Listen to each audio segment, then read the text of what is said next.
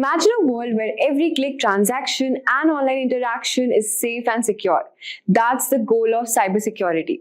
Welcome to Simplilearn Cybersecurity Full Course, where we will take you on a journey through the essentials of protecting systems, networks, and data from evolving cyber threats. In today's tech-driven world, cyber attacks are becoming more frequent and sophisticated, targeting everything from personal information to critical business and government systems. And by 2025, the demand for skilled cybersecurity professionals will be all-time high as organizations across industries prioritize digital safety. So in this course, you will explore everything from the fundamentals of cybersecurity to advanced techniques including defending against phishing, malware, and hacking attempts. So whether you are a beginner or looking to upskill, this course is your gateway to a future-proof career in one of the most fastest growing fields. Also, if you are interested in building a successful career in cybersecurity, Simplilearn's professional certificate program in cybersecurity is your perfect choice. This 20-week program, designed in collaboration with Purdue University and IBM, offers 100 hours of live expert-led classes and hands-on projects. You'll also master essential skills like ethical hacking, penetration testing, and malware analysis while working on cutting-edge tools like Metasploit IT, Burp Suite, and Nmap with advanced modules on GenAI in cybersecurity. You'll stay ahead in this fast evolving field. So you can check the link mentioned in the description box below and in the pinned comments. Let's get started. Meet Anne. She often shops from www.shoppingcart.com. She has her information like email ID, address, and credit card details saved on the website to enable a faster and hassle-free shopping experience. The required information is stored in a server. One day, Anne received an email which stated her eligibility for a special discount voucher from shoppingcart.com. In order to receive the coupon code, she was asked to fill in her shoppingcart.com account credentials. This didn't seem fishy to her at the time, as she thought it was just an account verification step. Little did she realize the danger she would be facing. She was knocked off her feet when a substantial amount of money was wiped off her account. How do you think this happened? Well, yes, the email she received was fake. Anne's shoppingcart.com account witnessed unauthorized access from a third party. This type of attack is known as a cyber attack, and the person who carries it out is called a hacker. Could Anne have prevented this attack? Indeed, she could have, with the help of cybersecurity. Cybersecurity involves techniques that help in securing various digital components, networks, data, and computer systems from unauthorized digital access. There are multiple ways to implement cybersecurity, depending on the kind of network you are connected to and the type of cyber attacks you are prone to. So, let's take a look at the various cyber attacks that Anne could have been exposed to. One of the most common types of cyber attacks is a malware attack like Trojan, adware, and spyware, to name a few. Had Anne downloaded any suspicious attachments online, her system could have gotten corrupted by certain malicious viruses embedded within the attachments. Next is a phishing attack, the type of cyber attack which Anne experienced. Here, the hacker usually sends fraudulent emails, which appear to be coming from a legitimate source. This is done to install malware or to steal sensitive data like credit card information and login credentials. Another type of attack is the man-in-the-middle attack. Here, the hacker gains access to the information path between Anne's device and the website's server. The hacker's computer takes over Anne's IP address. By doing so, the communication line between Anne and the website is secretly intercepted. This commonly happens with unsecured Wi-Fi networks and also through malware. Password attack is one of the easiest ways to hack a system. Here, Anne's password could have been cracked by using either common passwords or trying all possible alphabetical combinations. To prevent future cyber attacks, Anne sought to implement a few cybersecurity practices. First, she installed a firewall. As the name suggests, it is a virtual wall between Anne's computer and the internet. Firewalls filter the incoming and outgoing traffic from your device to safeguard your network, and they can either be software applications or hardware reinforcements. Secondly, Anne implemented honeypots. Just like how flowers attract bees, dummy computer systems, called honeypots, are used to attract attackers. These systems are made to look vulnerable in order to deceive attackers, and this, in turn, defends the real system. In addition to these, she also decided to use unique alphanumeric passwords, antivirus software, and started avoiding mails from unknown senders. That was Anne's story. Cyber attacks are not just confined to individuals, but also to public and private organizations. The cyber attacks carried out in such places are more deadly, and they result in colossal losses. Motives of such attacks are many, starting from tampering with crucial data to monetary gains. Let's have a look at a few of the cyber attacks that companies are subjected to. Various public sector organizations and large corporations face the Advanced Persistent Threat, APT. In this form of attack, hackers gain access to networks for a prolonged period in order to continuously gain confidential information. Companies also witness the denial of service attack, where networks are flooded with traffic, which in turn leaves legitimate service requests unattended. A variant of this is the distributed denial of service, DDoS attack, when multiple systems are used to launch the attack. When a hacker manipulates a standard SQL query in a database-driven website, it is known as a SQL injection attack. By doing so, hackers can view, edit, and delete tables from databases. Amidst a plethora of cyber attacks, it is indeed a challenge for organizations with several networks and servers to ensure complete security. This is not an easy task, and to help with this, cybersecurity professionals are hired to work on identifying cyber threats and securing a company's network. There are multiple job roles in the field of cybersecurity.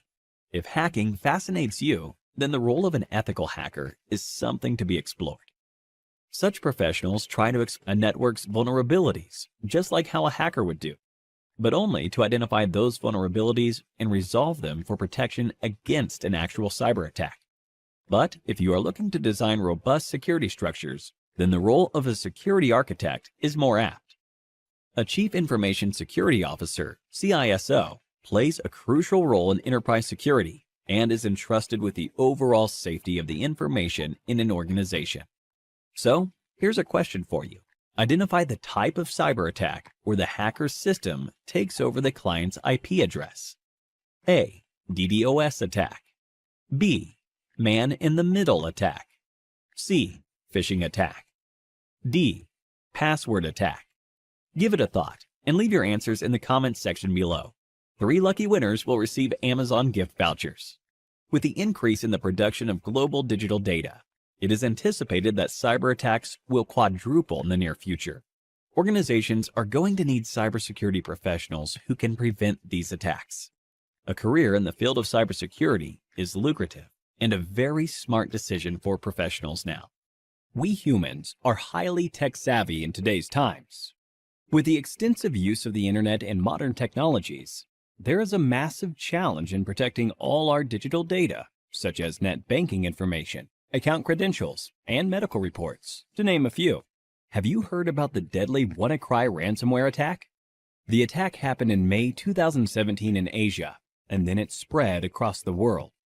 Within a day, more than 230,000 computers were infected across 150 countries. The WannaCry cryptoworm encrypted the data and locked the users out of their systems. For decryption of the data, the users were asked for a ransom of $300 to $600 in Bitcoin.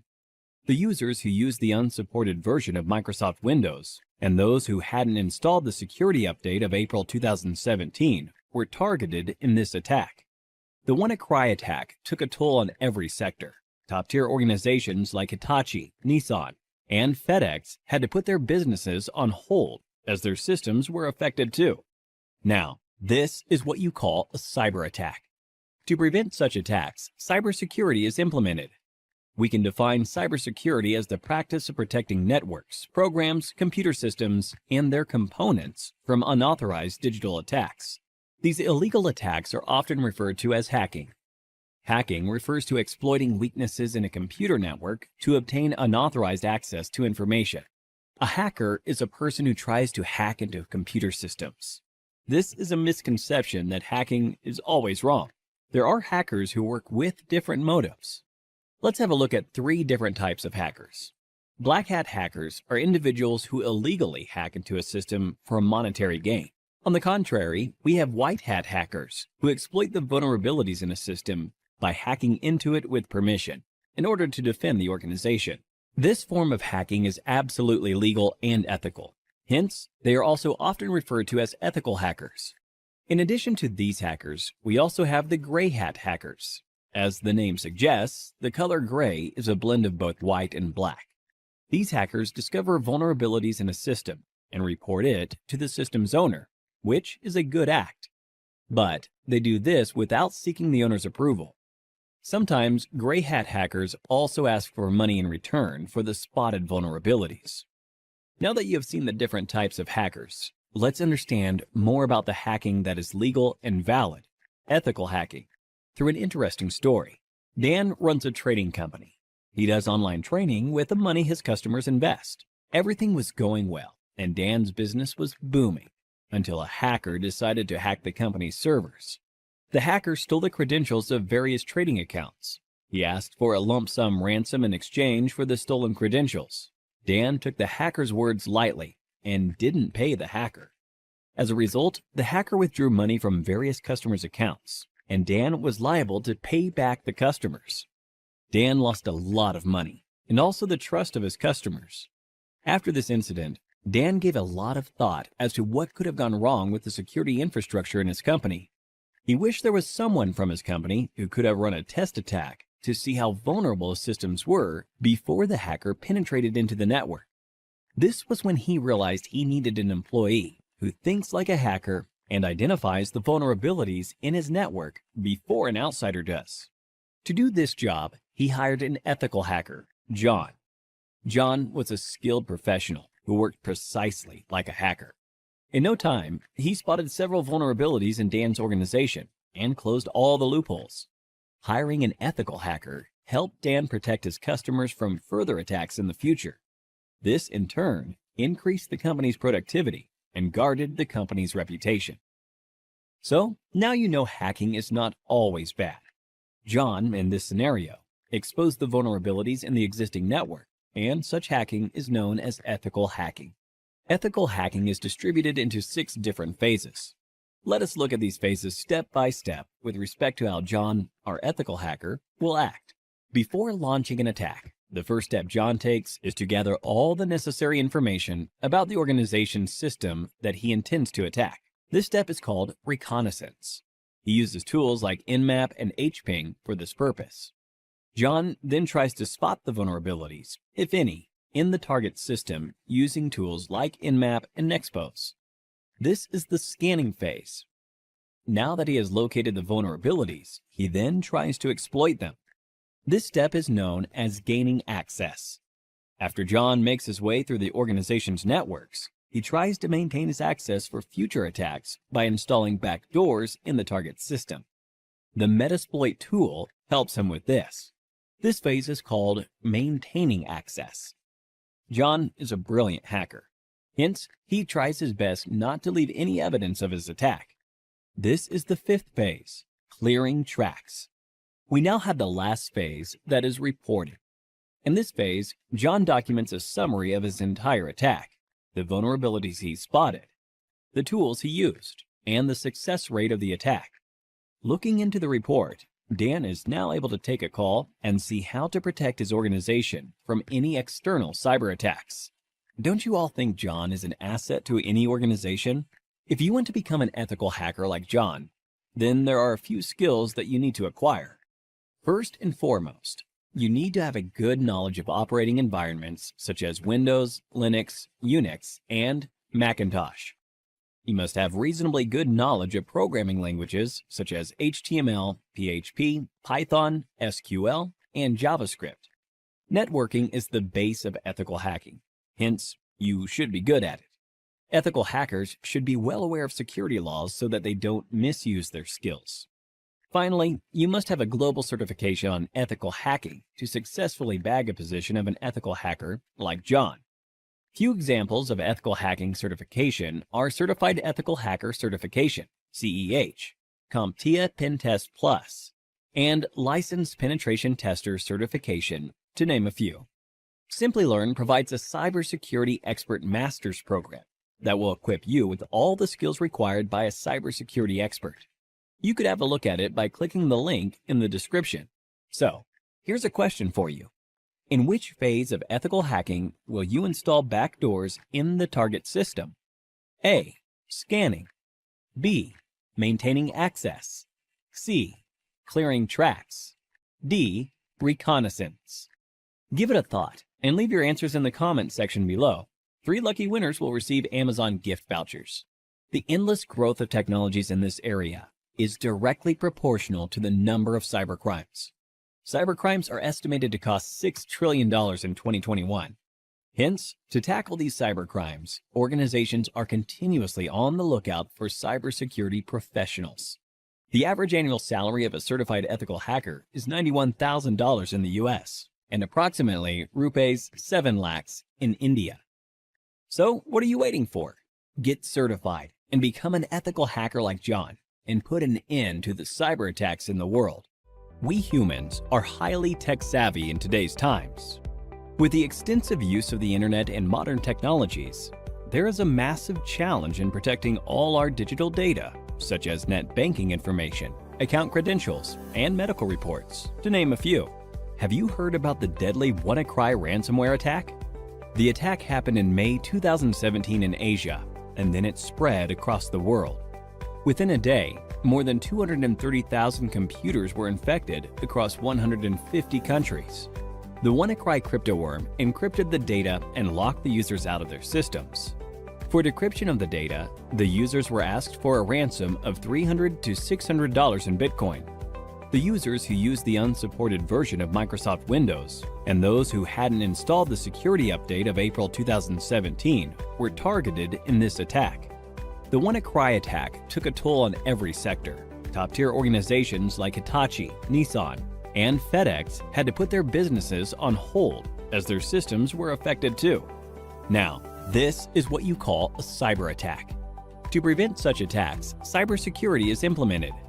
We can define cybersecurity as the practice of protecting networks, programs, computer systems, and their components from unauthorized digital attacks. These illegal attacks are often referred to as hacking. Hacking refers to exploiting weaknesses in a computer network to obtain unauthorized access to information.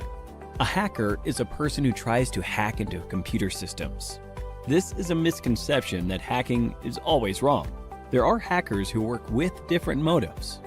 Let's have a look at 3 different types of hackers. Black hat hackers are individuals who illegally hack into a system for monetary gain. On the contrary, we have white hat hackers who exploit the vulnerabilities in a system by hacking into it with permission in order to defend the organization. This form of hacking is absolutely legal and ethical. Hence, they are also often referred to as ethical hackers. In addition to these hackers, we also have the gray hat hackers. As the name suggests, the color gray is a blend of both white and black. These hackers discover vulnerabilities in a system and report it to the system's owner, which is a good act. But they do this without seeking the owner's approval. Sometimes gray hat hackers also ask for money in return for the spotted vulnerabilities. Now that you have seen the different types of hackers, let's understand more about the hacking that is legal and valid, ethical hacking, through an interesting story. Dan runs a trading company.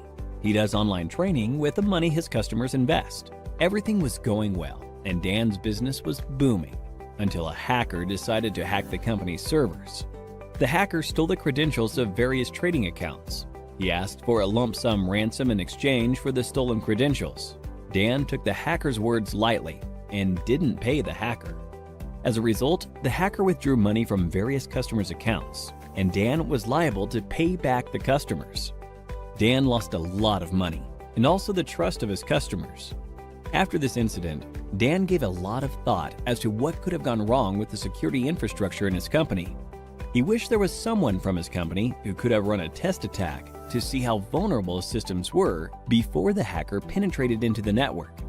This was when he realized he needed an employee who thinks like a hacker and identifies the vulnerabilities in his network before an outsider does.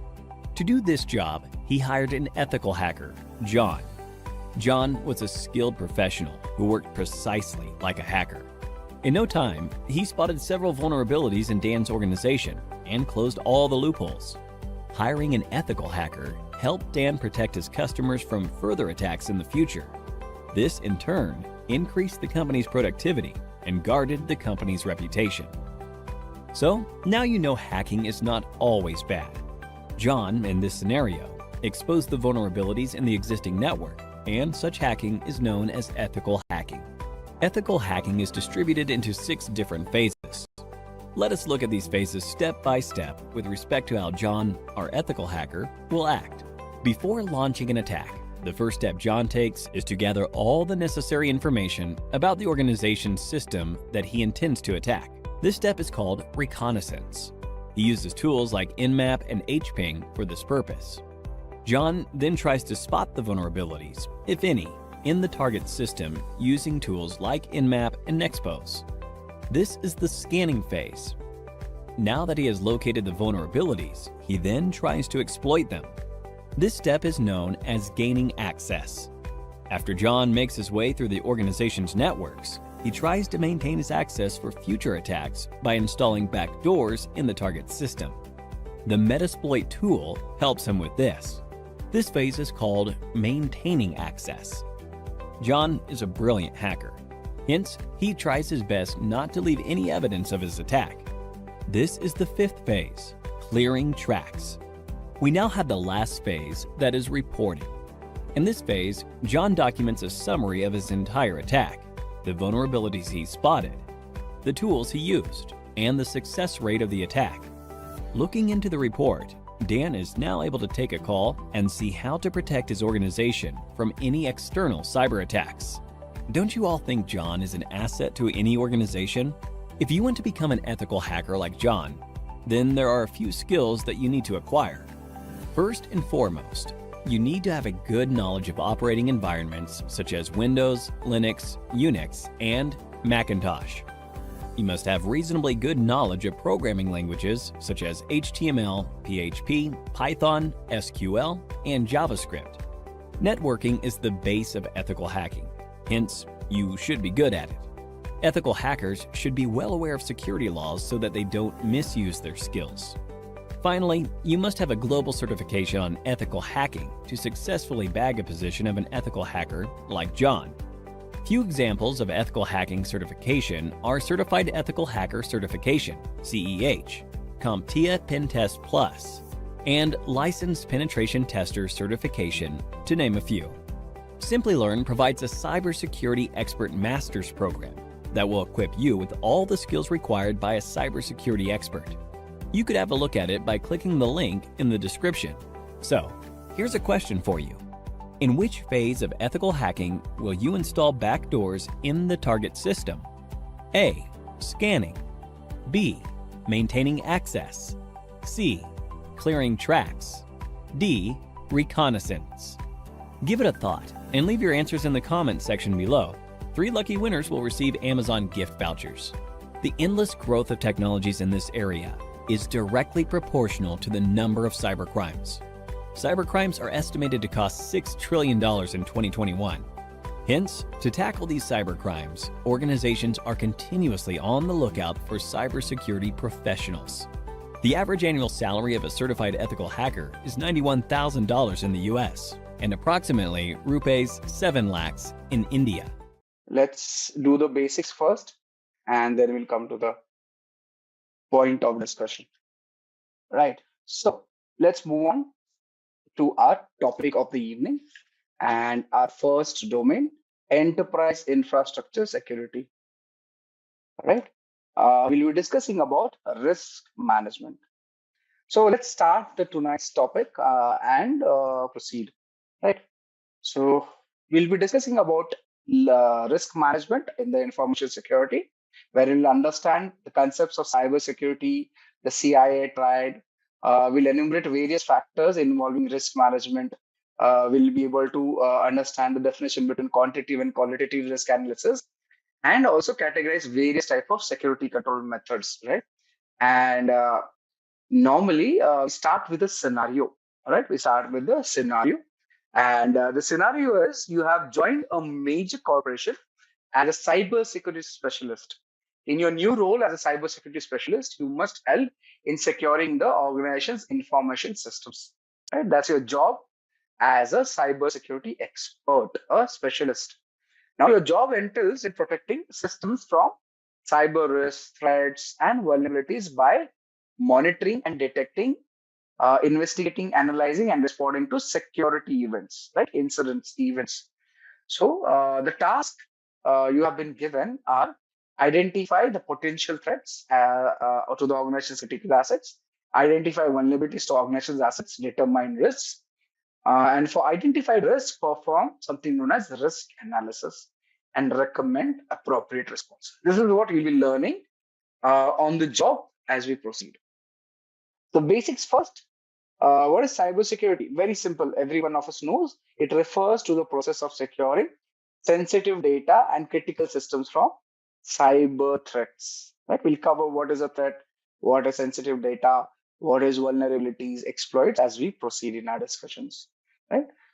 The goal is to protect the confidentiality, integrity, and availability. We'll cover CII triad. That is C stands for confidentiality, I stands for integrity, A stands for availability of an organization's critical assets. Now, the assets would be your networks, your computers, your programs, your data, your human being, your facilities. Anything is an asset for an organization. You agree with me, all of you?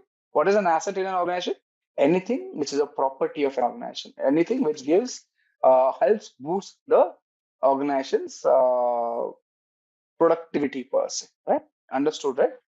Right. So that is the goal of cybersecurity: to protect, right, the organization, allow it to flourish, continue doing business. Right. So let's come to our blackboard, and I will start our topic discussions. The first topic we'll be discussing about security and risk management. Right. Would you want everything in white, or would you prefer a red font? How does it look? White or red font? Your choice. White is better? Okay, great. Thank you. So I intend to share this with you once every session is complete. Yeah, Juice says FFF. Wonderful. Okay. White background is it, or black background with white font? But this is what I do. I use black background with white font, but I can always change it. No problem. You can have it like this also. The white background with black font. Good. Let's start with that discussion. So what I do normally, okay, let's have the introductory discussions. Yeah.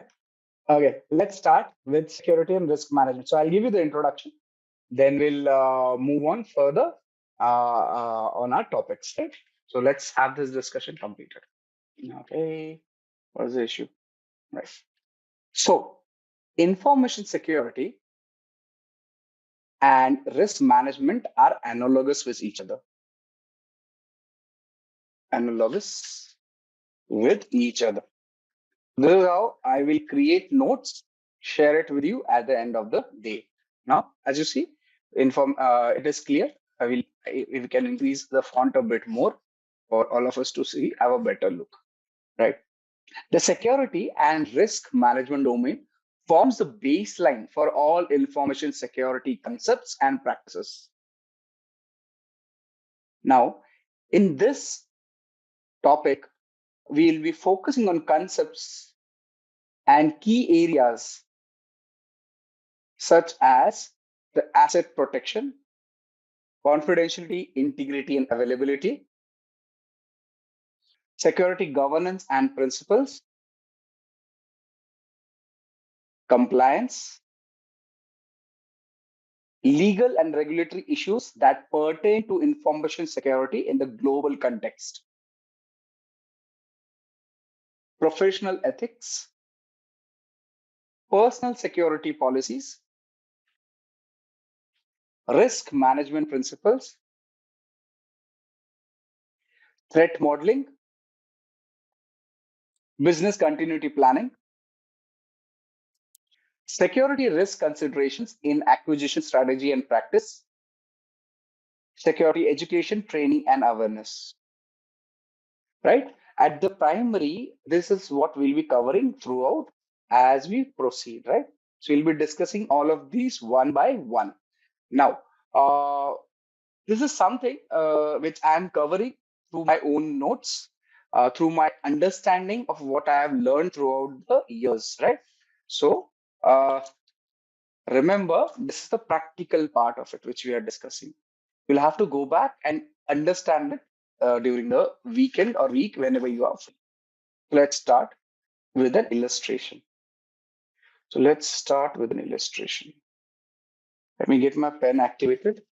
There is it. Please allow me a minute so that I can set up my white pen and writer. And just give me a second, because I think I missed the connector somewhere. Okay, great. So let's start with a particular illustration. I think I will do one thing. I can't find my pen as of now, so I can create over here itself. Let's draw shapes and type it there itself. So first thing, I will cover the topics one by one. Black, yeah. Asset, insert.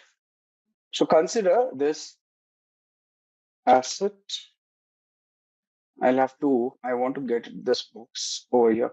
Right. Yeah. So consider an asset in an organization. Right. Now, we will cover the definition. Let me complete the diagram and I'll explain it to you. What do you mean by asset and why we need to discuss on it. Right. So here's the asset. Then when you have an asset, you need to protect the asset, right? You need to protect. So assets, as I said, can be a human resource, can be computers, can be your facilities, can be anything, right? Let's understand an asset basically requires protection. So let's copy this, get it over here. Okay, I'm creating a diagram for ease of understanding over here. I think this should be good. Yeah, so it needs protection. Once the diagram is ready, we can talk about it in greater detail. Right? Now, this protection will be based on something. And what is that something? What is that something? Is, okay, the CIA triad, which we'll be discussing in our topics ahead. So the protection has to be based on, let's have this thing again, based. We need requires. This thing requires protection, and this protection will be based on shapes. Do I have a triangle? Yeah, will be based on the CIA triad, which is C stands for, let's make it bigger. Okay, C stands for confidentiality. Okay, can I copy this? And the A stands for availability. Yeah, it would have been easier. I did find the pen, but connector to my yeah. So A stands for availability. There's an I over here. So let's have an I which says it is integrity. We'll be covering all these terminologies. So those who are confused, not sure what is happening, do not worry, we'll cover it. Right? This is your CIA triad. This is your CIA triad. So understand, we have an asset which requires protection, and this protection will be based on the CIA triad, right? So important, remember. So let's have this color coded for ease. And actually, I'm beautifying it, nothing else. So, right. So that's it. Make this as green so that you can see it better. Green, right? So you have an asset, it needs protection. The protection will be based on the CIA triad, right? Now, what is an asset at the onset? What is an asset? Asset is, it's not straight. Let's make it straight. An asset is nothing but, let me make it here. We'll increase the arrow's length so that I can add here. And what is an asset? Yeah, asset is your hardware, software, information, people, personal. Let me see how can I get it here. Oh, interesting. Okay, so your physical hardware. Now this is creating trouble for me. I don't know. It should have worked. Normally it does, but I normally make these diagrams using my pen. I never use this. So this is what is causing the issue. And if I type, it is typing somewhere else. Yeah. So like I said, I assume we are out of the initial issues, right? So let's start. So like I said, the asset we were discussing, what is an asset? Is asset is nothing but your hardware. So your software, right? Then it could be, say it could be your people, right? And information, right? All of them are considered to be assets. Now, this is, yes, everything is an asset. Your facilities also can be called an asset. So assets can be hardware, software, people, information. And as is the case over here, all of them will require, excuse me. Yeah, all of them will require protection. All of them will require protection. Okay, so we need to protect it. Now we've already talked. The protection will be based on our CI, confidentiality, integrity, and availability per se, right? So let's this. Oh, excuse me. It is misbehaving. No, interesting. It is not allowing me to delete this. Is the line visible? Okay, you are also able to see this line which has come up, right? Okay, yeah. My apologies to the team. It should not have happened like that. Interesting. It is a glitch. Okay. Now let's move on further and we'll discuss it if the issue comes up again. Now, this CIA will primarily be given or will be decided based on certain other aspects, right? And those aspects would be your security, compliance. So we'll cover this. So uh, you'll understand it better. Compliance and policies. All right. So this CIA will be primarily based on security, compliance, and policies. Now, again, this also will be ensured through the CIA will be ensured through. Let me move it a bit like this. Can I just use it like this? Yeah. It will be ensured through security governance, security governance, right? And through compliance.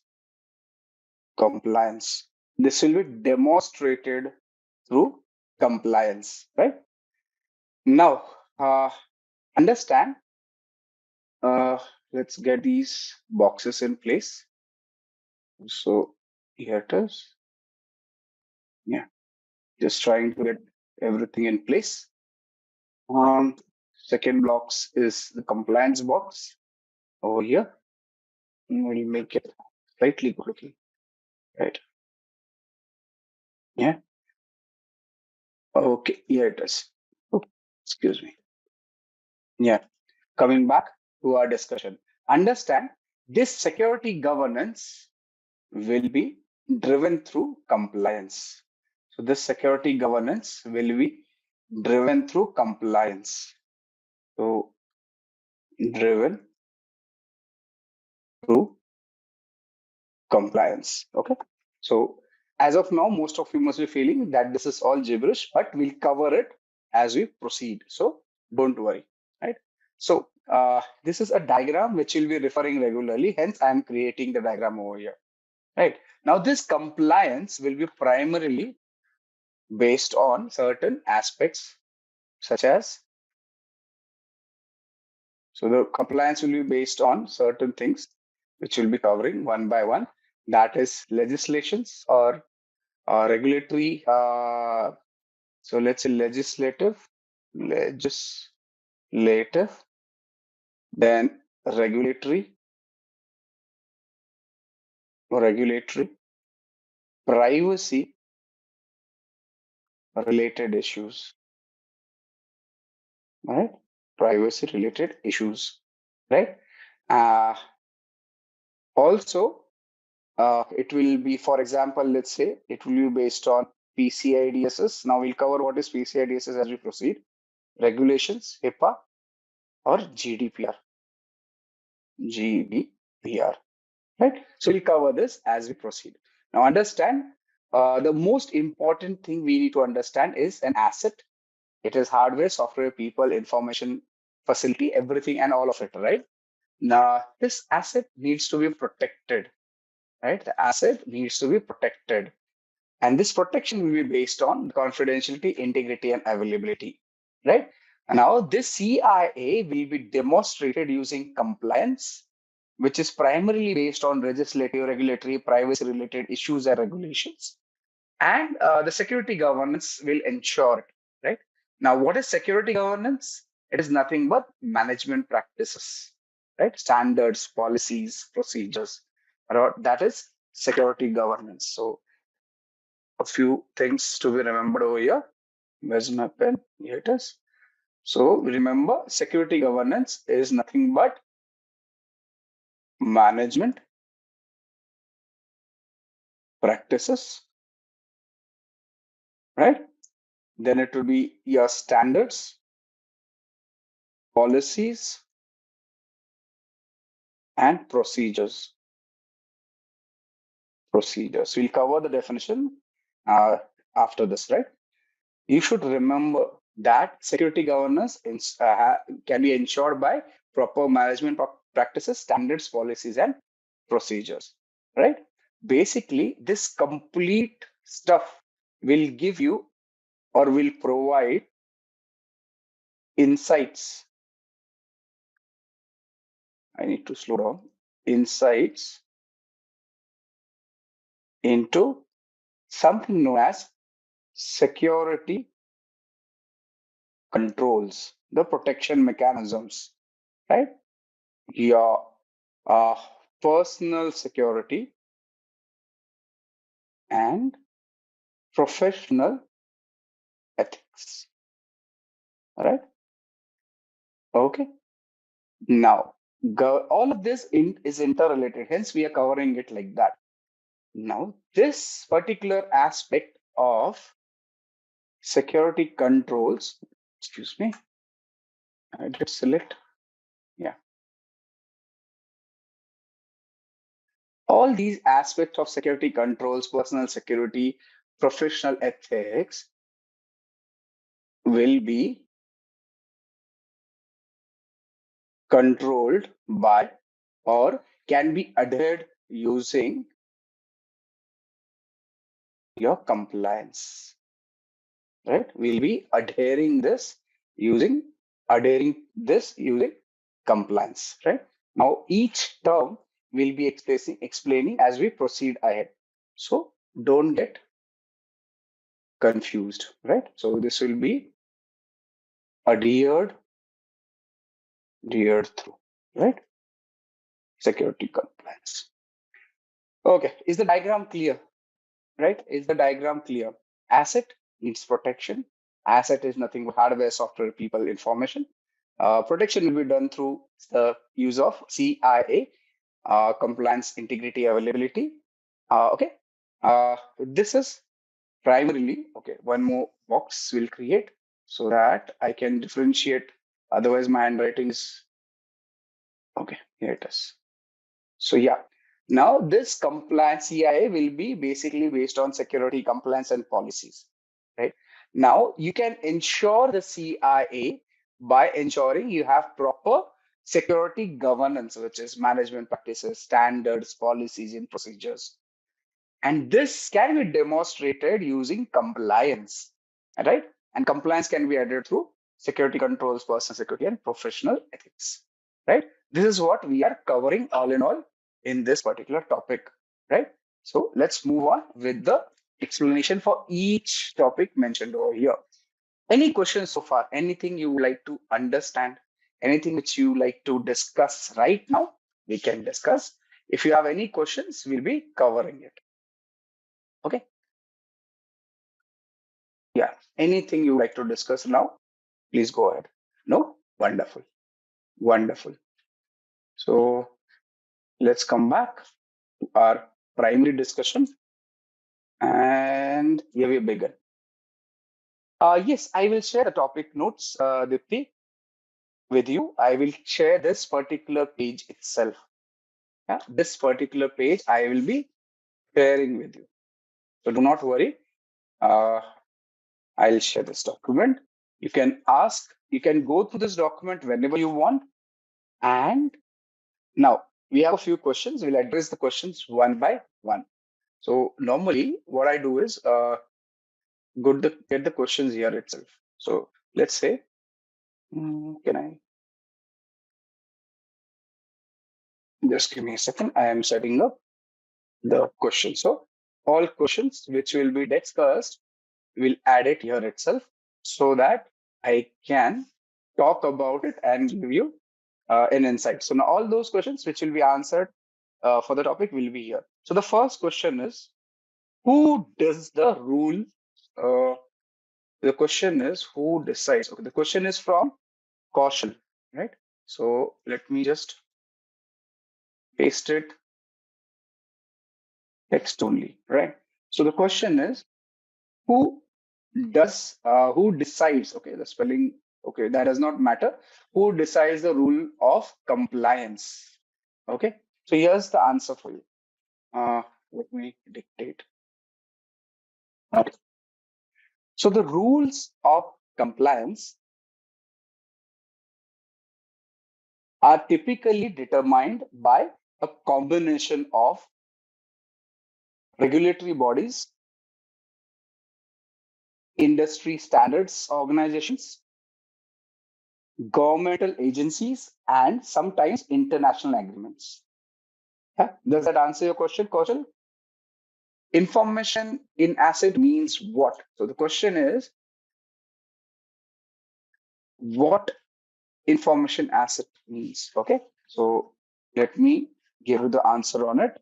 Now, information asset typically refers to data and knowledge that is contained within an organization, right? So let's talk about a bit more.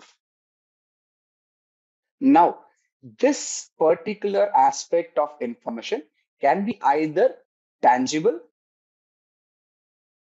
or intangible, owned by individuals or an organization, right? Now, this information can take various forms and is often critical to the functioning of an asset. There are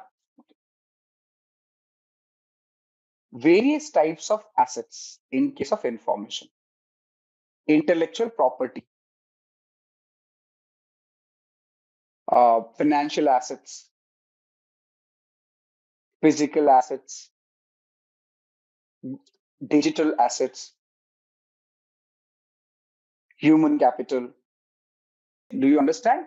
If you talk about information, all these can be called as assets, which are either tangible or intangible. What is tangible or intangible? Tangible is something which you can touch, intangible which cannot be touched, right? Like the air, you know it is there, but you cannot touch it. Same. If you want to touch a tree, it is there. Both are assets. Okay. Now, how can we ensure that the integrity is maintained as per a CIA? Now, this is a topic which we'll be discussing in our integrity discussions per se. but I can give you an introduction on it. Right? I can give you an introduction on it and what is it about. Now, maintaining integrity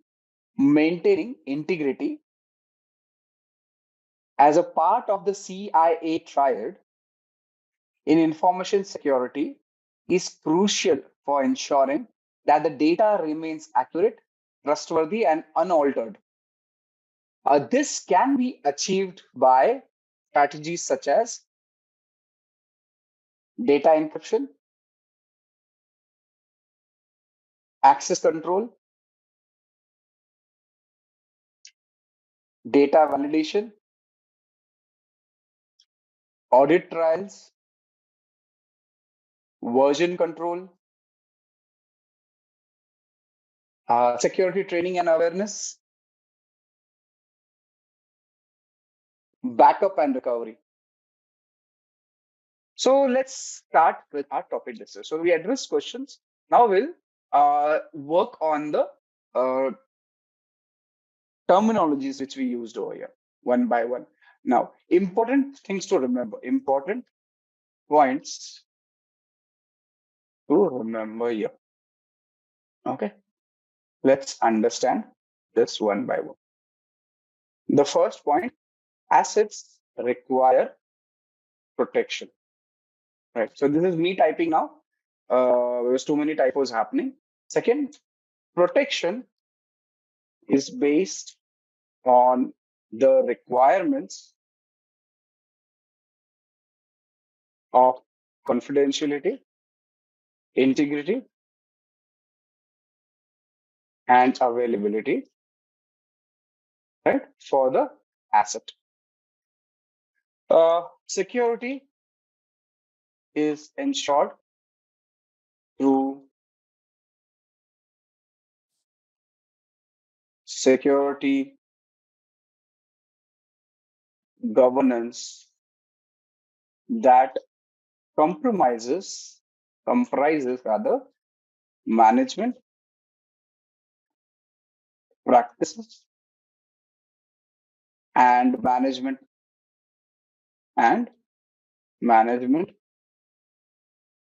oversight, right? Security is demonstrated through compliance that could be legal or regulatory in nature. Let's try this. Now, compliance consists of adherence to applicable legal and regulatory requirements, applicable policies, standards, procedures, and guidelines, and personal securities and policies. Also, compliance can be affected by security issues. Now, these are some of the important points which we should remember before we understand each topic separately, right? Before we understand the complete terminologies which we saw until now, right? So as you see over here, we talked about this diagram as an introductory nature. In this diagram, we need to understand these important points and topics, right? This is something which will allow you to better understand what is happening and why are we looking into this particular aspect, right, in the diagram. This is important, you should remember, right? So let's proceed with our further discussion, right, wherein we'll be defining each of the topics one by one over here. So the first thing, let me just cover this question for you. I will not number it. I think numbering would be difficult, but let's have the question noted over here. So is CIA triad company or organization specific? So I should have asked you this question, but let's do it this way. Now, the CIA triad is not specific to any particular company or organization. Instead, it is a fundamental concept in information security that applies universally across various industries, sectors, and organizations. Also, the CIA triad basically provides a framework for understanding and addressing the core objectives of information security. And these core objectives are confidentiality, integrity, and availability. These will be discussed as we proceed ahead. Yeah. Right. So I think not many typos. This should work. Right. So, Zarin, does that answer your question? It is not organization specific at the onset. Wonderful. Your question is addressed and put into the notes for ease of understanding of everyone. Now, can you give an example of security governance? Can you give an example of security governance? We're slightly jumping the gun, but I can give an example. Let's say, let me think of an example for you. I will not type it. I will just explain it to you like this. Now, let's consider an example of a banking industry. Yes, Aditya. Aditya, you belong to which industry? Are you working or are you a student? I'm just asking it so that I can, it'll be easy for me to discuss. Yeah, working. In which industry are you? Now, let's consider an example of security governance in the banking industry per se or the sector. Now, if you talk about confidentiality or in case of the banking industry, ensuring confidentiality would be paramount for protecting the customers' sensitive information, right? Because it is financial. Now, banks implement various measures such as the encryption, access control, and authentication mechanisms to prevent unauthorized access to customer accounts and transaction data, right? So, for example, online banking platform will use secure web communication, right? Secure connection or HTTPS. Yeah. So you'll be using HTTPS connectivity and multi-factor authentication to ensure that only authorized users can access this account. That is confidentiality. If you talk about integrity, you're basically maintaining the integrity of financial transactions by having checksums, digital signatures, right? To basically verify the electronic transactions. And availability would be ensuring that when a customer wants to access the banking platform, the online banking platform, it is available whenever it is demanded without interruption. That is the CIA. Now, in this example, security governance in the banking industry will incorporate the principles of the CIA to protect the customer data, maintain the integrity, ensure the availability by placing requisite processes, mechanisms, standard operating processes, your guidelines, and policies in place. So you have to implement the CIA, protect the CIA, having a certain set of what did we call processes, practices, mechanisms, standards, guidelines in place, and we'll cover those definitions as we proceed. Yeah, Zareen, your question is answered. Okay, let's proceed with the topic which we were discussing. Let's start with asset. What is an asset? So we discussed about asset, but we need to clearly understand what do we understand by the asset and what all does an asset compromise of, right? So let's proceed. Does that? Okay. Now this is something which always happens. I'm just checking it. And it has again happened. Okay, yeah, it is.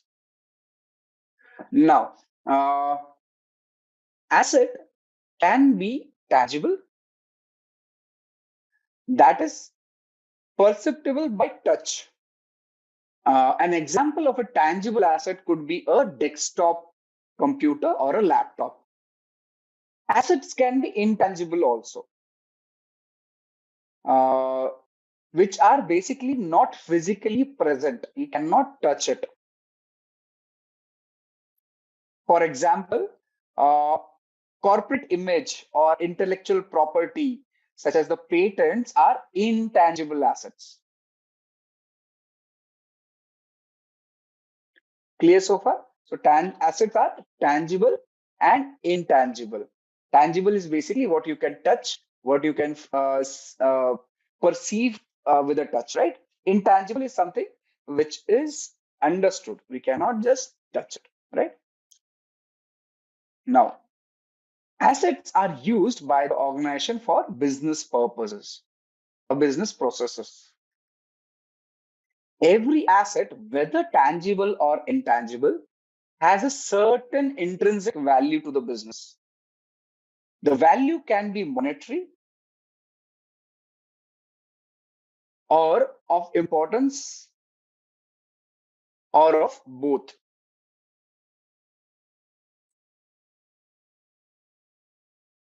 For example, a simple firewall that costs less than $10,000 may be protecting important business applications worth millions of dollars. Is that understood? So let's take an example over here. For example, if you have the Coca-Cola as an organization, right? What is the most unique selling point? Wonderful. See, Shaurya and me are thinking of the same line. So he's given the same example of Coca-Cola, which has Coke as a primary, what do you say, product which they sell, right? And it has a unique formula which is kept secret for very, very long.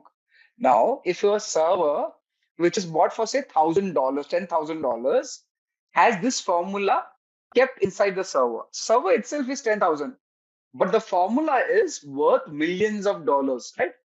So, what is the server? Is the tangible asset. What is the data which has a formula? Is a intangible asset, right? So, every asset, whether it is tangible or intangible, will have value associated to it. And the value will be based on either monetary or the intrinsic value of the asset per se, right? So it is important for the organization. That is what you should understand. The weather is right. Right. I think that's the right weather. Yeah. Okay. Understood why asset and how asset is important, how you should understand an organization may get affected. Now, if this particular Coca-Cola's formula, Coke formula is lost, as in it is available on the dark web, won't Coca-Cola lose its unique selling point, its competitive advantage in the market? They will, right? Yeah, they will, right? You agree with me, all of you? Yeah. So you should remember this is what is an asset. And when you have an asset, it needs to be protected. If you don't protect an asset, you will lose it. And if you lose it, that compromise may get you out of the business. You may file for bankruptcy. The organization may file for bankruptcy, right? So that is why we need to protect the asset. So if an asset is compromised, for example, stolen or modified, and that data or secret information is disclosed, it will have an impact that could lead to monetary loss, customer dissatisfaction, and or legal and regulatory non-compliance, right? So this is what is the problem. You may have loss of customers, loss of money, you may lose, regulatory issues may come up, you will be fined, you will be punished, there will be penalties. As an organization, that is something which will cause a lot of issue. Question says, yeah, I'll do that. Yeah, thank you. Can you please explain how people are an asset? Now,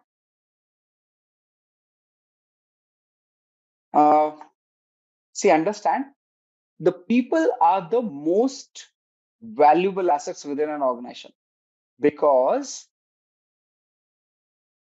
they have skills, knowledge, experience, creativity, and relationship that employee possesses, which will contribute significantly to the success and competitiveness of the organization. Now, anything which contributes to the organization's success is considered as a asset. So, yeah. So when you talk about human beings, right? And how information and skills of the workforce can be considered, it can be considered under, say, intellectual capital, right? Where that is collective knowledge, expertise, skills of an employees. Similarly, innovation and creativity can be considered such that an employees are able to innovate, to generate ideas, right? Uh, Customer relationship. Again, employees often develop very, very strong customer relationship. Let me just put it in the bullet points over here itself. So let's talk one by one on these points. So first one is uh, intellectual capital. So this is where the collective knowledge, expertise, and skills of the employees will represent intellectual capital. Innovation and creativity, where employees basically the ability of an employee to innovate, generate new ideas, and solve complex problems, again, can be considered as a critical asset for an organization, particularly where the industries are or the industry have a rapid changing scenario. Technology is changing regularly, right? So that is where employee can be considered, or human being can be considered as an asset, right? So this is where you need to understand why human being is considered an asset, right? Similarly, you will have customer relationship, where a lot of organizations have employees directly in touch with the customers. Now, customers trust these employees. They prefer to talk to these employees. This is where customer relationship this is where your employee becomes a asset, right? You cannot let go the asset because you may even lose the customer. And even your organization culture comes into play. And that culture basically uh, significantly, what do you say, prefers the employees to be trained in a certain way, to be addressed in a certain way, making them an asset which becomes indispensable, or at least a big time uh, have big time importance to the organization. Yeah, does it answer your question, Zari? Okay. Why do you consider them an asset? Because there are a lot of things which they handle. And this is all these things which they handle can be considered as something which allows the organization to grow in long term. Right? Okay. Until types. Let's proceed. Now, assets are basically grouped or generally grouped in a certain ways. And so, how are assets generally grouped? So let's have this one by one. So first one is physical assets. So let me tell you what are physical assets. So physical assets again are tangible in nature, and our examples could be, say, your buildings, uh, furniture, right? HVAC systems, systems, right? And so on and so forth, right? So these are considered as assets which are physical in nature or physical assets, right? So these are how you can group assets in various segments. One is physical asset. Let's move to the next one, which is hardware assets. Right? Hardware assets. Now, when you talk about hardware assets, these are in information security per se. If you talk about examples, it would include your servers, desktops or desktop computers, laptops, router, network cables, and so on and so forth. Yeah. So these are the hardware assets in information security per se. So you can differentiate your assets based on this. So we understanding what are the different groupings of assets. So we talked about physical, we talk about hardware. Now the next one logically will come as software assets. What are software assets? Okay. These are intangible assets. If you can refer to software as a intangible assets, right? Now, these basically can be utilized or are utilized by organization by having licenses, right? Yeah, licenses, or your intellectual property can be considered over here. Uh, uh, let's example would be your operating system, OS, your DBMS, database management system, right? Office applications, you're procuring it. You do not have, do not have your own system. You're buying it under license to be utilized. Then your web servers, uh, server softwares, as we call it, softwares, right? And so on and so forth can be considered as software assets. Clear so far? Yeah, Aditya says the same product may cause loss to other company. Coca-Cola example, very true. Right. So those are software assets. Right. Now, another group or another classification of assets could be information assets. Information assets, right? So if you talk about information assets, again, these are intangible in nature and they are owned by an organization. Now, these are not owned, but licensed, right? Licensed, right? In this case, these are owned by the organization, right? So example could be your business processes,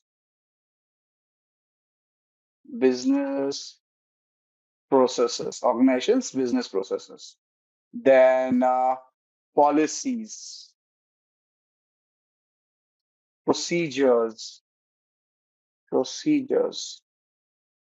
um, customer information, right? Uh, Personal information, then agreements, and formulas which are developed in-house, right? Those are so now developed in-house or even purchased. So they are holding them after purchasing, right? Those are your information assets. Clear so far? Physical, hardware, information, uh, software, and personal assets. And the last one is personal assets. Now, these are basically people associated with the organization, right? For example, your employees, contractors, maybe vendors, third-party consultants, right? What else? Okay, maybe these all, or few more will come up here and there. So these are your personal assets. Personal assets, right? Got it? So you can group your assets into following classifications: physical, hardware, software, information, and personal. All these are important. Clear so far? And interestingly, our friend, let's talk about asset. Now that we know what is an asset, let's talk about asset protection, right? So now, if you remember in our diagram, we made an asset and we say it needs to be protected because it is an asset. So at asset protection, we talk about asset protection and what is it about. In information security domain, asset protection involves security management practices that are subjected to business and compliance requirements.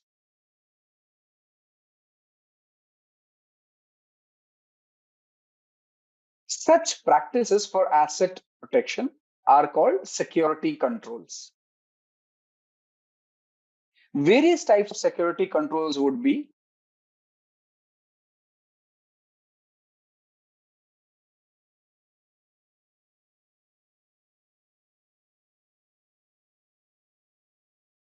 physical entry controls to an office building that allow only authorized persons.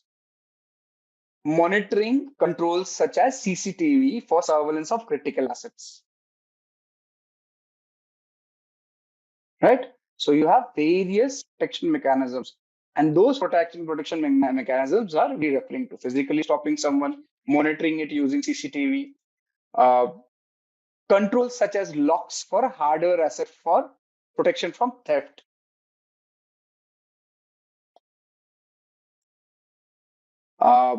Tamper-proofing controls such as hashing and encryption for software and data assets.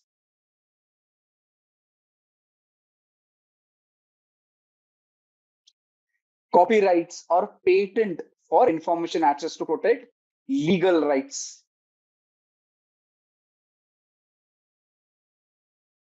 Identity management systems to protect personal assets from identity theft. All these are various controls or protection mechanisms in place, right? So now when you have an asset, we need to protect that asset. For protecting asset, there are various implementations which can be done. A few I have listed over here. Yeah. Now, we should understand that these are not comprehensive list of security controls. It is now this list is an ad hoc list as of now.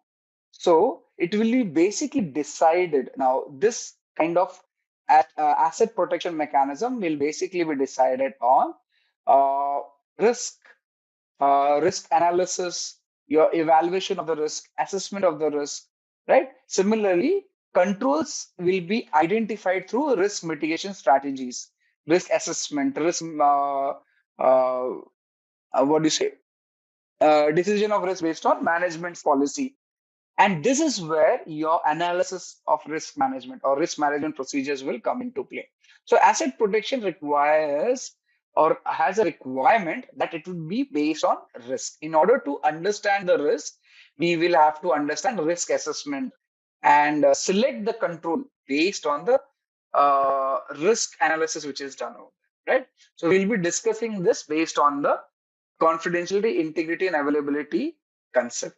So if you have a software, be it open source or whatever, and it is being utilized to say uh, create value for business, okay? Anything which creates value will be considered an asset. Remember that. Be it open source, right? Now, when you talk about open source, you can categorize it into, say, software assets, right? You're not owning it, but you can use it. And when you use it, you are trying to look for value. Is that understood? Aditya is saying open source software is not included in these assets. We can include it. I have not made it comprehensive. You can add a lot of things into it. I gave you an understanding of an asset. Okay. Okay. All right. So where are we? Since I'm talking a lot about risk management, let me give you a small introduction of risk assessment management before we proceed for our discussions on the CIA, the confidentiality, integrity, and availability. Now, why am I referring to it always? Where's my connection? This is something which is important. Understand when you sit for interviews for your as say GRC professional for cybersecurity. What is GRC? Stands for Governance, Risk, and Compliance. GRC, right? Governance, Risk, and Compliance. You'll be asked such questions. So you have first job in risk management would be to something known as inventorize assets. She will basically make a list of assets held by an organization. These assets will be prioritized. Now, These will be based on what? The prioritization will be done on something known as business impact analysis. The impact this asset will have if it's compromised. In fact, if asset is compromised. Do you understand it? Now, when Shaurya said that Coca-Cola is an asset, you list out the asset. Now, if the Coca-Cola's asset, Coca-Cola's formula is lost, then what will happen? You'll have a big impact on the organization. Now, that impact is what will decide the priority of an asset for an organization. Once your assets are inventorized, you will understand the value of the assets compromise based on something known as quantitative and qualitative analysis. We'll cover this in our future discussions. These analysis will allow us to get something known as a dollar value for your asset, right? And what will be the issue in case they are compromised. Once we have these dollar values with us, then based on this value, we will be based on these calculations, we will select controls. We will select controls, right? Controls. Controls are what? Protective mechanisms. Now, in case Coca-Cola's formula, you can say controls can be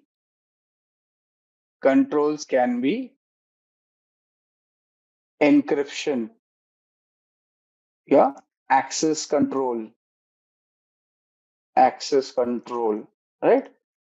Yeah, say CCTVs, your guard dogs, right? These are controls, protective mechanisms, right? And once the controls are in place, we cannot stop over there. We'll have to review the controls periodically,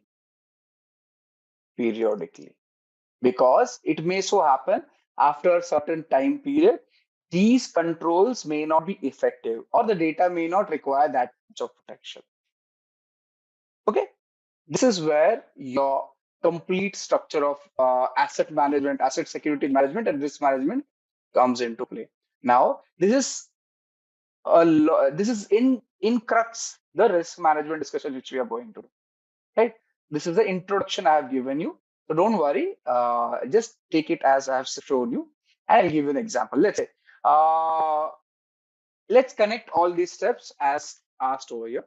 Let's say in the example, let's take an example of our friend Coca-Cola, right? Coca-Cola, right? Coca-Cola, and their formula for Coca-Cola.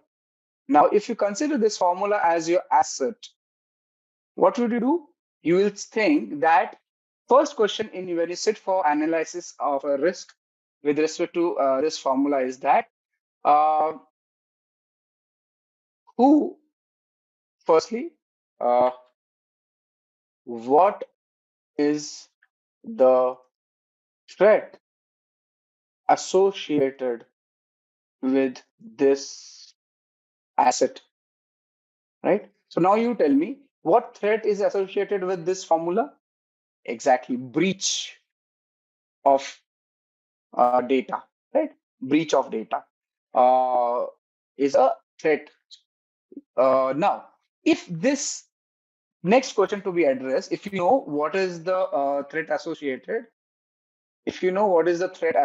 which is breach of data, then you need to answer next question: how much loss will happen if this is lost, if this happens, if this thing becomes successful, or you can call it as if the risk materializes. materializes. Then what is the case, right? So if you now know that the asset is Coca-Cola's formula, the threat is breach of data, then you will know the weakness. Now, what is this? This is the weakness or vulnerability. Vulnerability. You know the vulnerability to know the threat, right? Once you know the vulnerability, the weakness, and the threat, and you need to understand the impact it will have on the business, find out the dollar value. So you'll have to calculate the dollar value based on, say, what do you feel about it? What will happen to the business? We will say, I know that the business will be out of, it won't be able to function. We will lose competitive advantage. That is known as quanti, or sorry, that is known as qualitative analysis. What you feel about it, the feeling of it. Yeah. So impact is high, medium, or low.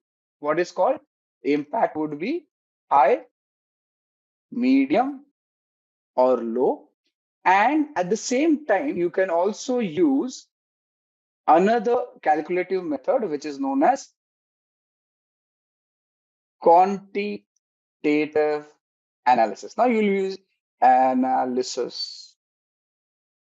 This is where you'll use mathematics and get something known as dollar value. So you know that there'll be a $10 million loss in case this formula is lost. I'm just giving you an ad hoc number. What do you get? You get the understanding what is the impact on the business. Now you know that based on this value, based on this value, we now know what will happen if this asset is lost, right? We know, right? Understood? We'll know this, right? That if this asset is lost, we've calculated it, we've understood it. Now, based on that, you will select a protective mechanism to protect this asset. Understood? Is that understood? Say we have the formula coming up when we come to this. Is just a generalized discussion we'll have. We have the formula coming up. Right. So now we know, for example, let's say when I said the loss or the value of this compromise asset is say $10 million, right? $10 million. Now you will put a control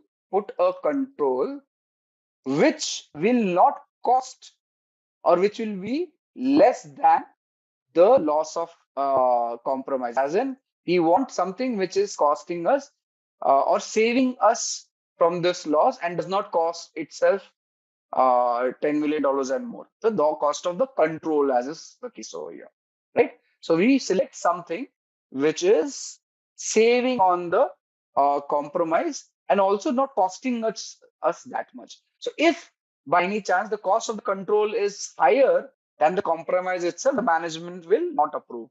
You understand that, right?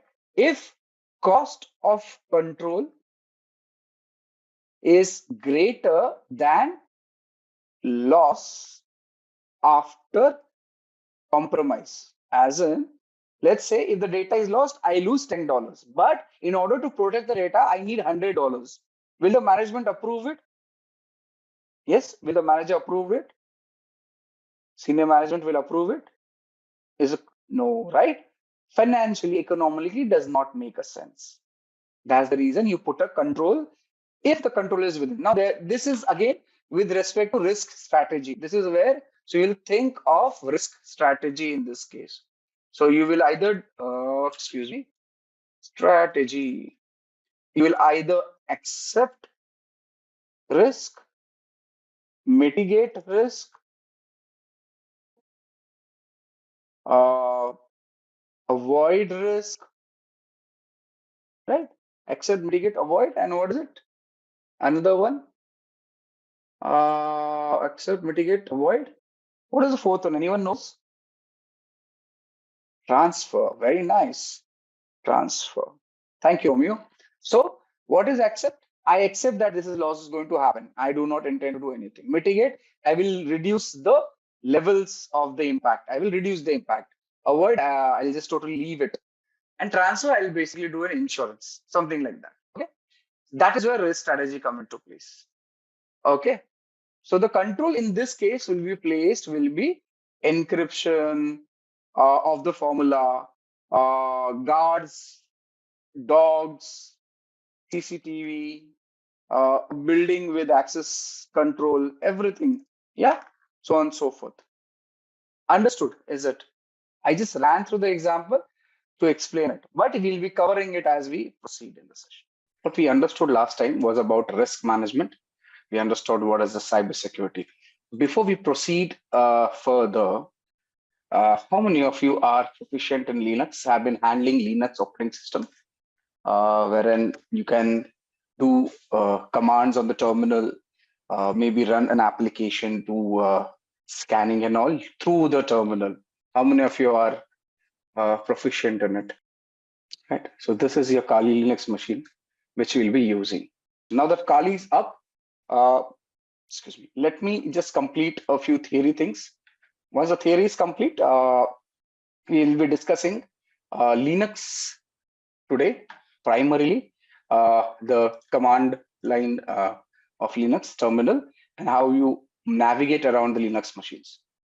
Okay, I'm setting a small 15 questions Linux quiz for all of you, which will be running now just to understand about Linux, comfort of your people.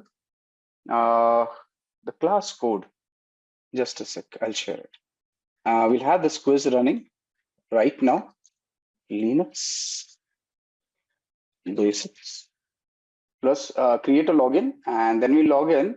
Just use the class code is given on your URL. Can you see the URL? If I just use your own, if on your screen, can you see on this part of the URL, you have the class code mentioned that you can use. At the onset, just log in. Linux basics.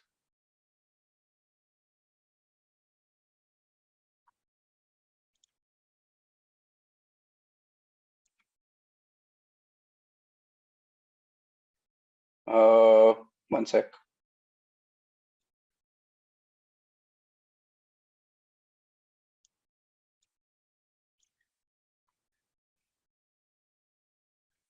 The class code, Ganga, you're already a part of the class, right? Oh, the link expired. No problem. I'll share it.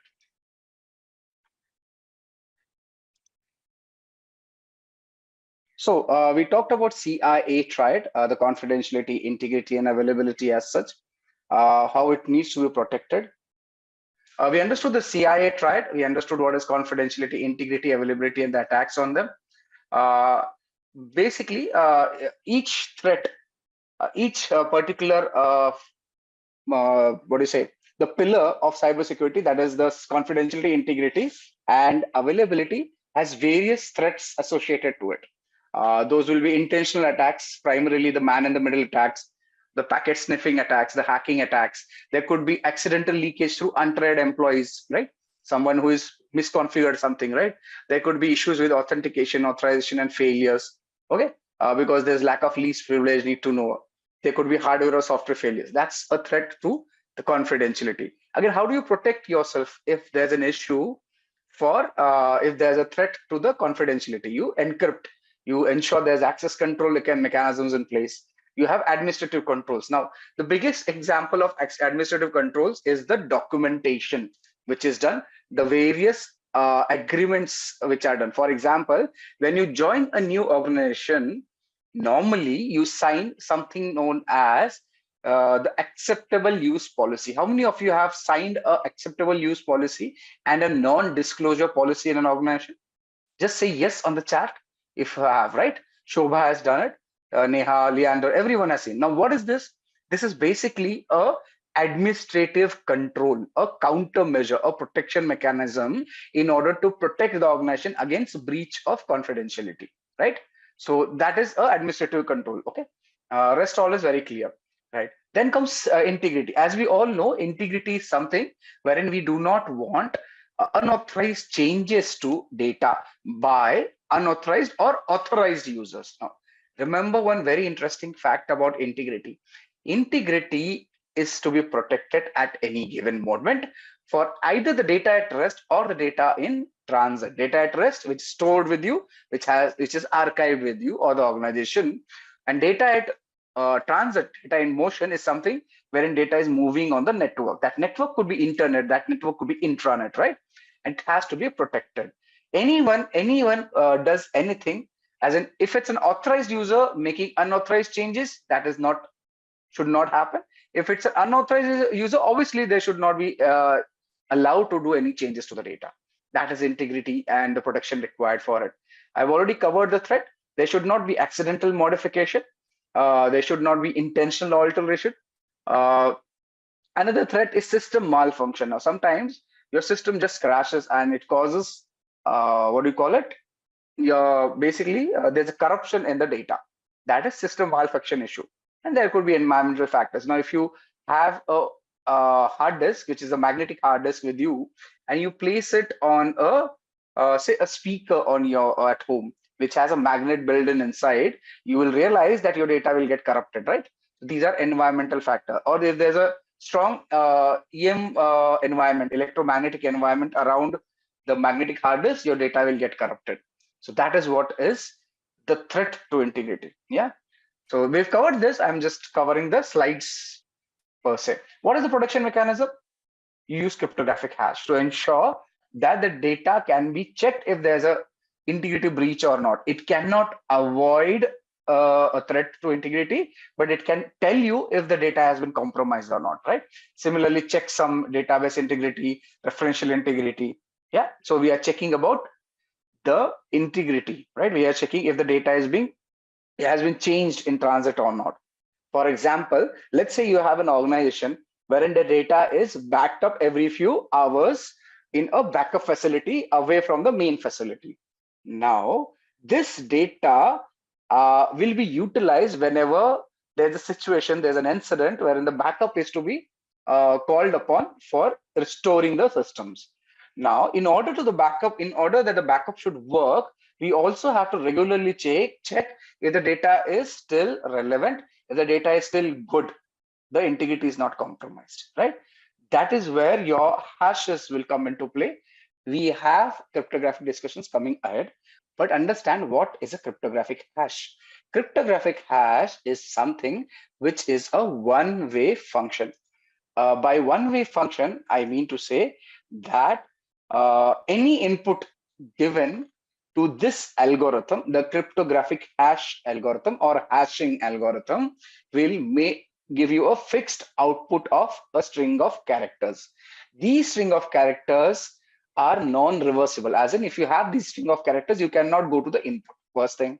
Secondly, a small change in the input will have a corresponding large change on the output. That means if the data is being sent on the data has been compromised, even by minutest of the bits, there'll be huge change in the hashing value. And that tells you that the data has been tampered with. The attack is on the integrity of the data. You understood cryptographic hash? Yeah, at least the concept you got it right. We'll have a greater discussion coming on it. At least the hash was clear. The integrity is clear. Wonderful. Thank you, Zareem, Archana. Let's move on. Okay. Then availability. Now, very simple. If you go on Amazon.com and you try and order a particular product, show an example. It's very easy for hashing algorithm for cryptographic hash. Let's give you an example. Hash calculator. Actually, I wanted, but let's see. Yeah, it is. Yeah, which is the online hashing algorithm, right? Now, let's say Amit is sending data to Sai, right? And the data says we will have a secret meeting at 2200 hours tonight, right? So this is your message which Amit is sending to Sai. You are working in, say, the CIA or any intelligence agency, and you're sending this data to one another. And we want to, both of them want to ensure that the data is not changed in the transit. So what they do, they decide that we will receive the data irrespective, but we will pre-decide an algorithm for hashing. Now that algorithm, as per them, we can have several algorithms, as you see on the screen over here. Let's say they decide an hashing algorithm of MD5. This is one of the few hashing algorithm. Just an example. They decide that the integrity check will be done with MD5 algorithm, right? Between both of them, Sai and Amit. Now, this is the message which is sent. Along with the message, the hashing value is also sent. So what does Amit do? He first creates the message, then runs the MD5 algorithm and gets the hash value. So what does Amit do? Let's say I will send you on the chat also. This is your message, and the hash value, I'll put it on the chat itself. So this is the hash value. So what Amit does, he sends the message, encrypted, unencrypted, however, and the hash value along with the message. Can you see on the chat? Amit has sent both the details, right? So I've sent it on the Slack channel too. Now, what happens is Avinash is a hacker who is standing in between both of them. There's Amit's computer or the messaging system is compromised. What Avinash does, he changes this to, say, he just adds, instead of 2200 hours, he makes it 2300 hours. Can you see? Small change, not much change, right? Rest all stays the same. And he sends this message to, he sends it ahead, right? Now, when our friend Sai receives this message, he calculates the hashing value, right? Now, Avinash, the hacker, does not know what algorithm is utilized for hashing. Just assume that he does not know anything. So what Sai does when he receives the message, he sees the hash value. Right? He sees the hash value. So this is the message I am sending on chat right now, and the hash value which our friend Sai calculates is visible over here. Now let's compare both the values. Let's compare both the values. So for this, the hashing value got too fast. Yeah. So this is the hashing value, and the previous example, this is the hashing value. Can you see? Does the hash value match? Tell me, do the hash values match? Yes, team? They don't. What does it tell Sai when he calculates the hash value? See is that the values do not match, because he has the previous value sent by Amit, and he has now calculated his own MD5 hash algorithm value for this particular data. What does Sai know now? Sai says that data has been tampered with. It is not a surety that it's a compromise, because sometimes when you send data on the network, it may so happen the data gets corrupted, right? So there's a possibility that either there's a compromise or there's a system failure, but the data has compromised, the data has tampered, right? The data is changed. Obviously, the data cannot be relied on. Do you get the concept? Yeah, this is how hash works. This is how your integrity check works. So now this is exactly what happens when the data flows from the internet. When you send data from a client to a server, along with the data, a hash value is sent. And this is exactly what happens between the client and server. Pre-calculated hash is sent, and post receipt of the data, the server also calculates the hash. Yeah, the server also calculates the hash. Balraj, that's the point. When Sai receives this message, he knows that he has to meet at 2300 hours, but he also knows the data is tampered with. So obviously he will not follow the instructions. The data, he says the message has been tampered with. That means somebody has a malicious intent of changing the data. Somebody has changed it. And when something is changed, you don't work on it. And then there are other channels to confirm what was the message and all. That is a different thing altogether. Yeah? Just say yes if you do. Yeah, this receiver has absolutely no idea what change has been done. He just knows the data is changed.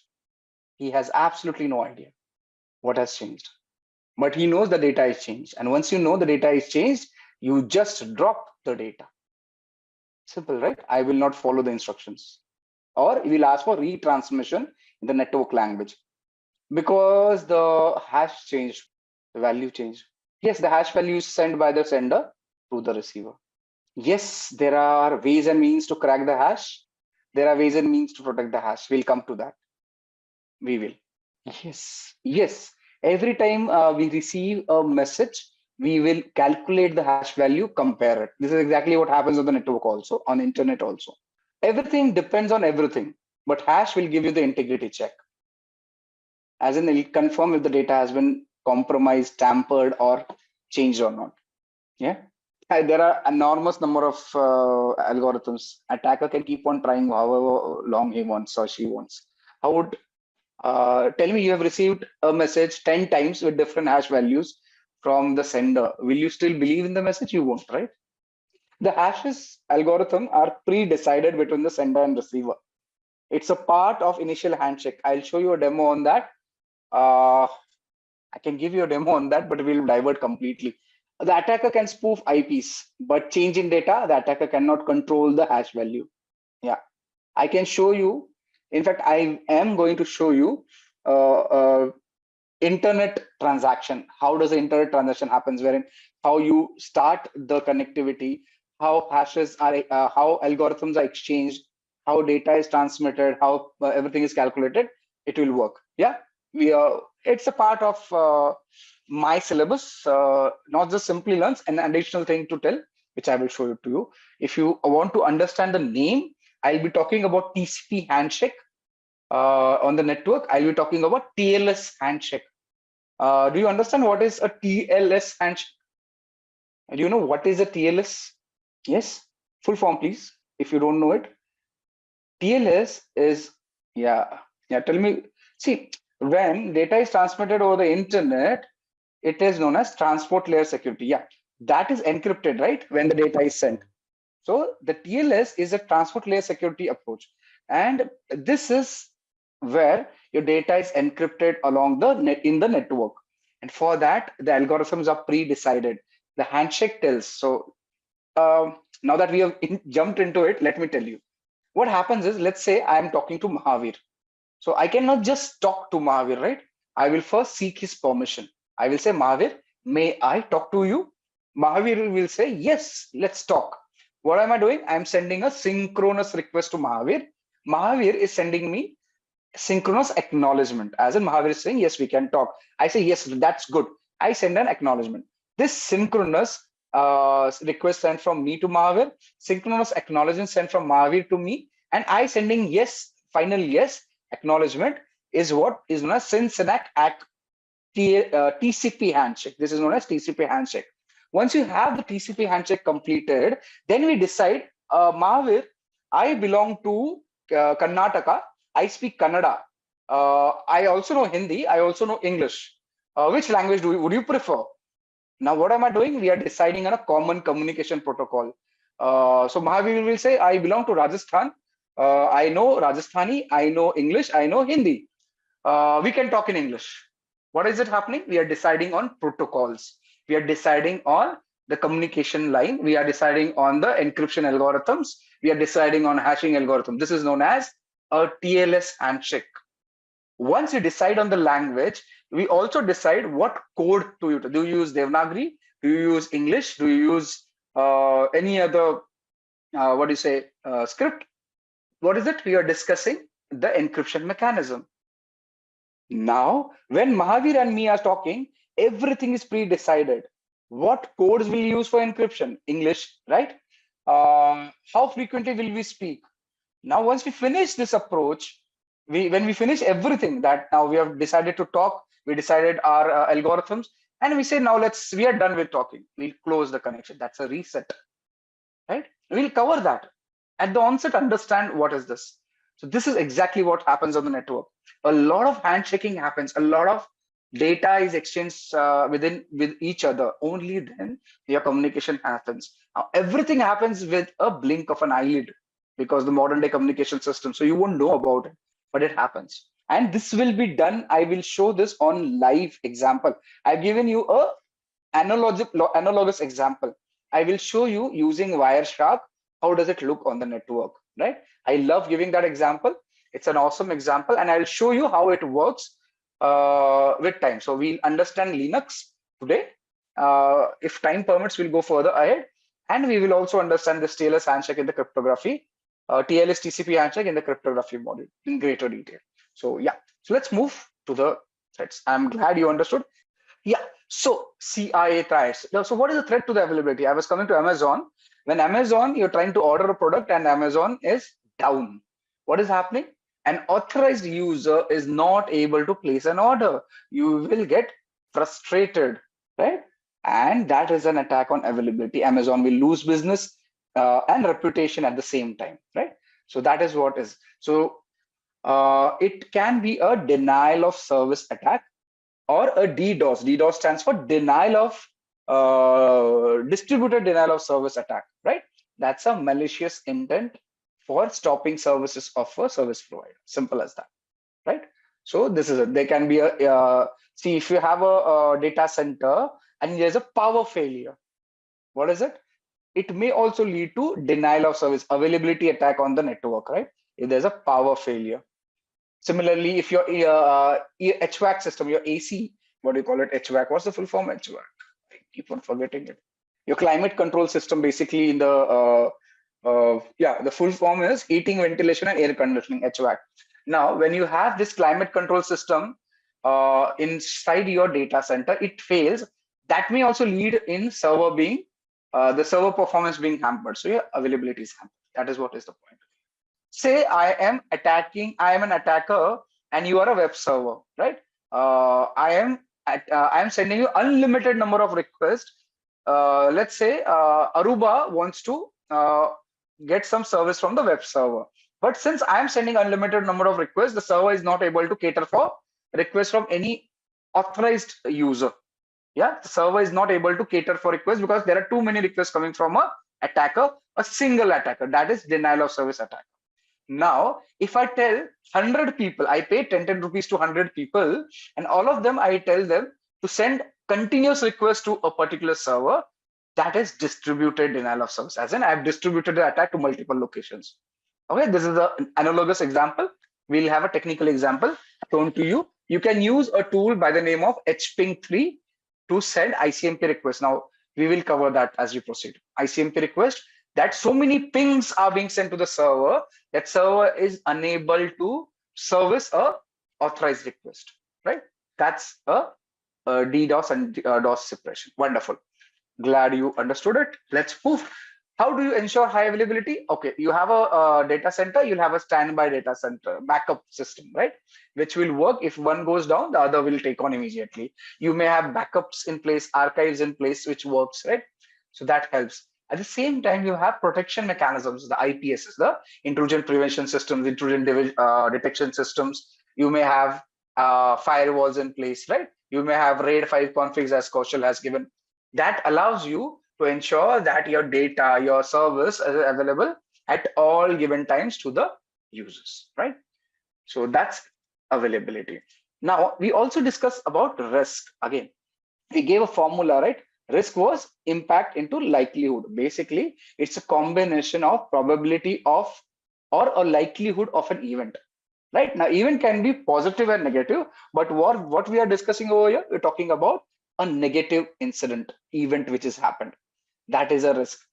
With reference to negative incident, let's say there's a data breach. We can have two different incidents talked about. Let's say your power connectivity to the data center goes down.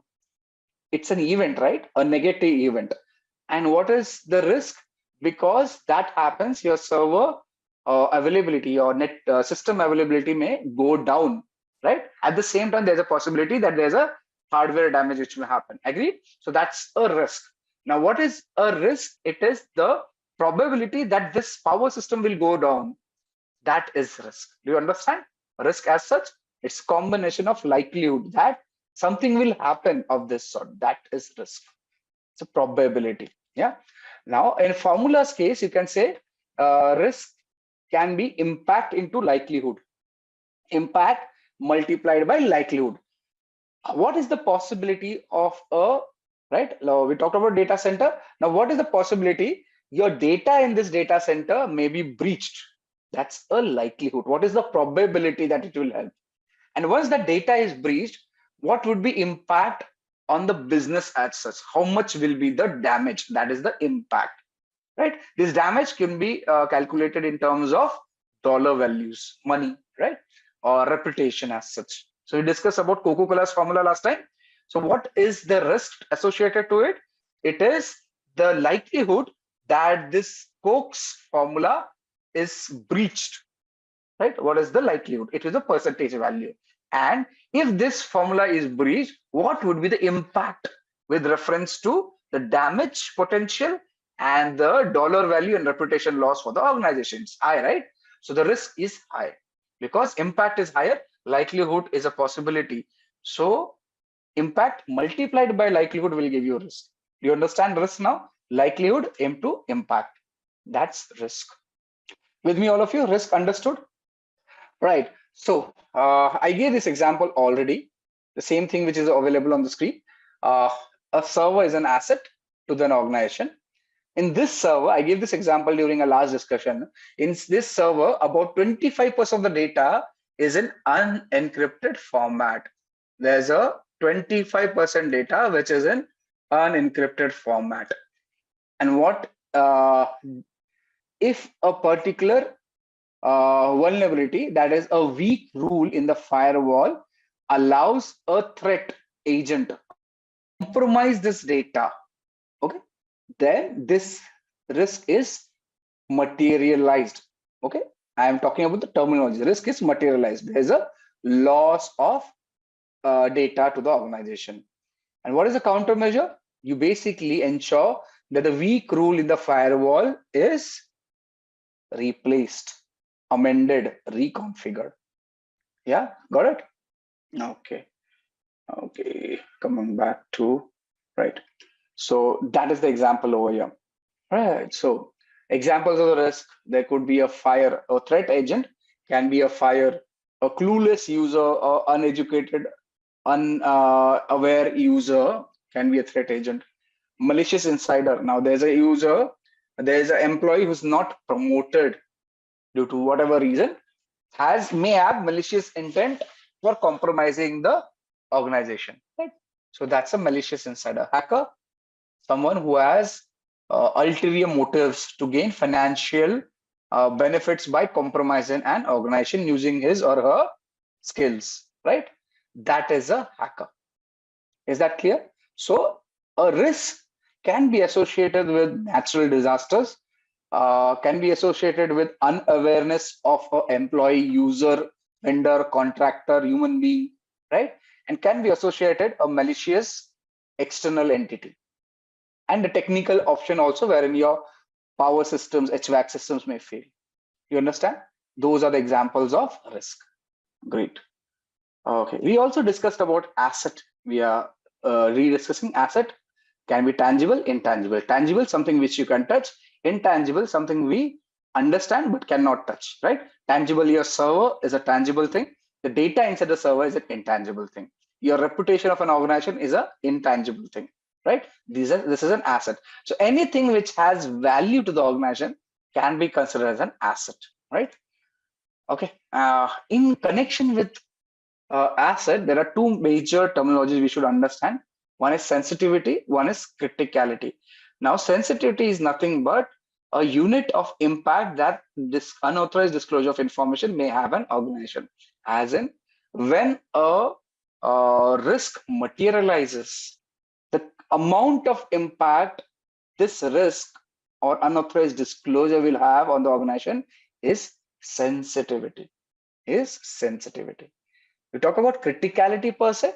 Again, it's a measure of impact that failure of a system to function as required will have an organization. So it will determine how important an asset is to the business. Will the business continue to work or not? Will the business continue to business or not?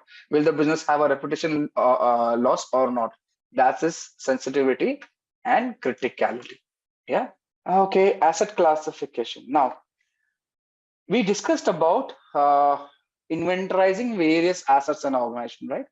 When we inventorize assets, we also need to prioritize the assets, right? And this prioritization of the assets has to be done in a certain using certain processes. So what do? You prioritize the asset based on the business value, right? Now we've already discussed this, and I am sure you remember that. What do you mean by the business value? You ask the question, what will be the impact on the business if this asset is lost? That will give you the business value, right? So Coca-Cola's formula, big business value. So high priority asset. Maybe a CCTV camera going faulty on the gate, maybe it's lesser business value, lesser impact, right? So that's asset classification. Now this business value can be assigned based on combination of criticality and the sensitivity. This will also allow us to understand if a particular asset is of higher value, what are the risks associated with it? How much is the asset exposed to a risk? What is the likelihood? What is the impact? Who all would be interested in this particular asset? The competitors, the malicious insiders, the hackers, yeah, the misconfiguration, so on. You know who's the threat agent, what is the risk, what could be the impact, and what is the sensitivity and criticality. So you get an understanding when you know what is your asset. So once you know what is important, would be the threat to that important thing which is important to us, right? And based on that, we can have the classification level assigned to an asset. So the classification can be secret, top secret, confidential, unclass, yeah, that kind of classification. Once you know that a particular data, Coca-Cola's formula for Coke, is a top secret, has top secret data classification, we know that only certain people should handle this data, and you should have requisite protection mechanisms on this data, right? Very, very strong protection mechanisms, one of them being encryptions. Now once you know that what classification level is it, what protection mechanisms in place, you will define, you can allocate the resources to the asset. Again, remember, I told you last time also that these protection mechanisms should make business sense. It should be economically viable. You cannot have a data which is worth, say, 100, or asset which is worth $100, having a protection mechanism of $200 on it, right? It should always make business sense. It should always make economical sense, right? So this is how you will be doing asset classification. You will understand why asset classification is done and how does it help us, right? Asset classification. Great. Okay, we already talked about identification of asset. You must first identify something to protect, then manage the risk, think if the asset is tangible or intangible, right? And ensure that there are protection mechanisms placed in there, understand the criticality and all. Yeah, that's asset identification. Now with this, we come to the basic Linux commands, which we are supposed to discuss, right? A small introduction to Linux. Okay, so as you see on the screen, for all those who have not seen Linux before, we are talking about Kali Linux right now. Most of the Linux flavors will have their own layout. Generally, it will be same. Like Windows has the start button, this particular dragon on the left side, left corner top, will give you the menu for all applications which are installed on this particular machine. The browser is seen over here on the tab on the this particular panel, the top panel, which has a watch on the right side, timer, and the calendar on the right side. You can shut down the machine using the button given over here. We are not going to shut it down. Cancel. The connectivity is seen over here. You'll have data connectivity reflected over here.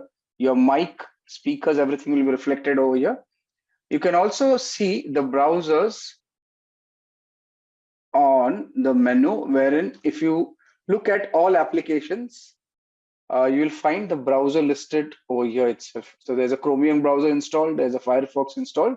we'll be primarily using Firefox in our work over here. So let's open, okay, for the browser, for internet connectivity. So similar to Windows machine, your Firefox on Linux looks same.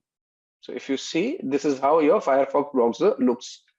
So you can open any URL you want over here. Simple, right? So like Windows, even Linux uses the same browsers for that matter. The Internet Explorer or the Edge browser will not work on Linux. Otherwise, Firefox, okay, Safari for Mac will not have an option in Linux, but otherwise Firefox, Chrome, and several other browsers are working interoperable between various operating systems, right? So you can use a browser to surf the internet. Now, Linux is primarily known to various people as a what do you say? It has an availability of something known as a terminal, which allows you to run commands, which is very popular between Linux users, and this is what allows them to do a lot of tasks without actually opening any application, running it by typing it on the terminal. Now, what you see on the screen, I clicked on the red box over here, which is the terminal for the Kali Linux machine. This allows you to run various commands on the machine for doing various tasks we need to do. On the Dragon, if you go, you'll find other terminals also available. We'll be using the Terminator terminal already available in this particular machine, right? Similar layout will be there on our Ubuntu machine also if you open that, right? Let me expose you to the terminal a bit more. Okay, what you see over here is a Kali, and the first thing which comes over here is known as the username. The Kali over here is the username, the user, right? And the given Kali after this is the system name, if you can call it the system name, right?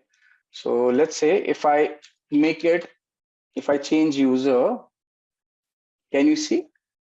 So the user from Kali changed to root user. So like Windows has admin user, Linux has something known as a root user. We are a root user on a Kali system. Yeah, do you get it? And what you see over here is the current directory. /home/Kali. Kali is the current directory. Understood? So we are just understanding layout over here. Now, do you see the difference? The root user is the admin user in case of Kali, capable of running administrative level privileges on a Linux machine. So this is the root user. I shifted to the root user by using command sudo su. Now, we'll be covering this. When I do sudo su and give a password, the admin password, which I've already given, hence you don't see it, you will find the user changes from normal Kali user, which is a low privilege account, to a high privilege root admin account. Yeah, even Android is a Linux based system.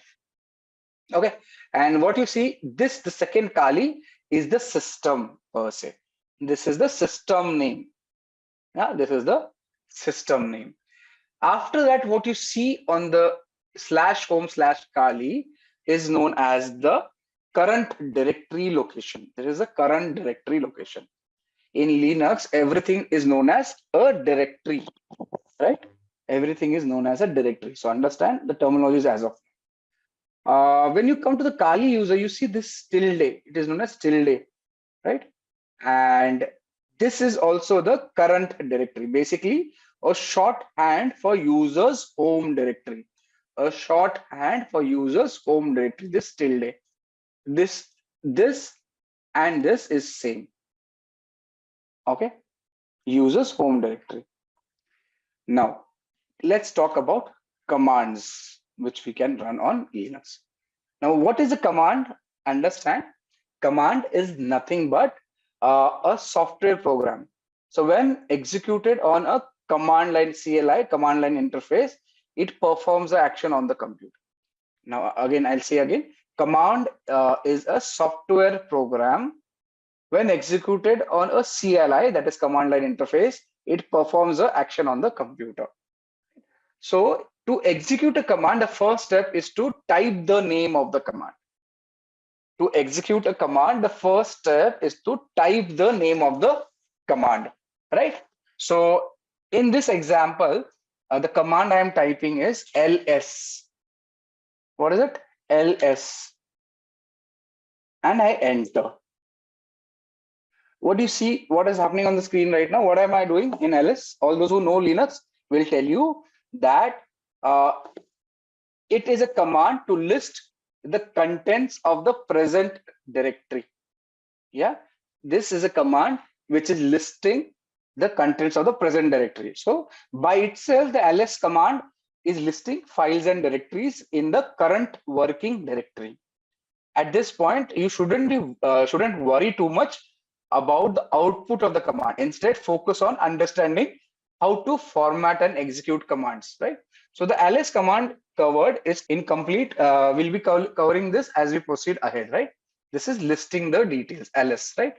Now, many commands can be used by themselves with no further input, the way we saw ls, right? Some commands, however, require additional input to run correctly. So those inputs will be looking something like this. So if you say clear the screen, command, this will be a command, then you will give some option and possibly some arguments, right? So this is the general structure of commands which will be listed on the terminal. Yeah, so options are basically used to modify the core behavior of the command. This options given over here will be utilized to modify the core behavior of a command, while arguments are used to provide additional information. What additional information? Maybe a file name or a username. Each option and argument is normally separated by a space. Okay. However, there are some options where they could be combined also. So this is the general layout of command, options and arguments. Now you have to keep in mind that Linux, unlike Windows, is case sensitive. We have to keep in mind that Linux, unlike Windows, is case sensitive. So whenever you use commands and options and arguments and variables and file names, we have to exactly put the case sensitive word. Anything wrong, you will not list. For example, let's say I want to move into the downloads directories. Downloads directory. So I'm CD, I'm changing directory. Just understand what I'm telling right now. So immediately I move to the downloads directory. Can you see the directory location has changed to downloads? Visible, all of you? All right. Now, just understand, I used D capital and the spelling downloads. However, if I say CD downloads, what error does it say? It says no such file or directory exists. For us human beings, this and this is same. But even for Windows, I think case does not matter. But in case of Linux, the case matters a big deal. It will not do the command if the case does not matter. Okay, so let's move on with arguments. So we talked about the command, options, and arguments. Now, when you type, when you see the format of, say, command, options, argument, right? Yeah. So an argument can be used, this argument or arguments can be used to specify something for command to act upon. So if ls is the given command, which we saw before, so let's say, let's delete this. If ls is a given command, it's a class in itself. Linux has a lot of things to do, but I'll give you a concept, and then we'll after Linux we'll have a break. Okay.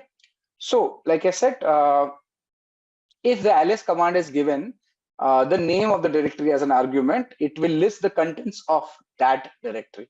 So let's say if I just use ls, it will give me the contents of the present directory. If I use ls and say, give me contents of, say, documents, it will give me the contents of document directory. As of now, we have nothing listed in the documents directory. Hence, it is giving me a blank over here. Let me see if I can find another directory. Do I have this directory with me? Yeah. So if I say ls/etc/PPP, it will list out details on this directory. Now, as of now, don't worry what directory I have gone into.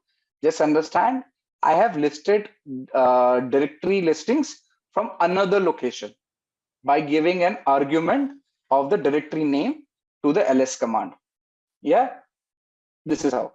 Now you can also use multiple arguments to list out details. For example, we used one ls command to list out a directory. We can use the same ls command by giving another space to list out another directory. Say, let's say we use to /etc. I can use what ssh, let's say ssh. You see, two different directory listings can be visible. This is the below one is for directly SSH directory. The above one is for PPP directory, right? So I can use ls command with multiple arguments and list out contents of two different directories, right? Given as arguments over there. Understood? That's in basic the arguments which we have there, right? Now we have, when we talked about command options arguments, we've discussed about arguments. Let's talk about options. So what are the options we are talking about? This is the one we are talking: command, options, arguments. This is where we've discussed about command, we've discussed about arguments. Let's discuss about options. Let's discuss about options. Now, options can be used with commands to expand or modify the way a command behaves. Again, options can be used with commands to expand or modify the way a command behaves. For example, if you use option -l, right, for ls command, it will give long listing, providing additional information about the files that are listed. So if I just do normal ls, this is the listing, and if I do ls and -l is long listing, it will give me additional details. What are the additional details over here? The size of the file, the permissions of the file, right? So on and so forth will be given over here, right? Now you have to note that we have used a small case l over here, -l, right? That is a lowercase l. If you use what do you say? An easy way to remember this would be -l is a mnemonic for long listing, right? This is -l can be considered as a long listing. Yeah. Okay. Yeah. So we are understand it is case sensitive. Okay. Similarly, if you want to look into directories recursively, you can use R, right? ls-r. Okay. So now I'm sorry, not recursively, I stand corrected. This prints the results in a reverse alphabetical order. So if you see, if I do just ls, it is going in a descending alphabetical order, A, D, A, B, C, D, E, F, G. If you do -r, it will do a reverse way, right? It will reverse it, that ls-r. Similarly, you can do long listing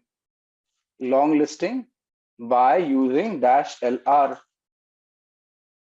Yeah, so file permissions, the file size, the date it was created, and it is done given in the reverse lineup, moving from N to D in this case, right? Reverse lineup. So in most cases, options can be used in conjunction with other options. So what we have done, we have combined two options, long listing and reverse listing of the files together, right? So we are given separate options together. The combination of these options will result in long listing output in reverse alphabetical order, as you see over here, right? Now, if you ask me, will the order matter? No, that is not important. That is not important in this case. Yeah. So coming back, a few more things I need to cover. Now, when you do ls-l, this by default gives you the file sizes in bytes. When you do ls-l, it is by default giving you the sizes of the file in bytes. So these are the sizes, the 404096, 40961769 are sizes of the files, which are in bytes. If you want to make it human readable, right? As in you understand the language, make it easier for humans to understand, you can use ls-lh, right? And this will give you the file size in human readable format. So 4K, 4K, 4K, 16M, 16, right? So this is what is a human readable format, right? Now options are generally single letters, as you see, dash, LH and all. However, sometimes there are words or phrases as well, right? Typically, older commands use single letters, while the newer commands use complete words for options, right? Single letter options are preceded by single dash. Okay, like when you do ls-l, it's a single letter with single dash, right?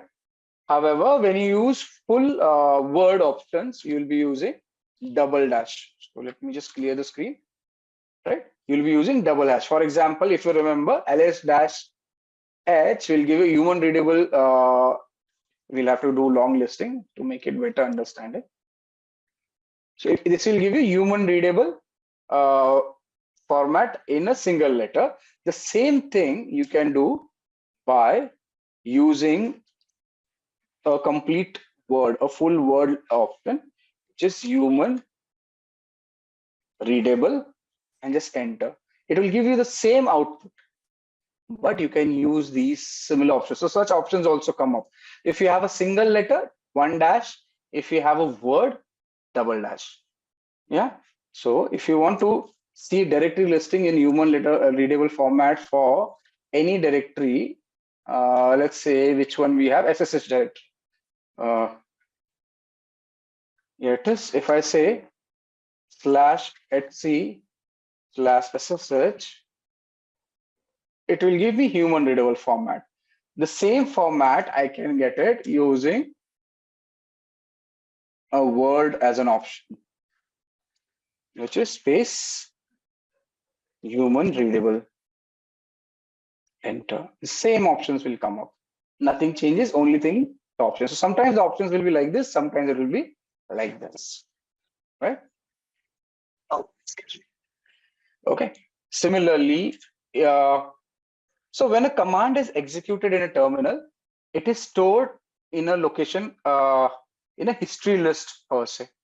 So this is designed to make it easy to execute same command. So later, eliminating the need to retype the entire command. So your commands are basically saved somewhere in the history to allow you to retype. You can use your up arrow to go through the commands. I'm using my up arrow right now to go through all the commands. Okay. And now the entire history of the commands is which are run in the current session can be displayed using the up arrow repeatedly, one by one, right? Now, when you do the up arrow and press enter, the command will run again. Simple. So if I go on doing this up arrow and just press enter, the command will run again, which is saved in the history. So you don't have to type your commands, right? In case you want to edit a command, you can use the left and right arrow to edit it. So in case I want to list out, instead of SSH, I want to list out, say, the PPA directory. I can change it and enter. it allows me. So you can use the history to move around the commands which are used prior, and the left and right arrow to change the positions and use for editing, right? Let's see. In case you want to see all the commands instead of using up arrow, which were done today, you can type history. Oh, excuse me.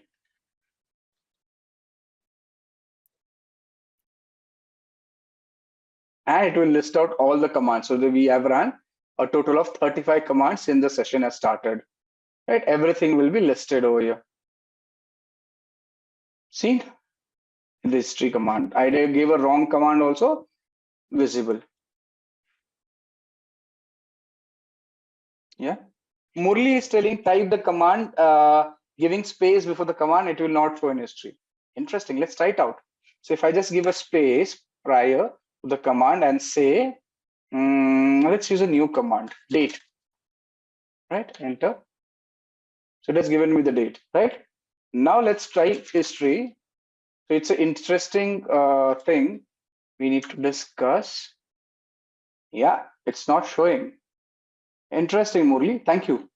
So what Murli has told us, if I use date, okay, it's not doing it. Wonderful. So where do you use it, Murli? This command, how does it help? So if I do date right now and do history, you will see the date is listed at the 37th command over here. However, if I add a space at the start of the command and type, let's use another command. What command should I use? Let's use nmap. Enter. And now check history. Okay, that nmap command is not there. Oh, interesting. That's interesting. Great. So, so I'm using Google over here to download the cheat sheet. So you can also use Google. That is easier. But okay. Yeah. So this is a 8-page document for Linux complete detail, right? So I'll share this one too for you. Cheat sheet. Close. Yeah. So the cheat sheet is uploaded. You can have a look.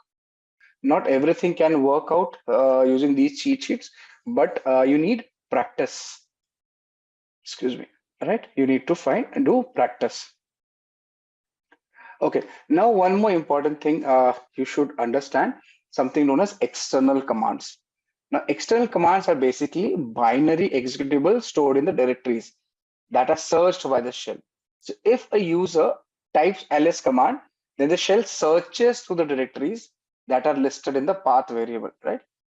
So if a command does not behave as expected, or if a command is not accessible, that it should have been accessible, then you can, it will be extremely tedious to find this file, right, manually. So you can use a command by the name of which. Okay, you can use which. So if you want to know more about a command, another important thing, let's complete this first, which, and you can give the command name, say which ls. Okay. Oh, okay.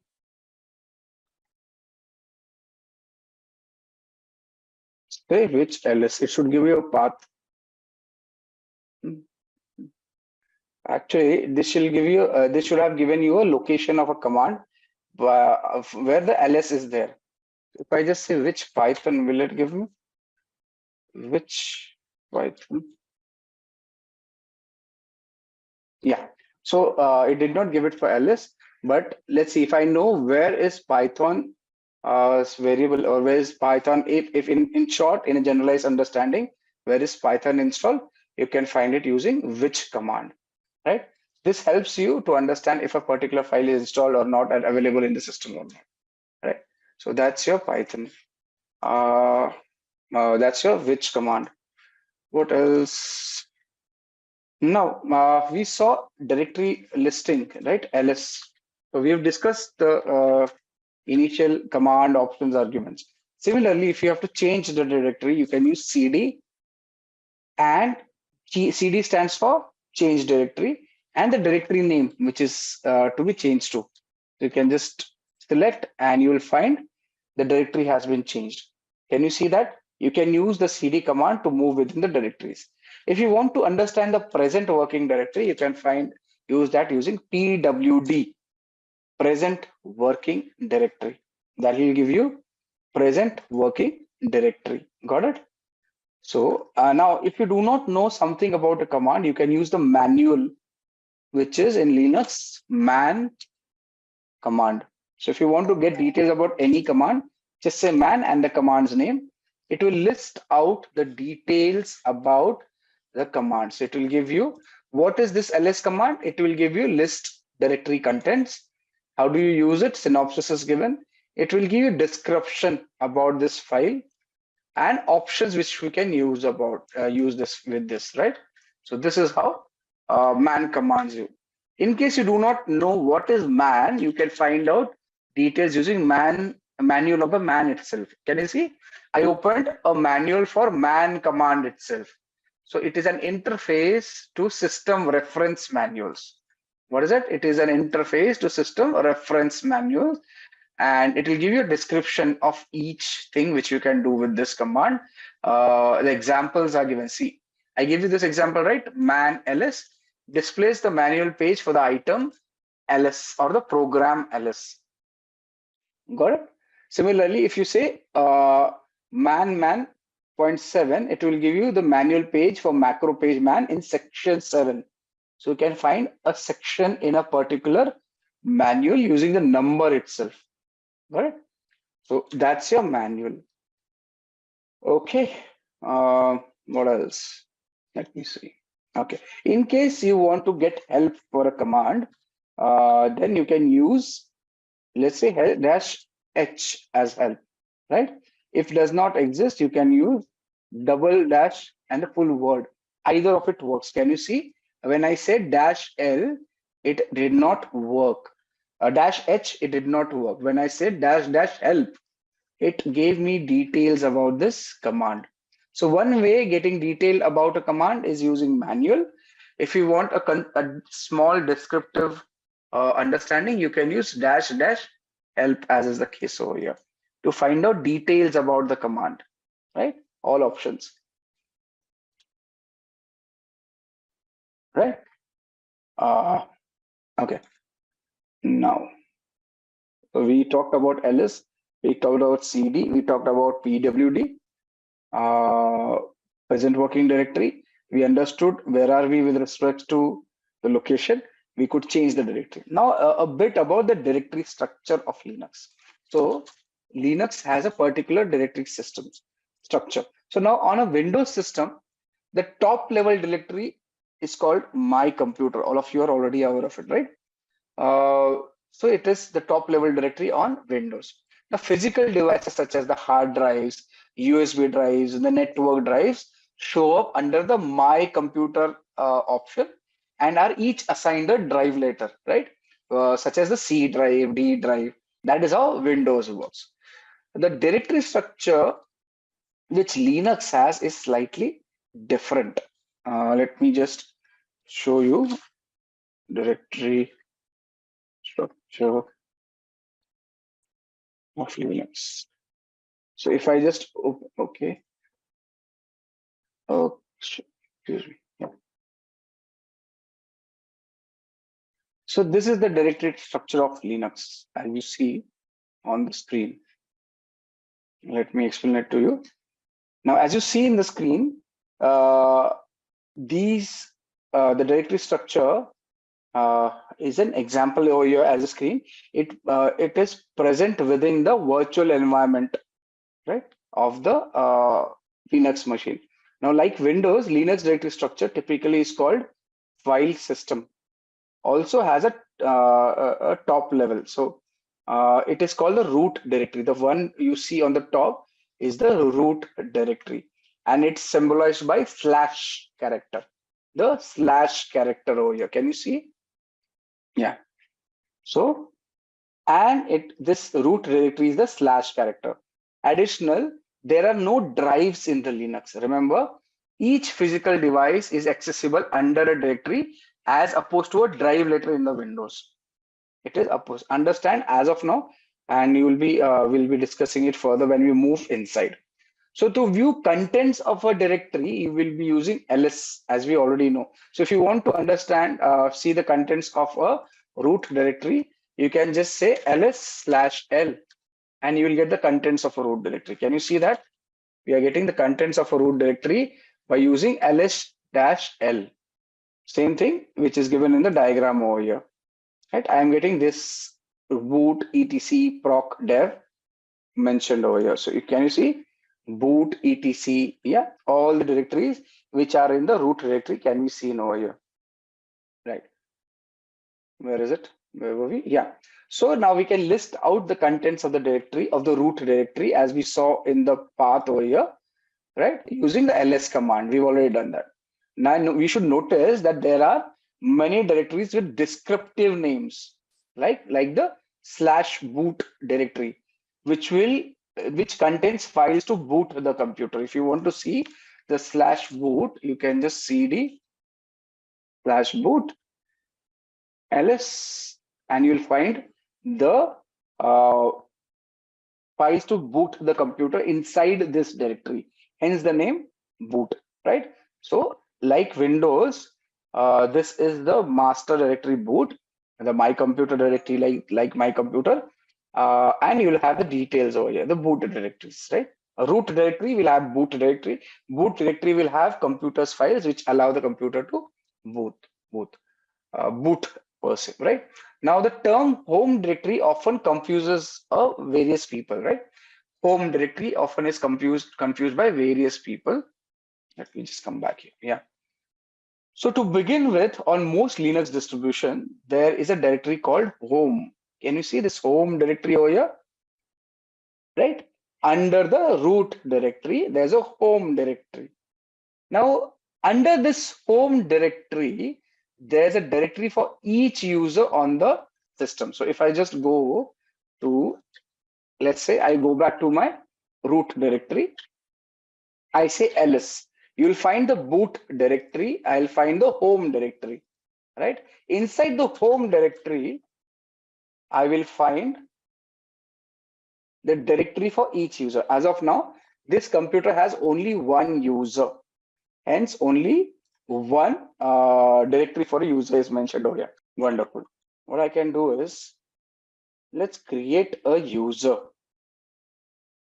Let's create a user, and I'll show you. If I create a user, if I have to create a user, I can use command sudo user add, and what name should we give? Let's give AEP. Enter. So user is created. Now, like I said, in the root directory, there's a home folder. Which has, or rather, which has users of that particular computer. So if I just say home, you will, oh, it has not created. Just a sec. Why didn't it show the user? Where did we create it? It should have created the user in the root directory. I created a user, right? It did not give an error. What I did, I created a user to be listed over here. But somehow that user is not available in this directory. That's interesting. I will have to look where did I go wrong.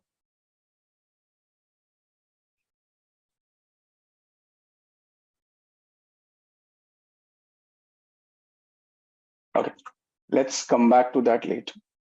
I actually wanted to show you, but yeah. So now, like I said, if you go to the home directory, you will find the users listed over there. Now, the directory name is same as the name of the user. So when I said ls/home, ls/home, since there's a Kali user, I see the Kali name as the directory name over there, right? So if you have, say, a system admin user, you'll find the system admin name given in the folder over here, right? So we are in the Kali user, and the Kali user folder is seen over here. Okay, moving on. Okay, the home directory, again, remember it's an important directory to begin with. When a user opens the shell, it automatically is placed in the home directory, right? Typically where you work. That's the importance of directory. Like I said, PWD will give you the present working directory.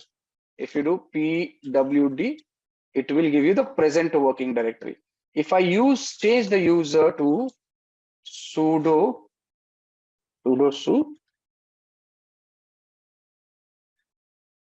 yeah. Mm. And if I say PWD, the present working directory is still home, right? But the user is root.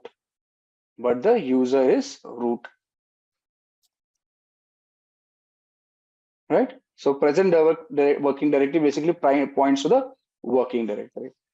Okay, we have a few questions. Let me address it one by one. Balraj is saying, is there any difference in the folder color? It seems different colors of folders. Nine. So, okay, in a typical Linux terminal, the color of the folders vary, right? Uh, because of the configuration per se. Now, depending on the distribution, we'll have different colors. So by default, directories are often displayed in different colors to differentiate them from the regular files. So let's say if I just say, as you see, just a sec. As you see over here, this is a tarred file, a compressed file, which has a different color. A regular directory has a different color. If I make a file executable, then the name will it will become green. Yeah. Okay. What is the difference between sudo and su? Okay.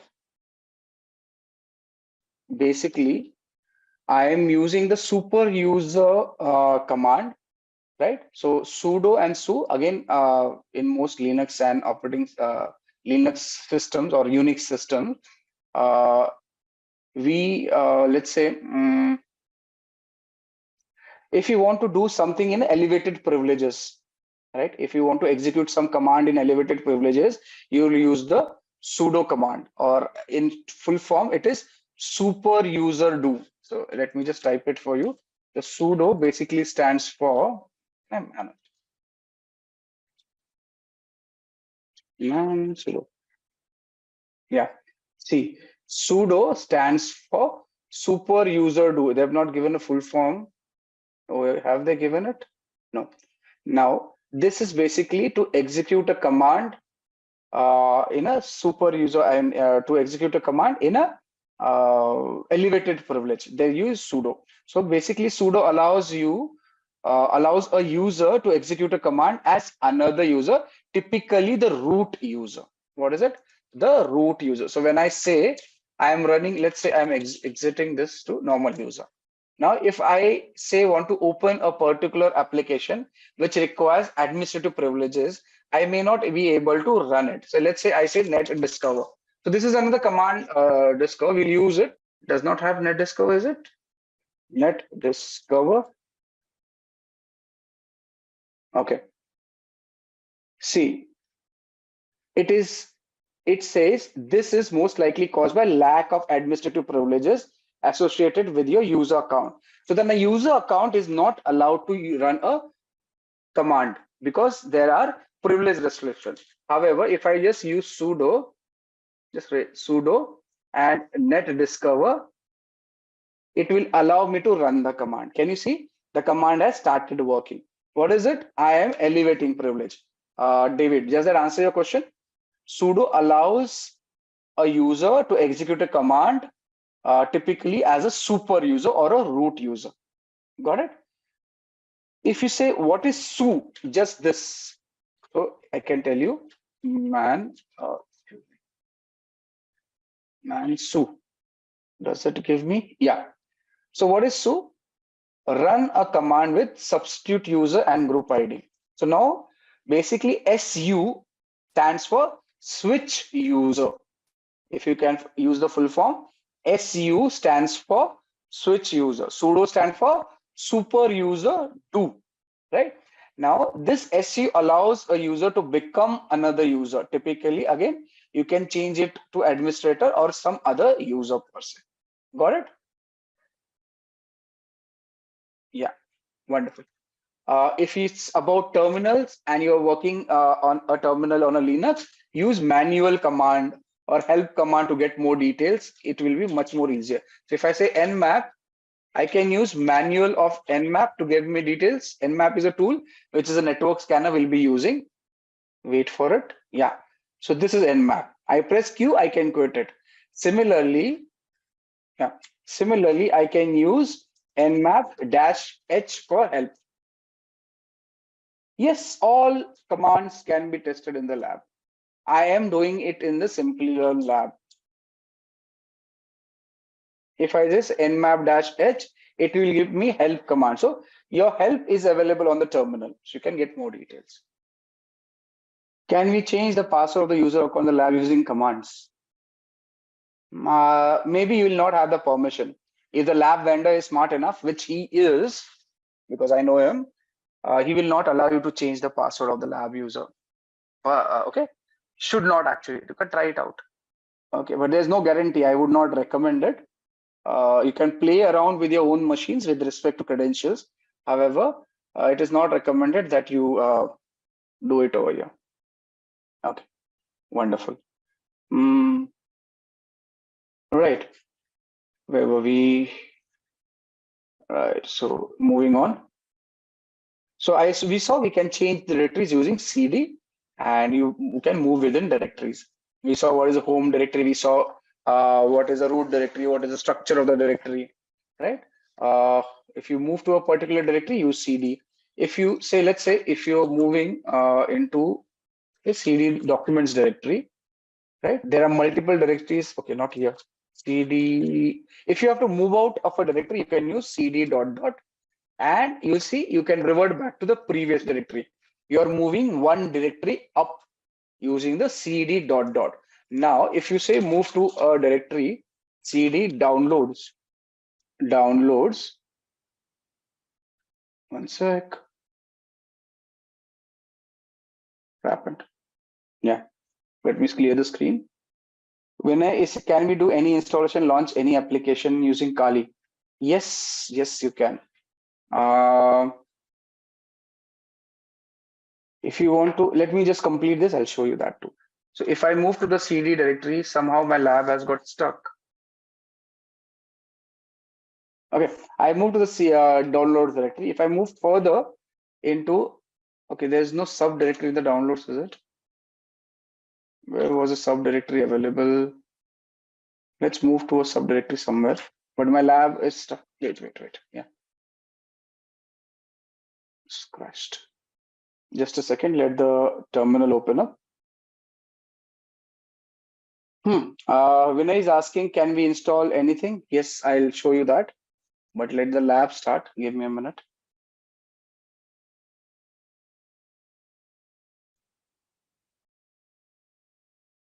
Okay. Here's the lab. Okay, the terminal is open. I do not want another one. Let's clear the screen. Yeah. So do I have any other directory in downloads? No. Let's see if we have something in the home directory. Documents do not have anything. Okay, let's create one. That will be easy. So if I move into a directory, I want to create a directory. I can use command make dir. Sorry, mkdir, make dir, and I can make a folder AEP. Right. So that's how I create a directory inside a directory. Right, AEP. I can move into the directory like this, AEP. As you see, I am inside the directory. I can list out the contents of the directory if anything is present over there. See, nothing in the directory. If I want to create a file, I can use a command touch to create a file. AEP dot text. Enter. Now, what is that created? It has created a blank page blank document aep.text.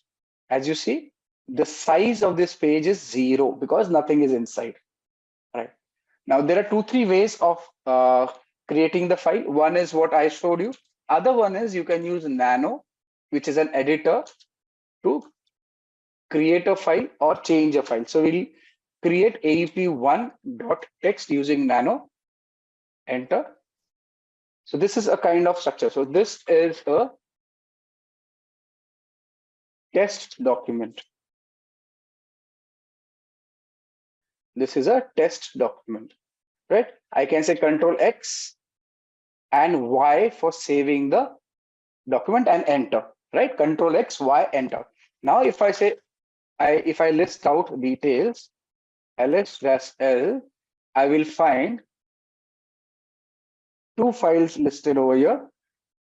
One with 25 bytes of data, one with 0 bytes. One was created with touch, other was created with Nano. Similar to Nano, there are other editors which can be utilized. One of the few famous one is Vim. So you can use Vim to just edit the AEP file, right? So I'm editing. So this is another editor which allows you to edit the file, but it is certain there is particular method in which you can edit the file. If I want to enter something in this Vim command, I say I for insert. I have to type insert. As soon as I type insert, you'll see an insert prompt is given over here. Now I can type over here. This is a test file, right? And we can add to. How do I save it? I type, press escape on the keyboard, right? You see the insert prompt is gone. Then do colon, just type colon, W for write and Q for quit. Enter. I will write the changes and quit. Now, if I say ls-l, enter, you will find that the 22 byte worth data is created in the previous file. The time of change and everything is visible over here. Seen all of you? Clear? With me? Yeah? Okay, great. Okay, let's move on. Now, another way of, can you repeat this again? Which one? The Vim one? Okay, Arvind is telling me if I use X, it will directly do everything. Okay, we'll try that. So if I say Vim and the file name, so site, and I enter, this is the file I see. I can make changes to the file. Let's say I delete these two and type new alphabet. Sorry, I have to press I for insert. Once I insert, I can type anything I want to, right? Now, in order to save the file, there are 2 options. One was escape. I say colon, W for write, Q for quit. Another option our friend Arvind has given, wherein I can use colon and X to exit. Let's see if it works. Yeah, I have exited. Let's look if the change has been incorporated in our file. So cat aep.text.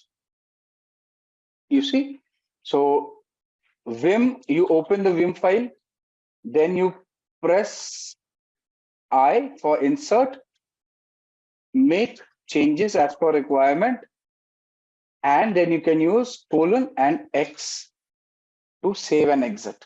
I used to use colon and WQ, right? Both of them are same. Yeah. Okay, understood, Sai? Okay, great. We have a question from David. David is asking, does Linux have something like batch files in Windows? Okay, yes, Linux has a similar concept to Windows batch files, .bat files, if you call it, and they are known as shell scripts. Yeah, David, they are known as, let me just exit this.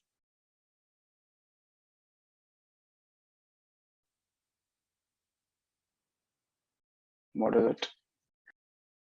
Yeah. Okay. So there are shell scripts. Now these shell scripts are text files containing commands that are interpreted and executed by the shell interpreters, right? So that's our shell scripts. So we'll be using shell scripts. So if you want to create a say a simple shell script, now that we have come to this and we are using editors, another editor which will help us do is a gedit. So we talked about Nano, we talk about Vim. Another text-based editor is gedit. Do we have gedit in this?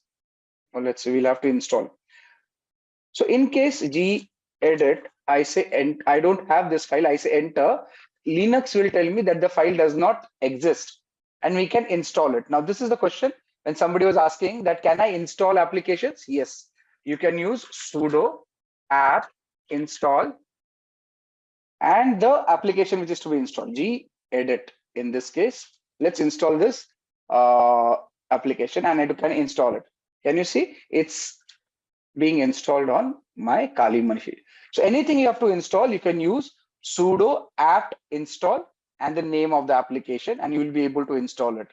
As you see on the screen, it is happening right now, wherein this application wasn't there and we are installing it. Yeah, sure. If you do not have an application, you can use sudo apt install and the application name to install the application. Simple. Sai, sudo apt install and the application name. In this case, I have installed gedit, which is a text-based editor for Linux machines. Where are you? Yeah. Yes. Okay. Great. So now that we are, we've seen Vim, we've seen Nano, we've seen Vim, we've seen Nano. Let's work on our options to use a text-based editor. Let's work on our options to use a text-based editor such as gedit. So if I say gedit and I say AEP, I give the file name, right? Enter. A text-based editor like Windows has a notepad, a similar thing will pop up like this. And I can change the file as per my liking over here also. Can you see I can change it? I'm changing the file. Yes. Now, David was asking, do we have batch files? So in Linux, we have shell scripts. Let's create a small script file. Now, this is bash scripting, not a part of your course, but an interesting thing if you want to learn. However, it is not compulsory. You just need to understand it. Okay, so let's start. I am creating a bash file, a simple script. Let's say /bin bash. And we are going to echo or print out on the screen. We want to print out, say, hello, how are you? I'm doing it in the editor, right? And I add a question mark, a quote, right? Also, we will ask the bash script to list out files in the current directory like this. Right. So in order to save this document, it is simple. I just say Control S like we do in Windows, and the file is saved. The file is saved. We can close this. Okay. Control L. I have cleared the screen. I say ls. You will find the file is here, aap.txt, right? The file which we created. And the file size must have changed. If you remember, it was 20 bytes. Now it is 46 bytes.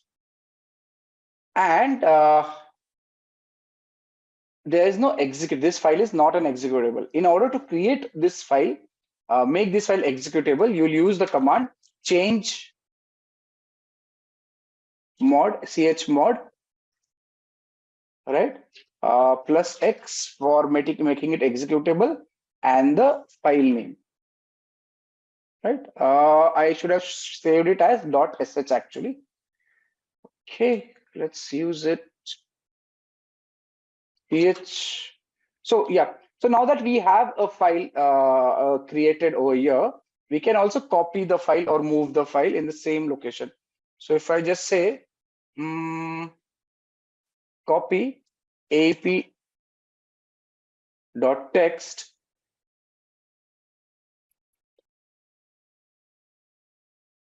Come on. Yeah. As aap.sh in the present location.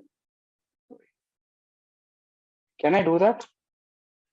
Yes, all people who know Linux. Can I copy, change the name of the file in the present location? Yeah. If there's an error, Linux will give you a warning.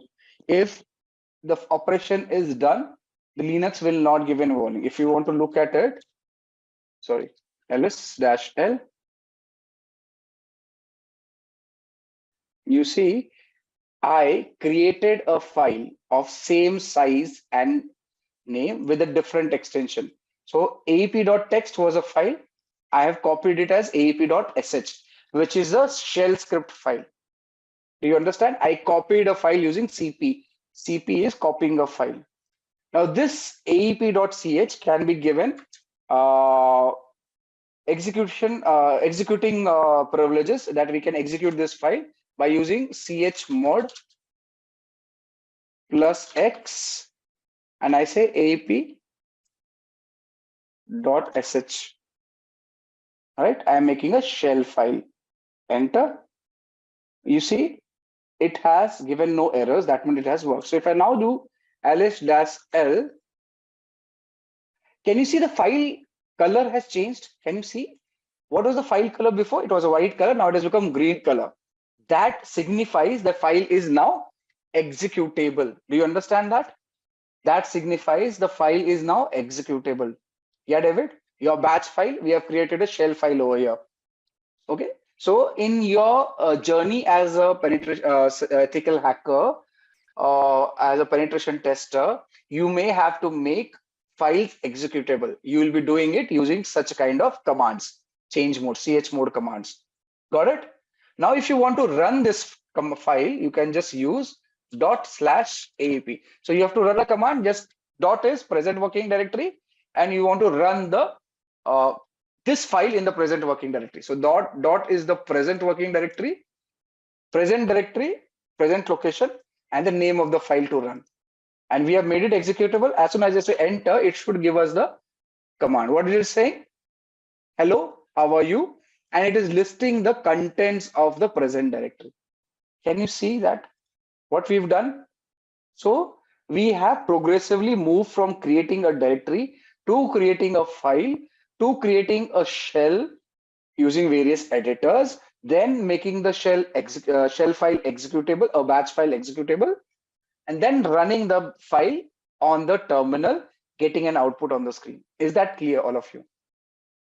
This is something you need to redo when you practice. It is important that you redo this. Okay, great. So, and thanks, David, for getting it to my notice. This is something which is should be known to us, right? Thank you. So let's see a few questions. Yashodeep says, what is root terminal and terminal? Okay, Yashodeep, in context of Linux, a terminal is a program that provides text-based interface, what you see on the screen, to interact with the operating system. Well, okay, it is giving you a text-based text-based interface to interact with the operating system. While a root terminal is a terminal session that runs with super user privileges. Now, do you understand? Terminal gives you interface. Root terminal will give you super user privileges, and the same thing can be done with your privileges. Yeah. Okay. Okay. Zareen, it will be the same. The commands will stay the same. Nothing changes. Ubuntu is a Debian-based operating system. Kali Linux is also a Debian-based operating system. So all these commands in exact same format will work in Ubuntu also. Yeah. Okay, great. Okay. So next question. So we have a question from Kaushal, which is from where the Linux find the application. Now, in case of Linux, there's something known as official package repositories, right? So no, most Linux distributions have official software repositories or storage mechanisms where users can find and install the application. When we used when you use, just let me clear the screen. When you use apt, right? That is advanced package tool. What is it? Advanced package tool. This allows you, this is a package manager which allows you to download packages from the repository of the Debian operating system, Linux operating system, and so on and so forth. For Debian, you use apt Debian. Sorry, right? Use apt for let's say Red Hat operating system, Fedora, CentOS. I think CentOS also. You use Yum. That is a it is possibly yellow updater modified or something. I forgot. All right. So that's how you do it. Also, there are other options wherein there are third-party repositories, software websites. You can download like you do in Windows. Similarly, you can download and install applications. This is one option I have given, right? Most cyber people prefer working on Linux. It's much more convenient. Lesser issues come up. At least I prefer, and I've seen 90% of people who I work with prefer using Linux. Yeah. Okay. Okay. Again, another question from Kaushal. Does the syntax matter while searching the application? Yes. If you remember, I told you Linux is case sensitive. So you have to ensure that case is correct. So if you're looking for Firefox, let's say now this machine has Firefox. I want to open Firefox. I just type Firefox like this, and it will open Firefox. But if I don't get the case correct, it will not open the application. Simple as that. Can you see? From the terminal, without actually using the mouse, I can open an application. I just say Firefox. I'll tell you something interesting I'm doing over here. Can you see? I just changed the case, the first case, F, and Firefox did not open. If I say Firefox without with the right case and I enter, it will open Firefox. Got it? So you can search and open applications for the terminal. So if I want to open up, say, Burp Suite, I can type Burp, tab, and enter. It will open. This is a proxy which we'll be using subsequently. So you can open applications directly from terminal by running a command. You don't have to use mouse and mouse as such, right? Okay. Today we are going to talk about some really interesting and powerful hacking gadgets you should know about in 2024. But remember, this is just for learning. We don't want anyone getting into trouble. So moving on. The best way to keep your computers and devices safe is to know about the risk. So some risks are easy to cater, using strong passwords, and don't download from bad websites, and don't hand your unlocked device to strangers. But there are also hidden dangers that can cause big problems. Some tools look innocent but can be very dangerous. Here are 7 gadgets that look normal but are actually powerful hacking tools. These tools are made for security experts to test systems, but they can be misused. So let's kick things off with a device that's small but incredibly powerful. That is Raspberry Pi. So Raspberry Pi is a compact and affordable computer that has revolutionized the tech world. Originally designed for educational purposes, it has become a favorite among hobbyists, makers, and even professionals. Despite its small size, it boasts impressive capabilities, including multiple USB ports, HDMI output, and support for various operating systems like Linux and Windows 10 IoT Core. The Raspberry Pi can be used for a wide range of projects, from simple programming and gaming to complex IoT systems and home automation. The Raspberry Pi can also be a dangerous hacking tool. With the right software, it can be used to perform a variety of hacking tasks. For example, it can run Kali Linux, a popular operating system for penetration testing. This allows it to be used for network scanning, password cracking, and even setting up rogue access points to intercept data. Its small size makes it easy to hide, and its affordability means it's accessible to many. In the wrong hands, this innocent looking device can become a powerful tool for malicious activities. Now that we have seen the potential of the Raspberry Pi, which by the way is one of the personal favorites for tinkering, let's move on to another seemingly simple but powerful device, the Wi-Fi adapter. So Wi-Fi adapter might seem like a simple device used to connect to wireless networks, but it can be a potent hacking tool in the wrong hands. These adapters, when paired with the right software, can intercept and monitor wireless communications, making them invaluable for network analysis and penetration testing. For example, they can be used with tools like AirCrack-NG to crack Wi-Fi passwords. Hackers can use Wi-Fi adapters to perform attacks such as packet sniffing and man-in-the-middle attacks. These activities can lead to unauthorized access to networks, data theft, and severe security breaches. It's like having a digital spy in your pocket.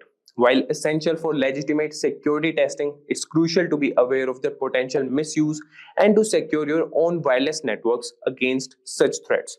Speaking of Wi-Fi, you won't believe how sneaky this next device is. Let's take a look at a device that takes wireless hacking to a whole new level, the Wi-Fi Pineapple. The Wi-Fi Pineapple looks like a standard router, but it is a sophisticated device used for hacking wireless networks. It allows attackers to create rogue Wi-Fi access points, tricking users into connecting and revealing their login credentials. Imagine connecting to what looks like a free public Wi-Fi only to have your data intercepted. This device is capable of advanced man-in-the-middle attacks, monitoring and recording data from all connected devices. Additionally, the Wi-Fi Pineapple can capture Wi-Fi handshakes, which can then be used to crack network passwords. Its powerful feature makes it a favorite among penetration testers for assessing network security, but in the wrong hands, it can be used for malicious activities, highlighting the importance of robust wireless security. So from Wi-Fi to Bluetooth, which is everyone these days, right? Let's now explore a powerful tool for Bluetooth hacking, the Ubertooth One. The Ubertooth One is an open source Bluetooth testing tool that appears to be a simple USB dongle. Despite its unassuming appearance, it can monitor and analyze Bluetooth communications, making it a valuable asset for those testing the security of Bluetooth devices. Think of it as a spy for Bluetooth traffic. The Ubertooth One can capture Bluetooth packets, perform Bluetooth attacks, and even explore vulnerabilities in Bluetooth networks. Its ability to dissect Bluetooth traffic makes it a powerful tool for both legitimate security research and potential misuse. Understanding its capabilities helps highlight the importance of securing Bluetooth-enabled devices against unauthorized access and attacks. Continuing with radio frequency tools, which honestly sounds like something out of a spy movie. So let's discuss the Hack RF1 and its versatile capabilities. So the Hack RF1 is a versatile software-defined radio SDR platform that can transmit and receive radio signals from 1 MHz to 6 GHz. It looks like a standard electronic device, but can be used for a wide range of hacking activities. Imagine being able to capture and manipulate signals across a broad spectrum. With the Hack RF1, users can capture and analyze various radio signals, jam frequencies, and even spoof signals to manipulate communication systems. This tool is particularly useful for exploring and testing the security of wireless communication systems. While it serves an essential role in legitimate research and development, the Hack RF1 also demonstrates the need for robust security measures to protect against radio frequency-based attacks. So now let's look at a tool that takes advantage of a computer's trust in USB devices. And trust me, this one's sneaky, the USB rubber ducky. So the USB rubber ducky is a device that looks like a regular flash drive but acts like a keyboard, typing commands into any computer it's plugged into. Hackers use it to execute pre-programmed scripts that can steal data, install malware, or take control of the target device. It's like a tiny digital ninja. This tool exploits the trust computers have in USB devices, making it a potent weapon for cyber attacks. It's a reminder to be cautious about plugging in unknown USB devices, as they could be rubber duckies in disguise, ready to unleash harmful commands and compromise your system security. So finally, we have got a real undercover gadget here. Let's uncover the secret capabilities of the LAN turtle. The LAN turtle looks like a typical USB Ethernet adapter, but it's a covert hacking tool used to monitor and infiltrate networks. Don't let its innocent appearance fool you. It provides hackers with several capabilities, such as network scanning, DNS spoofing, and data capture. The LAN turtle can be discreetly plugged into a network, allowing access to gather sensitive information and gain unauthorized access. Its ability to operate undetected makes it particularly dangerous, emphasizing the need for vigilance and robust network security measures to prevent unauthorized devices from connecting to your systems. So there you have it, guys. we have explored some of the most powerful and dangerous hacking gadgets out there. These tools can do a lot of damage if they fall into the wrong hands. That's why it's so important to stay informed and vigilant about cybersecurity. Next on our docket is a live demonstration where we solve a set of cross-site scripting problems starting from the basic level to the topmost level 6. We're going to start at level 1. In this web application, it demonstrates a common cause of cross-site scripting where user input is directly included in the page without proper escaping. If we interact with a vulnerable application window here and find a way to make it execute JavaScript of our choosing, we can take actions inside the vulnerable window or directly edit its URL bar. This task needs only basic knowledge. Let's see why the most primitive injections work here right away. Let's do a simple query and inspect the resulting HTML page.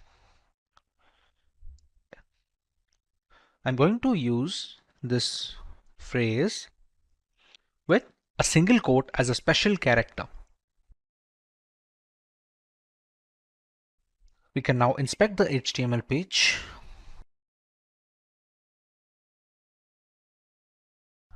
We can see here in this line, the special character single quote appears in the result over here. The provided query text is placed directly in a B tag, as in a body element. We need to perform a reflected XSS into the web application because they are non-persistent XSS attacks and the payload should be included in the URL to perform successful exploitation. We can use any payload, but we're going to use the simple one to perform an alert in this web application. It's simple and can be shown easily. We're just going to write the script over here.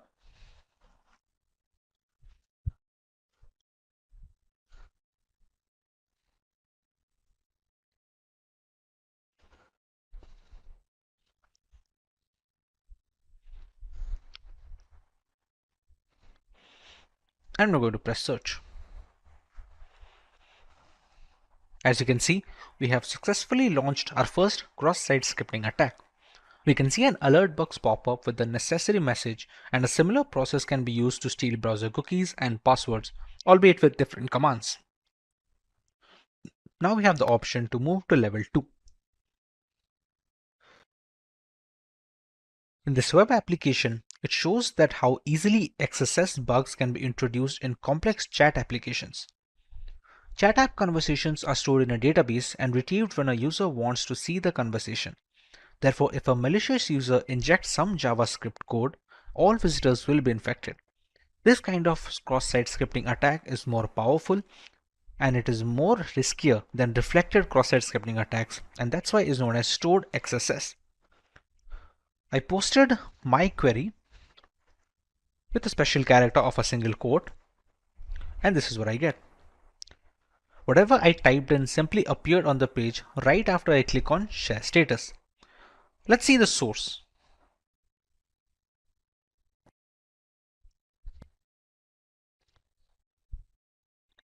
You can see here, the text I posted seems directly put inside a block quote tag.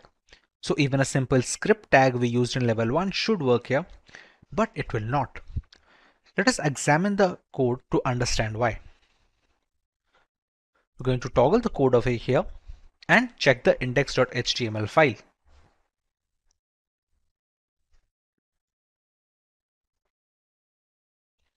Important part is line 32. The generated HTML fragment, which is the HTML variable in the code, is added to the mail HTML using the inner HTML method. So when the browser parsing this HTML fragment, it will not execute any script tag defined within that HTML fragment. HTML parser will not execute a script tag when it parses HTMLs via this method. This is why the script tag like we used in level 1 is not going to work here. Our solution is to use events. Events will execute the defined JavaScripts. We're going to use an image over here.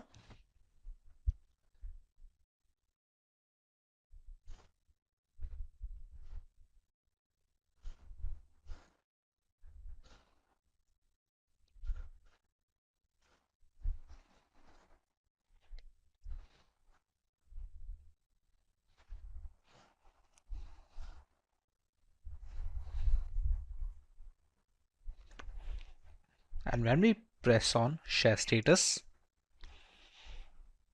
in the above injection, we are loading an image that doesn't exist, which causes to trigger an on-error event. In on-error event, it will execute our alert method. With that, we are able to beat level 2, and we can now move up to the next level in our challenge.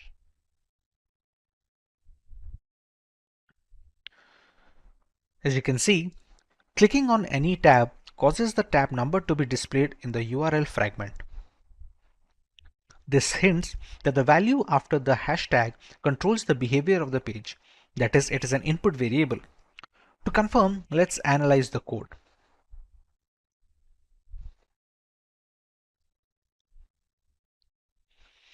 As you can see in line 43, inside the event handling, the value provided after the hash in the URL is directly passed onto the choose_tab method. No input validation is being performed. The value passed to the choose_tab method is directly injected into the img tag in line 17.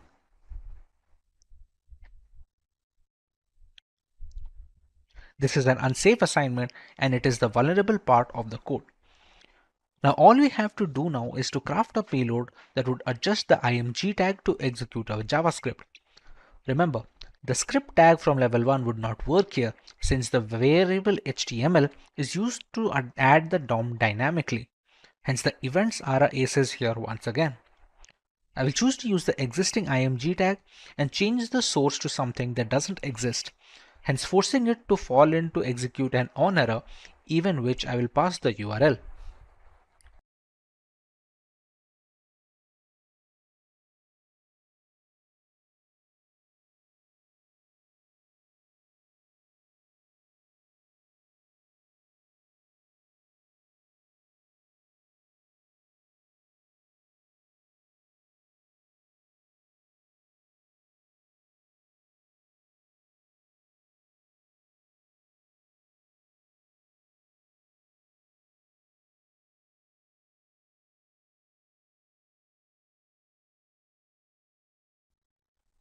Once we visit that URL, we can see that our Java pop-up has opened up here with the same message of XSS level 3 has been completed. With this, we can now move on to level 4, which is going to present a different kind of attack. In this web application, there is a timer on the page. That means whatever numbers we put in the box, a countdown starts. And then when it finishes, the application alerts that the countdown is finished. And you can see the time is up pop-up appearing over here, and this resets the timer again. Now it is obvious that the value entered in the text box is transferred to the server over the timer parameter in the URL. Let us examine the code to see how the timer parameter is being handled. We're going to visit timer.html over here. And we're going to check over here. In line 21, the start timer method is being called in the onload event. However, the timer parameter is being directly passed to the start timer method. We need to perform a pop-up alert in the web application which escapes the content of the function start timer without breaking the JavaScript code. The parameter value is directly added to the start timer method without any filtering. What we can try to do here is to inject an alert function to be executed inside the onload event along with the start timer method. We're going to remove this argument and put our script over here.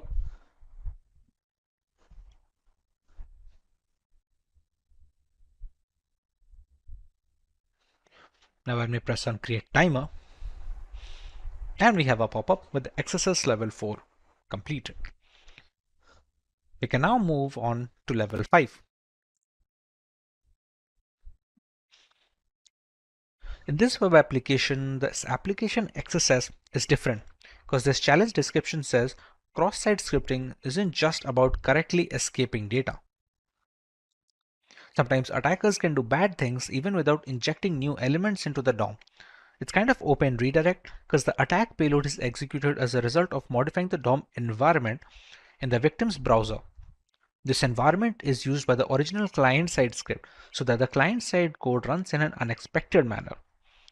The vulnerability can be easily detected if the next link in the sign-up page is inspected.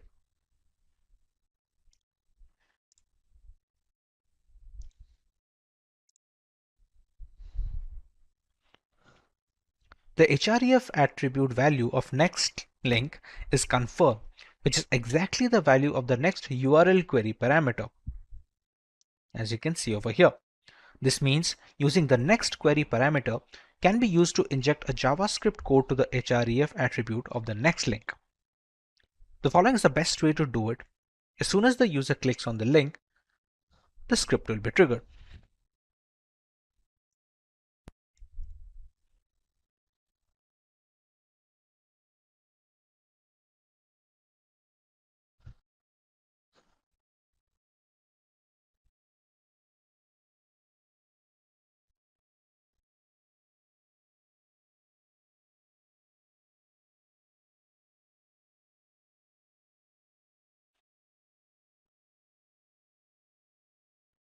We're going to press anything random. And now that we click next, we can see the XSS level 5 that we had provided in the URL as a parameter to the next variable. Since the value of next provided appears on a pop-up, we can consider the attack a success and move on to the final level 6.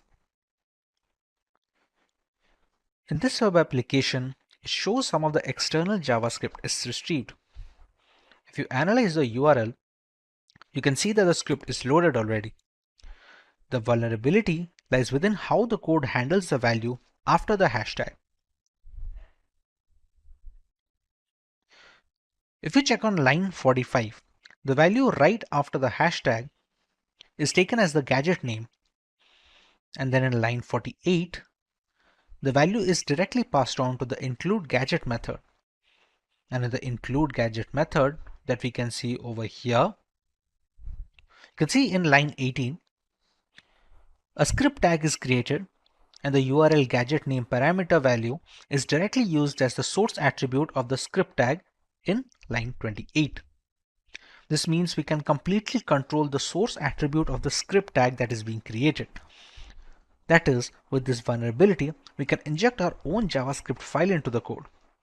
We can inject a URL of our own hosted JavaScript into the web application's URL after the hashtag, and the URL should not be using HTTPS but anything like that to bypass the regular expression for security checking. We're going to remove the pre-stored URL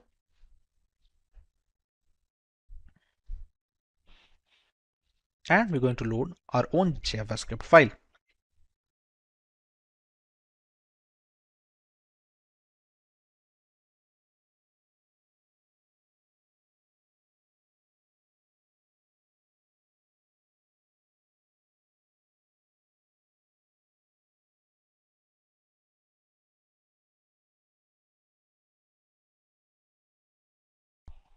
Finally, we have reached the end of our challenge.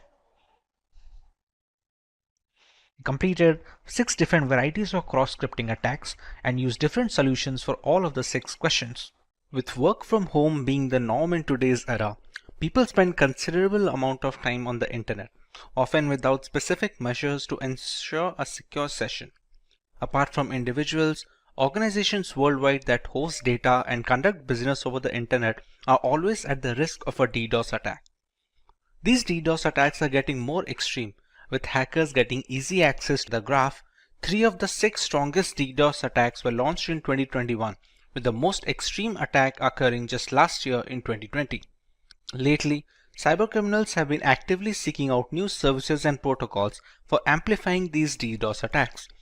Active involvement with hacked machines and botnets allow further penetration into the consumer space, allowing much more elaborate attack campaigns. Apart from general users, multinational corporations have also had their fair share of problems. GitHub, a platform for software developers, was the target of a DDoS attack in 2018. Widely suspected to be conducted by Chinese authorities, this attack went on for about 20 minutes, after which the systems were brought into a stable condition. It was the strongest DDoS attack to date at the time and made a lot of companies reconsider the security practices to combat such attacks. Even after years of experimentation, DDoS attacks are still at large and can affect anyone in the consumer and corporate space. Hey everyone, this is Vaibhav from Simplilearn and welcome to this video on what is a DDoS attack. Let's learn more about what is a DDoS attack. A distributed denial of service attack or DDoS is when an attacker or attackers attempt to make it impossible for a service to be delivered. This can be achieved by thwarting access to virtually anything: servers, devices, services, networks, applications, and even specific transactions within applications. In a DOS attack, it's one system that is sending the malicious data or requests. A DDoS attack comes from multiple systems. Generally, these attacks work by drowning a system with requests for data. This could be sending a web server so many requests to serve a page that it crashes under the demand, or it could be a database being hit with a high volume of queries. The result is available internet bandwidth, CPU, and RAM capacity become overwhelmed. The impact could range from a minor annoyance from disrupted services to experiencing entire websites, applications, or even entire businesses taking offline. More often than not, these attacks are launched using machines in a botnet. A botnet is a network of devices that can be triggered to send requests from a remote source, often known as the command and control center. The bots in the network attack a particular target, thereby hiding the original perpetrator of the DDoS campaign. But how do these devices come under a botnet? And what are the requests being made to the web servers? Let's learn more about these and how DDoS attacks work. A DDoS attack is a two-phase process. In the first phase, a hacker creates a botnet of devices.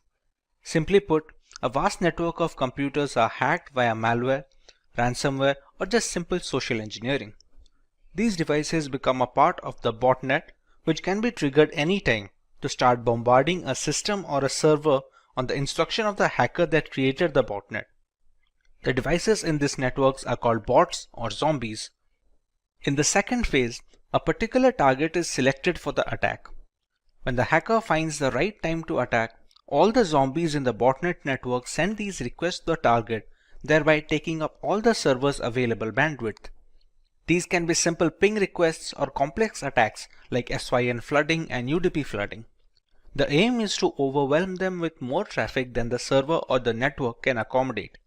The goal is to render the website or service inoperable. There is a lot of wiggle room when it comes to the type of DDoS attack a hacker can go with. Depending on the target's vulnerability, we can choose one of the three broad categories of DDoS attacks. Volume-based attacks use massive amounts of bogus traffic to overwhelm a resource. It can be a website or a server. They include ICMP, UDP, and spoofed packet flood attacks. The size of volume-based attack is measured in bits per second. These attacks focus on clogging all the available bandwidth for the server, thereby cutting the supply short. Several requests are sent to the server, all of which warrant a reply, thereby not allowing the target to cater to the general legitimate users. Next, we have the protocol level attacks. These attacks are meant to consume essential resources of the target server. They exhaust the load balancers and firewalls, which are meant to protect the system against the DDoS attacks. These protocol attacks include SYN floods and Smurf DDoS, among others, and the size is measured in packets per second. For example, in an SSL handshake, server replies to the hello message sent by the hacker, which will be the client in this case, but since the IP is spoofed and leads nowhere, the server gets stuck in an endless loop of sending the acknowledgement without any end in sight. Finally, we have the application level attacks. Application layer attacks are conducted by flooding applications with maliciously crafted requests. The size of application layer attacks is measured in requests per second. These are relatively sophisticated attacks that target the application and operating system level vulnerabilities. They prevent the specific applications from delivering necessary information to users and hog the network bandwidth up to the point of a system crash. Examples of such an attack are HTTP flooding and BGP hijacking. A single device can request data from a server using HTTP POST or GET without any issues. However, when the requisite botnet is instructed to bombard the server with thousands of requests, the database bandwidth gets jammed and it eventually becomes unresponsive and unusable. But what about the reasons for such an attack? There are multiple lines of thought as to why a hacker decides to launch a DDoS attack on unsuspecting targets. Let's take a look at a few of them. The first option is to gain a competitive advantage. Many DDoS attacks are conducted by hacking communities against rival groups. Some organizations hire such communities to stagger their rivals' resources at a network level to gain an advantage in the playing field. Since being a victim of a DDoS attack indicates a lack of security, the reputation of such a company takes a significant hit, allowing the rivals to cover up some ground. Secondly, some hackers launch these DDoS attacks to hold multinational corporations at ransom. The resources are jammed, and the only way to clear the way is if the target company agrees to pay a designated amount of money to the hackers. Even a few minutes of inactivity is detrimental to a company's reputation in the global market, and it can cause a spiral effect, both in terms of market value and product security index. Most of the time, a compromise is reached and the resources are freed after a while. DDoS attacks have also found use in the political segment. Certain activists tend to use DDoS attacks to voice their opinion. Spreading the word online is much faster than any local rally or forum. Primarily political, these attacks also focus on online communities, ethical dilemmas, or even protests against corporations. Let's take a look at a few ways that companies and individuals can protect themselves against DDoS attacks. The company can employ load balancers and firewalls to help protect the data from such attacks. Load balancers reroute the traffic from one server to another in a DDoS attack. This reduces the single point of failure and adds resiliency to the server data. A firewall blocks unwanted traffic into a system and manages the number of requests made at a definite rate. It checks for multiple attacks from a single IP and occasional slowdowns to detect a DDoS attack in action. Early detection of a DDoS attack goes a long way in recovering the data lost in such an event. Once you've detected the attack, you will have to find a way to respond. For example, you will have to work on dropping the malicious DDoS traffic before it reaches your server so that it doesn't throttle and exhaust your bandwidth. Here's where you will filter the traffic so that only legitimate traffic reaches the server. By intelligent routing, you can break the remaining traffic into manageable chunks that can be handled by your cluster resources. The most important stage in DDoS mitigation is where you will look for patterns of DDoS attacks and use those to analyze and strengthen your mitigation techniques. For example, blocking an IP that's repeatedly found to be offending is a first step. Cloud providers like Amazon Web Services and Microsoft Azure, who offer high levels of cybersecurity, including firewalls and threat monitoring software, can help protect your assets and network from DDoS criminals. The cloud also has greater bandwidth than most private networks, so it is likely to fail if under the pressure of increased DDoS attacks. Additionally, reputable cloud providers offer network redundancy, duplicating copies of your data, systems, and equipment, so that if your service becomes corrupted or unavailable due to a DDoS attack, you can switch to a secure access on backed up versions without missing a beat. One can also increase the amount of bandwidth available to a host server being targeted. Since DDoS attacks fundamentally operate on the principle of overwhelming systems with heavy traffic, simply provisioning extra bandwidth to handle unexpected traffic spikes can provide a measure of protection. This solution can prove expensive as a lot of that bandwidth is going to go unused most of the time. A content delivery network, or a CDN, distributes your content and boosts performance by minimizing the distance between your resources and end users. It stores the cached version of your content in multiple locations, and this eventually mitigates DDoS attacks by avoiding a single point of failure when the attacker is trying to focus on a single target. Popular CDNs include Akamai CDN, Cloudflare, AWS CloudFront, etc. Let's start with our demo regarding the effects of DDoS attacks on a system. For our demo, we have a single device that will attack a target, making it a DOS attack of sorts.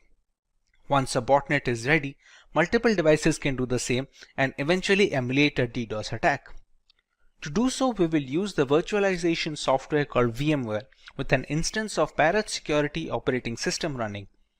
For a target machine, we will be running another VMware instance of a standard Linux distribution known as Linux Lite. In a target device, We can use Wireshark to determine when the attack begins and see the effects of the attack accordingly. This is Linux Lite, which is our target machine, and this is Parrot Security, which is used by the hacker when trying to launch a DDoS attack. This is just one of the distros that can be used.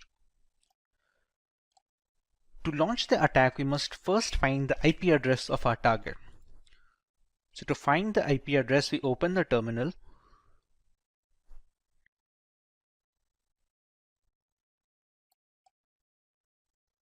We use the command ifconfig.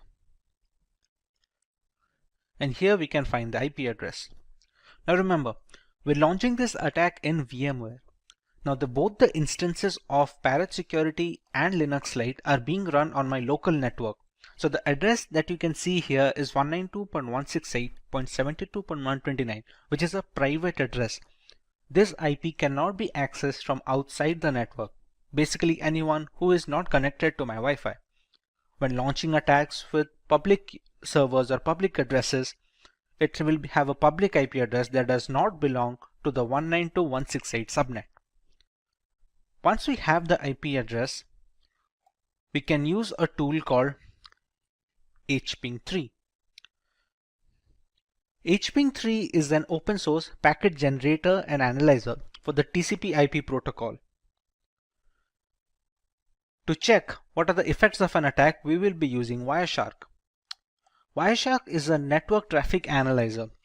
We can see whatever traffic that is passing through the Linux Lite distro is being displayed over here with the IP address, the source IP, and the destination IP as to where the request is being transferred to. Once we have the DOS attack launched, you can see the results coming over here from the source IP, which will be Parrot Security. Now, to launch the hping3 command, we need to give sudo access to the console, which is the root access.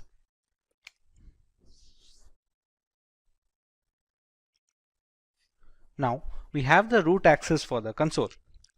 The hping3 command will have a few arguments to go with it, which are, as you can see on the screen, -s and a flood, a -v,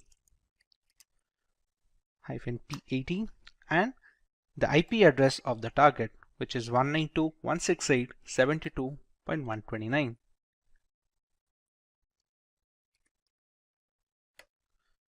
In this command, we have a few arguments such as the -s, which specifies SYN packets. Like in an SSL handshake, we have the SYN request that the client sends to the server to initiate a connection. The -flood aims to ignore the replies that the server will send back to the client in response to the SYN packets. Here the Parrot Security OS is the client and Linux Lite being the server. -v stands for verbosity, as in where we will see some output when the requests are being sent. The -p80 stands for port 80, which we can replace the port number if we want to attack a different port. And finally, we have the IP address of our target. As of right now, if we check Wireshark, it is relatively clear and there is no indication of a DDoS attack incoming. Now, once we launch the attack over here, we can see the requests coming in from this IP, which is 192.168.72.128. Till now, even the network is responsive, and so is Linux Lite. The requests keep on coming, and we can see the HTTP flooding has started in flood mode. After a few seconds of this attack continuing, the server will start shutting down. Now remember, Linux Lite is a distro that can focus on that serves as a backend. Now remember, Linux Lite is a distro, and such Linux distros are served as backend to many servers across the world.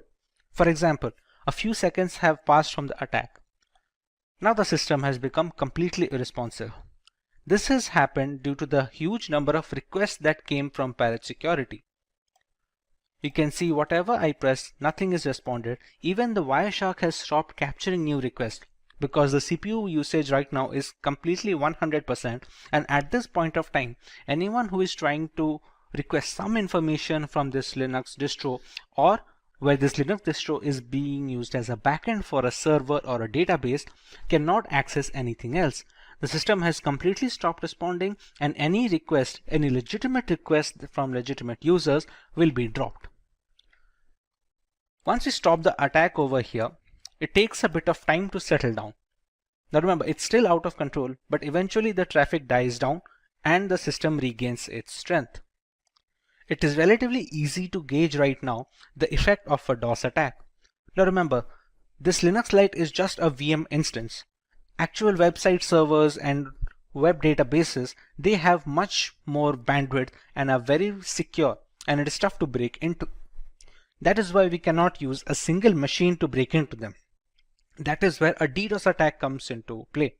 What we did right now is a DOS attack, as in a single system is being used to penetrate a target server using a single request. Now, when a DDoS attack, multiple systems such as multiple pirate security instances or multiple zombies or bots in a botnet network can attack a target server to completely shut down the machine and drop any legitimate request, thereby rendering the service and the target completely unusable and inoperable. As a final note, we would like to remind that this is for educational purposes only, and we do not endorse any attacks on any domains. Only test this on servers and networks that you have permission to test on. Cybersecurity has become one of the most rigid industries in the last decade, while simultaneously being the most challenged. With every aspect of corporate culture going online and embracing cloud computing, there is a plethora of critical data circulating through the internet, all worth billions of dollars to the right person. Increasing benefits require more complex attacks, and one of these attacks is a brute force attack. A brute force, or known as brute force cracking, is the cyber attack equivalent of trying every key on your keyring and eventually finding the right one. Brute force attacks are simple and reliable. There is no prior knowledge needed about the victim to start an attack. Most of the systems falling prey to brute force attacks are actually well secured. Attackers let a computer do the work, that is, trying different combinations of usernames and passwords until they find one that works. Due to this repeated trial and error format, the strength of password matters a great deal. Although with enough time and resources, brute force will break a system since they run multiple combinations until they find the right passcode. Hey everyone, this is Vaibhav from Simplilearn, and welcome to this video on what is a brute force attack. Let's begin with learning about brute force attacks in detail. A brute force attack, also known as an exhaustive search, is a cryptographic hack that relies on guessing possible combinations of targeted password until the current password is discovered. It can be used to break into online accounts, encrypted documents, or even network peripheral devices. The longer the password, the more combinations that will need to be tested. A brute force attack can be time-consuming and difficult to perform if methods such as data obfuscation are used, and at times downright impossible. However, if the password is weak, it could merely take seconds with hardly any effort. Dictionary attacks are an alternative to brute force attacks, where the attacker already has a list of usernames and passwords that need to be tested against the target. It doesn't need to create any other combinations on its own. Dictionary attacks are much more reliable than brute force in a real-world context, but the usefulness depends entirely on the strength of passwords being used by the general population. There is a three-step process when it comes to brute forcing a system. Let's learn about each of them in detail. In step 1, we have to settle on a tool that we are going to use for brute forcing. There are some popular names on the market like Hashcat, Hydra, and John the Ripper. While each of them has its own strengths and weaknesses, each of them perform well with the right configuration. All of these tools come pre-installed with certain Linux distributions that cater to penetration testers and cybersecurity analysts like Kali Linux and Parrot Security. After deciding what tool to use, we can start generating combinations of alphanumeric variables whose only limitation is the number of characters. For example, while using Hydra, a single 6-digit password will create 900,000 passwords with only digits involved. Add alphabets and symbols to that sample space and that number grows exponentially. The popular tools allow customizing this process.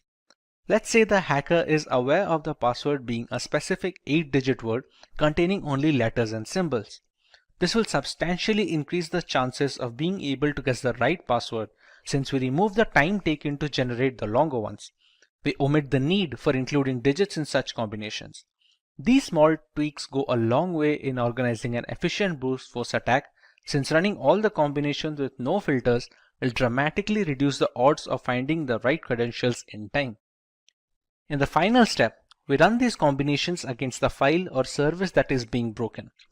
We can try and break into a specific encrypted document, a social media account, or even devices at home that connect to the internet. Let's say there is a Wi-Fi router. The generated passwords are then fed into the connection one after the other. It is a long and arduous process, but the work is left to the computer rather than someone manually clicking and checking each of these passcodes. Any password that doesn't unlock the router is discarded and the brute force tool simply moves on to the next one. This keeps going on until we find the right combination which unlocks the router.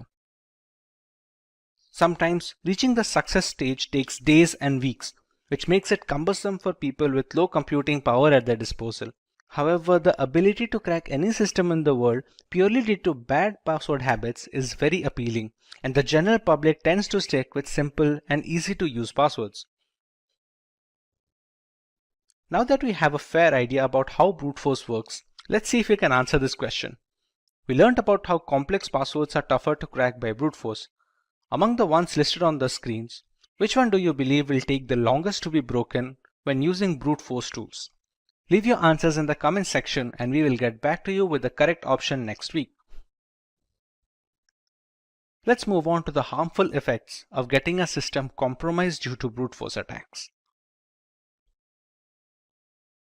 A hacked laptop or mobile can have social media accounts logged in, giving the hackers free access to the victim's connections. It has been reported on multiple occasions where compromised Facebook accounts are sending malicious links and attachments to people on their friends list.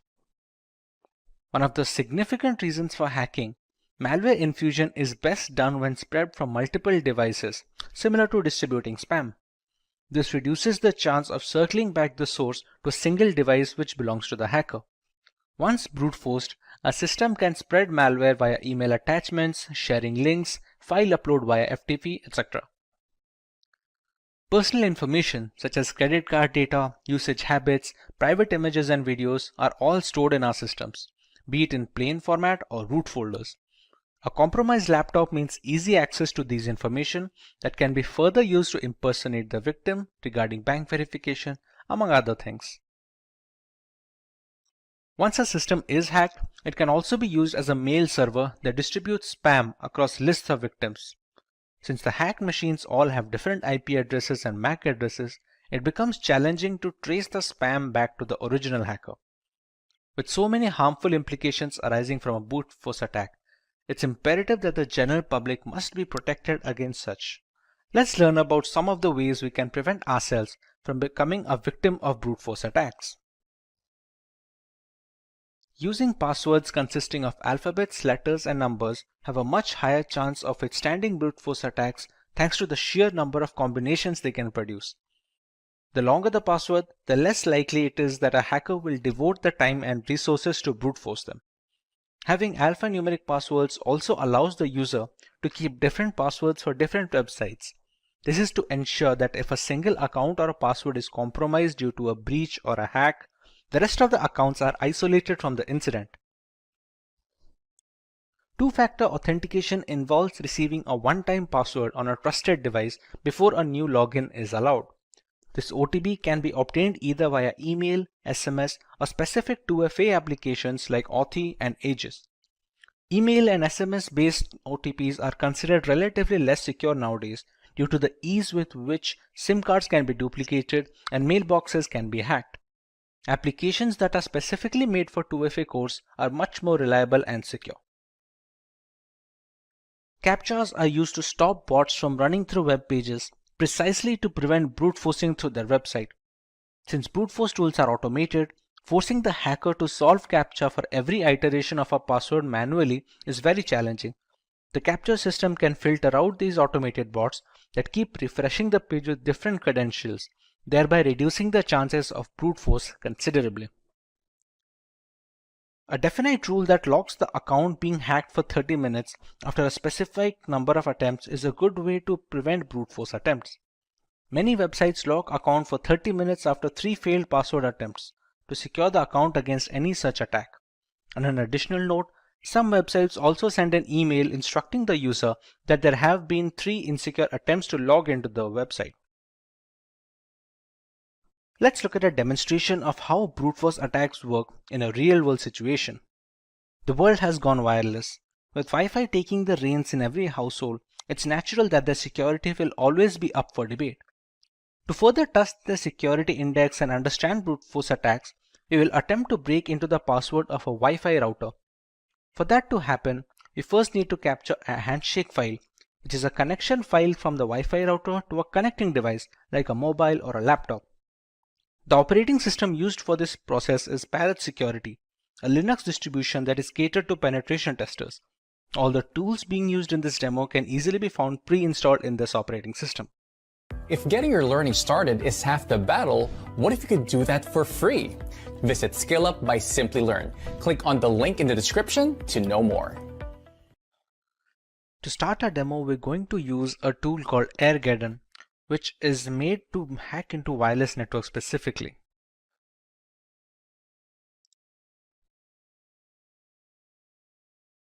At this point, it's going to check for all the necessary scripts that are installed in the system. To crack into a Wi-Fi and to capture the handshake file, we're going to need an external network card. The significance of the external network card is a managed mode and a monitor mode. For now, the WLX1 named card is my external network adapter, which I'm going to select. To be able to capture data over the air, we're going to need to put it in monitor mode. As you can see above, it's written it is in managed mode right now. So we're going to select option 2, which is to put the interface in monitor mode. And its name is now WLAN0 monitor. The monitor mode is necessary to capture data over the air. That is the necessary reason why we need an external card, since a lot of inbuilt cards that come with the laptops and the systems, they cannot have a monitor mode installed. Once we select the mode, we can go into the fifth, which is the handshake tools menu. In the first step, we have to explore for targets, and it is written that monitor mode is necessary to select a target. So let's explore for targets and press enter.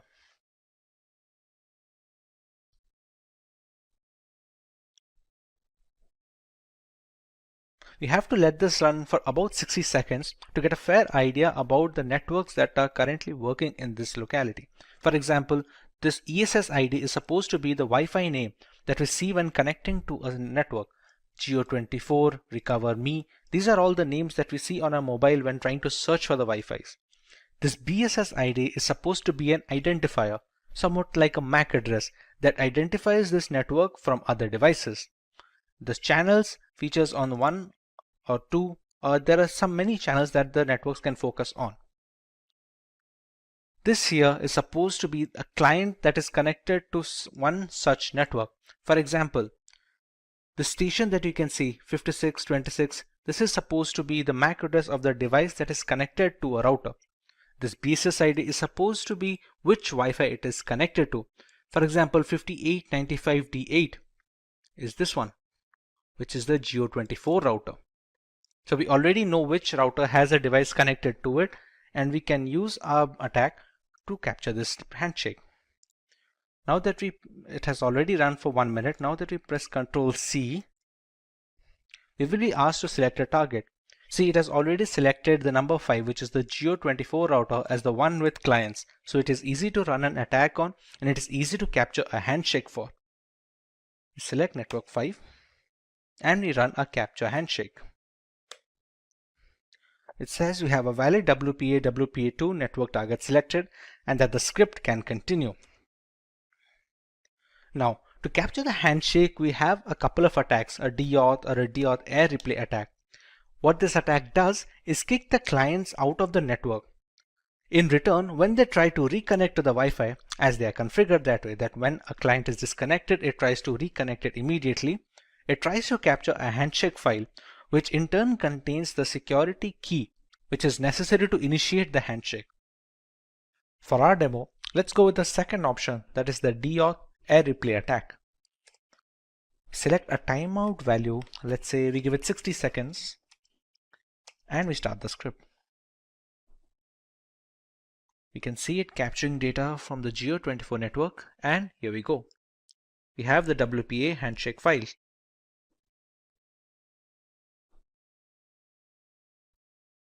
Once the handshake file is captured, you can actually close this, and here we go. Congratulations.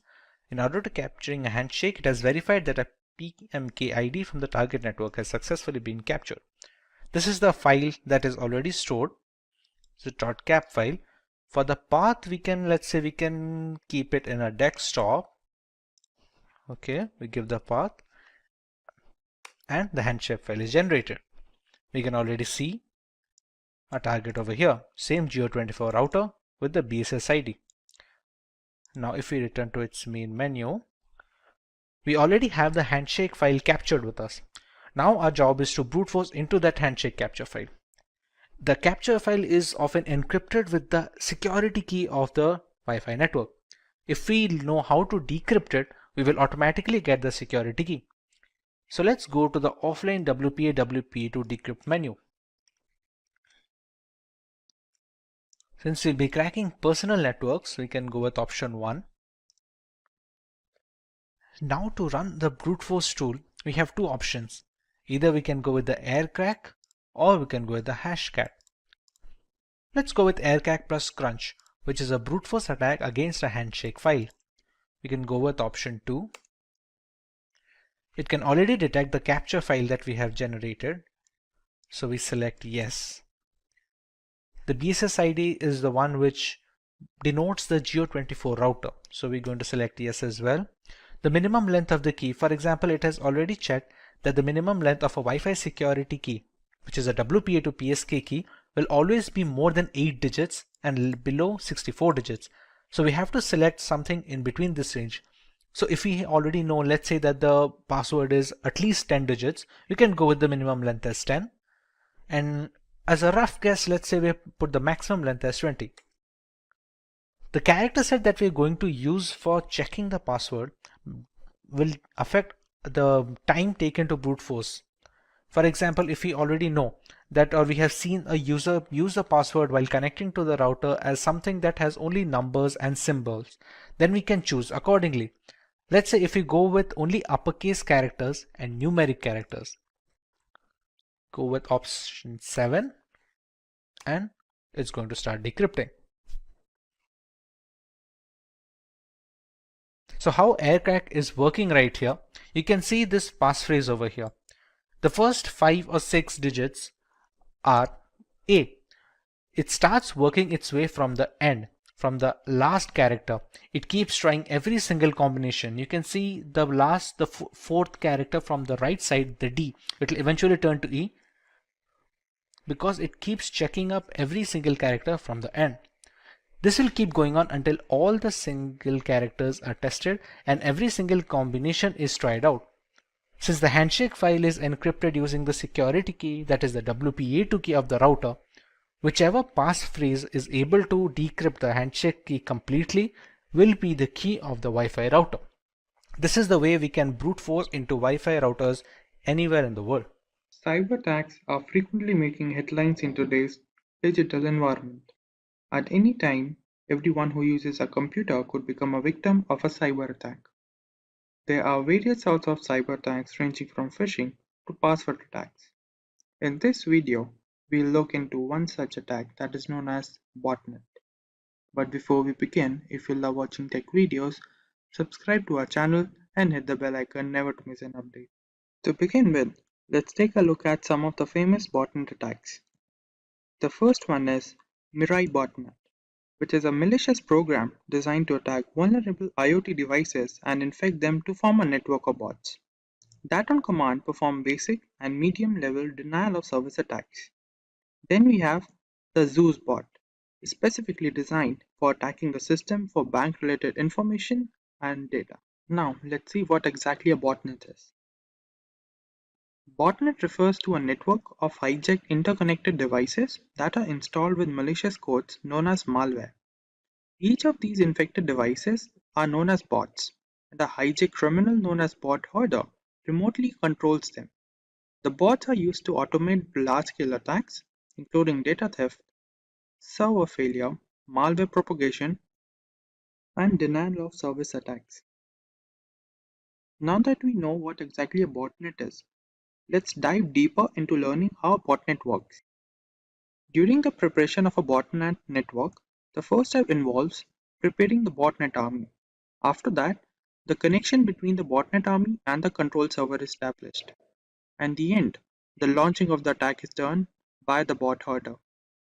Let's understand through an illustration. Firstly, we have a bot herder that initiates the attack. According to the control server commands, the devices that are infected with the malware programs and begins to attack the infected system. Let's see some details regarding the preparation of the botnet army. The first step is known as the prepping the botnet army. The first step is creating a botnet is to infect as many as connected devices as possible. This ensures that there are enough bots to carry out the attack. This way, it creates bots either by exploiting the security gaps in the software or websites or using phishing attacks. They are often deployed through Trojan horses. For the next step we have establishing the connection. Once it hacks the device, as per previous step, it infects it with the specific malware that connects the device back to the control bot server. A bot herder uses command programming to drive the bot's actions. And the last step is known as launching the attack. Once infected, a bot allows access to admin level operation like gathering and stealing of data, reading and rewriting the system data, monitoring user activities, performing denial of service attacks, including other cybercrimes. Now let's take a look at the botnet architecture. The first type is known as client-server model. The client-server model is a traditional model that operates with the help of a command and control center server and communication protocols like IRC. When the bot herder issues a command to the server, it is then relayed to the client to perform malicious actions. Then we have peer-to-peer model. Here controlling the infected bots involves a peer-to-peer network that relies on a decentralized approach. That is, the bots are topological interconnected and acts as both C and C servers, that is, the server and the client. Today hackers adopt this approach to avoid detection and single point failure. In the end, we will see some points on some countermeasure against botnet attacks. The first step is to have updated drivers and system updates. After that, we should avoid clicking random pop-ups or links that we often see on the internet. And lastly, having certified antivirus, anti-spyware softwares, and firewall installed into a system will protect against malware attack. The internet is an endless source of information and data. Still, in some cases, we come across some occurrences like cyber attacks, hacking, forced entry, which may affect our time on the web. Hi everyone, and welcome to the Simplilearn channel. Today we will discuss a topic that secretly records our input data, that is known as keyloggers. But before we begin, if you like watching tech videos, subscribe to our channel and hit the bell icon to never miss an update.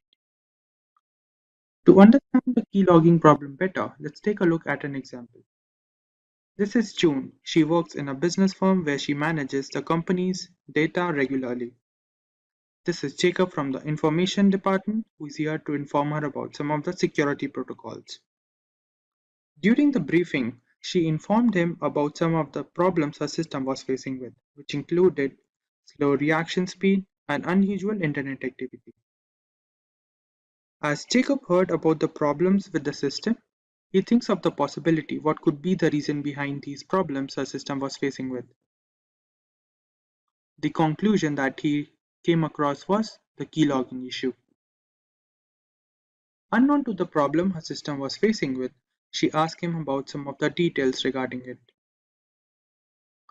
For today's topic, we learn what exactly keyloggers are and how they affect our system, what are the harmful effects that keylogging can bring into the system. To begin with, we learn what exactly the keylogging program is. As the name suggests, keylogger is a malicious program or a tool that is designed to record keystrokes that are typed during data input and record them into a log file. Then the same program secretly sends these log files to its origin, where they can be used for malicious acts by the hacker.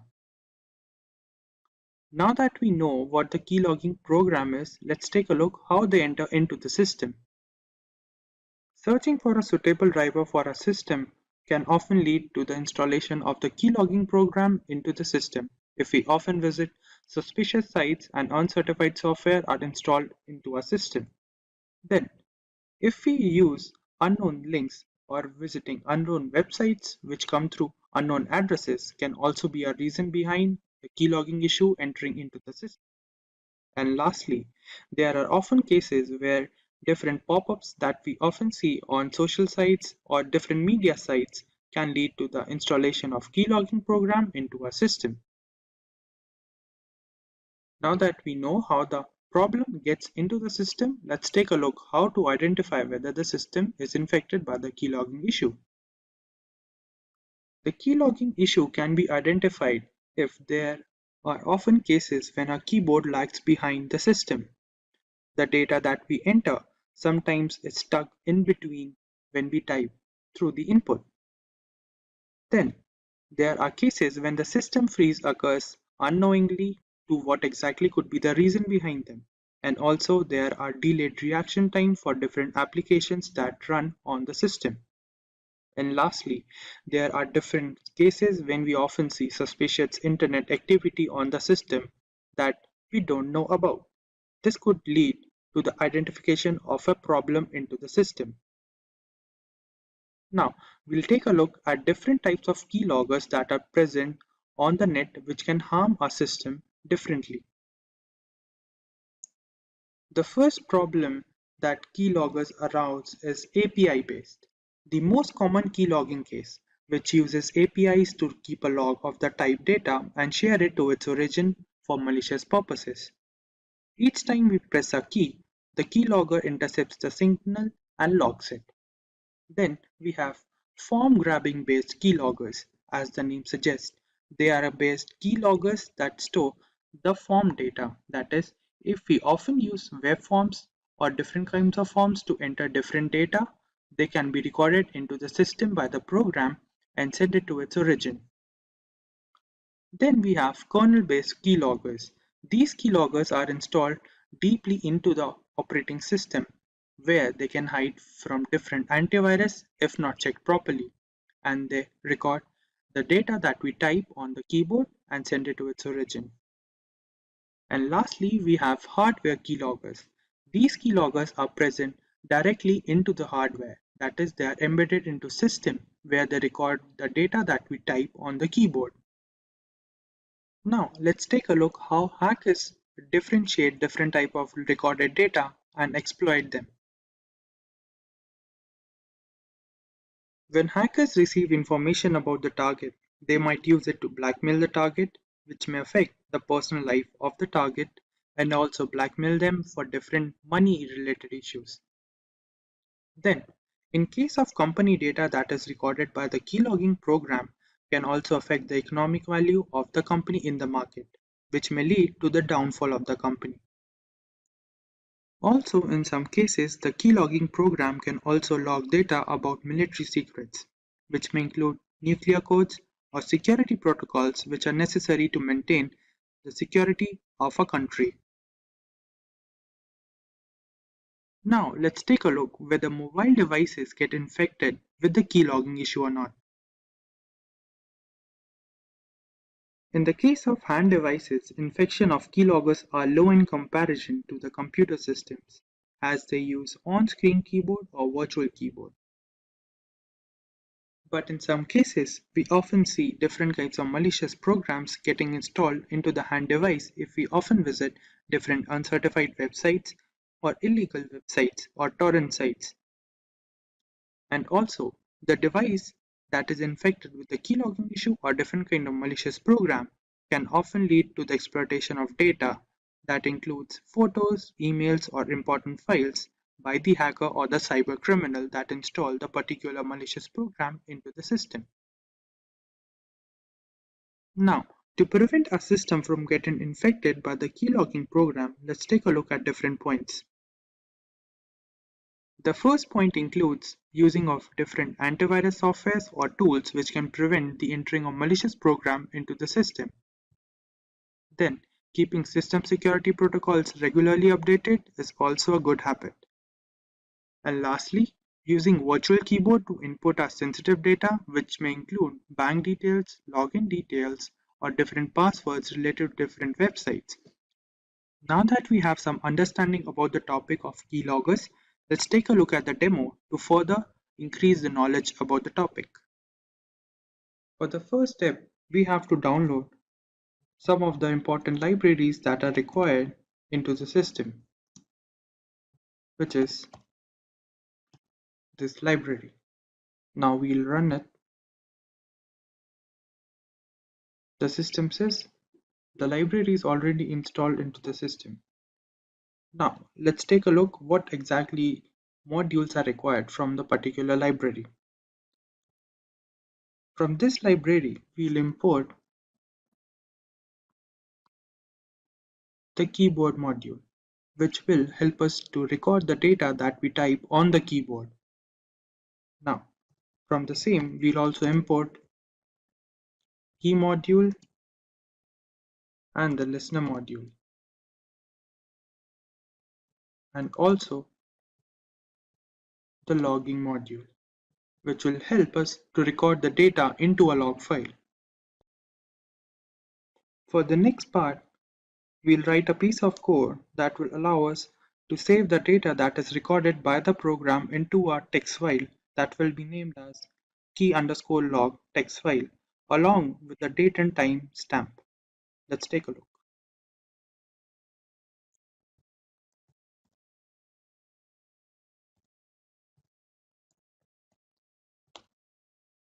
Now, we'll provide it with the file name that will be given as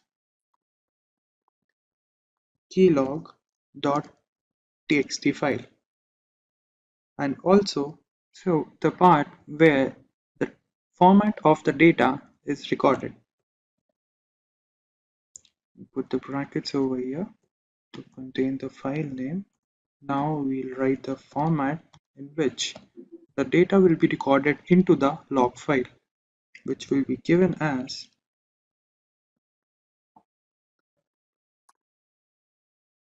the format would be the message and the timestamp, which would be given as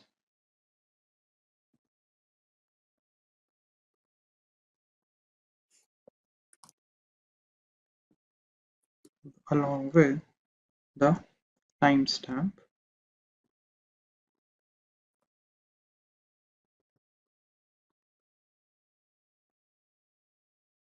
given as percentage and ending it with the bracket. Now, for the next step, we'll design two of the functions that will be used into the program that will be termed as while press function and while release function. Let's take a look. While press function would be a function that will come into play when the keyboard key has been pressed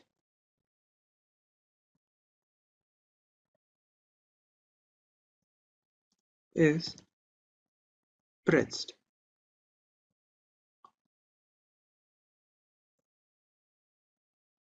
And this would go for the format that we designed in the above line. And logging the pressed key info, a string file to be recorded into the log file. Now we'll design a function that is while release.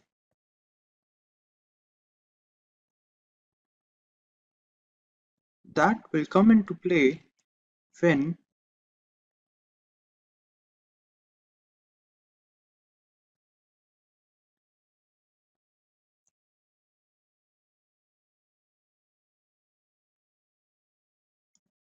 the escape key has been pressed. That is, the program will terminate itself and the program will stop from running. And in the end, we require for the functioning of the program to loop these functions, that is, while press and while release, to continue its cycle.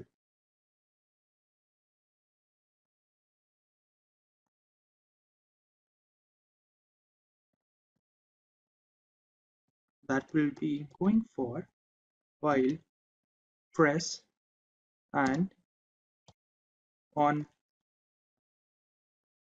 release will contain while release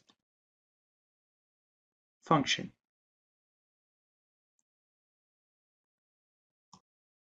As listener. And now this part would join the different threads and store them into the log file. Now that we have completed the code for the program, let's run it.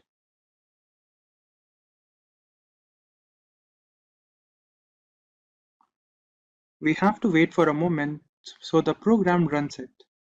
Now, to verify the program, let's open Notepad.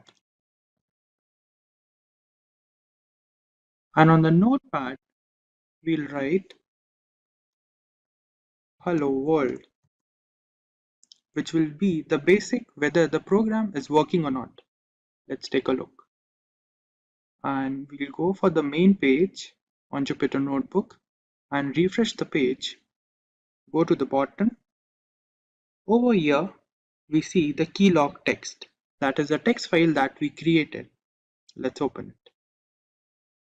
And over here, we have the data that is created. As we started with note, then this is the hello world part that we created just now, which shows that the program we created is working properly. Now that we have reached the end of the module, let's take a look at the summary. Firstly, we learned what exactly keyloggers are. Then we understood what different modes are present, how the system get infected with the keylogging problem. Then we learned how to detect the problem into our system. Then we learned what different types of keyloggers are present on the net. We also understood how hackers use the recorded data from the program. And we also learned whether mobile devices get infected with the keylogging problem or not. And lastly, we understood what different points can be taken to prevent the entering of the keylogging problem into the system. And before we begin, if you are someone who is interested in building a career in cybersecurity, or to become an ethical hacker by graduating from the best universities, or a professional who elicits to switch career with cybersecurity or ethical hacker by learning from the experts, then try giving a shot to Simplilearn's postgraduate program in cybersecurity with modules from MIT Schwarzman College of Computing. The course link is mentioned in the description box below that will navigate you. You can find a complete overview of the program being offered. Before we learn about the Pegasus platform, let us understand what spyware is and its working. Spyware is a category of malware that can gather information regarding a user or a device straight from the host machine. It is mostly spread by malicious links via email or chat applications.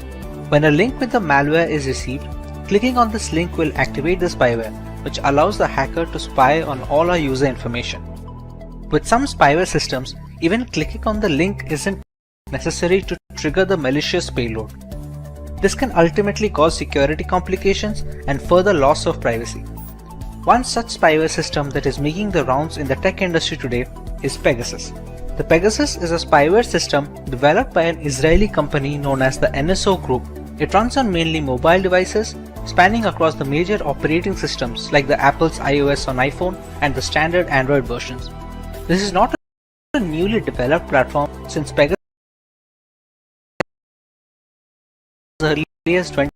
A highly interactive user location read text messages, scan through mobile files, access device camera and microphone to record voice and video. Pegasus has all the tools necessary to enforce surveillance for any client that wishes to buy its services.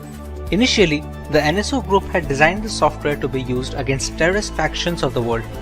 With more and more encrypted communication channels coming to the forefront, Pegasus was designed to maintain control over the data transmission that can be a threat to national security. Unfortunately, the people who bought the software had complete control over who, how, and up to what level they can put surveillance limits on. Eventually, the primary clients became sovereign nations. Spying on public information that is supposed to stay private became really easy with this service. Multiple devices can be affected with the same spyware system to create a network information. This network keeps feeding data to the host. To understand how a network can be created, let's know how a mobile device can be affected by Pegasus.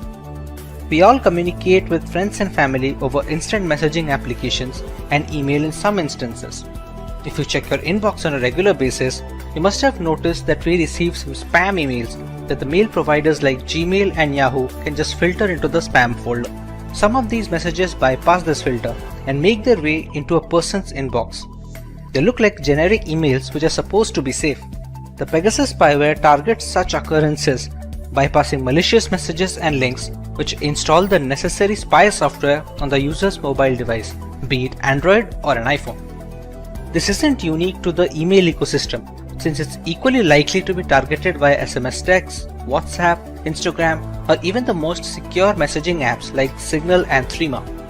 Once the malicious links are clicked, a spyware package is downloaded and installed on the device. After the spyware is successfully installed, the perpetrator who sent the payload to the victim can monitor everything the user does. Pegasus can collect private emails, passwords, images, videos, and every other piece of information that passes through the device network. All this data is transmitted back to the central server, where the primary spying organization can monitor the activities at a granular level. This is not even surface level, since complex spyware software like Pegasus can access the root files on our mobiles. These root files hold information that is crucial to the working of the Android and iOS operating systems. Leaking such private information is a massive blow to the security and the privacy of an individual. The information that may seem trivial, like the name of your Wi-Fi connection or the last time you ordered an item from Amazon, are indeed all valuable information. This exploitation is primarily possible due to the zero-day vulnerabilities known as bugs in the software development process. The zero-day bugs are the ones that have just been discovered by some independent security company or a researcher. Once they are found, reporting these vulnerabilities to the developer of the platform, which would be either Google for Android or Apple for iOS, is the right thing to do. However, many such critical bugs make their way onto the dark web, where hackers can use them to create exploits. These exploits are then sent to innocent users with a link or a message, like we had discussed before.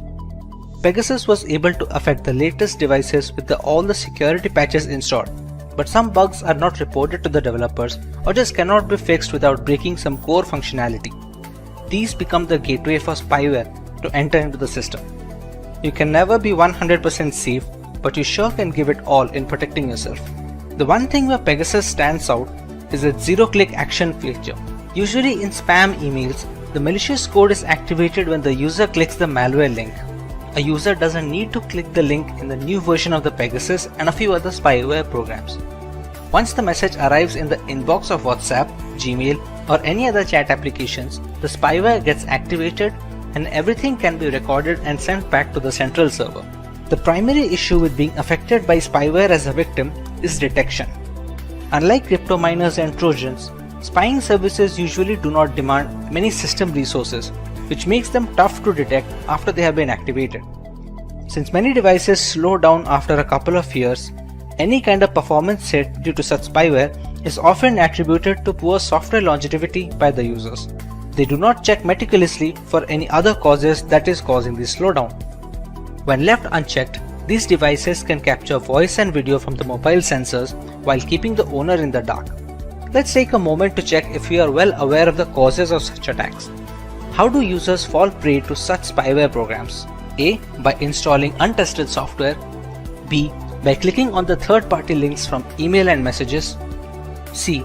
By not keeping their apps and phones updated, or D. All of the above. Let us know your answers in the comment section below and we will reveal the correct answer next week. But what about the unaffected devices, the vulnerable ones? While we cannot be certain of our security, there are a few things we can do to boost our device, be it against Pegasus or the next big spyware on the market. Let's say we are safe now and we have the time to take the necessary steps to prevent a spyware attack. What are the things we can go for? Our primary goal must always be to keep our apps and the operating system updated with the latest security patches. The vulnerabilities that the exploits target are often discovered by developers from Google and Apple, which send the security patches quickly. This can be done for individual apps as well, so keeping them updated is of utmost importance. While the most secure devices have fallen prey to Pegasus as well, a security patch from developers may help in minimizing the damage at a later stage, or maybe negate the entire spyware platform altogether. Another big factor is the spread of malware is the trend of sideloading Android applications using .apk files. Downloading such apps from a third-party website have no security checks involved and are mostly responsible for adware and spyware invasions on user devices. Avoiding the sideloading of apps would be a major step in protecting yourself. We often receive spam emails or texts from people we may not know on social medias. They are accompanied with links that allow malware to creep into our device. We should try to follow the trusted websites and not click on any links that redirect us to unknown domains. Spyware is a controversial segment in governance. While the ramifications are pretty extreme in theory, it severely impacts user privacy against authoritarian regimes. Sufficient resources and a contingent plan can alter the false veil of democracy altogether. Even if our daily life is rather simplistic, we must understand that privacy is not about what we have to hide. Instead, it portrays the things we have to protect. It stands for everything we have to share with the outside world, both rhetorically and literally. Hey everyone, today we look at the hack which took the world by storm and affected multiple governments and corporations, the SolarWinds attack. The global statistics indicate that upward of 18,000 customers have been affected, potentially needing billions to recover the losses incurred. Before we have a look at this hack, make sure to subscribe to our channel and hit the notification bell to never miss an update from Simplilearn. The date is December 8th, 2020. FireEye, a global leader in companies specializing in cybersecurity, released a blog post that caught the attention of the entire IT community. A software known as Orion, which was developed by SolarWinds Incorporated, had become a victim of a remote access Trojan, or a RAT. The breach was estimated to be running since the spring of 2020 and went virtually unnoticed for months. The reveal sent the developers of the Orion software into a frenzy as they quickly released a couple of hotfixes for their platform in order to mitigate this threat and prevent further damage. But how did this come into existence? We first need to understand the platform which was responsible for this breach. SolarWinds, a software company based in Texas, United States, had developed a management platform known as Orion. Catering to corporations and governments worldwide, Orion was responsible for the monitoring and management of IT administration. This included managing the client's servers, virtualization components, and even the organization's network infrastructure that bought the platform. SolarWinds claims they have more than 300,000 clients, including US government agencies and several Fortune 500 companies. This entire chain can be classified as a supply chain attack. In this variant of cybercrime, the hackers target relatively weaker links in an organization's chain of control and delivery. These are preferably services rendered by a third party since there is no direct jurisdiction over it. In this case, the Orion platform was the primary target. The culprit, however, was software updates. The update server for SolarWinds Orion had a malicious version attached with malware, or a Trojan to be precise. This was made possible since the code repository that handled these software updates was breached. Once the update server repository was compromised, the source code of the applications became open to modification and malicious code found its way onto the software. A remote access Trojan was attached to a potential update nicknamed the Sunburst update. This update gave hackers backdoor access to any client that uses the correct version. On its release, many clients believed the update to be legitimate since it came from the right source and they had no reason to believe otherwise. American government agencies were supposedly hit the hardest as the list of victims included the US Departments of Homeland Security, Treasury, and Health. Several private companies like Cisco, Nvidia, and Intel were compromised, according to a list published by the cybersecurity firm TrueSec. Most of the companies had issued quick updates to fix these vulnerabilities introduced by the software. While the actual perpetrators have never been found, it is believed that this was an act of cross-border corporate espionage conducted by state-sponsored hackers either from Russia or China. Before we move forward, let's take a recap of the things we learned. What category of malware was responsible for the SolarWinds hack? Was it one, a virus, a remote access Trojan, a spyware, or a worm? Let us know your answers in the comment section right away, and we will reveal the correct answer in a week. Coming to possible reparations, the Biden government has launched a full investigation on the effects and the repercussions of this breach. There are a couple of things that we as consumers must always tend to when working our way through the World Wide Web. Using a password manager is highly recommended, which can generate secure alphanumeric passwords. You must also use different passwords for different accounts, thereby reducing the chances of a single point of failure should one of those accounts get breached. Usage of two-factor authentication applications is also encouraged since it acts as a safety net if hackers directly get a hold of our credentials. Clicking on unknown links transmitted via emails is also a strict no, as is installing applications from unverified sources. The SolarWinds hack is estimated to cost the parent company nearly $18 million as reparations, making it one, if not the biggest hacks in cyberspace history. As recently as of July 2021, the hackers accessed some US attorneys' Microsoft 365 email accounts as part of the attack. Criminal organizations like the FBI and CIA are determined to figure out the culprits responsible for this debacle. However, the intricacy and the full extent of the breach makes it a way more complicated job than it looks on paper. The day is 26th February 2022. The world is hit with breaking news that Russian state TV channels have been hacked by Anonymous, a hacktivist collective and movement who have made a name taking part in multiple cyber wars in the past decade. This was in response to the Russian aggression on Ukrainian territory in the hopes of annexation. Anonymous hacked the Russian state TV networks to combat propaganda in Russia and highlight the damage to life meted out by the Kremlin in Ukraine. They also hacked 120,000 Russian troops' personal information and the Russian central bank, stealing 35,000 files. This served as a clear indicator of how cyber war can change the momentum in battle, something which people had never seen so closely. So, what is cyber war? A digital assault or series of strikes or hacks against a country is sometimes referred to as a cyber war. It has the ability to cause havoc on government and civilian infrastructure, as well as disrupt essential systems, causing state harm and even death. In this day and age, the internet plays a bigger role than just watching videos and learning content. It's where you have your personal data and carry financial transactions. So rather than resorting to physical violence, cyber wars become the new means to cause havoc, considering the vulnerability of the data passing through the internet. In most circumstances, cyber warfare involves a nation-state attacking another. In certain cases, the assaults are carried out by terrorist organizations or non-state actors pursuing a hostile nation's aim. In June 2021, Chinese hackers targeted organizations like Verizon to secure remote access to their networks. Stuxnet was a computer worm designed to attack Iran's nuclear facilities, but evolved and expanded to many other industrial and energy-producing sites in 2010. Since the definition of cyber war is so vague, applying rules and sanctions based on digital assault is even tougher, making the field of cyber warfare a lawless land, not bound by any rules or policies.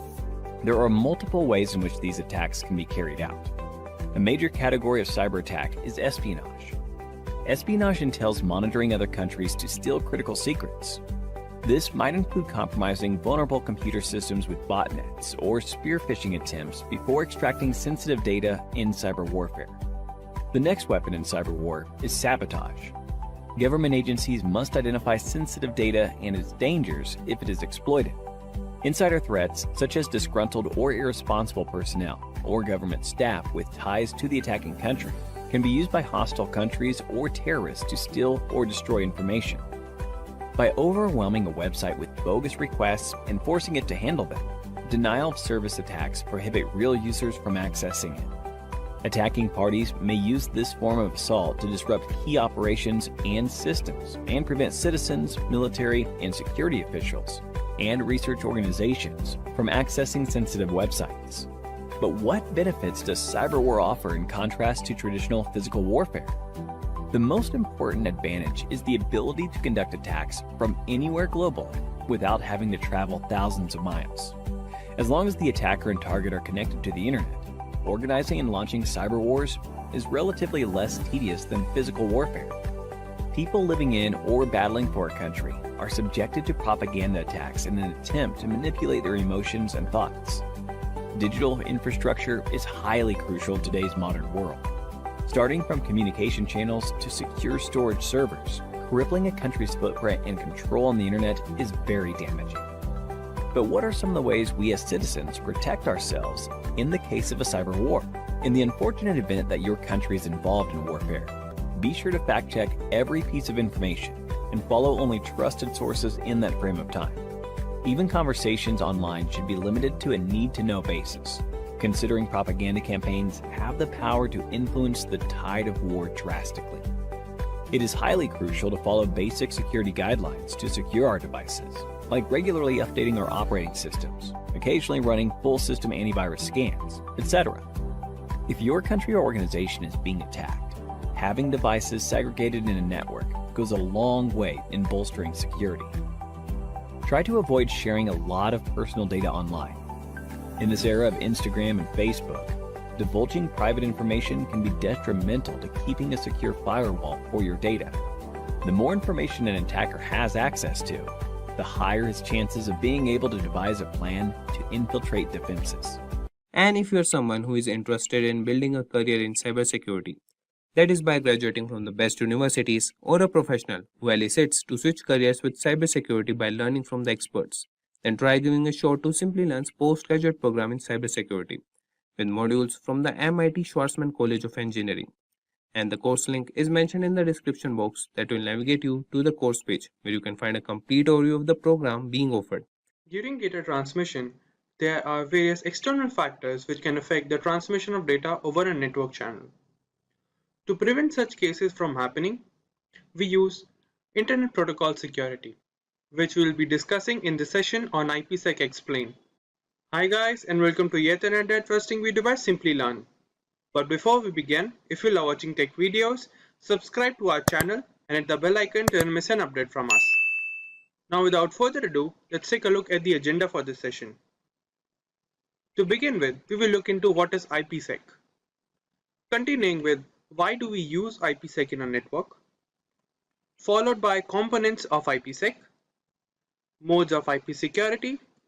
As for the last topic, we will look into working steps involved in IP security. Let's begin with the first heading, that is, what is IPsec? IPsec, Internet Protocol Security, is defined as a set of framework and protocol to ensure data transmission over a network channel. This protocol was initially defined of two main protocols for data security over a network channel, which were authentication header, which is responsible for data integrity and anti-replay services. And the second protocol is encapsulating security payload, in short ESP, which includes data encryption and data authentication. Now let's move on to the next heading, that is, why do we use IPsec in a network? IPsec is used to secure sensitive data and information, such as company data, clinical data, bank data, and various sensitive information regarding an institution, which are used during data transmission over a network channel. The use of VPNs, that are virtual private networks, and apply IPsec protocols to encrypt the data for end-to-end transmission.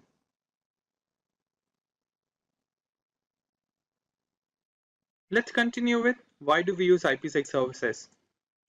IPsec is also used to encrypt data for application layer in the OSI model and provide security for sharing data over network routers and data authentication. Let's take a look at the working of IPsec services. To begin with, we have two different systems, System 1 and System 2, which will establish a network channel, and then the encryption of data will take place when one host will share the data to the second host. During this, IPsec services will secure the data that is to be transferred over the network channel by applying router encryption and authentication. Now let's move on to the next topic, that is components of IPsec. The IPsec services comprises of multiple protocols that ensure the data transmission over the network channel. The first one is Encapsulating Security Payload Protocol, in short ESP. This protocol of IP security provides data encryption and authentication services, and it also authenticates and encrypts the data packet in the transmission channel. Moving on, we have Authentication Header, in short AH. Similar to ESP, the authentication header also provides all the security services, but it does not encrypt the data. It also protects the IP packet and adds additional headers to the packet header. The modified IP datagram looks this way, where the IP components are included at the 2nd position, the 7th position, and the 6th position, along with the authentication of data services over the network channel. Moving on, we have Internet Key Exchange, IKE. This protocol provides protection for content data and also changes the attribute of the original data to be shared by implementing SHA and MD5 algorithms. They also check the message for authentication and then only is forwarded to the receiver side. For example, this is the original data packet we are used to with IP header path, TCP UDP and data. Whereas this is the modified IPsec data packet, where a ESP header is added between IP header and the TCP protocol.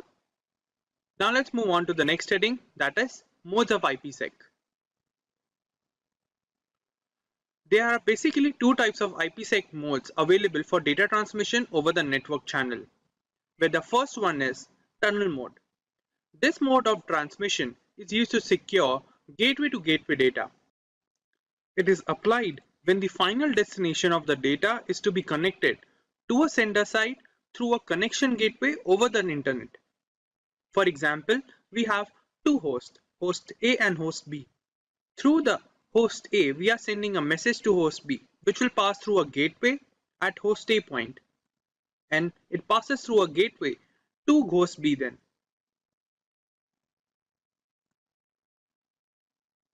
This is a basic format for gateway to gateway data transmission.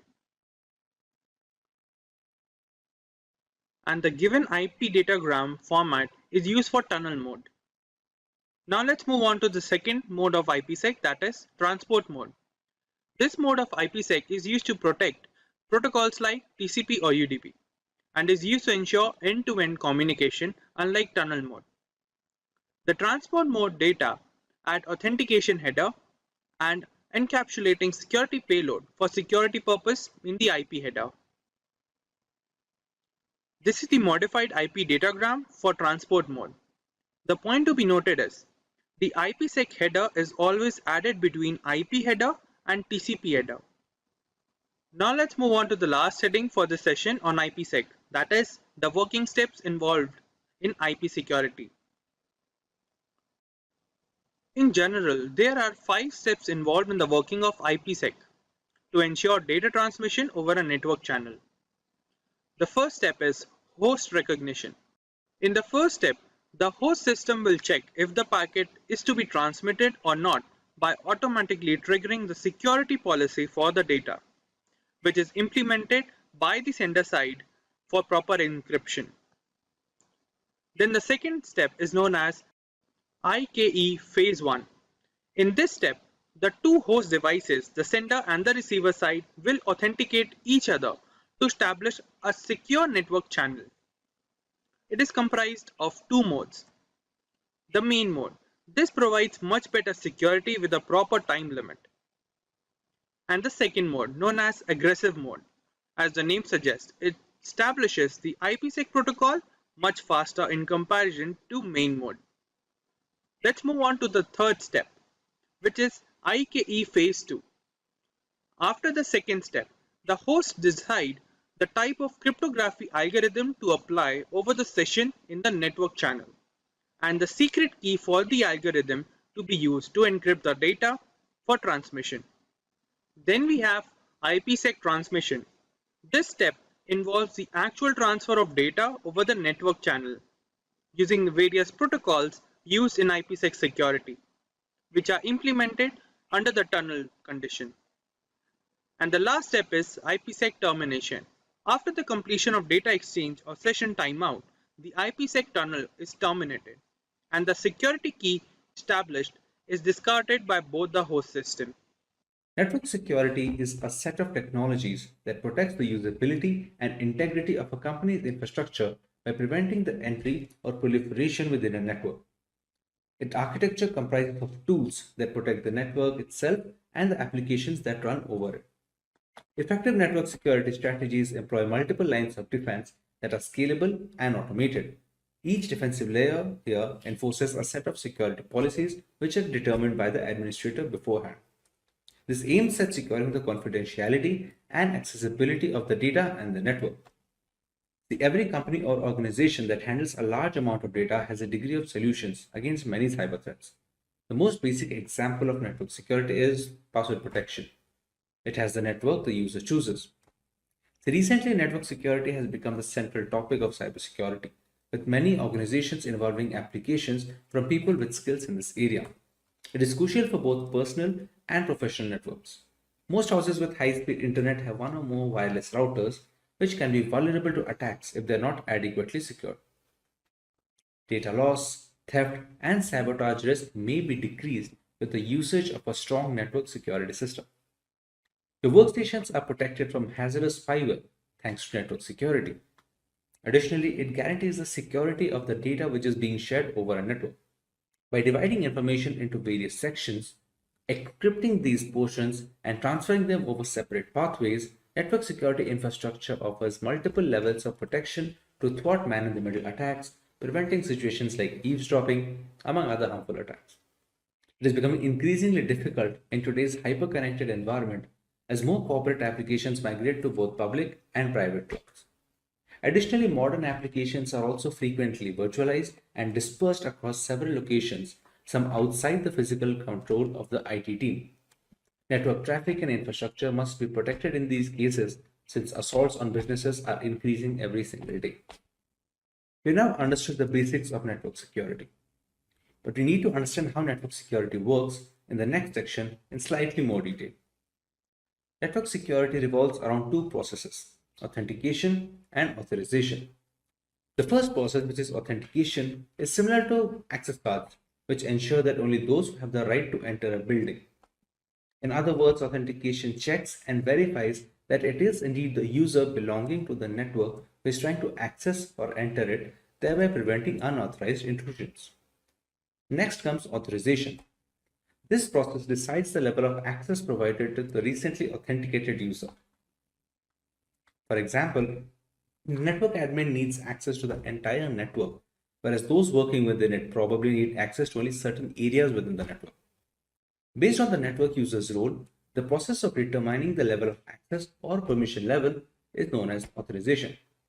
Today's network architecture is complex and faces a threat environment that is always changing and attackers that are always trying to find and exploit vulnerabilities. These vulnerabilities can exist in many areas, including devices, data, applications, users, and locations. For this reason, many network security management tools and applications are in use today that address individual threats. When just a few minutes of downtime can cause widespread disruption and massive damage to an organization's bottom line and reputation, it is essential that these protection measures are in place beforehand. Now that we know a little about network security and its working, let's cover the different types of network security. The fundamental tenet of network security is the layering of protection for massive networks and stored data that ensure the acceptance of rules and regulations. As a whole, there are three types. The first of which is physical security, the next being technical, and the third being administrative. Let's look into physical security first. This is the most basic level that includes protecting data and network to unauthorized personnel from acquiring control over the confidentiality of the network. These include external peripherals and routers that might be used for cable connections. The same can be achieved by using devices like biometric systems. Physical security is critical, especially for small businesses that do not have many resources to devote to security personnel and the tools as opposed to large firms.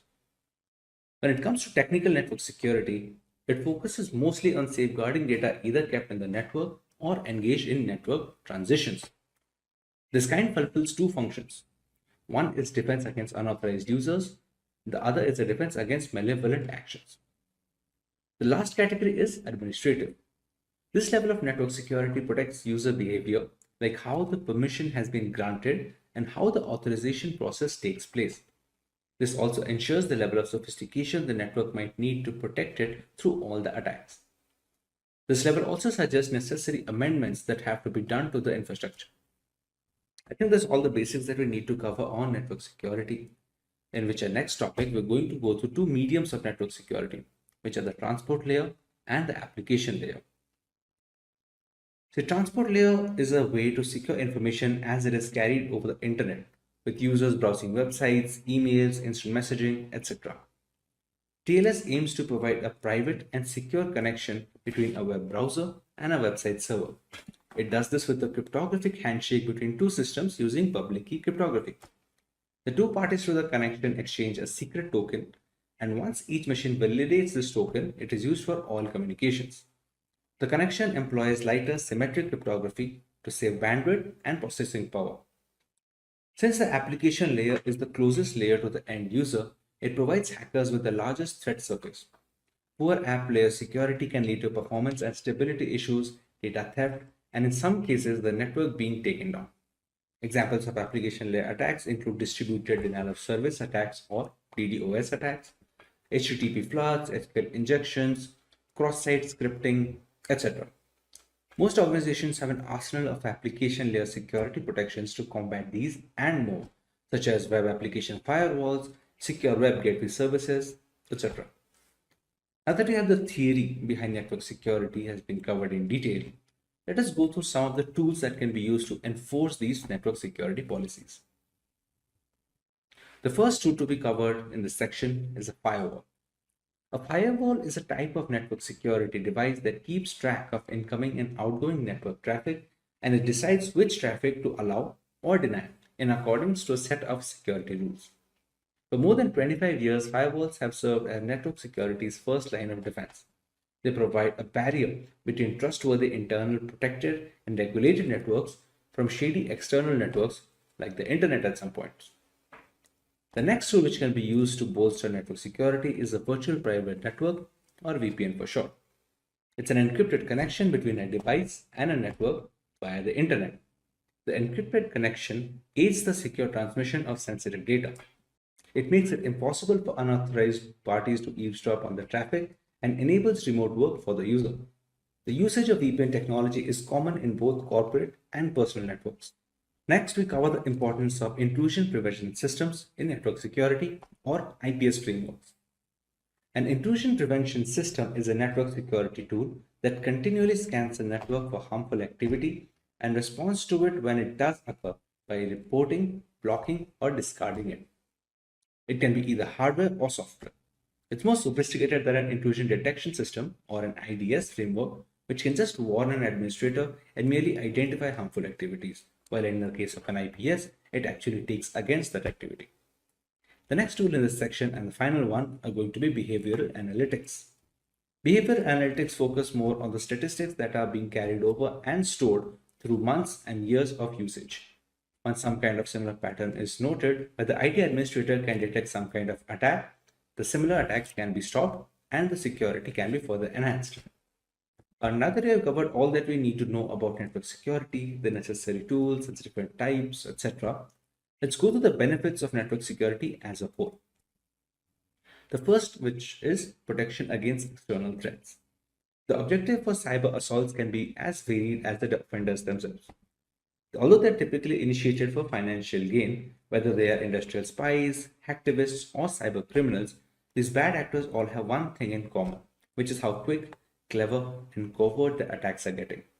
A strong cybersecurity posture that considers routine software updates may assist firms in identifying and responding to the abuse techniques, tools, and the common entry points.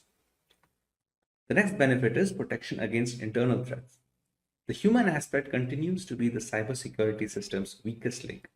Insider risk can originate from current or former workers, third-party vendors, or even trusted partners, and they can be unintentional, careless, or downright evil. Aside from that, the rapid expansion of remote work and the personal devices used for business purposes, while even IoT devices in remote locations, can make it easier for these kind of threats to go undetected until it's too late. However, by proactively monitoring networks and managing access, these dangers may be identified and dealt with before they become expensive disasters. The third benefit is increased productivity. It is nearly impossible for employees to function when networks and personal devices are slowed to a crawl by viruses and other cyber attacks during the operation of website and for the company to run. You may significantly minimize violations and the amount of downtime required to fix the breach by implementing various cybersecurity measures such as enhanced firewalls, virus scanning, and automatic backups.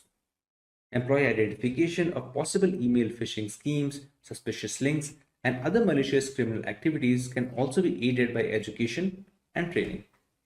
Another benefit is brand trust and reputation. Customer retention is one of the most crucial elements in business development. Customers today place a premium on maintaining brand loyalty through a strong cybersecurity stance, since this is the fastest way to get other businesses back, get referrals, and sell more tickets overall. Additionally, it helps manufacturers get on the vendor list with bigger companies as a part of their supply chain, which is only as strong as its weakest link. This opens possibilities for potential future endeavors and development. With the rise in censorship and general fear over privacy loss, consumer security is at an all-time high risk. Technology has made our lives so much easier while putting up a decent target on our personal information. It is necessary to understand how to simultaneously safeguard our data and be up to date with the latest technological developments. Maintaining this balance has become easier with cryptography taking its place in today's digital world. So hey everyone, this is Bev from Simplilearn and welcome to this video on cryptography. But before we begin, if you love watching tech videos, subscribe to our channel and hit the bell icon to never miss an update from Simplilearn.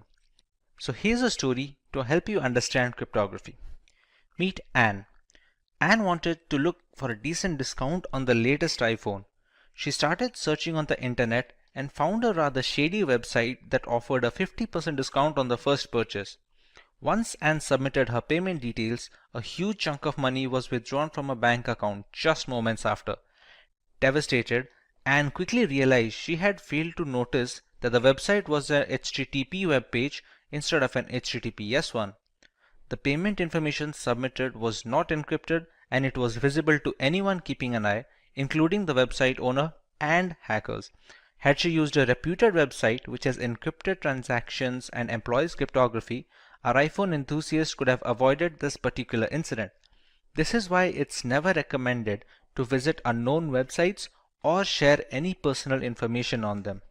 Now that we understand why cryptography is so important, let's take a look at the topics to be covered today. We take a look into what cryptography is and how it works. We learn where cryptography is being used in our daily lives and how we are benefiting from it. Then we will understand the different types of cryptography and their respective uses. Moving on, we will look at the usage of cryptography in ancient history and a live demonstration of cryptography and encryption in action. Let's now understand what cryptography is. Cryptography is the science of encrypting or decrypting information to prevent unauthorized access.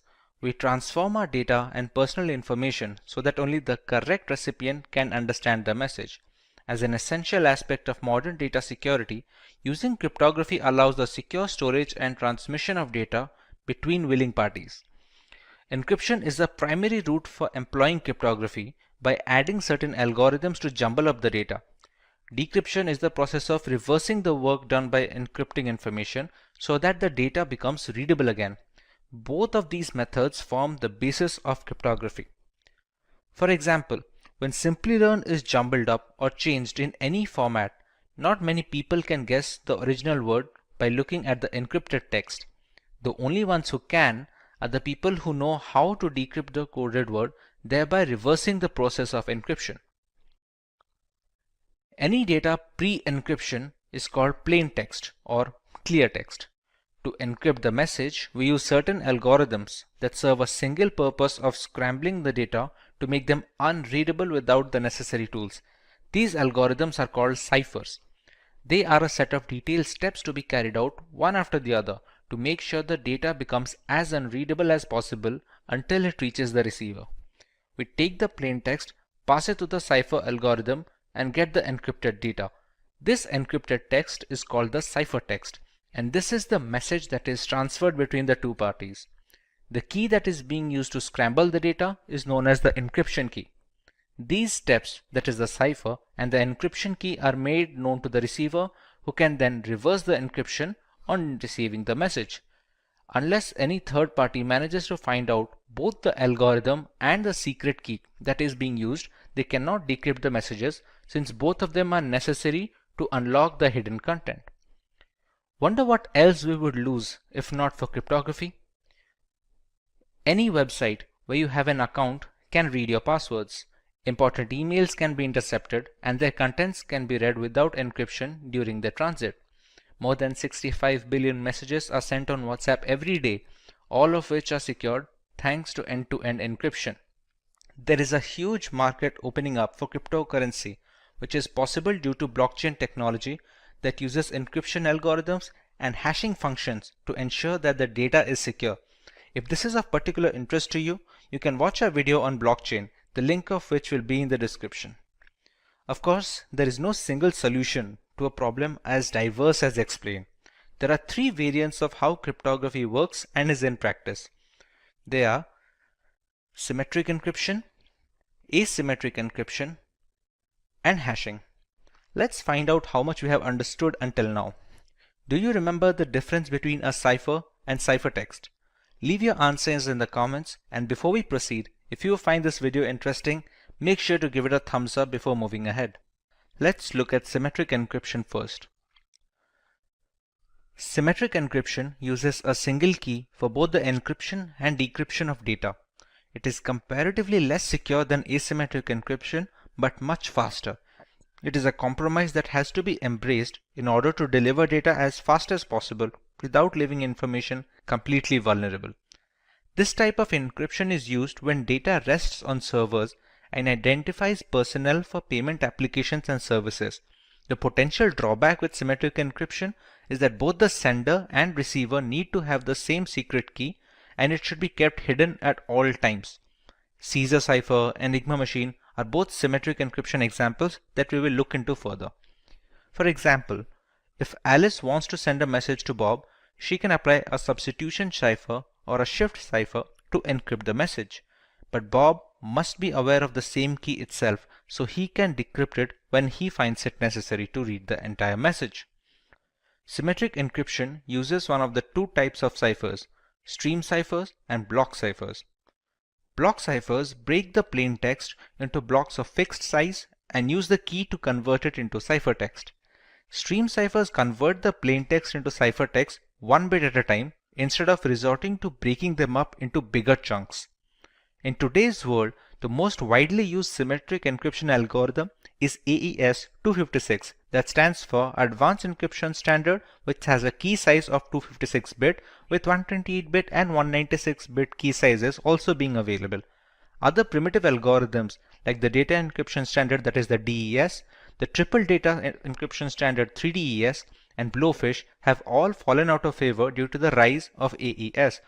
AES chops up the data into blocks and performs 10 plus rounds of obscuring and substituting the message to make it unreadable. Asymmetric encryption, on the other hand, has a double whammy at its disposal. There are two different keys at play here, a public key and a private key. The public key is used to encrypt information pre-transit, and a private key is used to decrypt the information post-transit. If Alice wants to communicate with Bob using asymmetric encryption, she encrypts the message using Bob's public key. After receiving the message, Bob uses his own private key to decrypt the data.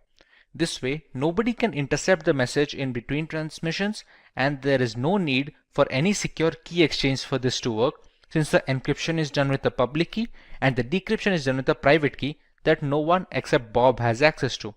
Both the keys are necessary to read the full message. There is also a reverse scenario where we can use the private key for encryption and the public key for decryption. A server can sign non-confidential information using its private key, and anyone who has its public key can decrypt the message.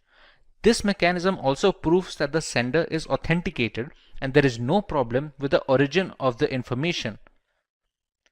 RSA encryption is the most widely used asymmetric encryption standard. It is named after its founders Rivest, Shamir, and Edelman, and it uses block ciphers that separate the data into blocks and obscure the information. Widely considered the most secure form of encryption, albeit relatively slower than AES, it is widely used in web browsing, secure identification, VPNs, emails, and chat applications. With so much hanging on the key's secrecy, there must be a way to transmit the keys without others reading our private data. Many systems use a combination of symmetric encryption and asymmetric encryption to bolster security and match speed at the same time. Since asymmetric encryption takes longer to decrypt large amounts of data, the full information is encrypted using a single key, that is, symmetric encryption. That single key is then transmitted to the receiver using asymmetric encryption, so you don't have to compromise either way. Another route is using the Diffie-Hellman key exchange, which relies on a one-way function and is much tougher to break into. The third variant of cryptography is termed as hashing. Hashing is the process of scrambling a piece of data beyond recognition. It gives an output of fixed size, which is known as the hash value of the original data, or just hash in general. The calculations that do the job of messing up the data collection form the hash function. They are generally not reversible without resilient brute force mechanisms and are very helpful when storing data on website servers that need not be stored in plain text. For example, many websites store your account passwords in a hashed format so that not even the administrator can read your credentials. When a user tries to log in, they can compare the entered password's hash value with the hash value that is already stored on the servers for authentication, since the function will always return the same value for the same input. Cryptography has been in practice for centuries. Julius Caesar used a substitution shift to move alphabets a certain number of spaces beyond their place in the alphabet table. A spy can't decipher the original message at first glance. For example, if he wanted to pass confidential information to his armies and decides to use the substitution shift of +2, A becomes C, B becomes D, and so on. The word attack, when passed through a substitution shift of +3, becomes DWWDEFN. This cipher has been appropriately named the Caesar cipher, which is one of the most widely used algorithms.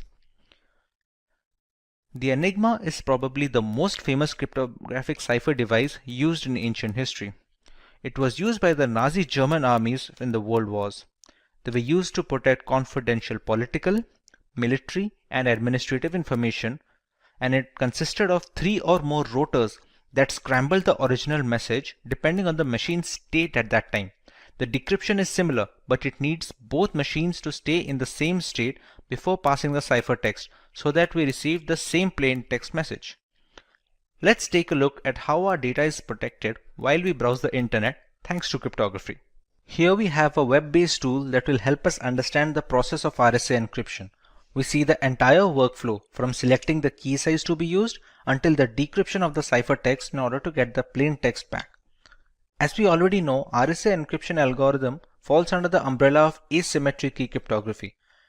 That basically implies that we have two keys at play here, a public key and a private key. Typically, the public key is used by the sender to encrypt the message, and the private key is used by the receiver to decrypt the message. There are some occasions when this allocation is reversed, and we will have a look at them as well. In RSA, we have the choice of key size. We can select any key from a 512-bit to 1024-bit, all the way up to a 4096-bit key. The longer the key length, the more complex the encryption process becomes, and thereby strengthening the ciphertext. Although with added security, more complex functions take longer to perform the same operations on similar size of data. We have to keep a balance between both speed and strength because the strongest encryption algorithms are of no use if they cannot be practically deployed on systems around the world. Let's take a 1024-bit key over here. Now we need to generate the keys.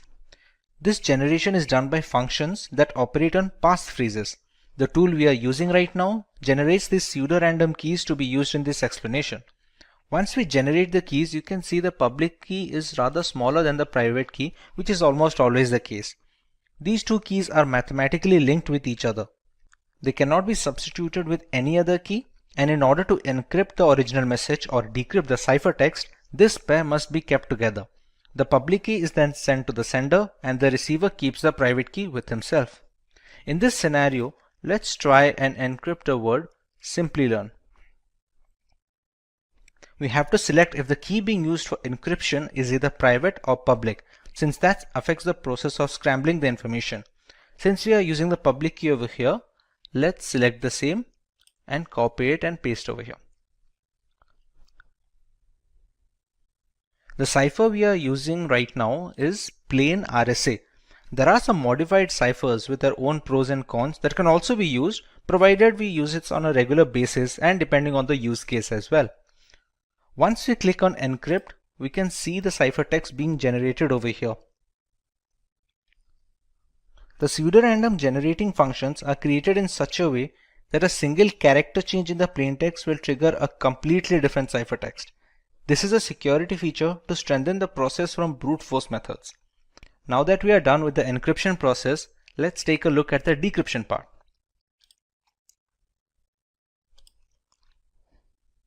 The receiver gets this ciphertext from the sender with no other key or supplement. He or she must already possess the private key generated from the same pair. No other private key can be used to decrypt the message since they are mathematically linked. We paste the private key here and select the same. The cipher must also be the same used during the encryption process. Once we click decrypt, you can see the original plaintext we had decided to encrypt. This sums up the entire process of RSA encryption and decryption. Now some people use it the other way around. We also have the option of using the private key to encrypt information and the public key to decrypt it. This is done mostly to validate the origin of the message. Since the keys only work in pairs, if a different private key is used to encrypt the message, the public key cannot decrypt it. Conversely, if the public key is able to decrypt the message, it must have been encrypted with the right private key and hence the rightful owner. Here we just have to take the private key and use that to encrypt the plaintext and select the same in this checkbox as well. You can see we have generated a completely new ciphertext. This ciphertext will be sent to the receiver, and this time we will use the public key for decryption. Let's select the correct checkbox and decrypt, and we still get the same output. Now let's take a look at practical example of encryption in the real world. We all use the internet on a daily basis, and many are aware of the implications of using unsafe websites. Let's take a look at Wikipedia here. Pretty standard HTTPS website where the H stands for secured. Let's take a look at how it secures the data. Wireshark is the world's foremost and most widely used network protocol analyzer. It lets you see what's happening on your network at a microscopic level, and we are going to use this software to see the traffic that is leaving our machine and to understand how vulnerable it is. Since there are many applications running in this machine, let's apply a filter that will only show us the results related to Wikipedia.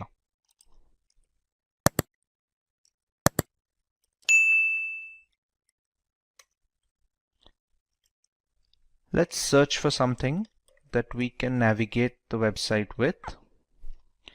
Okay, once we get into it a little, you can see some of the requests being populated over here. Let's take a look at the specific request. These are the data packets that basically transport the data from our machine to the internet and vice versa. As you can see, there's a bunch of gibberish data here that doesn't really reveal anything that we searched or watched. Similarly, other secured websites function the same way, and it is very difficult, if at all possible, to snoop on user data this way. To put this in perspective, Let's take a look at another website, which is a HTTP web page.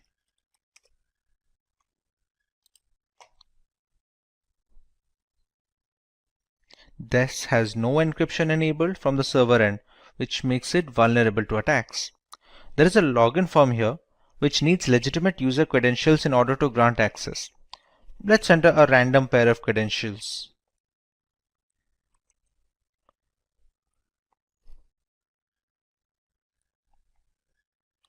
These obviously won't work, but we can see the manner of data transfer. Unsurprisingly, we weren't able to get into the platform. Instead, we can see the data packets.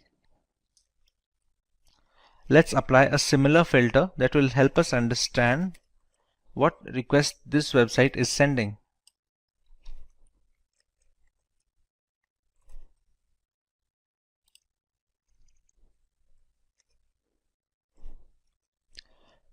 These are the requests being sent by the HTTP login form to the internet.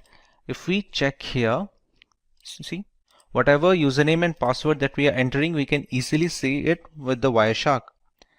Now, we used a dummy pair of credentials. If we select the right data packet, we can find our correct credentials. If any website had asked for our payment information or our legitimate credentials, it would have been really easy to get a hold of these.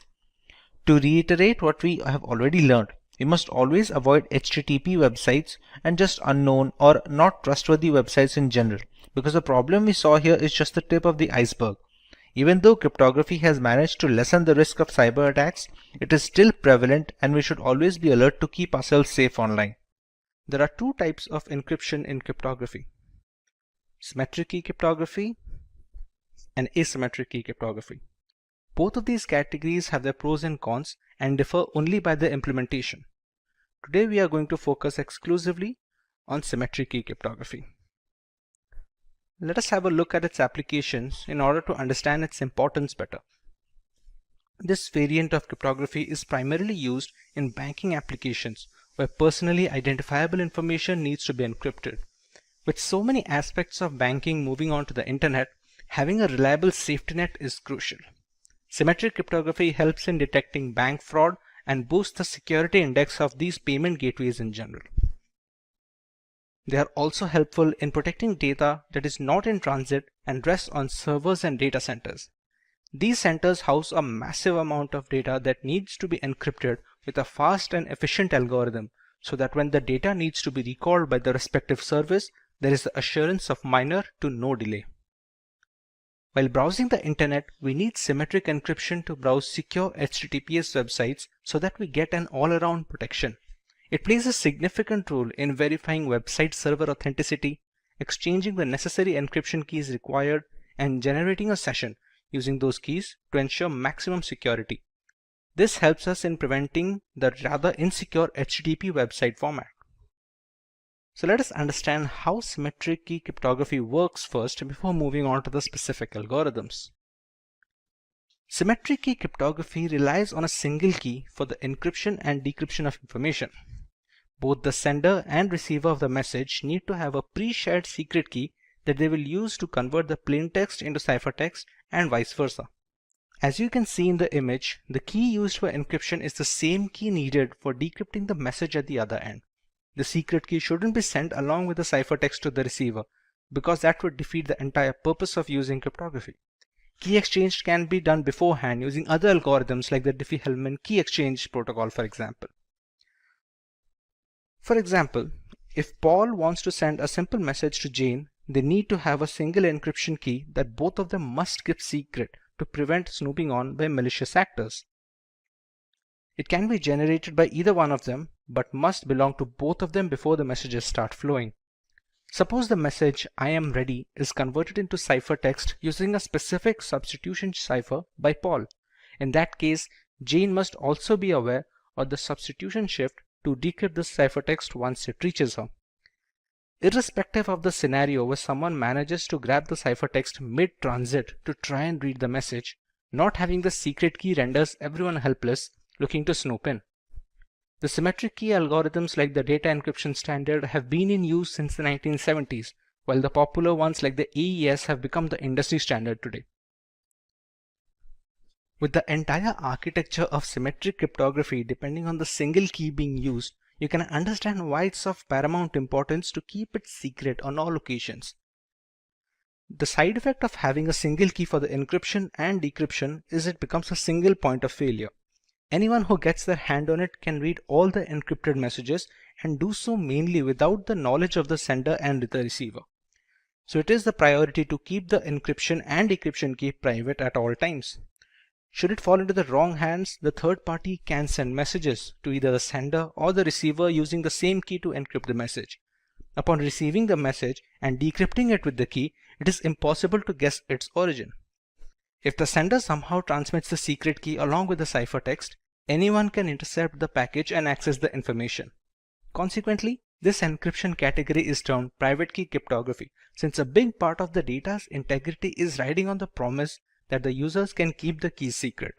This terminology contrasts with asymmetric key cryptography, which is called public key cryptography, because it has two different keys at play, one of which is public. Provided we manage to keep the keys secret, we still have to choose what kind of ciphers we want to use to encrypt this information. In symmetric key cryptography, there are broadly two categories of ciphers that we can employ. Let us have a look. Stream ciphers are the algorithms that encrypt basic information one bit at a time. It can change depending on the algorithm being used, but usually it relies on a single bit or byte to do the encryption. This is the relatively quicker alternative considering the algorithm doesn't have to deal with blocks of data at a single time. Every piece of data that goes into the encryption can and needs to be converted into binary format. In stream ciphers, each binary digit is encrypted one after the other. The most popular ones are the RC4, Salsa, and Panama.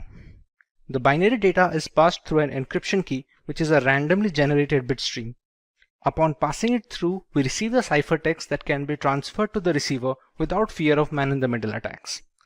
The binary data can be passed through an algorithmic function.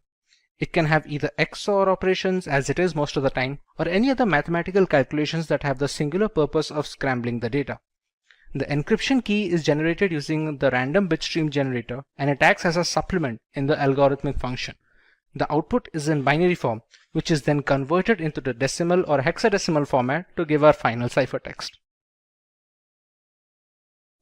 On the other hand, block ciphers dissect the raw information into chunks of data of fixed size. The size of these blocks depend on the exact cipher being used. A 128-bit block cipher will break the plaintext into blocks of 128-bit each and encrypt those blocks instead of a single digit. Once these blocks are encrypted individually, they are chained together to form a final ciphertext. Block ciphers are much slower, but they are more tamper-proof and are used in some of the most widely used algorithms employed today. Just like stream ciphers, the original ciphertext is converted into binary format before beginning the process. Once the conversion is complete, the blocks are passed through the encryption algorithm along with the encryption key. This would provide us with the encrypted blocks of binary data.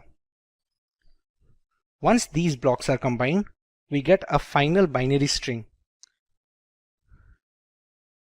This string is then converted into hexadecimal format to get our ciphertext. Today, the most popular symmetric key algorithms like AES, DES, and 3DES are all block cipher methodology subsets. With so many factors coming into play, there are quite a few things symmetric key cryptography excels at while falling short in some other. Symmetric key cryptography is much faster variant when compared to asymmetric key cryptography. There is only one key in play, unlike asymmetric encryption, and this drastically improves calculation speed in the encryption and decryption. Similarly, the performance of symmetric encryption is much more efficient under similar computational limitations. Fewer calculations help in better memory management for the host system. Bulk amounts of data that need to be encrypted are very well suited for symmetric algorithms. Since they are much quicker, handling large amounts of data is simple and easy to use in servers and data farms. This helps in better latency during data recall and fewer mixed packets.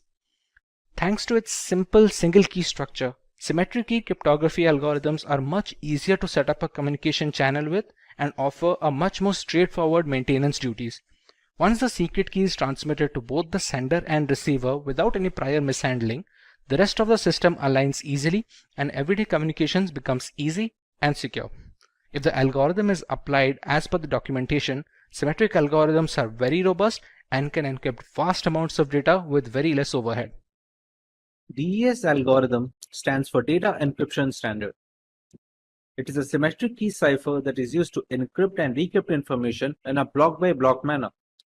Each block is encrypted individually and they are later chained together to form our final ciphertext, which is then sent to a receiver. DES takes the original unaltered piece of data called the plain text in a 64-bit block and it is converted into an encrypted text that is called the ciphertext. It uses 48-bit keys during the encryption process and follows a specific structure called the Fistel cipher structure during the entire process. It is a symmetric key algorithm, which means DES can reuse the keys used in the encryption format to decrypt the ciphertext back to the original plain text. Once the 64-bit blocks are encrypted, they can be combined together before being transmitted. Let's take a look at the origin and the reason DES was founded. DES is based on a Fistel block cipher called Lucifer, developed in 1971 by IBM cryptography researcher Horst Fistel.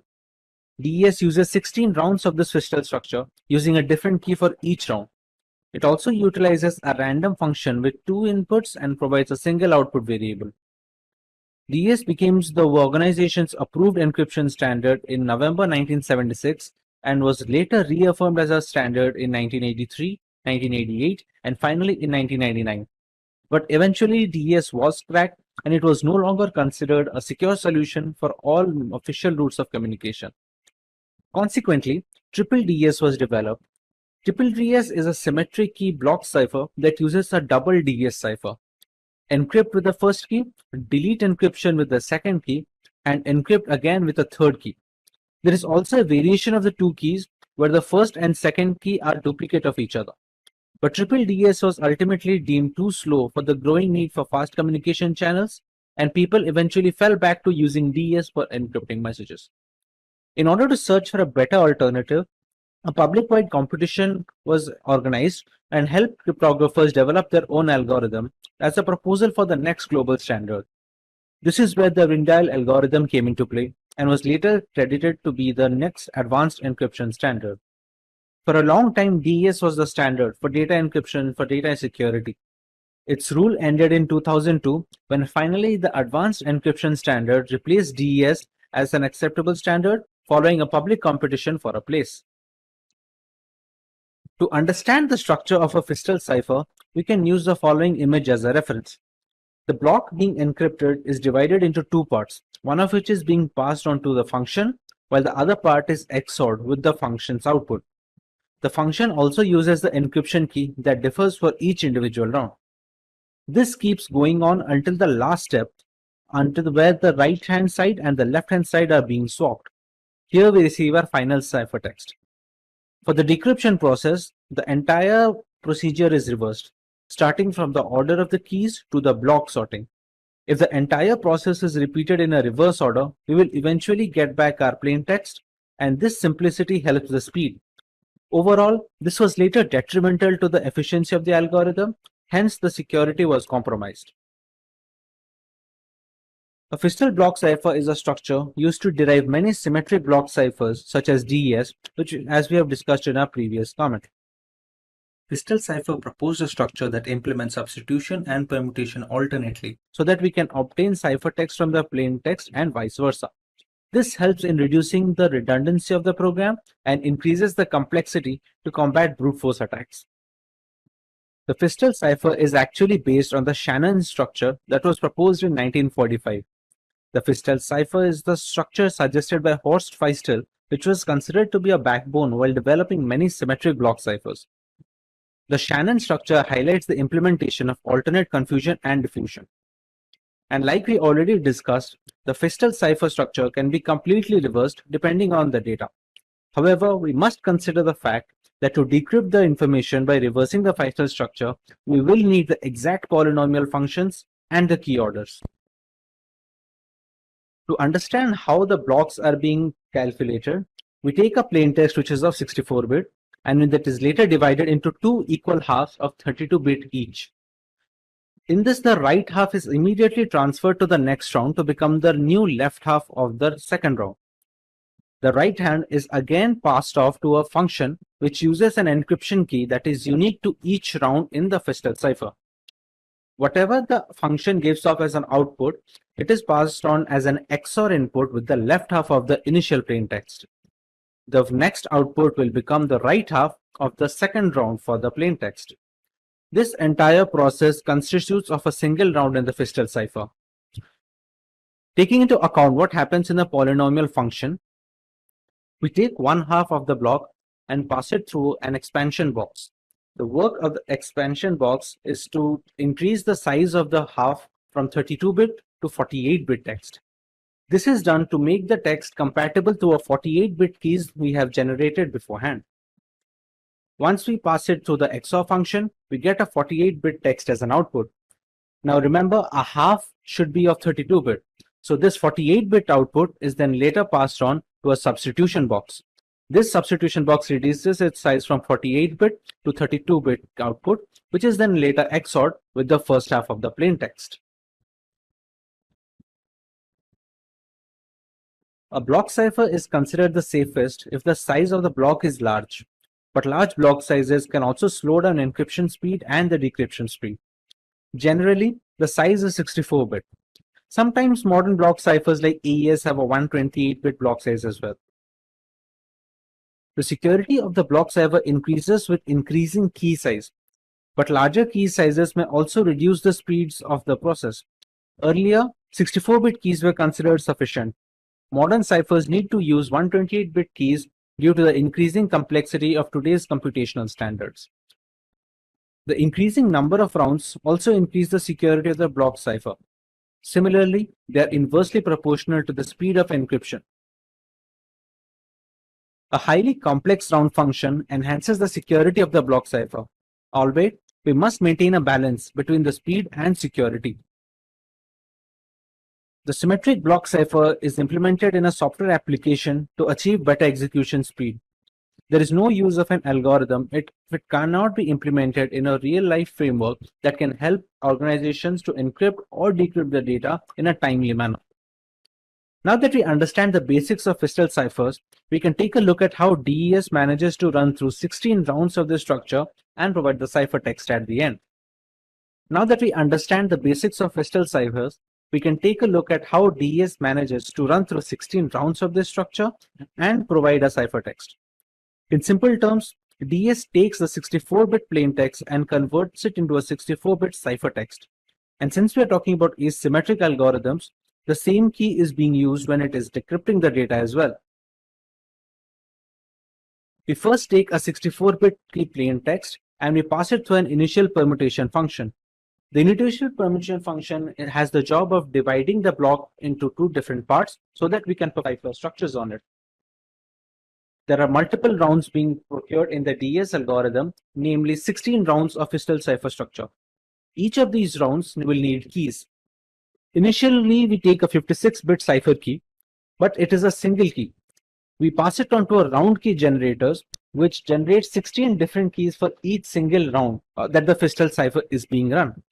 These keys are passed on to the rounds as 48 bits. The size of these 48 bits keys is the reason we use the substitution and permutation bonds in the polynomial functions of the Festool ciphers. When passing through all these rounds, we reach round 16, where the final key is passed on from the round key generator, and we get a final permutation. In the final permutation, the rounds are swapped, and we get a final ciphertext. This is the entire process of DES with 16 rounds of Festool ciphers encompassed in it. To decrypt our ciphertext back to the plaintext, we just have to reverse the process we did in the DES algorithm and reverse the key order along with the functions. This kind of simplicity is what gave DES the bonus when it comes to speed, but eventually it was detrimental to the overall efficiency of the program when it comes to security factors. DES have 5 different modes of operation to choose from. One of those is electronic codebook. Each 64-bit block is encrypted and decrypted independently in the electronic codebook format. We also have cipher block chaining, or the CBC method. Here, Each 64-bit block depends on the previous one, and all of them use an initialization vector. We have a cipher feedback block mechanism where the preceding ciphertext becomes the input for the encryption algorithm. It produces a pseudo-random output, which in turn is XORed with the plain text. There is an output feedback method as well, which is the same as cipher feedback, except that the encryption algorithm input is the output from the preceding DES. A counter method has a different way of approach, where each plain text block is XORed with an encrypted counter. The counter is then incremented for each subsequent block. There are a few other alternatives to these modes of operation, but the 5 mentioned above are the most widely used in the industry and recommended by cryptographers worldwide. Let's take a look at the future of DES. The dominance of DES ended in 2002 when the Advanced Encryption Standard replaced the DES encryption algorithm as the accepted standard. It was done following a public competition to find a replacement. NIST officially withdrew the global acceptance standard in May 2005, although triple DES is approved for some sensitive government information through 2030. NIST also had to change the DES algorithm because its key length was too short, given the increased processing power of the new computers. Encryption power is related to the size of the key, and DES found itself a victim of ongoing technological advances in computing. We have received a point where 56-bit was no longer a challenge to the computers of cracking. Note that because DES is no longer the NIST federal standard, it does not mean that it is no longer in use. Triple DES is still used today and is still considered a legacy encryption algorithm. To get a better understanding of how these keys and ciphertext look like, we can use an online tool for our benefit. As we already know, to encrypt any kind of data, a key is mandatory. This key can be generated using mathematical functions or computerized key generation program, such as this website offers. It can be based on any piece of text. Let's say the word is Simplilearn in our example. Once the key is settled, we provide the plain text or the clear text that needs to be encrypted using the aforementioned key. Suppose our sentence for this example is "This is my first message." We have satisfied two prerequisites, the message and the key. Another variable that goes into play is the mode of operation. We have already learned about 5 different modes of operation, while we can see some other options here as well. Let us go with the CBC variant, which basically means the cipher block chaining method. One of CBC's key characteristics is that it uses a chaining process. It causes the decryption of a block of ciphertext to depend all on the preceding ciphertext blocks. As a result, the entire validity of all the blocks is contained in the previous adjacent blocks as well. A single bit error in a ciphertext block affects the decryption of all the subsequent blocks. Rearrangement of the order of these, for example, can cause the decryption process to get corrupted. Regarding the manner of displaying binary information, we have 2 options here. We can either go with base 64 or the hexadecimal format. Let's go with the base 64 right now. As you can see, the ciphertext is readily available. Base 64 is a little more efficient than hex, so we will be getting a smaller ciphertext when it comes to base 64. Albeit the size of both the formats will be the same. The hex has a longer ciphertext since base 64 takes 4 characters for every 3 bytes, while hex will take 2 characters for each byte. Hence, base 64 turns out to be more efficient. Now to decrypt the ciphertext, we go by the same format. We choose base 64. We copy the ciphertext onto a decryption tool, and we have to make sure that the key we are using is exactly the same. We choose similar mode of operation, and we choose the correct encoding format as well, which is base 64 in this case. As you can see, the decryption is complete and we get a plain text back. Even if you keep everything the same, but we just change the encoding format, it will not be able to decrypt anything. Unfortunately, DES has become rather easy to crack even without the help of a key. The advanced encryption standard is still on top when it comes to symmetric encryption security and will likely stay there for a while. Eventually, with so much computing power growth, the need for a stronger algorithm was necessary to safeguard our personal data. As solid as DES was, the computers of today could easily break the encryption with repeated attempts, thereby rendering the data security helpless.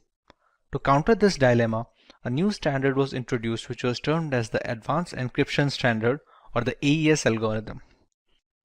Let's learn what is Advanced Encryption Standard. The AES algorithm, also known as the Rijndael algorithm, is a symmetric block cipher with a block size of 128 bits. It is converted into ciphertext using keys of 128, 192, or 256 bits. It is implemented in software and hardware throughout the world to encrypt sensitive data. The National Institute of Standards and Technology, also known as NIST, started development on AES in 1997 when it was announced the need for an alternative to the data encryption standard. The new internet needed a replacement for DES because of its small key size. With increasing computing power, it was considered unsafe against entire key search attacks. The triple DES was designed to overcome this problem. However, it was deemed to be too slow to be deployed in machines worldwide. Strong cases were present by the Mars, RC6, Serpent, and the Twofish algorithms, but it was the Rijndael encryption algorithm, also known as AES, which was eventually chosen as the standard symmetric key encryption algorithm to be used. Its selection was formalized with the release of Federal Information Processing Standards Publication 197 in the November of 2001. It was approved by the US Secretary of Commerce. Now that we understand the origin of AES, let us have a look at the features that make AES encryption algorithm unique. The AES algorithm uses a substitution permutation, or SP network. It consists of multiple rounds to produce a ciphertext. It has a series of linked operations, including replacing inputs with specific outputs, that is substitutions, and others that involve bit shuffling, which is permutations. At the beginning of the encryption process, we only start out with a single key, which can be either a 128-bit key, a 192-bit key, or a 256-bit key. Eventually, this one key is expanded to be used in multiple rounds throughout the encryption and the decryption cycle. Interestingly, AES performs all its calculations on byte data instead of bit data, as seen in the case of the DES algorithm. Therefore, AES treats 128 bits of a clear text block as 16 bytes. The number of rounds during the encryption process depends on the key size that is being used. The 128-bit key size fixes 10 rounds, the 192-bit key size fixes 12 rounds, and the 256-bit key holds 14 rounds. A round key is required for each of these rounds, but since only one key is input into the algorithm, the single key needs to be expanded to get the key for each round, including the round 0. With so many mathematical calculations going on in the background, there are bound to be a lot of steps throughout the procedure. Let's have a look at the steps followed in AES. Before we move ahead, we need to understand how data is being stored during the process of AES encryption. Everything in the process is stored in a 4x4 matrix format. This matrix is also known as a state array, and we'll be using these state arrays to transmit data from one step to another and from one round to the next round. Each round takes state array as input and gives a state array as output to be transferred into the next round. It is a 16-byte matrix with each cell representing 1 byte, with each 4 bytes representing a word. So every state array will have a total of 4 words representing it. As we previously discussed, we take a single key and expand it to the number of rounds that we need the key to be used in. Let's say the number of rounds are n, then the key has to be expanded to be used with n plus 1 rounds, because the first round is the key 0 round. Let's say n is the number of rounds. The key is expanded to n plus 1 rounds. It is also a state array having 4 words in its vicinity. Every key is used for a single round, and the first key is used as a round key before any round begins.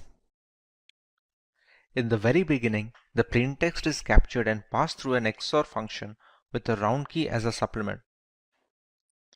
This key can be considered the first key from the n plus 1 expanded set. Moving on, The state array resulting from the above step is passed on to a byte substitution process.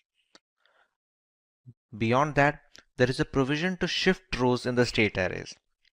Later on, the state array is mixed with a constant matrix to shuffle its column in the mix column segment, after which we add the round key for that particular round. The last 4 steps mentioned are part of every single round that the encryption algorithm goes through. The state arrays are then passed from one round to the next as an input. In the last round, however, we skip the mix columns portion, with the rest of the process remaining unchanged. But what are these byte substitution and row shifting processes? Let's find out regarding each step in more detail. In the first step, the plaintext is stored in a state array and it is XORed with the K0, which is the first key in the expanded key set. This step is performed only once on a block while being repeated at the end of each round as per iteration demands. The state array is XORed with the key to get a new state array, which is then passed off as input to the sub-bytes process. In the second stage, we have byte substitution. We leverage an X box called as a substitution box to randomly switch data among each element. Every single byte is converted into a hexadecimal value having 2 parts. The first part denotes the row value and the second part denotes the column value. The entire state array is passed through the S box to create a brand new state array, which is then passed off as an input to the row shifting process. The 16 input bytes are replaced by looking at a fixed table given in the design. We finally get a matrix with 4 rows and 4 columns. When it comes to row shifting, each bit in the 4 rows of the matrix is shifted to the left. An entry that is a fall off is reinserted to the right of the line. The change is done as follows. The first line is not moved in any way. The second line is shifted to a single position to the left. The third line is shifted 2 positions to the left, and the fourth line is shifted 3 positions to the left. The result is a new matrix that contains the same 16 bytes but has been moved in relation to each other to boost the complexity of the program. In mix columns, each column of 4 bytes is now replaced using a special mathematical function. The function takes 4 bytes of a column as input and outputs 4 completely new bytes. We will get a new matrix with the same size of 16 bytes, and it should be noted that this phase has not been done in the last round of the iteration. When it comes to adding a round key, the 16 bytes of the matrix are treated as 128 bits and the 128 bits of the round key are XORed. If it is the last round, the output is the ciphertext. If you still have a few rounds remaining, the resulting 128 bits are interpreted as 16 bytes and we start another similar round. Let's take an example to understand how all these processes work.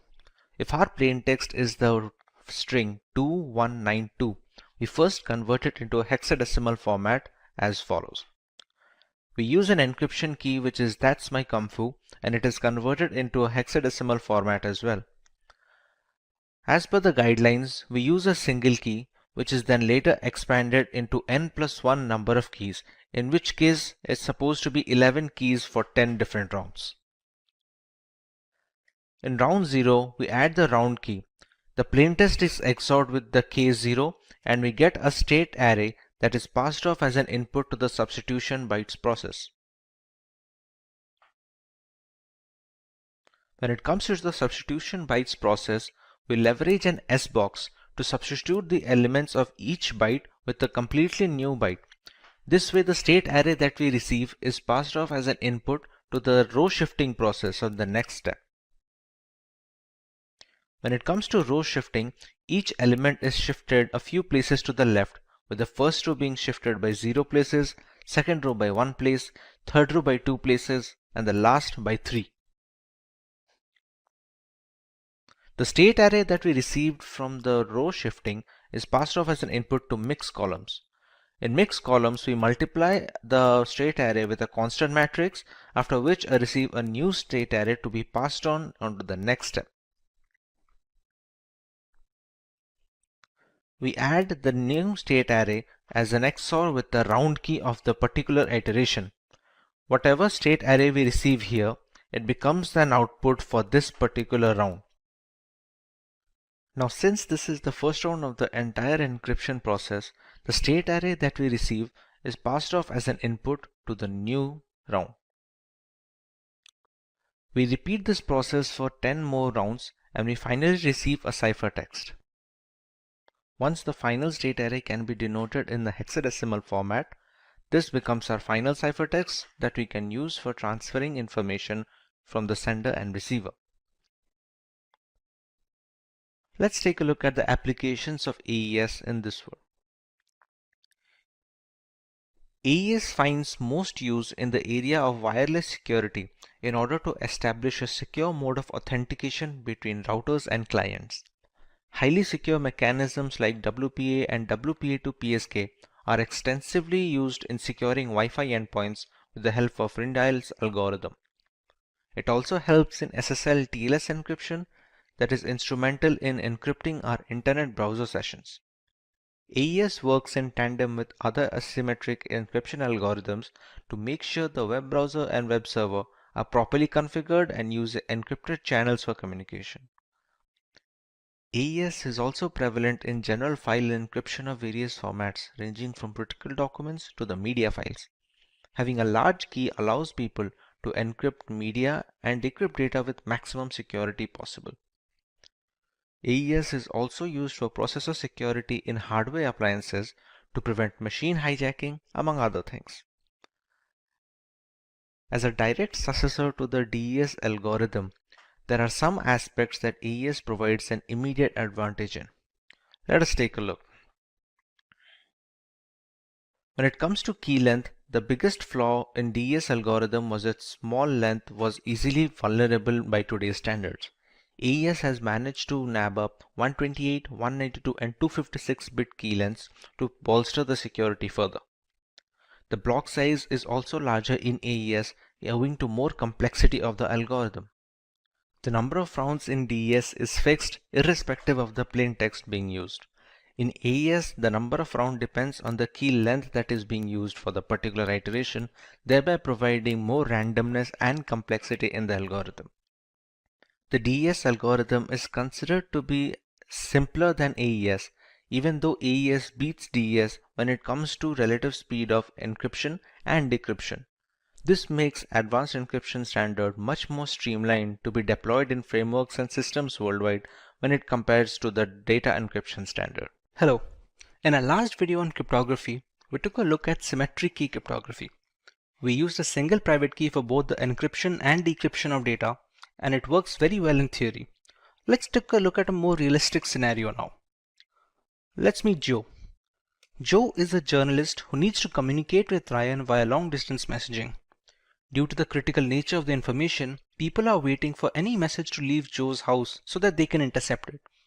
Now Joe can easily use symmetric key cryptography to send the encrypted data so that even if someone intercepts the message, they cannot understand what it says. But here's the tricky part. How will Joe send the required decryption key to Ryan? The sender of the message as well as the receiver need to have the same decryption key so that they can exchange messages. Otherwise, Ryan cannot decrypt the information even when he receives the ciphertext. If someone intercepts the key while transmitting it, there is no use in employing cryptography since a third party can now decode all the information easily. Key sharing is a risk that will always exist when symmetric key cryptography is being used. Thankfully, asymmetric key encryption has managed to fix this problem. This is Baba from Simplilearn and welcome to this video on asymmetric key cryptography. Let's take a look at what we are going to learn today. We begin by explaining what asymmetric key cryptography is and how it works. We take a look at its application and uses. We understand why it's called public key cryptography and then learn a little bit about RSA encryption, and then we learn about the advantages of asymmetric key cryptography over symmetric key cryptography. Let's understand what asymmetric key cryptography is. Asymmetric encryption uses a double layer of protection. There are two different keys at play here, a private key and a public key. A public key is used to encrypt the information pre-transit and a private key is used to decrypt the data post-transit. These pair of keys must belong to the receiver of the message.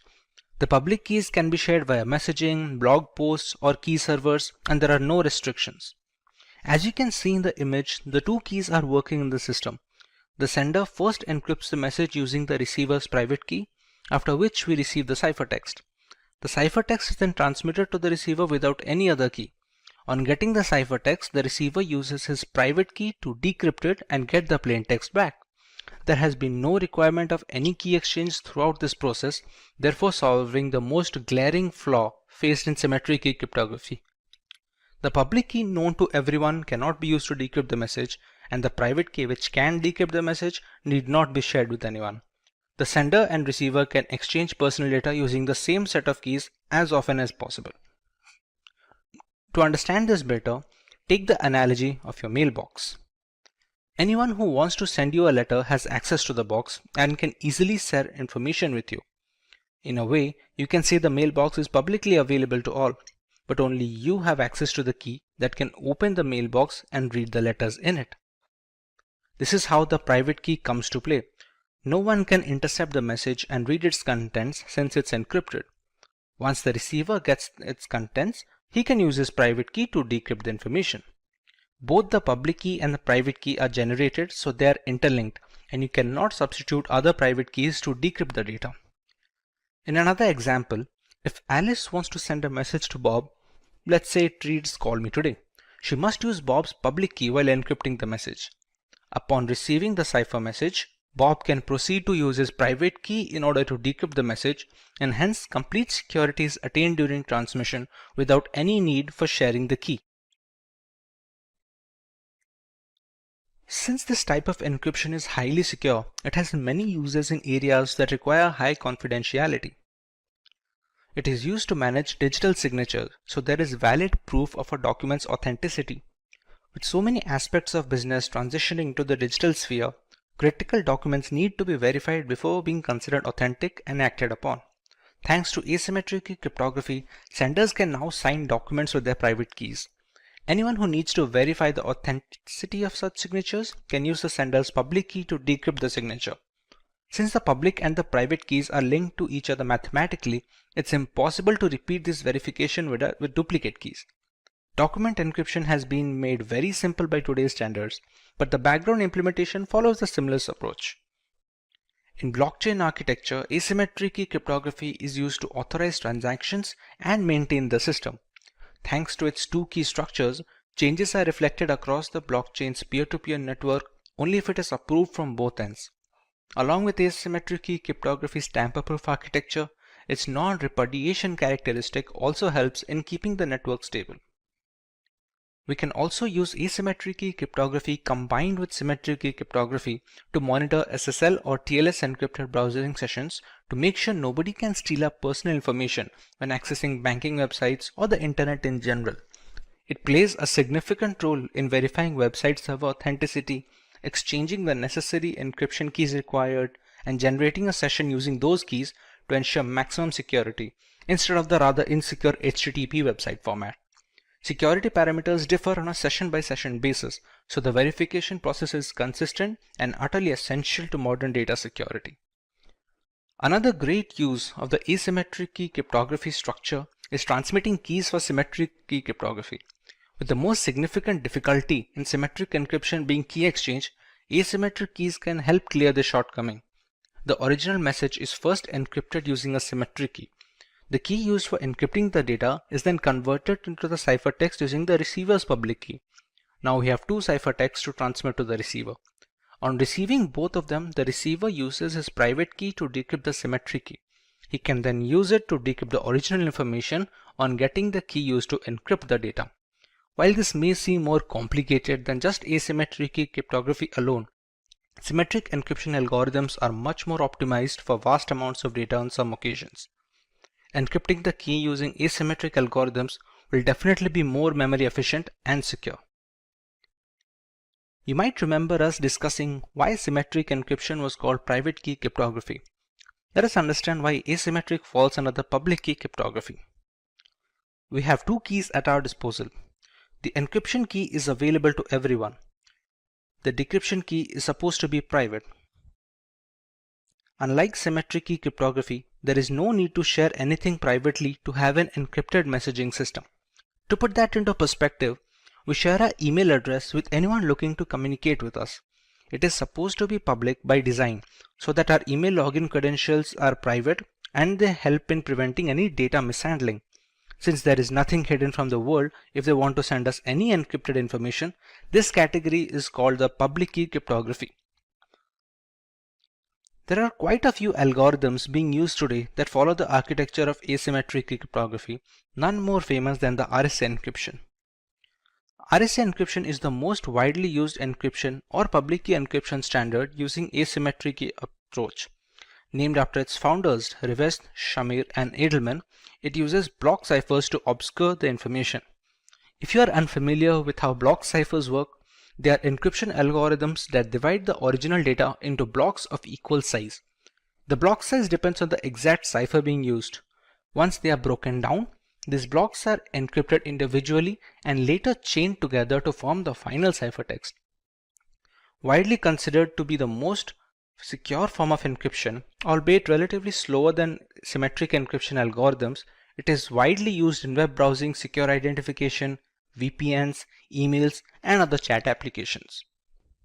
With so many variables in play, there must be some advantages that give asymmetric key cryptography an edge over the traditional symmetric encryption methodologies. Let's go through some of them. There is no need for any reliable key sharing channel in asymmetric encryption.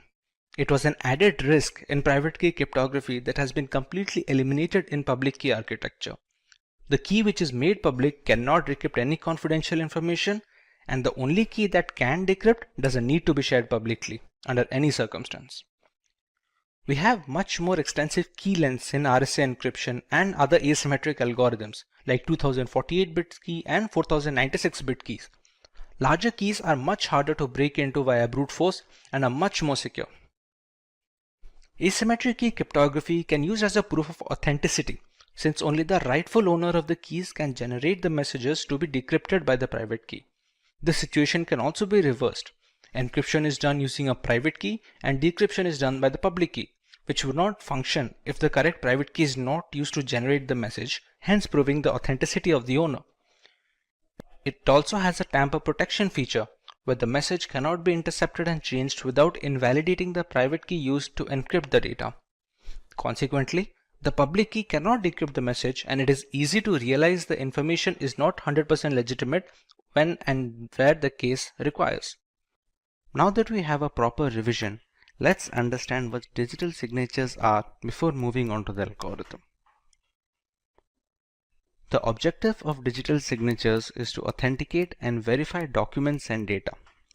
This is necessary to avoid tampering and digital modification or forgery of any kind during the transmission of official documents. They work on the public key cryptography architecture with one exception. Typically, an asymmetric key system encrypts using a public key and decrypts with a private key. For digital signatures, however, the reverse is true. The signature is encrypted using a private key and is decrypted with the public key. Because the keys are inked together, decoding it with the public key verifies that the proper private key was used to sign the document, thereby verifying the signature's provenance. Let's go through each step to understand the procedure thoroughly. In step 1, we have M, which is the original plaintext message, and it is passed on to a hash function denoted by h hash to create a digest. Next, it bundles the message together with the hash digest and encrypts it using the sender's private key. It sends the encrypted bundle to the receiver, who can decrypt it using the sender's public key. Once the message is decrypted, it is passed through the same hash function hhash to generate a similar digest. It compares the newly generated hash with the bundled hash value received along with the message. If they match, it verifies data integrity. In many instances, they provide a layer of validation and security to messages through a non-secure channel. Properly implemented, a digital signature gives the receiver reason to believe that the message was sent by the claimed sender.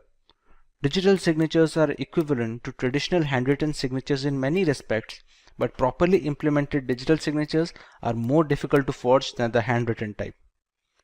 Digital signature schemes in the sense used here are cryptographically based and must be implemented properly to be effective. They can also provide non-repudiation, meaning that the signer cannot successfully claim that they did not sign a message while also claiming their private key remains secret. Further, some non-repudiation schemes offer a timestamp for the digital signature, so that even if the private key is exposed, the signature is valid. To implement the concept of digital signature in real world, we have two primary algorithms to follow: the RSA algorithm and the DSA algorithm, but the latter is a topic of learning today. So let's go ahead and see what the digital signature algorithm is supposed to do. Digital signature algorithm is a FIPS standard, which is the Federal Information Processing Standard for digital signatures. It was proposed in 1991 and globally standardized in 1994 by the National Institute of Standards and Technology, also known as the NIST. It functions on the framework of modular exponentiation and discrete logarithmic problems, which are difficult to compute as a force brute system. Unlike DSA, most signature types are generated by signing message digest with the private key of the originator. This creates a digital thumbprint of the data. Since just the message digest is signed, the signature is generally much smaller compared to the data that was signed. As a result, digital signatures impose less load on processors at the time of signing execution, and they use small volumes of bandwidth. DSA, on the other hand, does not encrypt message digest using private key or decrypt message digest using public key. Instead, it uses mathematical functions to create a digital signature consisting of two 160-bit numbers, which are originated from the message digests and the private key. DSAs make use of the public key for authenticating the signature, but the authorization process is much more complicated when compared with RSA. DSA also provides three benefits, which is the message authentication, integrity verification, and non-repudiation. In the image, we can see the entire process of DSA validation. A plain text message is passed on to a hash function where the digest is generated, which is passed on to a signing function.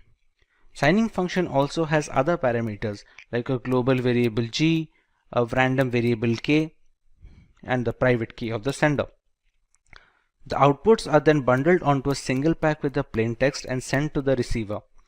The two outputs we receive from the signing functions are the two 160-bit numbers denoted by S and R.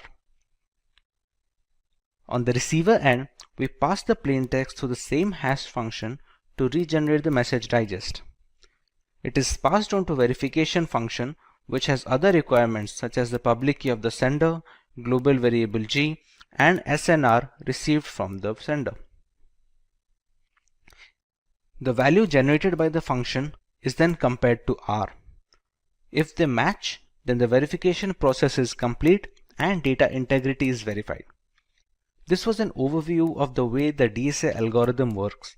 We already know it depends on logarithmic functions to calculate the outputs, so let us see how we can do the same in our next section. We have three phases here, the first of which is key generation. To generate the keys, we need some prerequisites. We select a queue which becomes a prime divisor. We select a prime number p such that p-1 mod q equal to 0. We also select a random integer g which must satisfy the two formulas being mentioned on the screen right now.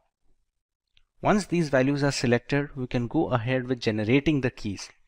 The private key can be denoted by x, and it is any random integer that falls between the bracket of 0 and the value of q. The public key can be calculated as y equal to g to the power x mod p, where y stands for the public key. The private key can then be packaged as a bundle which comprises of values of p, q, g, and x. Similarly, the public key can also be packaged as a bundle having the values of p, q, g, and y.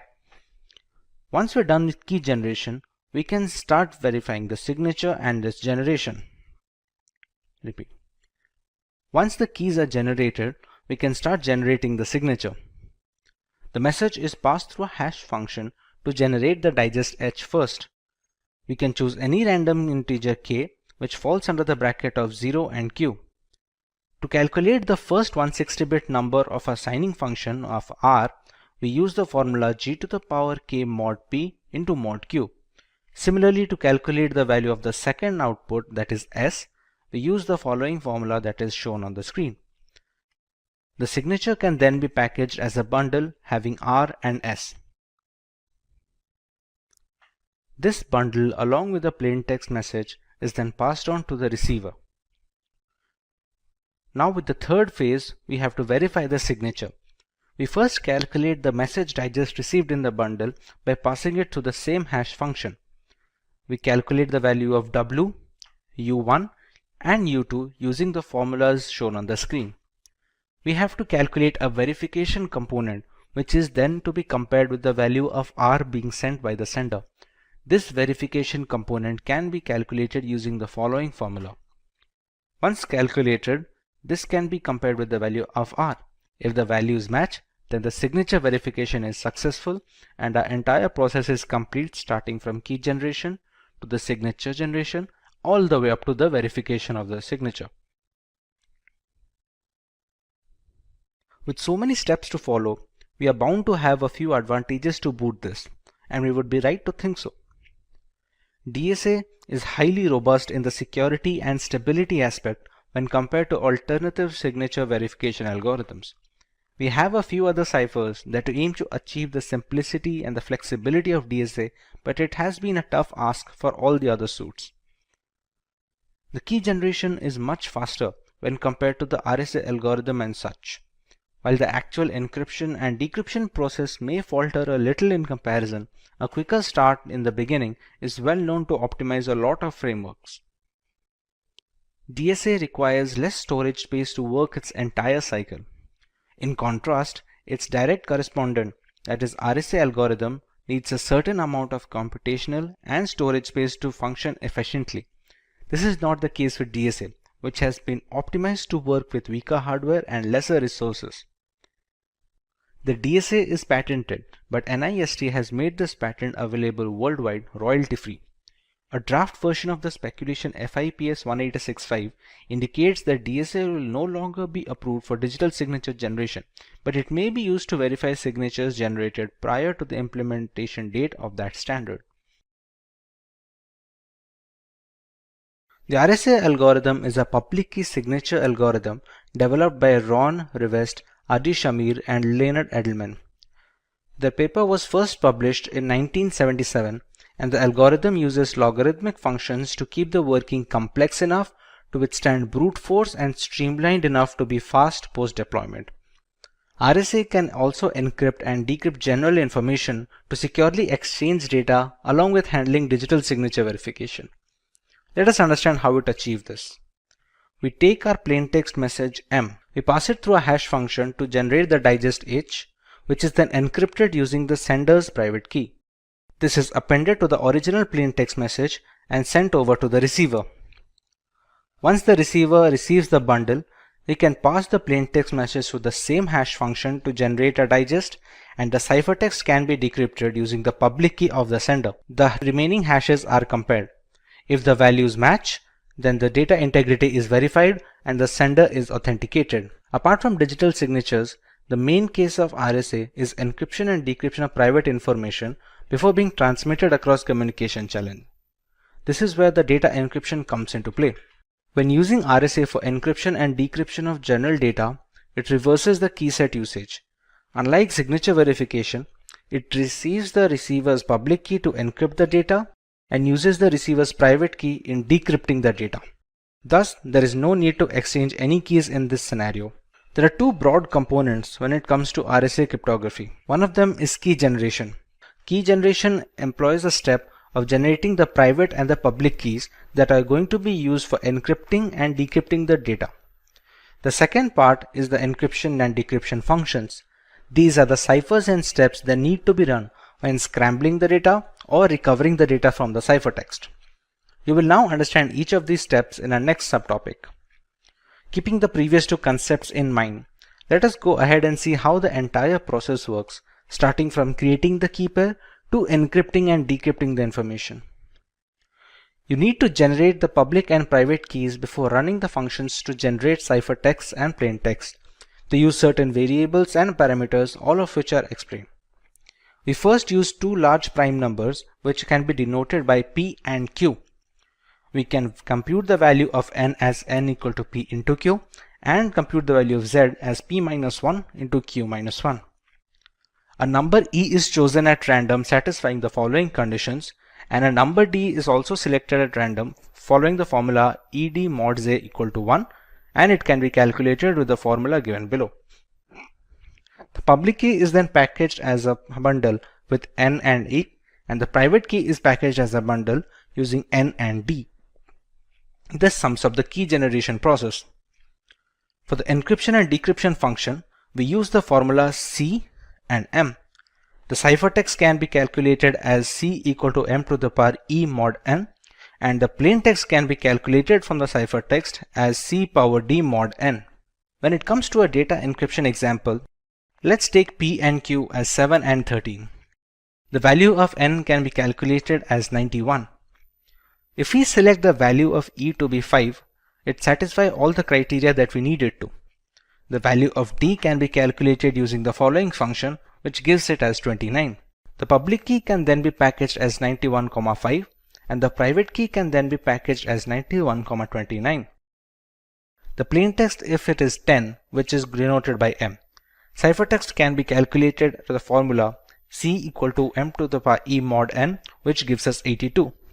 If somebody receives this ciphertext, they can calculate the plaintext using the formula C to the power D mod N, which gives us the value of 10 as selected as our plaintext.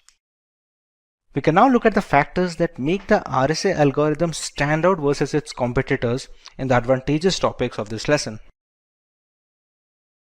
RSA encryption depends on using the receiver's public key so that you don't have to share any secret key to receive the messages from others. This was the most glaring flaw faced by symmetric algorithms, which were eventually fixed by asymmetric cryptography structure. Since the key pairs are related to each other, a receiver cannot intercept the message since they don't have the correct private keys to decrypt the information. If a public key can decrypt the information, the sender cannot refuse signing it with his private key without admitting the private key is not in fact private anymore. The encryption process is faster than that of the DSA algorithm. Even if the key generation is slower in RSA, many systems across the world tend to reuse the same keys so that they can spend less time in key generation and more time on actual ciphertext management. Data will be tamper-proof in transit since meddling with the data will alter the usage of the keys. The private key won't be able to decrypt the information, hence alerting the receiver of any kind of manipulation in between. The receiver must be aware of any third party who possesses the private key since they can alter the data mid-transit, the cases of which are rather low. Imagine creating an account on a new website. You provide your email address and set a password that you are confident and you would not forget. What about the website owner? How securely are they going to store your password? For website administrators, they have three alternatives. They can either store the passwords in a plain text format, they can encrypt the passwords using an encryption and decryption key, or they can store the passwords in a hash value. Let's have a look at each of these. When a password is stored in plain text format, it is considered to be the most unsafe option since anyone in the company can read your passwords. A single hack and a data server breach will expose all the account's credentials without needing any extra effort. To counter this, owners can encrypt the passwords and keep them in the servers as a second alternative. But that would mean they also have to store the decryption key somewhere on their servers. In the event of a data breach or the server hack, both the decryption key and encrypted passwords will be leaked, thus making it a single point of failure. What if there was an option to store the passwords after scrambling them completely, but with no way to decrypt them? This is where hashing comes to play. Since only the hashed values are stored in the server, no encryption is needed. With no plain text passwords to protect, your credentials are safe from the website administrators. Considering all the pros, hashed passwords are the industry standard when it comes to storing credentials nowadays. Before getting too deep into the topic, let's get a brief overview of how hashing works. Hashing is the process of scrambling a piece of information or data beyond recognition. We can achieve this by using hash functions, which are essentially algorithms that perform mathematical operations on the main plaintext.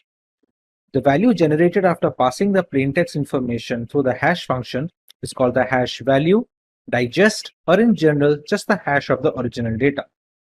While this may sound similar to encryption, the major difference is hashes are meant to be irreversible. No decryption key can convert a digest back to its original value.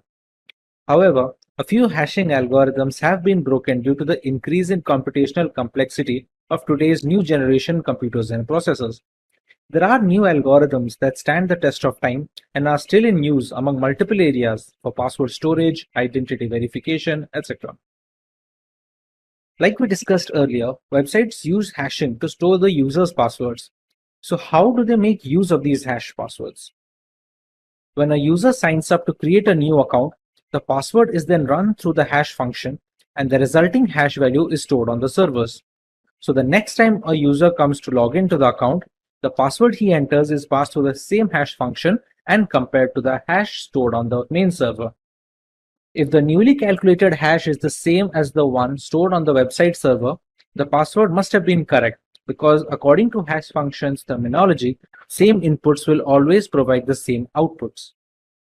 If the hashes do not match, then the password entered during login is not the same as the password entered during the sign-up. Hence, the login will be denied.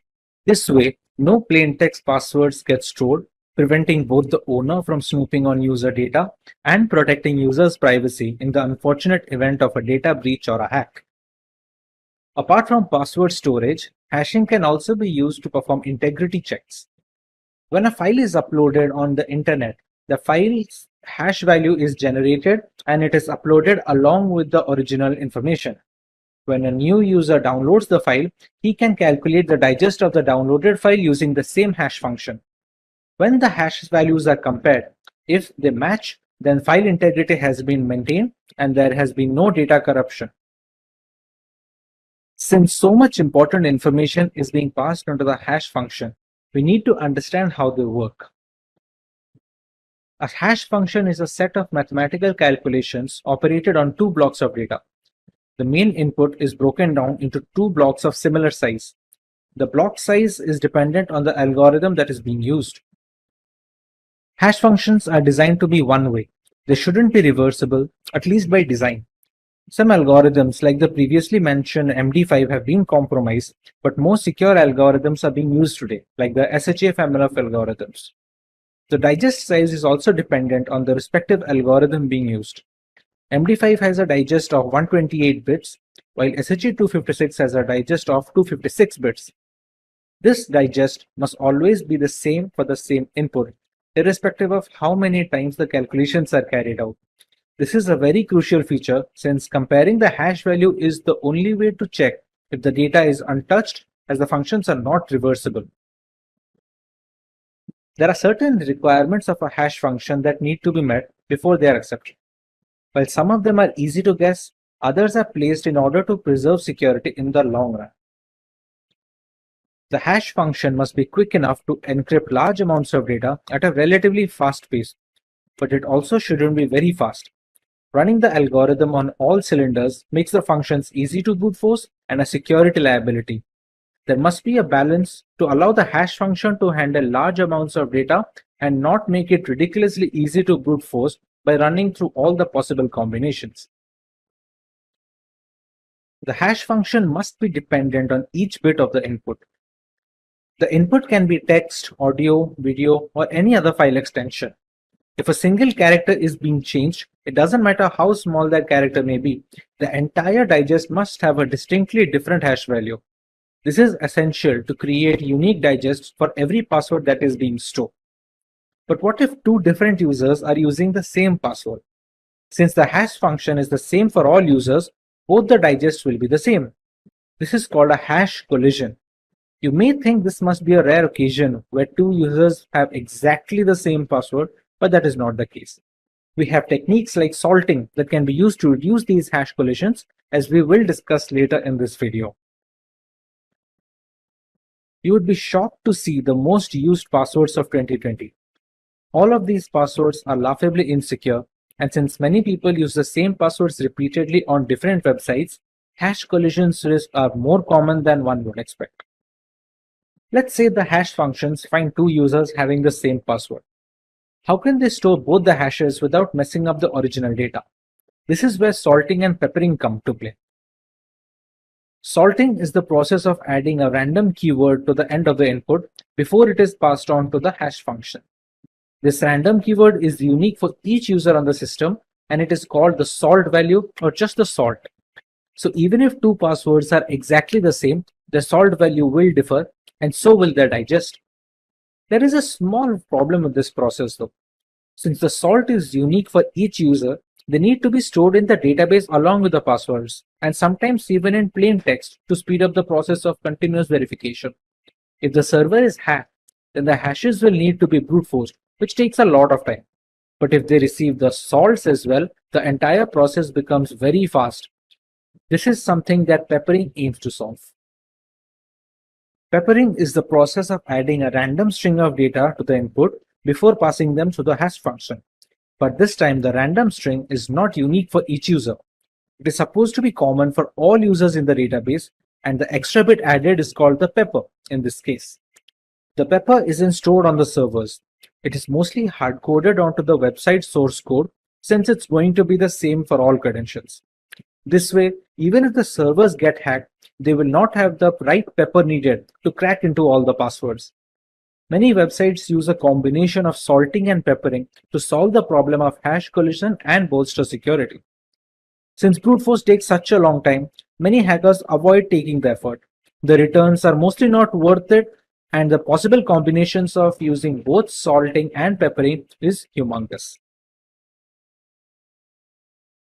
With the consensus aiming towards an educated public on digital privacy, it's no surprise to see an increasing interest in encryption algorithms. We have already covered the major names like the DES and the AES algorithm.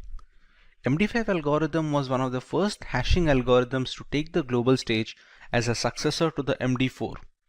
Despite the security vulnerabilities encountered in the future, MD5 still remains a crucial part of data infrastructure in a multitude of environments.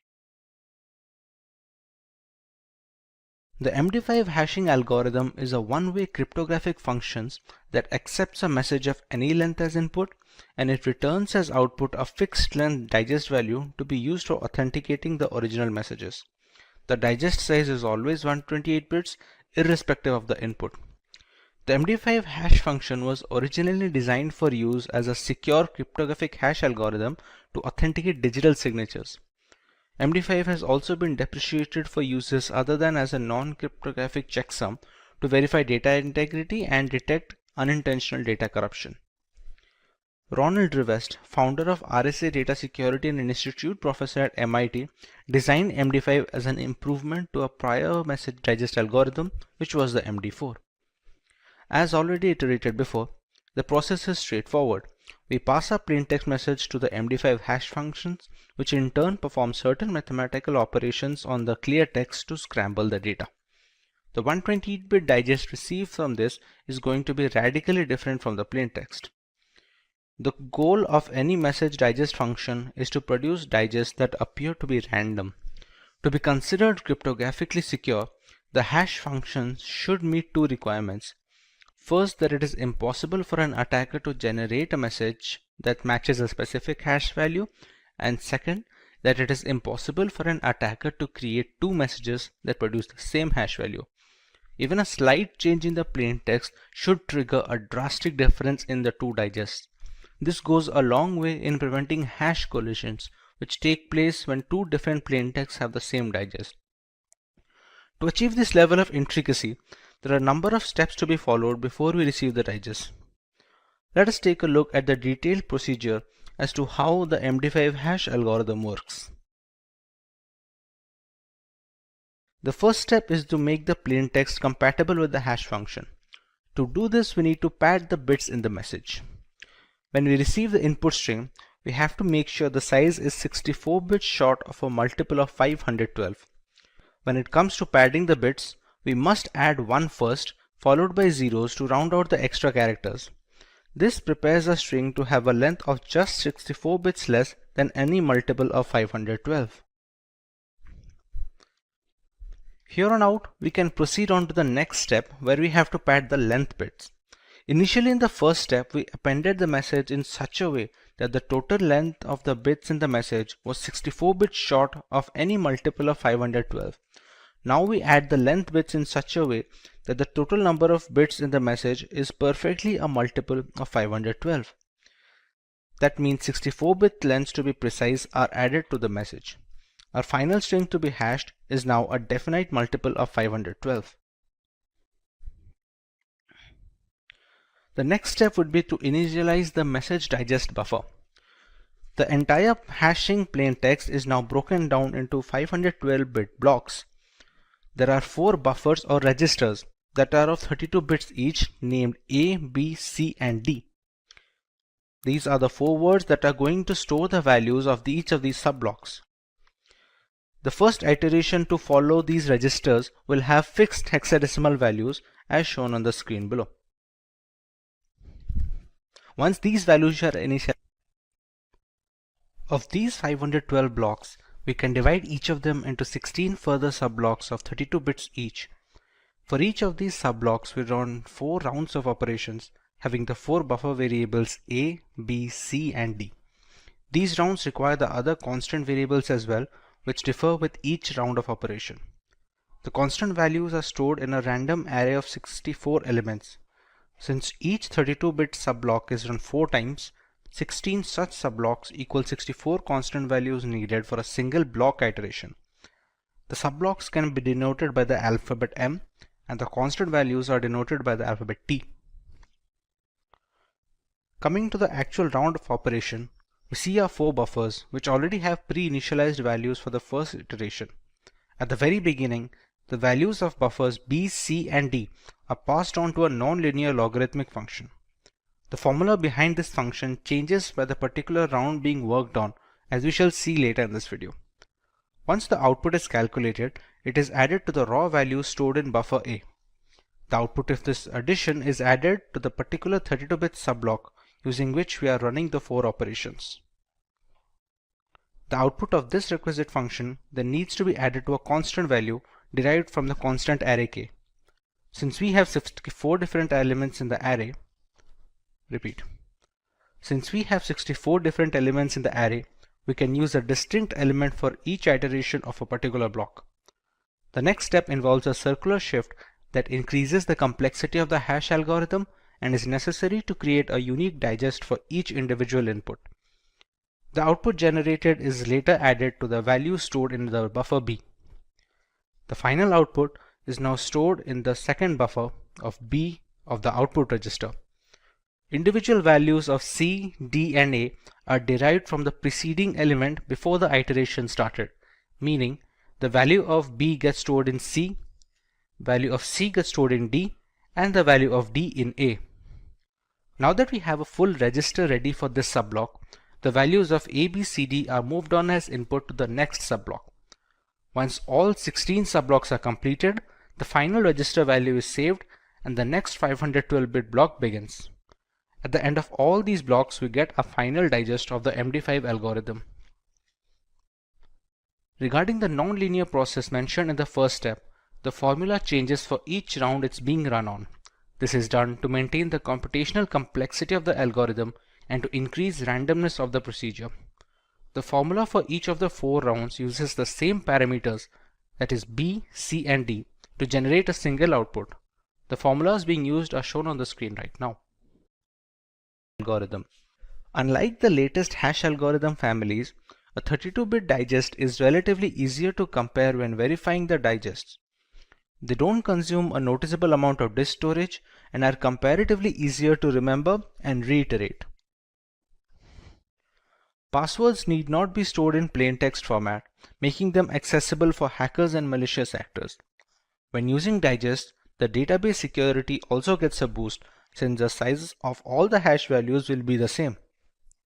In the event of a hack or a breach, the malicious actor will only receive the hashed values, so there is no way to regenerate the plain text, which would be the user passwords in this case. Since the functions are irreversible by design, hashing has become a compulsion when storing user credentials on the server nowadays. A relatively low memory footprint is necessary when it comes to integrating multiple services into the same framework without a CPU overhead. The digest size is the same, and the same steps are run to get the hash value, irrespective of the size of the input string. This helps in creating a low requirement for computational power and is much easier to run on older hardware, which is pretty common in server farms around the world. We can monitor file corruption by comparing hash values before and after transit. Once the hashes match, file integrity checks are valid and we can avoid data corruption. Hash functions will always give the same output for the similar input, irrespective of the iteration parameters. It also helps in ensuring that the data hasn't been tampered with en route to the receiver of the message. We use our Wi-Fi every day for work, and we use the internet for entertainment and communication. The dependency on technology is at an all-time high thanks to the radical developments and innovation in these last 2 decades. A big portion of this belongs to ensuring secure channels of communication and data transmission.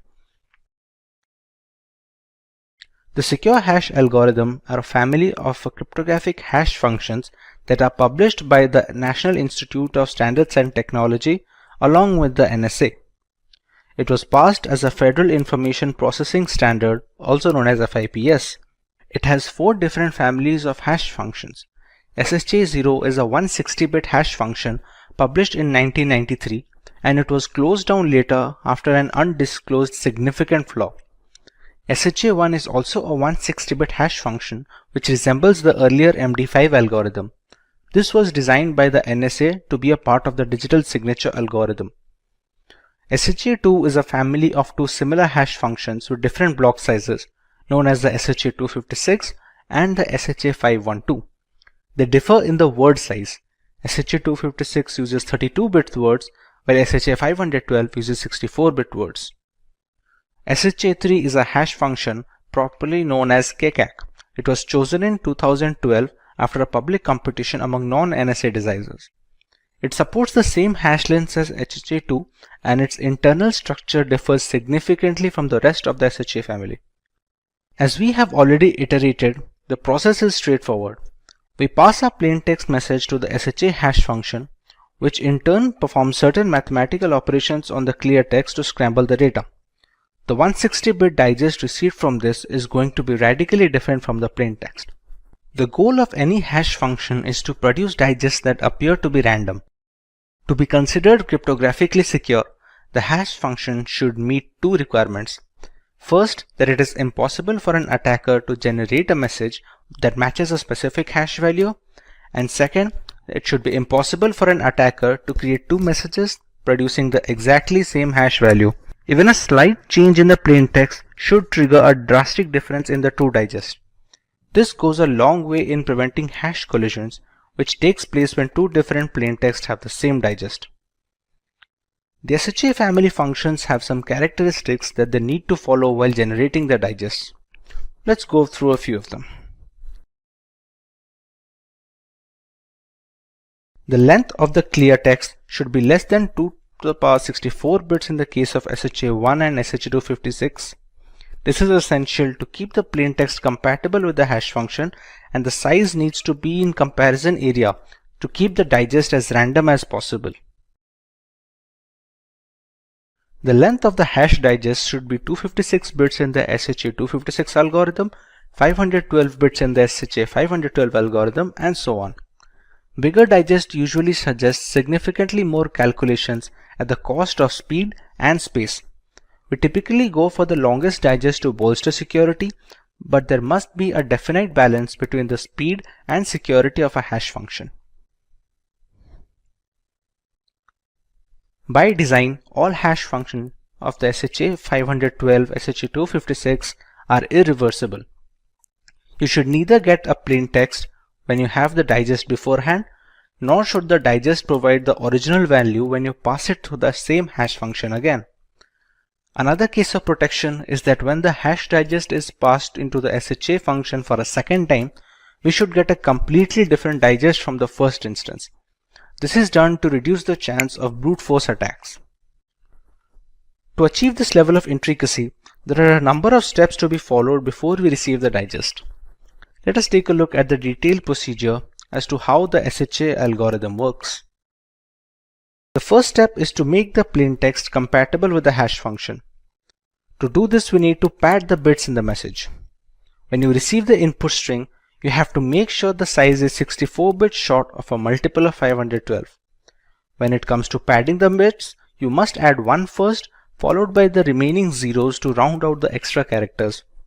This prepares our string to have a length just 64 bits less than any multiple of 512. Here on out, we can proceed to the next step where we have to pad the length bits.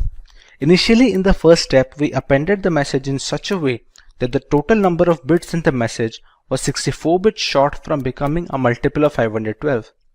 Now we add the length of bits in such a way that the total number of bits in the message is a perfect multiple of 512. That means 64 bits plus the length of the original message becomes a multiple of 512. This becomes a final string that needs to be hashed. In the next step, we have to initialize these chaining variables. The entire plaintext message can now be broken down into blocks of 512 bits each. Unlike other hash algorithms like MD5, which use 4 registers or buffers, SHA family use 5 buffers of 32 bits each. They are named A, B, C, D, and E. These registers go through multiple rounds of operation, where the first iteration has fixed hexadecimal values, as can be seen in the screen. Moving on, we have to process each of the 512-bit blocks by breaking each of them into 16 subblocks of 32 bits each. Each of them goes through 4 rounds of operation that use the entire register and have the 512-bit block along with the constant array. Out of those 4 rounds, each round has 20 iterations. So in general, we have 80 rounds sum total. The constant value of k is an array of 80 elements. Of those 80, 16 elements are being used each round, so that comes out to 80 rounds for each of the other elements.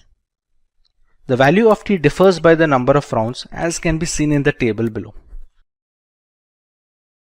A single formula is necessary to calculate the output of each round and iteration. The formula can be ABCDE register is equal to E plus a nonlinear process P along with a circular shift of A plus WT plus KT. In this formula, ABCD is the register value of the chaining variables as we discussed before. P is the logical process which has a different formula for each round. S5 is a circular shift by 5 bits. And WT is a 32-bit string derived from the existing subblock. This can be calculated depending on the iteration at hand. KT signifies a single element of the 80-character element array, which changes depending on the particular round at hand. For the values of WT, the first 16 values are the same as that of the subblocks, so there is no extra calculation needed. For the next 64 elements, the value of WT can be calculated as shown in the formula here. To better understand this, let's take a look at how each of this goes in a sequential process. We have our initial register using the 5 words of 32 bits each. In the first step, we put the values of A, B, C, and D to the subsequent register as the output. Next, we use a nonlinear process P that changes depending on the round and uses the values of B, C, and D as input. Whatever output is generated from the nonlinear process, it is added with the value of the E register. Next, the value of A is circular shifted by 5 bits and is added with the output generated in the previous step. The next step is adding the value of WT and the constant element of KT. The current output is then stored in the register A. Similarly, this iteration is repeated every round and for each subblock in the process. Once all the registers are complete and all the subblocks are joined together to form the single ciphertext message, we will have our hashed output. Regarding the nonlinear process P that uses the values of B, C, and D as input, The formula changes every round to maintain a complexity of the program that can withstand brute force attacks. Depending on the round, the values are passed through a logical operation, which is then added with the values of WT, KT, and so on.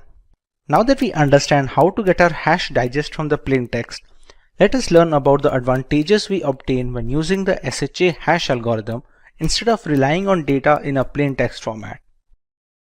Digital signatures follow asymmetric encryption methodology to verify the authenticity of a document or a file. Hash algorithms like SHA-256 and the industry standard SHA-512 go a long way in ensuring the verification of signatures. Passwords need not be stored in a plain text format, which makes them accessible to hackers and other malicious actors.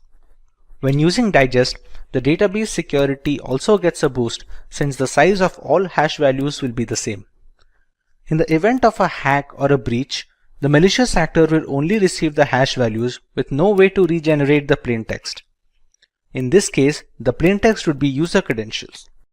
Since the hash functions are irreversible by design, it has become a compulsion when storing passwords on the servers. The SSL handshake is a crucial segment of the web browsing sessions, and it's done using SHA functions. It consists of your web browsers and the web servers agreeing on encryption keys and hashing authentication to prepare a secure connection. It relies on a combination of symmetric and asymmetric algorithms which ensure the confidentiality of the data transmitted between a web server and a web client like the browsers. You can monitor file corruption by comparing hash values before and after transit. Once the hashes match, file integrity checks are valid and data corruption is avoided. Hash functions will always give the same output for the same input, irrespective of the iteration parameters. It also helps in ensuring that the data hasn't been tampered with en route to the receiver of the message. Passwords are by far the most common type of user authentication. They are popular because their theory makes perfect sense to individuals and is reasonably simple to implement for developers. On the other hand, poorly constructed passwords can pose security flaws. A well-designed password-based authentication process does not save the user's actual password. This would make it far too simple for a hacker or a malevolent insider to access all of the system's user accounts. In this video, you will learn how to crack passwords and simultaneously try to make your passwords as brute force resistant as possible. Let's take a look at the topics to be covered today. We start by learning about what is password cracking in general.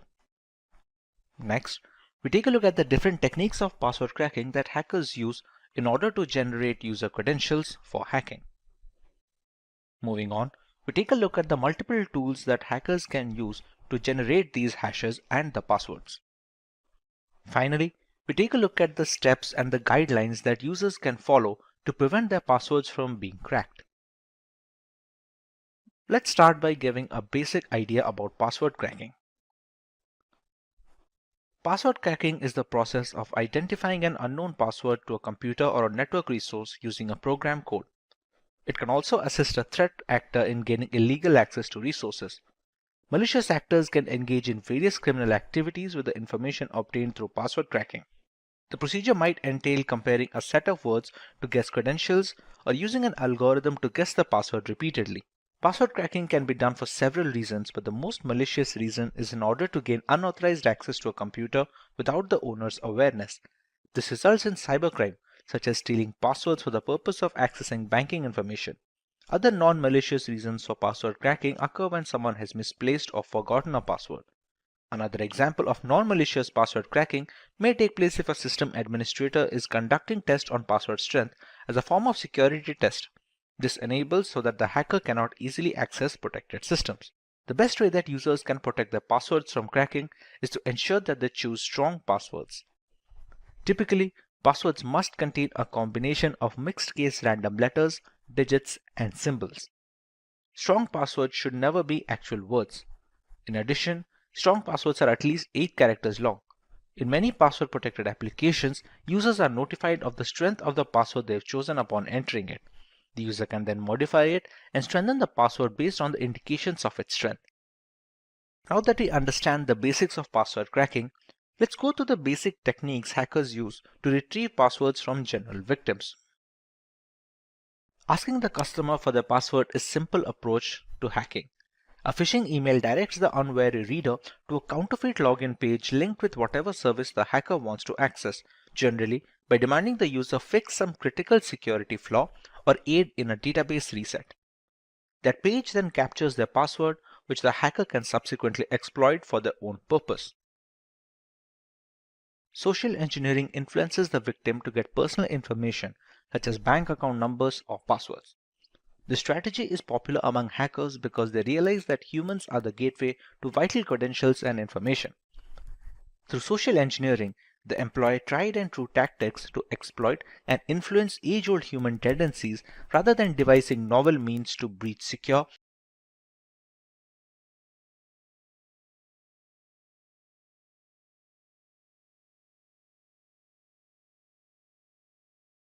the lack should not be based on a uniform or a sob story. A hacker searches a password dictionary for the correct password in the case of a dictionary attack. Password dictionaries cover many themes and a mixture of topics such as politics, movies, and music groups. Users' failure to create a strong password is why this approach efficiently cracks passwords till today. Simply said, this assault employs the same terms that many individuals use as passwords. A hacker can compare the password hash obtained to hashes of the password dictionaries to find the correct plain text password. Now that the passwords have been hashed, the hackers attempt to achieve authentication by breaking the password hash. They accomplish this by employing a rainbow table, which is a set of pre-computed hashes of portable password combinations. Hackers can use the rainbow table to crack the hash, resulting in guessing your password. As a result, it retrieves the password hash from the system and eliminates any need to break it. Furthermore, it does not necessitate the discovery of the password itself. The breach is accomplished if the hash matches. In a brute force assault, the attacker attempts multiple password combinations until the correct one is identified. The attacker uses software to automate this process and run exhaustive password combination in a substantially shorter length of time. With the growth of hardware and technology in recent years, such programs have been invigorated. It won't be quick if your password is more than a few characters lengthy, but it will eventually reveal your password. Brute force assaults can be sped up by throwing more processing resources at them. With so many different techniques coming together to crack passwords, none of them are useful without the right tools. There are a plethora of scripts and snippets of code that can retrieve passwords from either encrypted storage or from their hash digest. Let's go through some of these tools. Cain and Abel is a password recovery tool for Microsoft operating systems. It allows easy recovery of various kinds of passwords by sniffing the network, cracking encrypted passwords using dictionary, brute force, and cryptanalysis attacks. Recording VoIP conversations, decoding scrambled passwords, recovering wireless network keys, etc. are some of the other features of Cain and Abel. The latest version is faster and contains a lot of new features like ARP poison routing, which enables sniffing on switched LANs and man-in-the-middle attacks. The sniffer in this version can also analyze encrypted protocols such as SSH1 and HTTPS, while containing filters to capture credentials from a wide range of authentication mechanisms.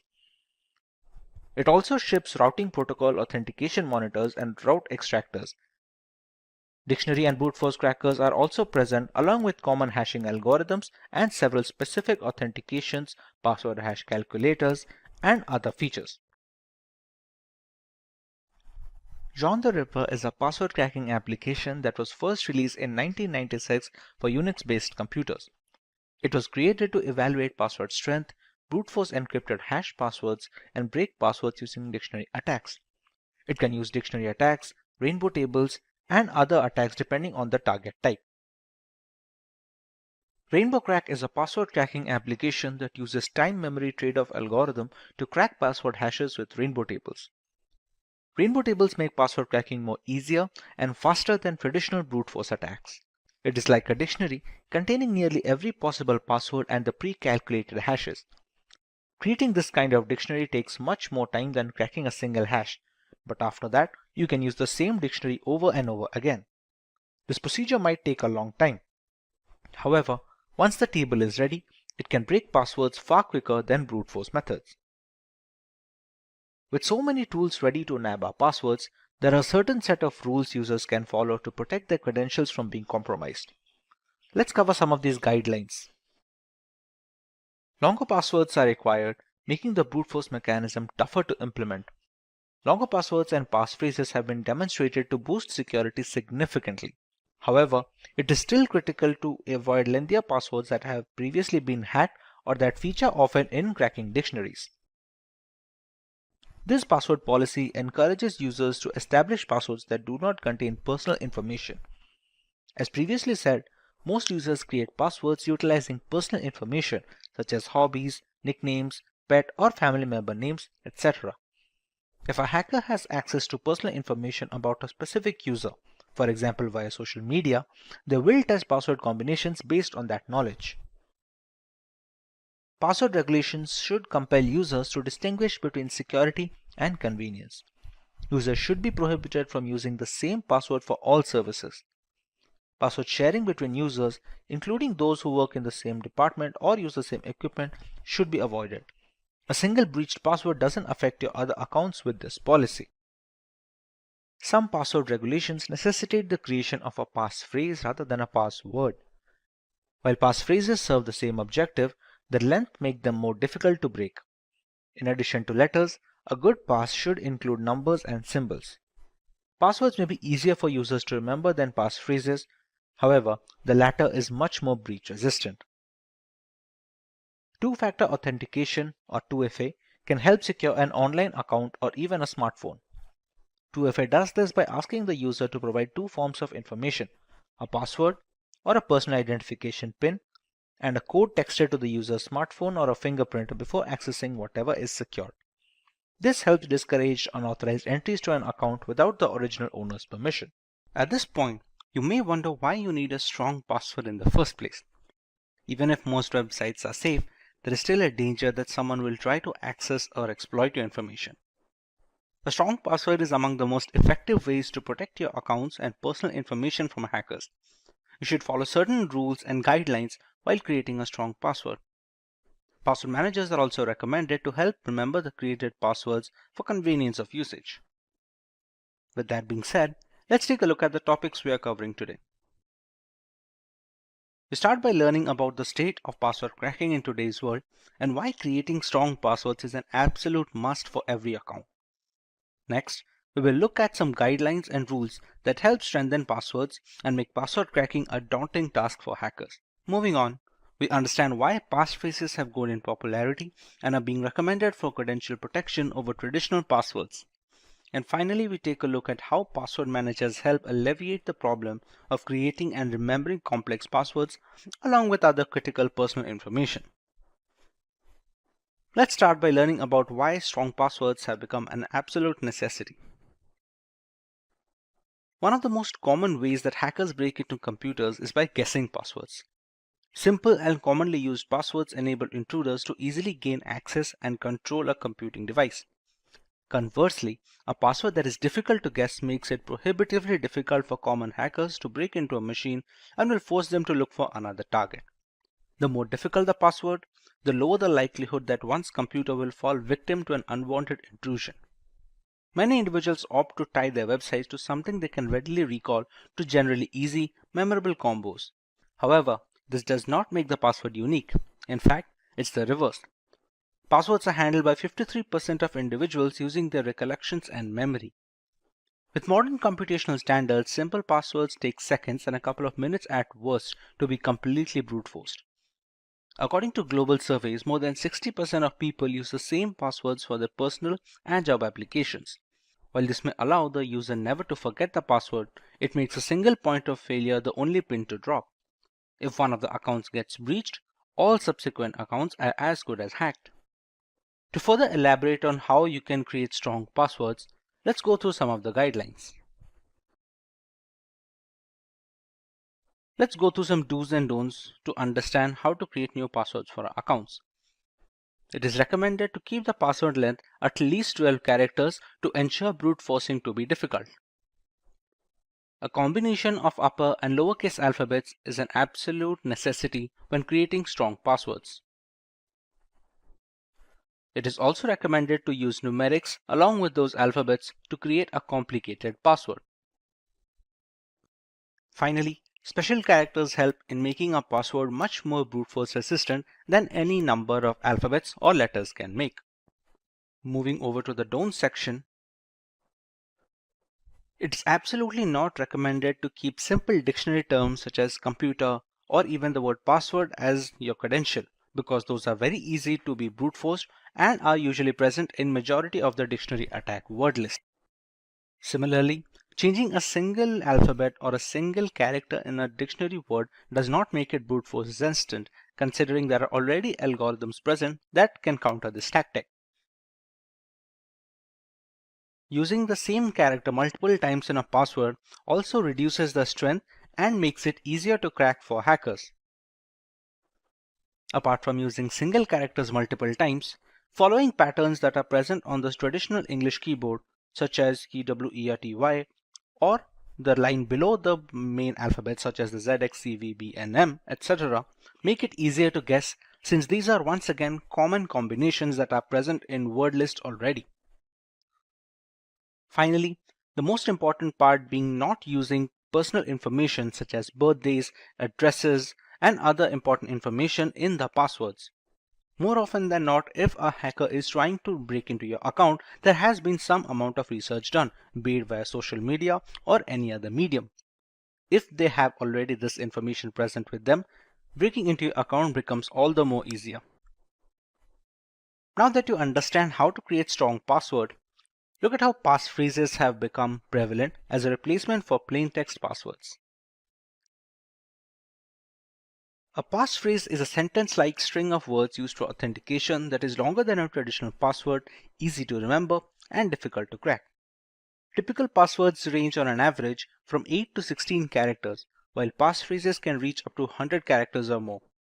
Using a long passphrase instead of a short password to create a digital signature is one of the many ways that users can strengthen the security of their data, devices, and accounts. The longer a passphrase is, the more likely a user is to incorporate bits of entropy or factors that make it less predictable to potential attackers. As more websites, applications, and services increase their user security requirements, a passphrase is a fast and easy way to meet these criteria. Let's take a look at some of the advantages that passphrases have over common passwords. Passphrases are simpler to remember than just a random assortment of symbols and characters. It's easier to comprehend a line from your favorite song or a quotation than a short but difficult password. Passwords are reasonably easy for humans and robots to guess or crack. Online thieves have also advanced and created cutting-edge hacking tools to crack even the most complex passwords. Passphrases are nearly hard to crack since most efficient password cracking programs fail at approximately 10 characters. As a result, even the most sophisticated cracking tool will be unable to guess, brute force, or pre-compute these passwords. Complies with password setting rules with ease are passphrases. The usage of punctuation and upper and lowercase passwords satisfy the password complexity criteria. Most operating systems and apps support passphrases. Phrases of up to 127 characters are permitted on all major operating systems, including Windows, Linux, and Mac. As a result, for optimal protection, you can use lengthier passphrases. But when creating a strong password, the major problem people come across is remembering these passwords or the passphrases. This is where you can find a use for a password manager.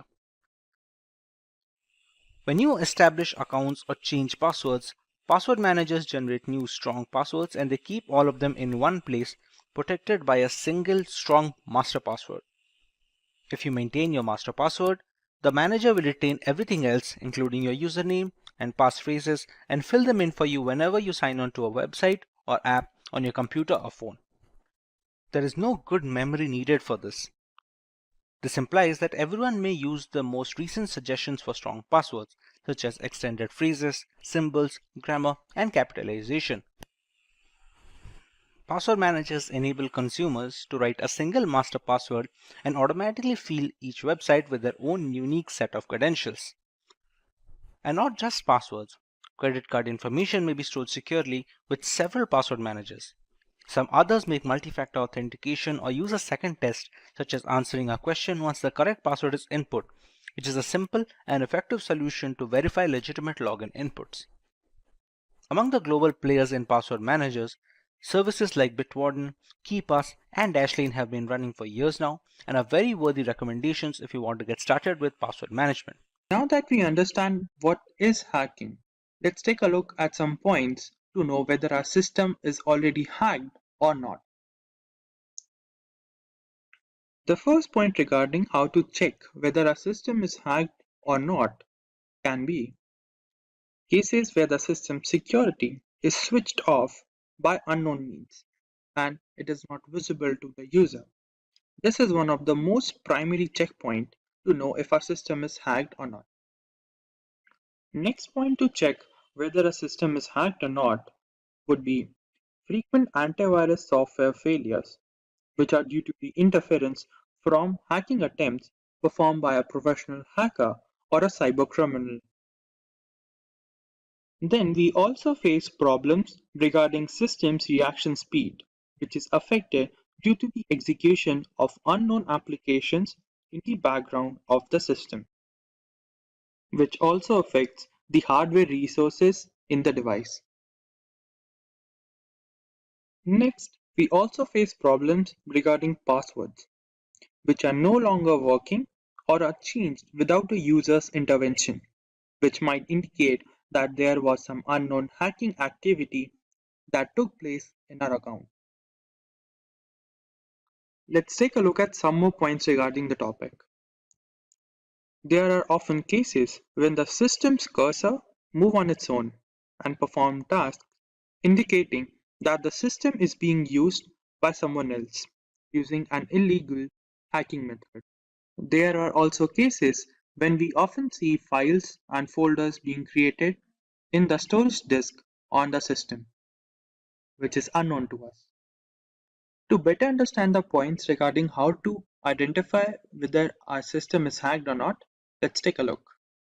Then let's start with the first point.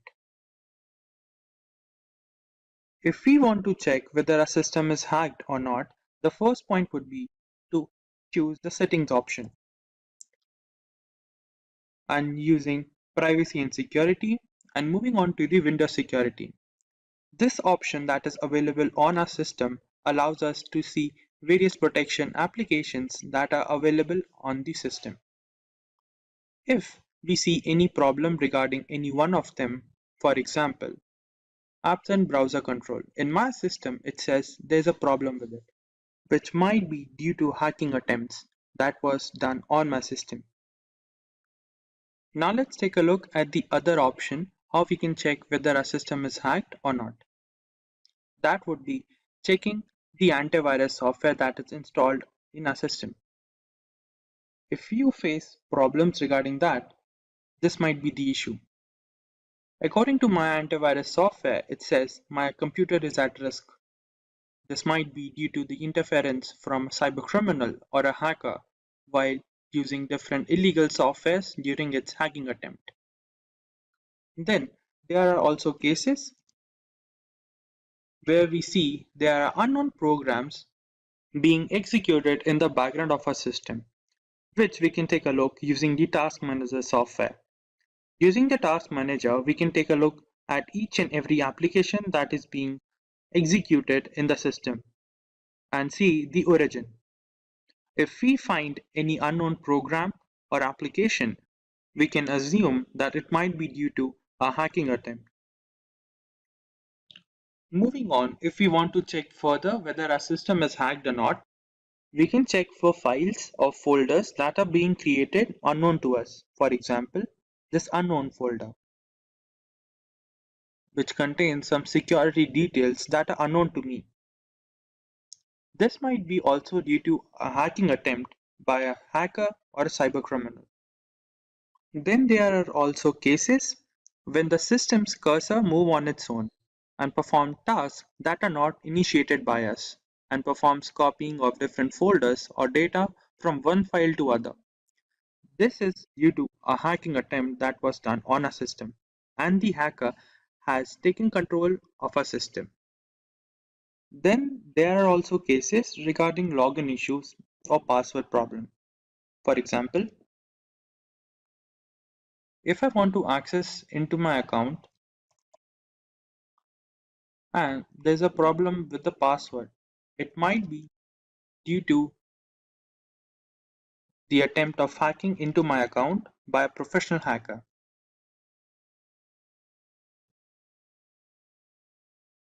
Seems like there's a problem with the username, which means there was a hacking attempt by a professional hacker. We can further check hacking attempts by accessing our web browser and checking whether there's some extra add-ons or unknown add-ons that wasn't installed by us. This might also indicate a hacking attempt on the system.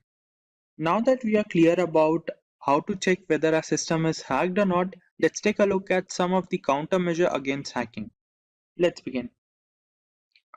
The first point regarding how to avoid hacking is do regular manual security checks and keep the system security updated.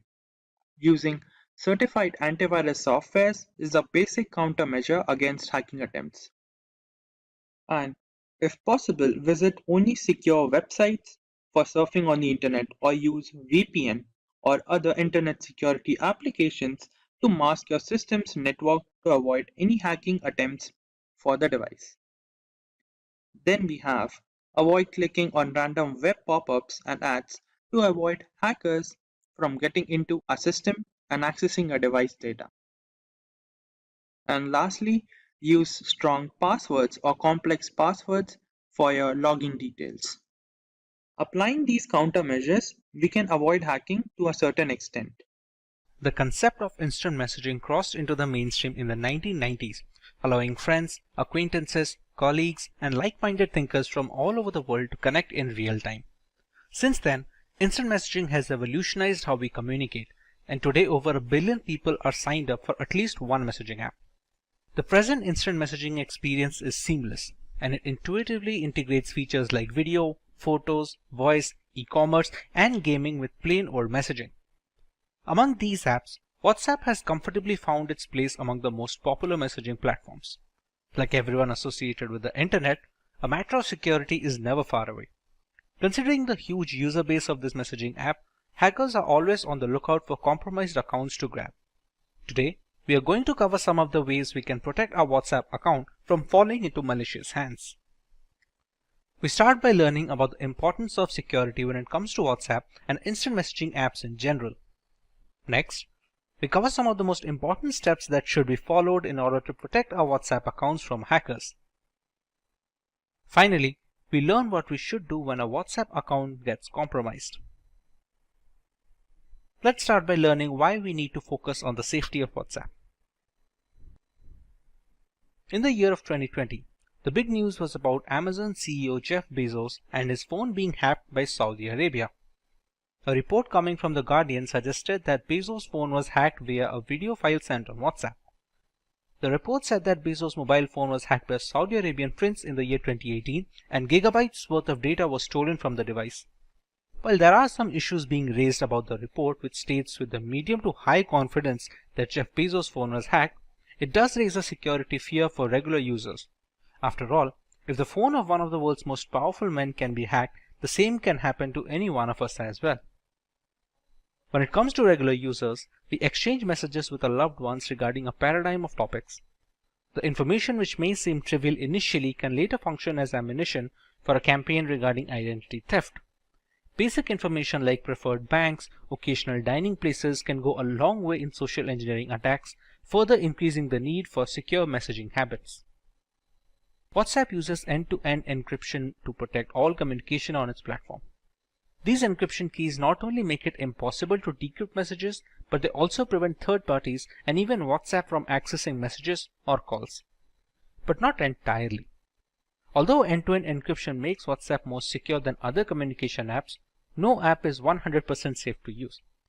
Like any application or digital device, WhatsApp is often targeted by bad actors. It also has access to your contacts and tracks where and how long you use it, putting your privacy and personal information at risk.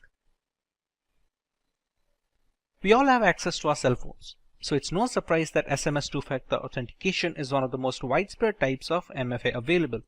You don't need any apps or digital keys, and it's not tied to a specific ecosystem. Unfortunately, it's also not a secure multi-factor authentication method. The nature of SMS itself opens up your organization to a host of risks. Hackers may have many ways to leverage SMS to find a way into your accounts and network. Be it via spoofed SIM cards or message hijacking, WhatsApp 2FA using SMS isn't a foolproof solution. Now that we understand the variety of reasons why WhatsApp needs extra security, let's go through some of the ways we can achieve this.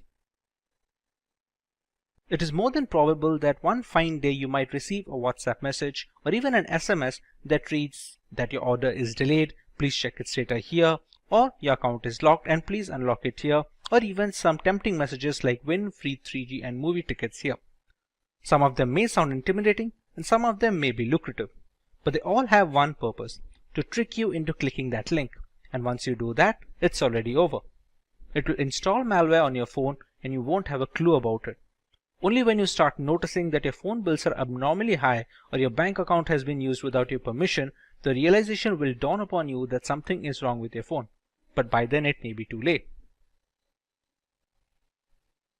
WhatsApp in itself provides various privacy options to users.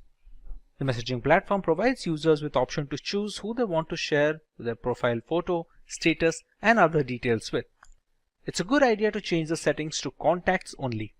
This means only phone numbers that are saved on your smartphone will be able to see your profile photo, status, phone number, and auto-delete status as well.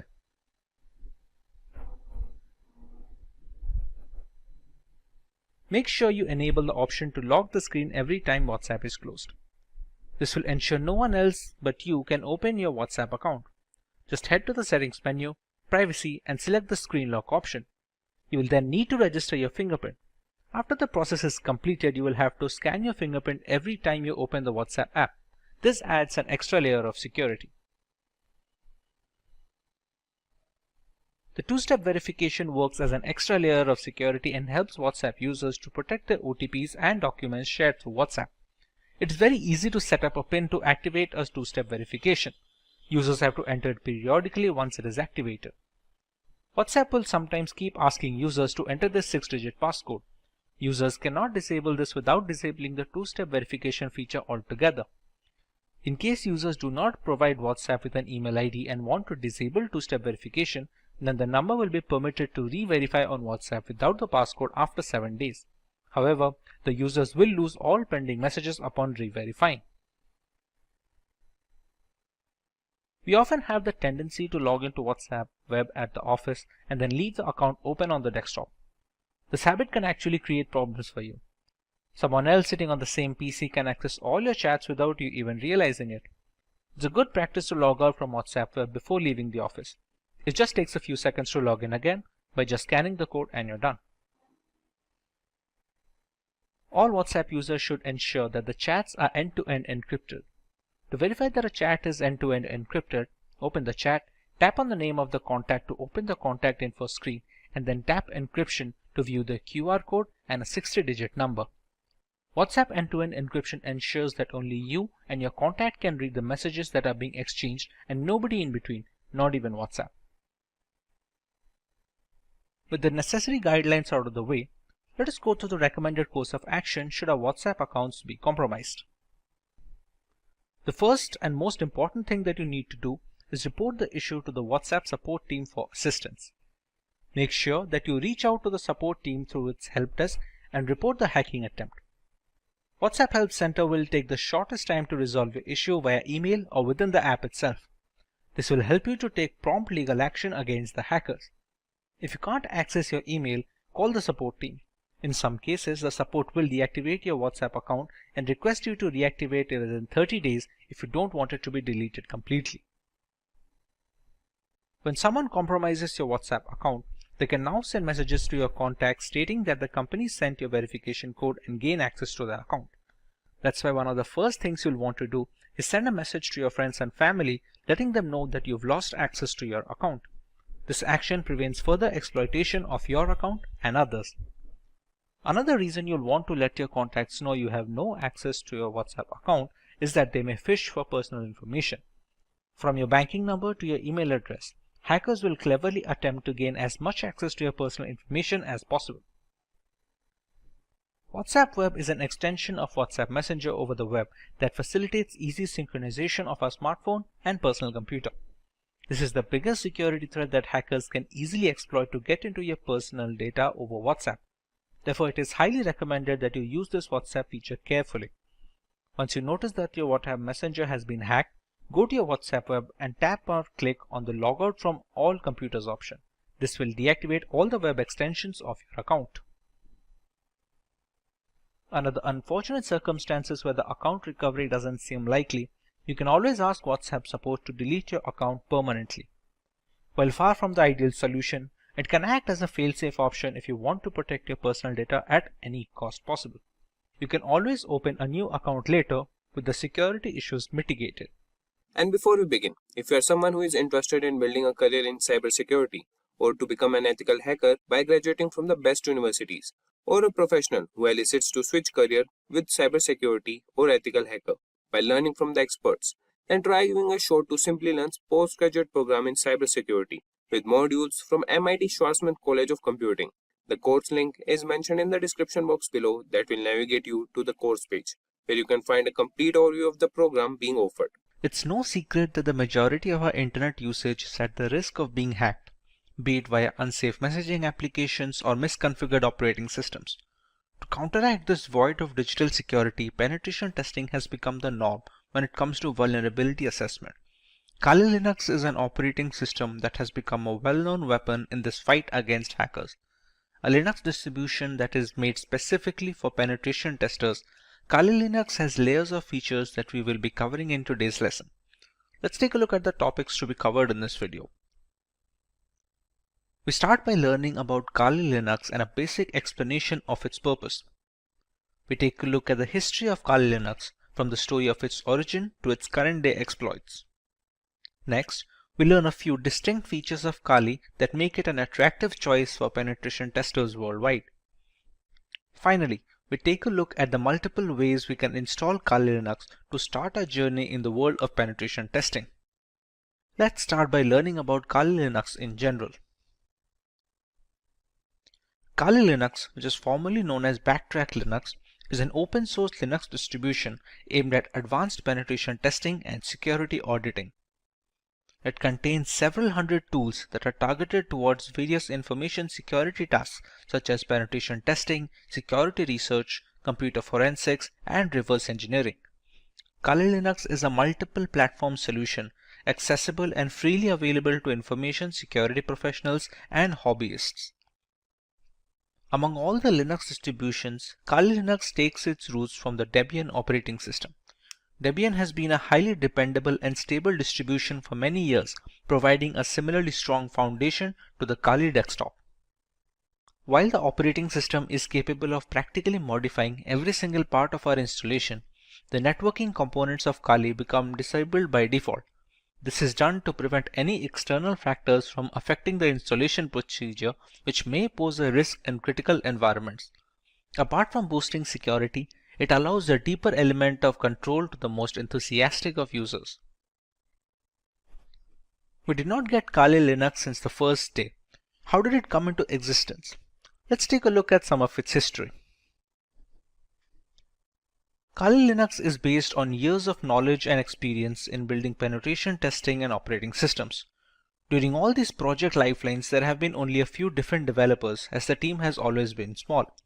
The first project was called WOPEX, which stands for White Hat Knopex. As can be inferred from the name, it was based on the Knopex operating system as its underlying OS. WOPEX had releases ranging from version 2.0 to 2.7. This made way for the next project, which was known as WAX, or the longhand being White Hat Slacks. The name change was because the base OS was changed from Knopex to Slacks. WAX started at version 3 as a nod, it carrying on from WOPEX. There was a similar OS being produced at the same time, Auditor Security Collection, often being shortened to just Auditor, which was once again using Knopex. Its efforts were combined with WAX to produce Backtrack. Backtrack was based on Slackware from version 1 to version 3, but switched to Ubuntu later on with version 4 to version 5. Using the experience gained from all of this, Kali Linux came after Backtrack in 2013. Kali started off using Debian stable as the engine under the hood before moving to Debian testing when Kali Linux became a rolling operating system. Now that we understand the history and the purpose of Kali Linux, let us learn a little more about its distinct features. The latest version of Kali comes with more than 600 penetration tools pre-installed. After reviewing every tool that was included in Backtrack, developers have eliminated a great number of tools that either simply did not work or which duplicated other tools that provided the same or similar functionality. The Kali Linux team is made up of a small group of individuals who are the only ones trusted to commit packages and interact with the repositories, all of which is done using multiple secure protocols.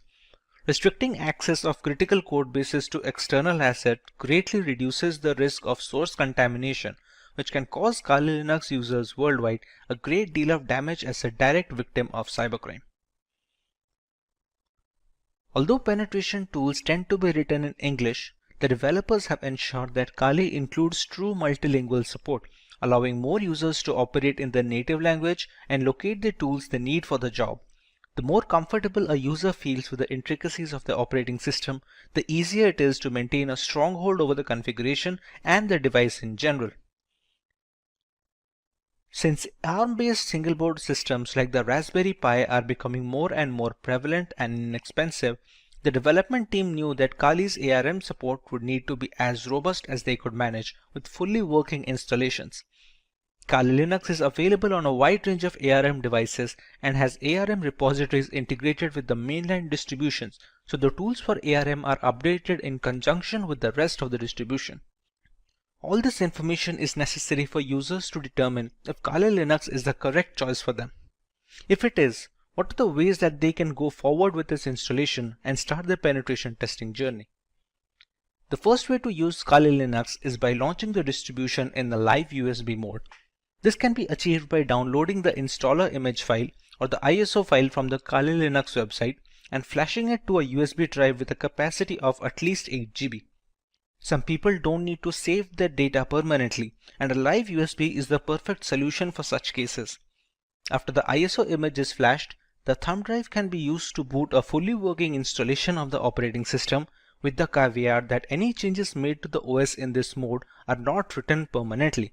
Some cases allow persistent usage in live USBs, but those require further configuration than normal situations. But what if the user wants to store data permanently in the installed OS? The best and the most reliable way to ensure this is the full-fledged hard disk installation. This will ensure the complete usage of the system's hardware capabilities and will take into account the updates and the configurations being made to the OS. This method is supposed to override any pre-existing operating system installed on the computer, be it Windows or any other variant of Linux. The next alternative route for installing Kali Linux would be to use virtualization software such as VMware or VirtualBox. The software will be installed as a separate application on an already existing OS, and Kali Linux can be run as an operating system in the same computer as a window. The hardware requirements will be completely customizable, starting with the allotted RAM to the virtual hard disk capacity. The usage of both a host and guest operating system like Kali Linux allows users a safe environment to learn while not putting their systems at risk. If you want to learn more about how one can go forward with this method, we have a dedicated video where Kali Linux is being installed on VMware while running on a Windows 10 operating system. You can find the link in the description box to get started with your very own virtual machine. The final way to install Kali Linux is by using a dual boot system. To put it in simple words, the Kali Linux OS will not be overwriting any pre-installed operating system on a machine, but will be installed alongside it. When a computer boots up, the user will get a choice to boot into either of these operating systems. Many people prefer to keep both the Windows and Kali Linux installed, so the distribution of work and recreational activities is also allotted effectively. It gives users a safety valve should their custom Linux installation run into any bugs that cannot be fixed from within the operating system. Now, for the convenience of explanation, we're going to install Kali Linux today on a virtual machine software known as VMware. VMware is able to run multiple operating systems on a single host machine, which in our case is a Windows 10 system. To get started with Kali Linux installation, we have to go to the website to download an image file. We go to Get Kali, and as you can see, there are multiple platforms on which this operating system can be inverted. As per our requirement, we're going to go with the virtual machine section. As you can see, it is already recommended by the developers. This is the download button, which will download a 64-bit ISO file. We can download 32-bit, but that is more necessary for hard metal machines, or if you're going to use it for older devices which do not support 64-bit operating systems yet. After clicking on the download button, we can see we have a WinRAR archive which will have the ISO files. For now, we have downloaded the ISO file and it is already present with me. So we can start working on the VMware side of things. Once the ISO file is downloaded, we open up VMware Workstation. We go to File and we create a new virtual machine. In these two options, it is highly recommended to go with the typical setup rather than the custom one. The custom is much more advanced and requires much more information from the user, which is beneficial for developers and people who are well versed with virtualization software, but for 90% of the cases, typical setup will be enough. Here, we can select the third option, which will be I will install the operating system later. In some operating systems, we can use the ISO file here directly and VMware will install it for us. But for right now, in the case of Kali Linux, the third option is always the safest. Kali Linux is a Linux distribution. So we can select Linux over here, and the version, as you can see here, it have multiple versions such as the multiple kernels. Every distribution has a parent distribution. For example, Kali Linux has Debian, and there are other distributions which are based or forked from some parent distribution. Kali Linux is based off Debian, so we can go with the highest version of Debian, which is the Debian 10.x 64-bit. Go on next. We can write any such name. We can write Kali Linux so that it will be easier to recognize the virtual machine among this list of virtual machine instances. The location can be any location you decide to put. By default, it should be the documents folder, but anywhere you put, it will hold up all the information of the operating system. All the files you download, all the configurations you store, everything will be stored in this particular location that you provide. When we go next, we are asked about the disk capacity. This disk capacity will be all the storage that will be provided to your virtual machine of Kali Linux. Think of your Windows device. If you have a 1 terabyte of hard drive, you have the entirety of the hard disk to store data on. How much data you give here, you can only store up to that amount of data. Not to mention, some amount of capacity will be taken up by the operating system itself to store its programs and applications. For now, we can give around, let's say, 15 GB of information. Or if its recommended size for Debian is 20, you can just go ahead at 20. It depends all on the user case. If you are going to use it extensively, you can even go as high as 50 or 60 GB if you have plans to download many more applications and perform multiple different tests. Another option we get over here is storing virtual disks as a single file or storing them into multiple files.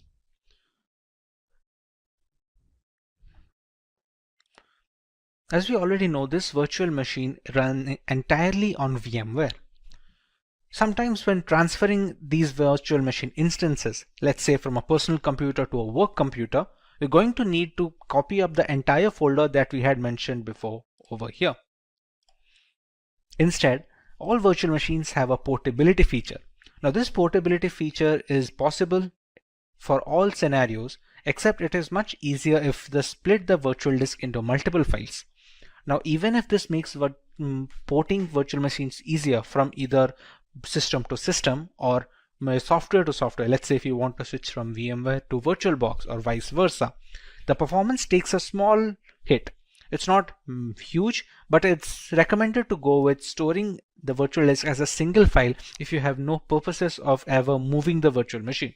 Even if you do, it's not a complete stop that it cannot be ported. It's just easier when using multiple files. But in order to get the best performance out of the virtual machine, we can store it as a single file over here.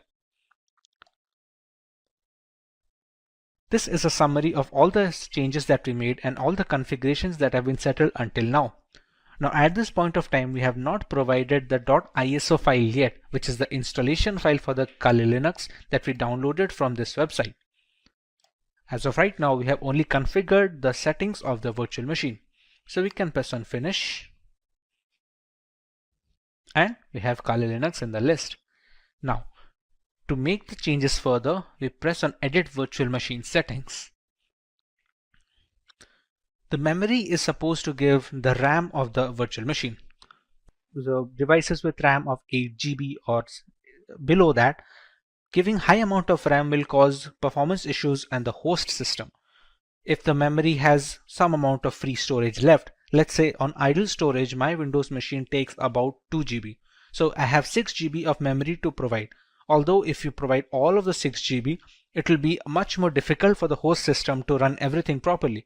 So for this instance, we can keep it as 2 GB of memory for the virtual machine instance. Similarly, we can use the number of processors and we can customize it according to our liking. Let's say if we want to use one processor, but we want to use 2 different cores, we can select them as well. Hard disk is pre-set up as the SCSI hard disk and it does not need to be changed for the installation of this operating system at all. CD-ID DVD. This is where the installation file comes.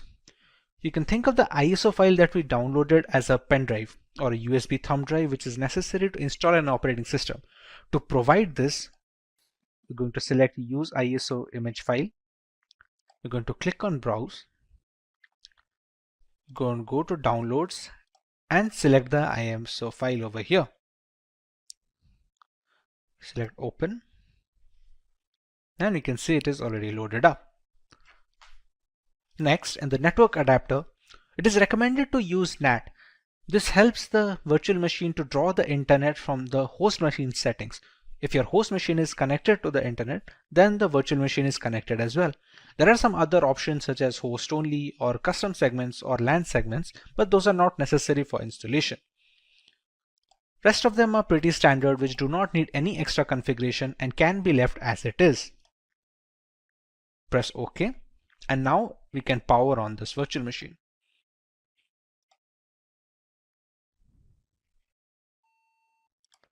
In this screen, we can choose how we want to proceed with the installation. We have a Start Installer option over here. So we're going to press Enter on that.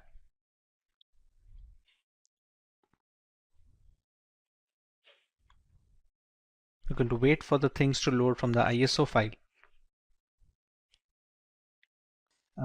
The first step in the installation is choosing the language of the operating system. For this, we can go with English as standard. This is a location. This will be used for setting up the time and some of the internal settings which depend entirely on the location of the user. So for this, we're going to go with India. Configuring the keyboard, it's always recommended to go with the American English first. Many people make a mistake of going with the Indian keyboard if it is possible, and it provides a lot of issues later on. So it's always preferred to go with the American English, and if later we see some necessity of another keyboard dialect that is required, we can install it later. But for now, we should always stick with American English as a basic. At this point, it's going to load the installation components from the .iso file. It is a big file of 3.6 GB, so it has a lot of components that need to be put into the virtual machine, which can also be used to detect hardware.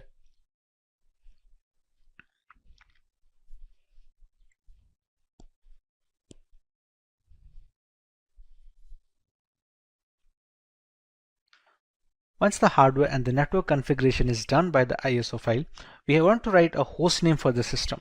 This host name can be anything which is used to recognize this device on a local network or a LAN cable. Let's say if we use the name Kali. Domain name, we can skip it for now. It's not necessary as such for the installation. This is the full name for the user. Let's say we can provide the name as Simplilearn as a full name. Next, we're going to set up a username. This username is going to be necessary to identify the user from its root accounts and the subsequent below accounts. For now, we can give it as something as simply 123. Now we have to choose a password for the user. Now remember, since this is the first user that is being added onto this newly installed operating system, it needs to be a password for the administrator. We can use whichever password we like over here and use the same password below and press on continue. At this point, it's going to detect on the components on which the operating system can be installed. Like here, there are multiple options like the use entire disk and set up LVM, use entire disk and set up encrypted LVM. For newcomers, it is recommended to just use the first one, since LVM encryption is something that you can learn afterwards when you're much more hands-on with the Linux operating system. For now, we're going to use the use entire disk guided installation and press on continue. When we set up the virtual machine on VMware, we had set up a disk capacity. There we gave a purpose 20 GB. That is the hard disk which is being discovered here. Even though it is a virtual disk, on VMware it acts as a normal hard disk on which an operating system can be installed. So we select this one and press on continue. Here there is a multiple partition system. All the operating systems that are installed have different components. One is used for the keeping of the applications, one for the files, other for the RAM management and other things. For newcomers, it is always recommended to keep it in one partition. And we're going to select that and press on continue. This is just an overview of the partition it's going to make. As you can see, it has a primary partition of 20.4 GB and a logical partition of 1 GB used for swap memory. Now these kind of naming can be confusing for people who are not well versed with Linux operating systems or in general virtualization. But for now, you can go ahead and press on continue, as this will be fine. We can press on finish partitioning and write changes to disk and continue. It's just a confirmation page. As you can see, it's wrote that SCSI3 is our virtual hard disk of 20 GB disk capacity. We write the changes to the disk. We press yes and click on continue. At this point, the installation has started. Now this installation will take a while depending on the amount of RAM provided, the processors provided, and how quickly the performance of the system is being hampered by the host machine. On quicker systems, this will be rather quick, while on the smaller ones, this will take a while. Since this is going to take some time to install, as it is being run on a virtual machine with only 2 GB of RAM, we're going to speed up this part of the video so we don't have to waste any more time just watching the progress bar.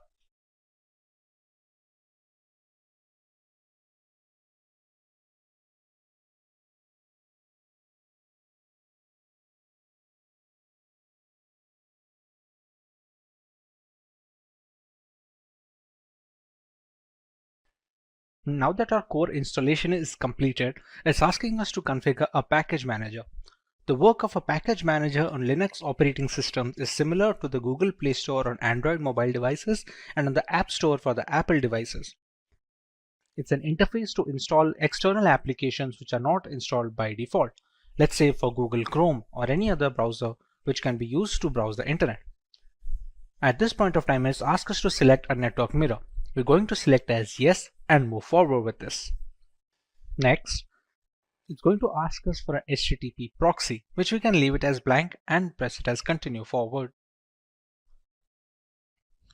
At this point of time, it's looking for updates to the Kali Linux installation. This will fetch the new builds from the Kali server, so the installation is always updated to the latest version. Now that the package manager is configured, we have the grub bootloader. The grub is used for selecting the operating system while booting up. Its core functionality is to allow the operating system to be loaded correctly without any faults. So at this point of time, if it asks install the grub bootloader to your primary drive, we can select it as yes and press continue. Remember, the installation was conducted on dev SDA. So we're going to select installation of the grub loader on the same hard disk that we have configured. We press this one and press continue. So now the grub bootloader is being installed. The grub is highly essential because it shows the motherboard where to start the operating system from. Even if the operating system is installed correctly and all the files are in correct order, the absence of a bootloader will not be able to launch the OS properly. As you can see, the installation is finally complete. So now we can press on continue and it's going to finalize the changes.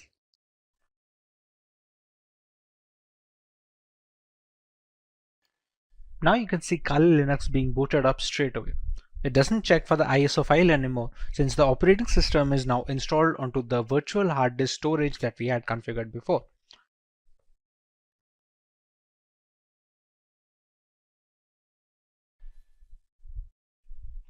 Here we're going to enter our username and password that we had set up before.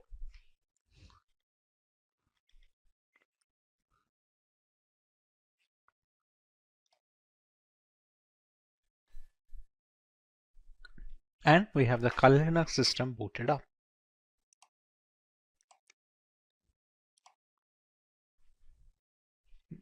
And this is your homepage. We can see the installed applications over here, which are being used for penetration testing by multiple security analysts worldwide. All of these come pre-installed with Kali Linux, and others can be installed using the apt package manager that we had configured. We can see our full name over here. And with this, our installation of the Kali Linux is complete.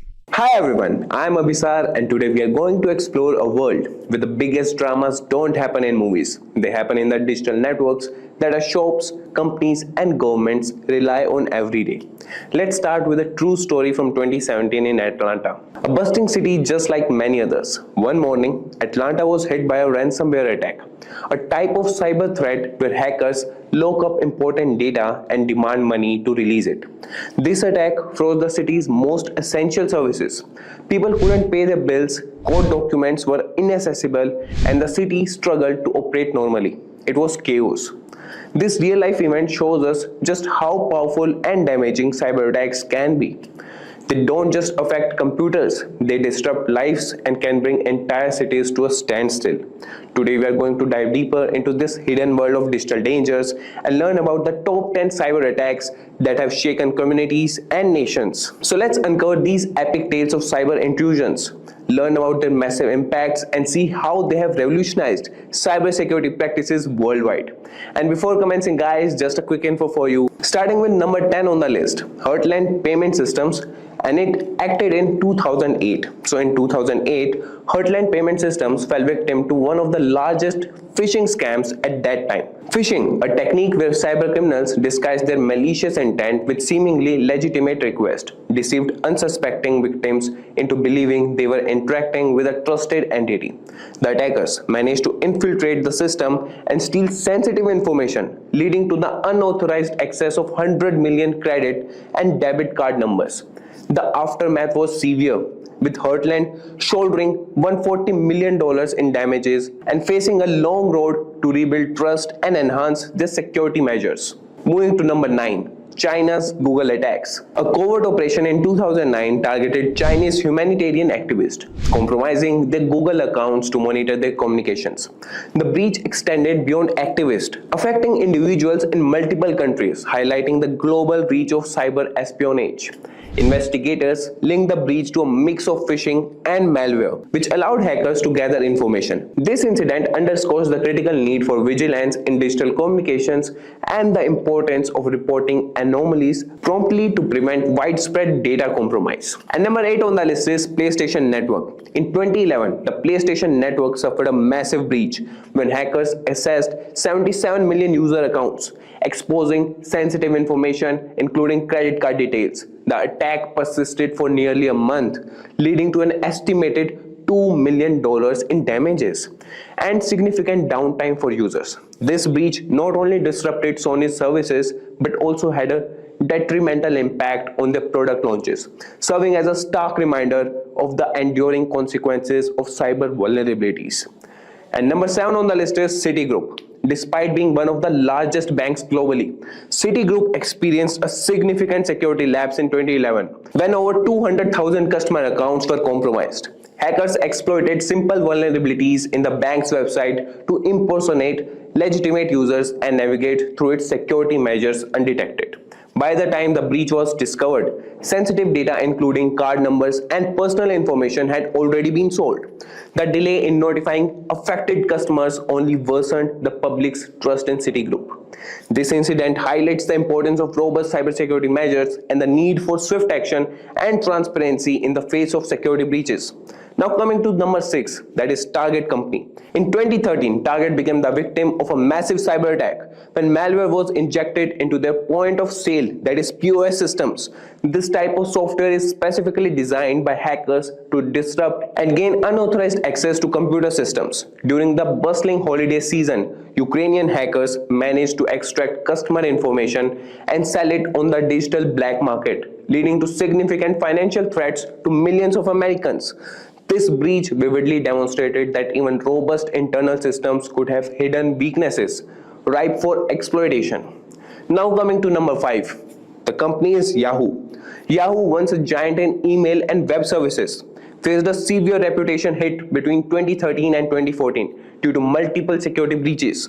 These incidents compromised the personal details of 500 million users initially, with a later revelation that up to 3 billion accounts were affected in total. Sensitive information such as email addresses, passwords, and security questions were stolen. Yahoo's delayed disclosure of these breaches until 2016 resulted in a $35 million fine and over 40 class action lawsuits, ultimately costing the company $350 million in damages. Now coming to number 4, Home Depot. Following in the unfortunate footsteps of Target, Home Depot experienced a similar breach in 2014. Hackers gained the access to the company's POS systems by masquerading as legitimate vendors. This breach compromised the data of 50 million cardholders. The attackers used malware entering through a vendor's credentials to infiltrate Home Depot's network. Although Home Depot denied liability, the incident prompted them to overhaul their data security measures significantly. Now coming to number 3, Experian. Experian, a major credit reporting agency, found itself in a cyber crisis in 2015. This situation began unraveling after their acquisition of Court Ventures in 2012, which already had a contract with US Search Info, allowing broad access to personal data. This lapse in oversight led to the sale of sensitive data to an identity theft ring, affecting 50 million users. The breach highlighted the critical importance of stringent data usage policies and contract reviews in mergers and acquisitions. Now coming to number 2, that is Snapchat. Snapchat, known for its ephemeral messaging service, faced a stark violation of user privacy in 2015. When hackers accessed 4.6 million accounts, they extracted phone numbers, locations, and usernames. The hackers had previously warned Snapchat about the security flaw, demanding it to be fixed. When their concerns were ignored, they published the data publicly as a form of retaliation. This incident underscores the importance of addressing security vulnerabilities promptly to protect user privacy. Now coming to the number 1 spot, that is Facebook. Facebook, the social media giant, faced significant scrutiny in 2018 that marked a pivotal point in public perception about privacy and data management. That year, federal investigations uncovered how Facebook allowed third-party apps broad access to user data without stringent oversight. This lapse led to multiple breaches affecting between 50 to 80 million users. The most infamous of these was the Cambridge Analytica scandal, with data from millions of Facebook users was improperly accessed to influence voter behavior. These revelations fueled global debates about privacy and the ethical responsibilities of tech giants, leading to calls for stricter data protection regulation worldwide. Facebook's handling of user data not only eroded trust among its user base, but also invited tighter scrutiny from regulators, reshaping how social media platforms manage and protect user information. As we have seen through these incidents, the digital world is a battleground where information is both the weapon and the prize. Staying informed and vigilant is our best defense against these evolving threats. Thank you for joining us as we explore these significant cyber attacks. Remember, safeguarding our data begins with understanding the risk and taking proactive steps to protect ourselves. Hey everyone, welcome to Simplilearn. Talking about Bluetooth. So Bluetooth technology has revolutionized how we connect devices, offering seamless file sharing, wireless audio, and peripheral connections. However, these conveniences come with significant security risk. Attackers can exploit vulnerabilities in Bluetooth to gain unauthorized access to your device and data. Imagine you're in a bustling coffee shop, working on your laptop with Bluetooth headphones on. Unknown to you, an attacker nearby is silently targeting your device. This is not a far-fetched scenario. In 2017, researchers discovered Blueborn, a vulnerability that allowed attackers to take control of devices, access data, and spread malware without any interaction from the user. This story underscores the real and present danger of Bluetooth vulnerabilities, highlighting the critical need for robust security measures. With that, guys, let's get started. And there's a question, guys. We do not support or encourage black hat hacking or any illegal activities. So this video is purely for educational purposes to help you understand Bluetooth vulnerabilities and how to protect your devices. We will now show the actual process of hacking. So our goal is to inform and raise awareness about potential security risk so that you can take the necessary steps to secure your devices. Always conduct security testing responsibly and with permission. Use this knowledge to enhance cybersecurity, not to exploit it. So let's start with the first topic, that is how Bluetooth has advanced things. So the number one reason is the convenient connectivity. So Bluetooth enables wireless communication between devices such as smartphones, laptops, headphones, and smart home devices, eliminating the need for cables. Then there's the IoT integration. It plays a crucial role in the Internet of Things, that is allowing devices to connect and interact seamlessly. And then comes the health and fitness segment.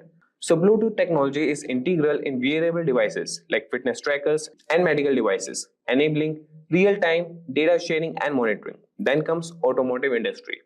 Bluetooth provides hands-free communication and wireless media streaming in vehicles. And then we'll move to types of Bluetooth vulnerabilities. And here are some. Number one is Blueborn. So this vulnerability allows attackers to take control of Bluetooth-enabled devices without the need for pairing or user interaction. And its impact is it can enable remote code execution, data theft, and the spread of malware across devices. Blueborn attacks can be launched without needing the victim to pair with the attacker's device. By scanning for devices with Bluetooth enabled, attackers can exploit multiple vulnerabilities within the Bluetooth stack, allowing them to take control of the device, intercept communication, and spread malware. Then coming bias, that is Bluetooth impersonation attacks. So this attack exploits flaws in the Bluetooth authentication process, allowing attackers to impersonate a previously trusted device. And its impact is it can result in unauthorized access to devices and sensitive information. Bias attacks exploit a flaw in the Bluetooth standards authentication procedure. When a Bluetooth device reconnects to another device, it may not properly authenticate, assuming it's the same device that was previously paired. So attackers exploit this by impersonating the trusted device, gaining unauthorized access to the device and its data. And then comes HID spoofing. So attackers can spoof human interface device, that is HID, such as keyboards or mouse, to send malicious inputs to a Bluetooth enabled device. And its impact is this can lead to unauthorized commands being executed on the device for the data manipulation and potential system compromise. And the security measures you could take to prevent these attacks is disable Bluetooth when not in use. It reduces the risk of unauthorized access and use secure pairing methods that ensures that connections are authenticated and encrypted. So these regular updates patches vulnerabilities and enhances security, and avoid pairing in public or untrusted environments. That minimizes exposure to potential attackers. Now that we have discussed the different types of Bluetooth vulnerabilities, let's explore some common Bluetooth attacks that exploit these weaknesses. So understanding these attacks can help us better protect our devices. So there are two notable examples, that is bluejacking and bluebugging.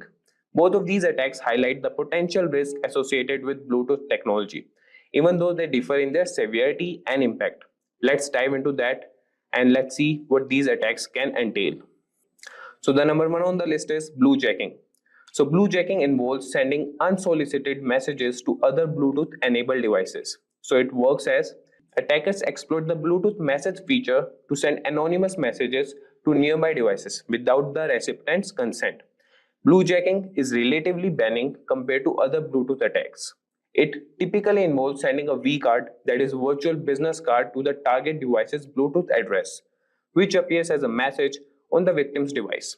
So the primary risk is the disruption and potential for spreading spam messages. And its impact is, although it's typically harmless, it can be disruptive and annoying to the recipient. And now we will come to bluebugging. So bluebugging is a more severe attack where the attacker gains control over the victim's Bluetooth-enabled device. It works as attackers exploit vulnerabilities to remotely execute commands on the target device, often without the user's knowledge, and bluebugging is much more invasive.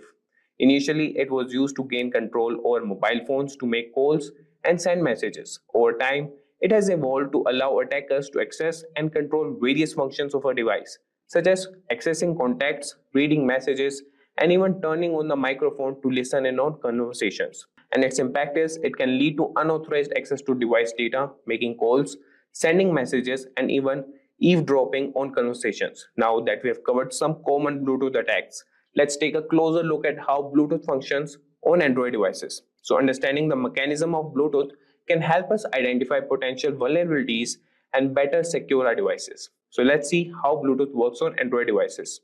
So Bluetooth on Android devices enables various features like file sharing, wireless audio streaming, and connecting peripherals such as keyboards and mice.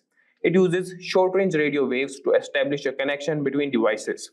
So this process typically involves discovery, pairing, and communication phases. However, these conveniences come with risk. Attackers can exploit vulnerabilities during these phases to gain unauthorized access to these devices. So understanding the mechanics of Bluetooth helps identify potential weak points and reinforce the importance of securing these connections. So having explored how Bluetooth works on Android devices, it's crucial to understand the real-world impact of these vulnerabilities. So we'll discuss examples of Bluetooth attacks and the severe consequences they can have on personal data and device security. So let's see the impacts. So the real-world examples of Bluetooth attacks demonstrate how easily devices can be compromised. For instance, the Bluebone attack allows hackers to take control of devices without user interaction, while bias attacks can enable unauthorized access by impersonating trusted devices.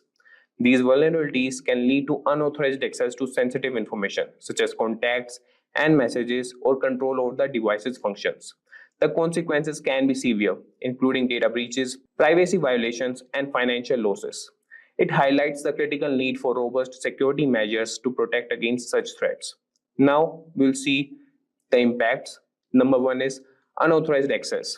So vulnerabilities like Bluebone allow attackers to gain control over devices without user interaction. And this can result in access to sensitive data such as contacts, messages, and personal files. Then is device control. Bluebugging enables attackers to remotely control a device, allowing them to make calls, send messages, and access various functions. This leads to significant privacy breaches and unauthorized usage. Then comes data breaches. Attacks such as bias can impersonate trusted devices, leading to unauthorized access and potential data leaks. This can cause financial loss and damage to reputation. So let's see the security measures which we can take. Number one is disable Bluetooth when not in use. Then comes use secure pairing methods. Number two is use secure pairing methods and ensure connections that are authenticated and encrypted to prevent impersonation. And then there's regular software updates and avoid public pairing and monitor paired devices. And now guys, we will have some commands to execute an attack. So let's see those commands. So the number one command is scanning for Bluetooth devices, and that will be run in Kali Linux. So the command is sudo hci tool scan, and this will scan the nearby Bluetooth devices. And then the next command is for getting information about a device, and for that we'll write sudo stp tool browse and then the device name. So this will browse available services on the target device. And now we'll see an example that is for the blue snapping example, and this attempt or this command is to attempt to access the phone book of the target device. And you can see the command that is sudo blue snarf -r 1200 -C1 -B and the info for the device. Hey everyone, welcome to Simplilearn. In this video, we will explore API security. So let's talk about a real world example. Remember, Facebook and the Cambridge Analytica scandal. Facebook had APIs that allowed third-party apps to access user data, and these APIs weren't properly secured. So Cambridge Analytica managed to harvest data from millions of users without their consent. This breach of trust led to a massive public outcry and regulatory scrutiny. In this video, we will look at common threats like injection attacks and broken locks, that is authentication, and share practical tips to keep your APIs secure. So grab your favorite treat, sit back, and let's dive into the world of API security together. And the first thing we have on the list is, what is an API? So alright, let's break it down. Imagine you are at a restaurant. You are hungry and ready to order some food. You tell the waiter what you want and the waiter takes the order to the kitchen. The chef in the kitchen cooks up your meal and hands it back to the waiter, who brings it to your table. In this scenario, the waiter is like an API, application programming interface. The API takes your request, tells the server, in this case that is the kitchen, what you need, and then brings back the response. In tech terms, an API allows different software systems to communicate and share data. For example, when you use an app on your phone to check the weather, that app uses an API to request weather data from a remote server. The server sends back the weather information and the app displays it for you. So this is how API works. Now we'll see why is API security important. Think about your house. You lock your doors and windows to keep intruders out, right? The same goes for APIs. They need to be secured to prevent unauthorized access. If someone breaks into your house, they can steal your valuables. Similarly, if someone gains unauthorized access to your API, they can steal sensitive data or even take control of your system. Take the Facebook Cambridge Analytica scandal. For example, insecure APIs allowed the harvesting of personal data from millions of users without their consent. This shows how crucial it is to secure APIs to protect user data and maintain trust. So this was about why API security is important. Now moving to common API security threats. And the number one on the list is injection attacks. So now that we have understand why securing APIs is essential, let's dive into some common threats. First up is injection attack. Imagine you give a recipe to a chef, but someone sneaks in and adds harmful ingredients without you knowing. That's an injection attack. One common type is SQL injection, where an attacker inserts malicious code into an API request. For example, if a user enters drop table users -- instead of their username and the API doesn't validate this input, the database might execute it and delete important data. So to prevent this, always validate and sanitize user inputs. Now move to the next, that is broken authentication. So let's talk about broken authentication. So think of authentication as the lock on your front door. If your lock is weak or easy to pick, anyone can walk in. Broken authentication means your API's authentication mechanisms aren't strong enough, making it easy for attackers to pretend to be legitimate users. For instance, if an API uses predictable tokens, hackers can guess them and gain unauthorized access. Use strong, unpredictable tokens and implement multi-factor authentication to strengthen security. So now we'll move to number third, that is sensitive data exposure. So let's consider sensitive data exposure. Imagine sending a postcard with all your bank details written on it.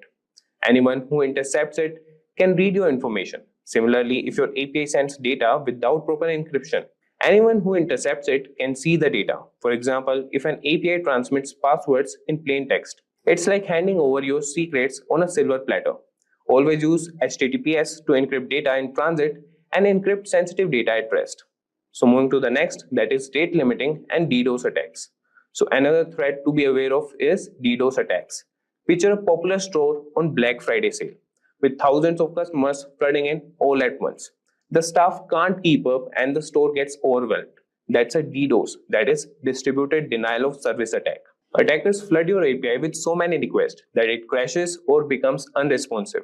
Implementing rate limiting, like allowing only a certain number of requests per minute, can help manage the traffic and prevent such attacks. Now moving to the next, that is man-in-the-middle attacks. So imagine having a private conversation, but someone is secretly listening and can even alter your words. That's a man-in-the-middle attack. If an attacker intercepts the communication between your API and the client, they can read or modify the data being transmitted. So using HTTPS or TLS ensures that the data is encrypted, making it much harder for attackers to eavesdrop or tamper with the information. Next on the list is API spoofing. So let's discuss about it. So think of API spoofing as someone setting up a fake ATM machine. It looks real, but it's actually stealing your card information. Attackers create fake APIs to trick users into providing sensitive data. Always verify API endpoints and use secure authentication methods to ensure you are interacting with legitimate APIs. Now we'll see the best practices for securing APIs. So the number one on the list is authentication and authorization. So we have looked at some common threats. Now we'll dive into the best practices for securing up. And the first we'll look up is authentication and authorization. So think of Authorization 2.0 as a special access pass that only authorized users can get. It ensures that only users with the right pass can access the data. OpenID Connect adds an extra layer by verifying the user's identity, comparing API keys to basic passwords, that is tokens, just like JWTs, are more secure because they include user-specific data and have an expiration time. Now moving to the next best practice, that is encryption. So always use HTTPS, which is like sending logged packages that only recipient can open. It ensures that the data being transmitted is encrypted and secure. Additionally, encrypt sensitive data at rest, just like storing valuables in a safe. So it protects it from unauthorized access. Next is input validation. So let's consider input validation, and you should always use clean user inputs to prevent malicious data from sneaking in. For instance, if a user enters a script tag, that is script, and sanitize it to prevent XSS, that is cross-site scripting attacks. So using parameterized queries is like using prepared ingredients in cooking, ensuring that the input is safe and expected. Now moving to the next, that is rate limiting and throttling. So moving on to rate limiting and throttling, that limits the number of requests a user can make. It's like settling a limit on how many times someone can knock on your door. Tools like Cloudflare can help filter out malicious traffic and keep your API running smoothly, protecting against DDoS attacks. Now moving to the next one, that is logging and monitoring. So keep a record of all API requests to spot unusual activity. It's like having a CCTV camera to monitor who's coming and going. Tools like Prometheus and Grafana can help you monitor API health and alert you to potential issues. The next we have is API gateway and security. So API gateways act as bouncers, controlling access and adding security features like rate limiting and IP whistling. Look for features like request validation, throttling, and data encryption to enhance security. So these were all the best practices for securing APIs. Now we'll see tools and technologies. So the number one is Postman. That's great for testing APIs and ensuring they handle requests properly without exposing vulnerabilities. The next is OSAP Zap and Burpsuit. They are like ethical hackers simulating attacks to identify security flaws. So now let's look at API management platforms. For API management platforms like Epic, AWS API Gateway, and Azure API Management that offer built-in security features, making it easier to manage and secure your APIs. Now we'll see some real-world case studies. So the number one notable API breaches case study is the Facebook Cambridge Analytica scandal. That is a glaring example where insecure APIs led to massive data misuse. It's a reminder of why API security is crucial. Similarly, in 2021, T-Mobile suffered a breach where attackers accessed customer data through insecure APIs, highlighting the importance of robust security practices. And then we have some successful API security implementations. That is, Google employs strict authentication, rate limiting, and encryption practices, setting a standard for secure API usage. So Stripe uses strong encryption and secure authentication methods, ensuring that sensitive financial data is well protected. Welcome to this tutorial on how to scan a website for vulnerabilities. In today's digital landscape, web security is more important than ever. Cyber threats are constantly evolving, making it crucial to ensure that your website is protected against potential attacks. Vulnerability scanning helps identify weaknesses in your web applications before attackers can exploit them. So in this video, we will explore three powerful tools. Number one is Nikto, then Nuclei, and Trivi.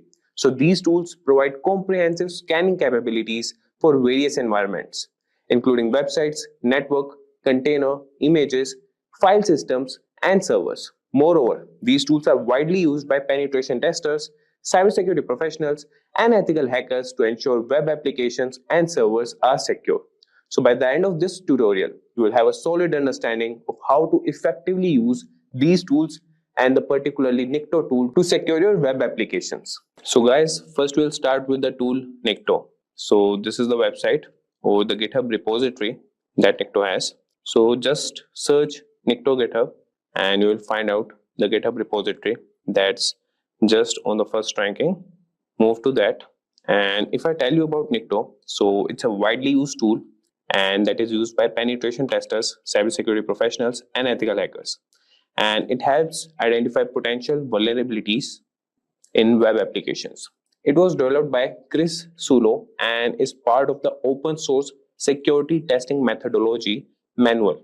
So Nikto performs comprehensive tests against web servers for multiple items, including over 6,700 potentially dangerous files or programs, and checks for outdated versions of over 1,250 servers and version-specific problems on over 270 servers.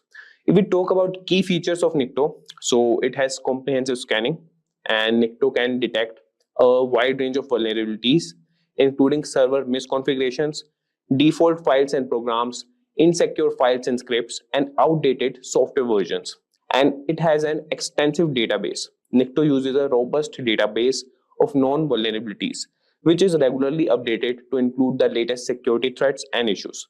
And it has customizable testing. Users can customize the scanning process by specifying parameters such as the target host, port, and the scan type. Nikto also supports plugins to extend its functionality. And then comes the feature reporting. So Nikto can generate detailed reports in various formats, including plain text, XML, and HTML. I will show you guys how we can generate that. And it makes it easier to document and share scan results. And if we talk about advantages, so the advantages, number one is ease of use. So Nikto is straightforward to use with a simple command line interface that requires minimal configuration. And this is open source. So being an open source tool, Nikto is free to use and can be modified to suit specific needs, making it accessible to individuals and organizations of all sizes. And it has an active community. So because of that, the users and developers who contribute to its development and provide support and ensures that it remains up to date with the latest security trends.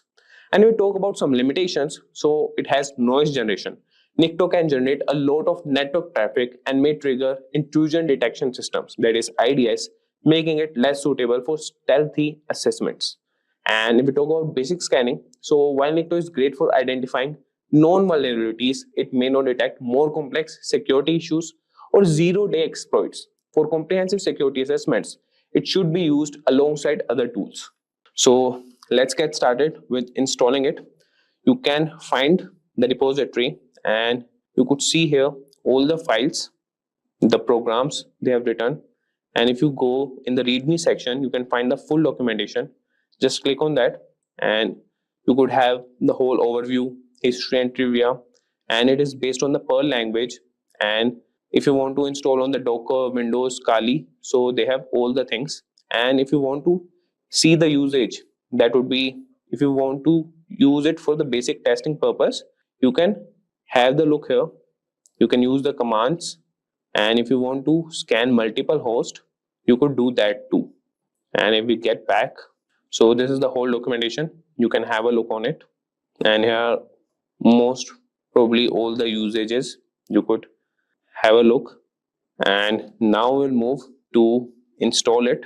So you can clone the repository on your system. For that, you should have git installed and use the command git clone, and after that, the repository name. So for that, we'll open the terminal. If you want to install with the git, as this is the Ubuntu system and I don't have the git installed here, so you just have to write the command git clone, copy the file, not the file but the link, and paste it here, and you could go on with the cloning thing. And after that, you could navigate the program directory and run it using the Perl command. So to install Nikto, you just have to write the commands. I will show you guys. So just write First, what you can do is sudo apt update, and he's asking for the password. I'll provide him. So he has updated all the packages, and now what we'll do, we will install Nikto as I've already installed, but I will write the command for you guys. So sudo apt install Nikto. So you could see that he is reading packages, that is done. And Nikto is already the newest version, that is it is already installed in the system. So with this command, that is sudo apt install Nikto, you can install the Nikto on your system. And after that, to use it, and that's a basic command, that is Nikto -h, and the server name, or you could use the IP address. Like you could use 3 methods to search with Nikto.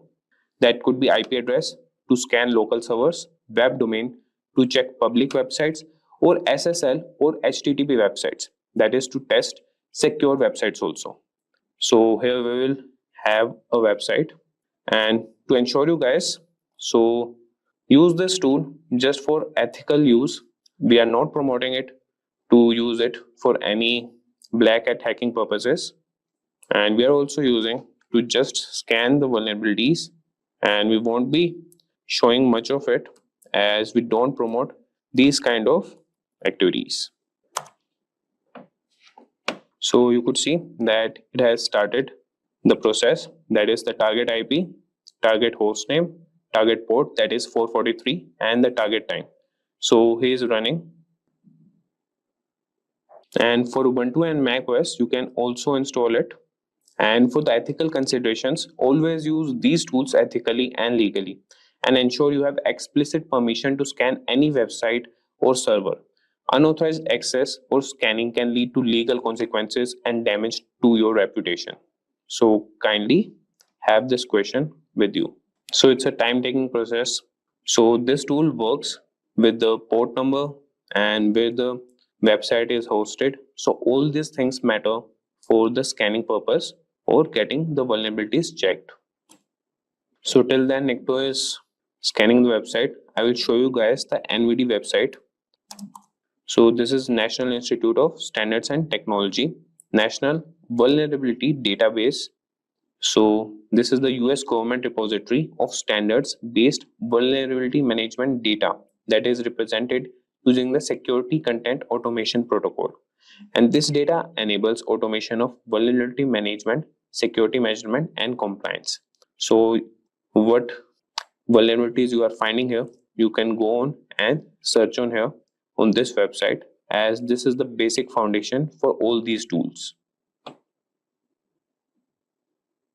So guys, as it is taking more time, I will show you guys more features of Nikto till then. So we are in the new window, and till then it happens, we'll see more features. So what you can do is, you could write Nikto -help, and you can get all the commands that are used by Nikto. And after this, we have seen the basic syntax where you could just write Nikto -h and the IP or the host name. And if we know that the target website is an SSL site that you are targeting, so we can specify with the Nikto command. I will show you guys what you can do, that is Nikto -h, and what you want to specify, that could be IP or host name. So I will just write HTTP and what you want to specify, and after that you just write -SSL. So by adding SSL to the end of the command, the Nikto knows that the targeting website is an SSL site. So this was about the SSL website. And if you want to scan an IP address, first you need to do is ipconfig, and that too in Kali Linux, as the command is we have to install the dev name, and you could find the ifconfig. And you can also scan any HTTP website here, that is by using Nikto -h and then the website URL. And let's see, it's still doing. So till that guys, I will tell you about the other tools, that is Nuclei. So Nuclei is also a fast tool that is used for vulnerability scanning, and that is based on simple YML command based templates, and it is used for security automation, and it is capable of scanning for a wide range of vulnerabilities across websites, networks, and CVEs. Nuclei, GitHub, and you could see the repository here.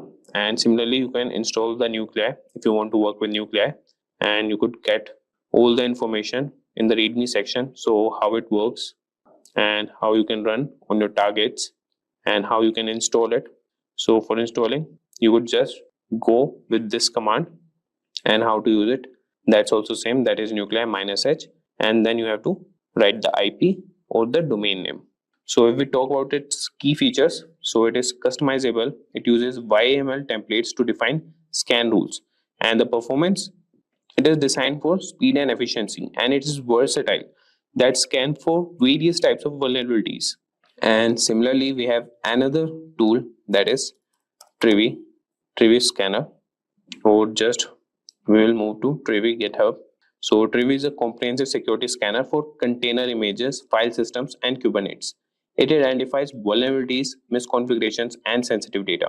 And if we talk about its key features, so it has container scanning that examines Docker images for known vulnerabilities, file system scanning, analyzes files and directories for security issues, and Kubernetes integration. It checks for security flows in Kubernetes cluster.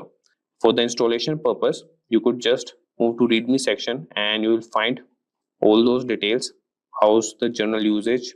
And both these Nuclei and Trivi are robust tools that offer unique capabilities for scanning across different environments and enhances the security of web applications, containers, and Kubernetes clusters. So these are all three tools. Like, there are many tools that you can use, and what we have done with this, we have done with Nikto, and you could see that he has completed the process of scanning. And what I've told you is, this is the target IP, hostname, port, and the start time. And you could see that for the server CloudFront, he has retrieved the header, and he has found some issues, that is uncommon header with contents, and he has found no CGI directories. And if you want to force check all possible directories, you can use -c command for that. So we won't be discussing these vulnerabilities. If you want, you can check them out on the NVD website. And he has checked 6,544 items and 0 errors, and 9 items reported on remote host. So he has reported them. So this is how we scan any website for vulnerabilities, and you should have the authority or the command or the consent for any website to check before that. Today, we are diving into a super important topic that affects everyone: phishing attacks. As cyber criminals get more sophisticated, it's important for us to stay one step ahead. So in this video, I'll be walking you through what phishing is, how it works, some famous examples of phishing attacks, different types of phishing, how to protect yourself, and what to do if you ever fall victim. So let's jump right in. What is phishing? To start, let's talk about what a phishing attack really is. In simple terms, phishing is a type of scam where hackers pretend to be legitimate people or companies to steal your personal information, whether it's your passwords, bank details, or even social security number. They typically do this through emails, text messages, or fake websites that seem genuine at first glance. But phishing attacks don't just rely on fake emails. They use a psychological trick known as social engineering. Now, social engineering is all about manipulating people into making poor decisions, like clicking on a malicious link or sharing personal information. Let's take an example. Imagine you work in a company and one day you get an urgent email from someone who looks like your boss. The email says, "I'm in a meeting right now, but I need you to send me the financial reports immediately. Click here to access a secure file." Because it's your boss and the message sounds urgent, you might not think twice and click the link. But that's where the trick is. The link wasn't real, and now the hacker has the access to the company's sensitive data. So social engineering works because it plays on human emotions like fear, urgency, trust, and leads you to make hasty decisions without double checking. So phishing attacks are serious business, and they have caused some of the most damaging data breaches in history. Let's take a look at some of the most famous examples. First, let's talk about the Sony Pictures hack in 2014. This is one of the most well-known phishing incidents. It all started when Sony employees received phishing emails that looked completely legitimate. Some employees clicked on the links in these emails, which gave hackers access to Sony's internal network. And the result? Over 100 terabytes of data were stolen, including unreleased movies, confidential employee information, and thousands of internal emails. The leaked data caused major damage to Sony's reputation and led to lawsuits. It was one of the most costly cyber attacks of its time. Another incredible phishing incident involved both Facebook and Google. Between 2013 and 2015, a single hacker managed to scam these tech giants out of over $100 million. How did he do it? The hacker, Evaldus, pretended to be a hardware supplier that both companies did business with. He sent phishing emails with fake invoices that looked exactly like the real thing. Because the emails were so convincing, the finance departments of the Facebook and Google didn't question them and wired the money directly to the attacker's account. So these famous examples show that phishing can affect anyone, from everyday people to major corporations.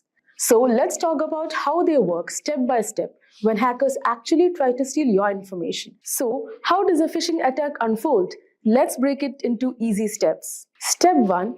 Phishing attacks typically start with a carefully crafted message, often in the form of an email or text. This message will look like it's from a legitimate company, like your bank, a popular service like PayPal, or even someone you personally know. Hackers usually use several techniques to make these emails look authentic. One common technique is domain spoofing. This is when hackers create a domain that looks almost identical to the legitimate website, but with subtle differences. For example, instead of paypal.com, they might use paypal1.com or pay-pal.com. Because most people glance at the sender's email address quickly, they don't notice the subtle change. The next step is to get the victim to visit a fake website.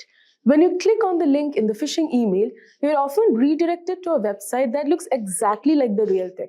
These fake websites are often designed to perfectly mimic the official login pages of services like your bank or email provider. To create these fake websites, hackers often use what's called a phishing kit.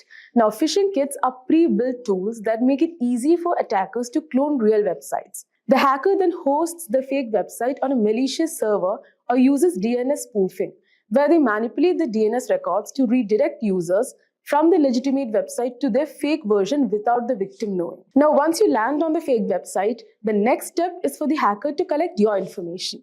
So these fake pages are designed to look identical to the real ones. So when you enter your username and password, you think you're logging in securely. But hear what's happening in the background. Phishing sites use various methods to capture the information you type in. One common technique is form jacking, where the form on the website is modified to send the data directly to the attacker's server.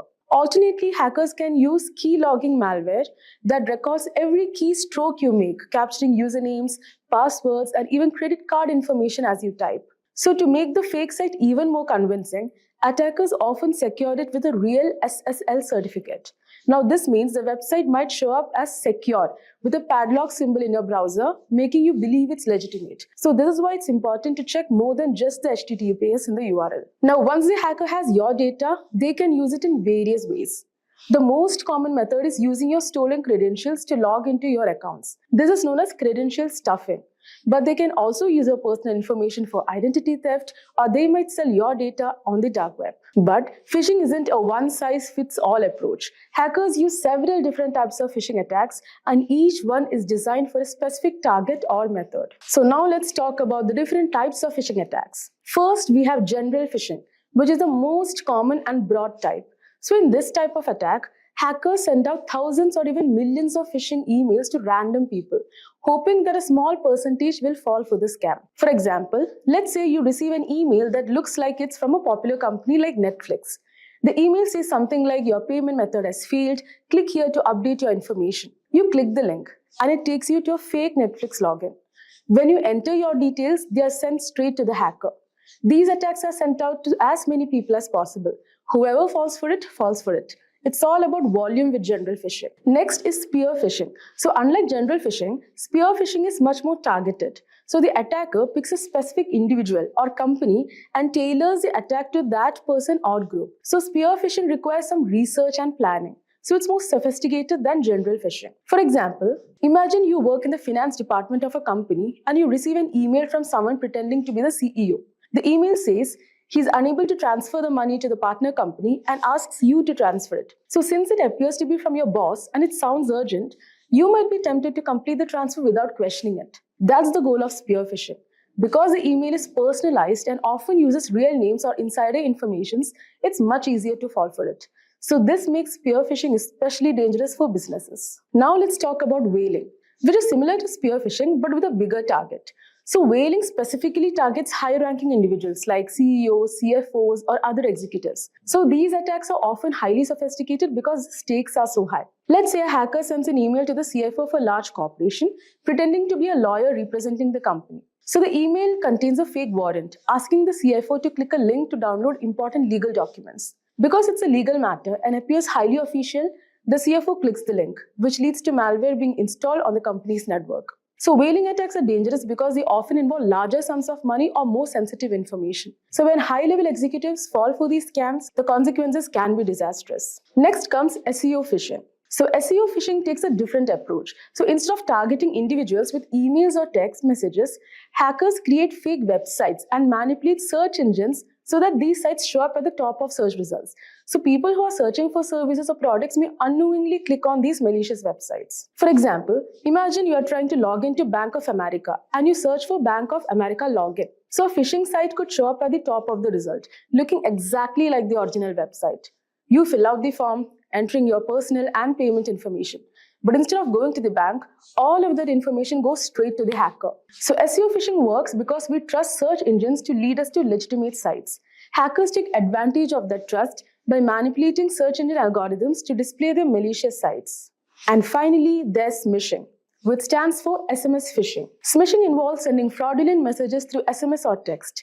So these texts often appear to come from a trusted source, like your bank or a delivery service, and contain a link that leads to a phishing site. For example, let's say you get a text that looks like it's from a delivery company such as FedEx, telling you to set your delivery preferences.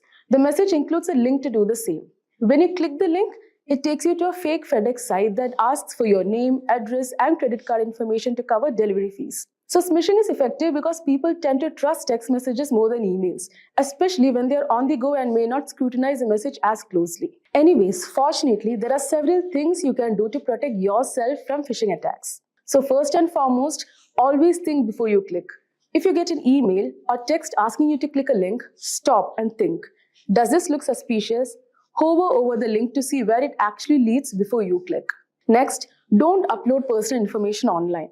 Be careful where you share your personal information online. Hackers often gather details from social media or public profiles to make their phishing attempts more convincing. So make sure to keep your software, operating system, and apps updated. Regular updates include security patches that protect against known vulnerabilities. Next is use antivirus and email security. Install a good antivirus program and use email services with phishing filters.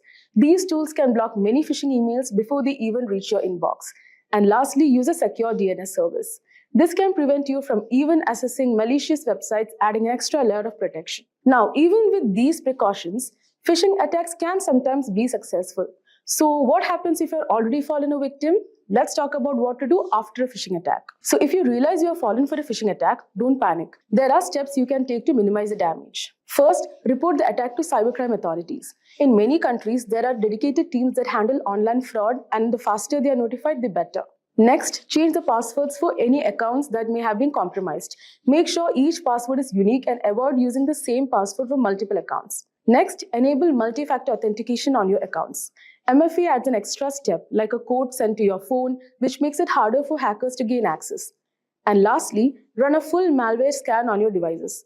If you clicked a link or downloaded something from the phishing attack, malware might have been installed. So it's important to remove it as quickly as possible. And there you have it. We have covered everything you need to know about phishing attacks, from how they work, the different types, to some real-life examples of phishing disasters, and most importantly, how you can protect yourself. Do you know, friends, that Wireshark is a powerful network protocol analyzer that helps you capture and analyze network traffic in real time. It allows you to deep dive into data packets traveling through your network, giving you insights into network performance, security, and troubleshooting.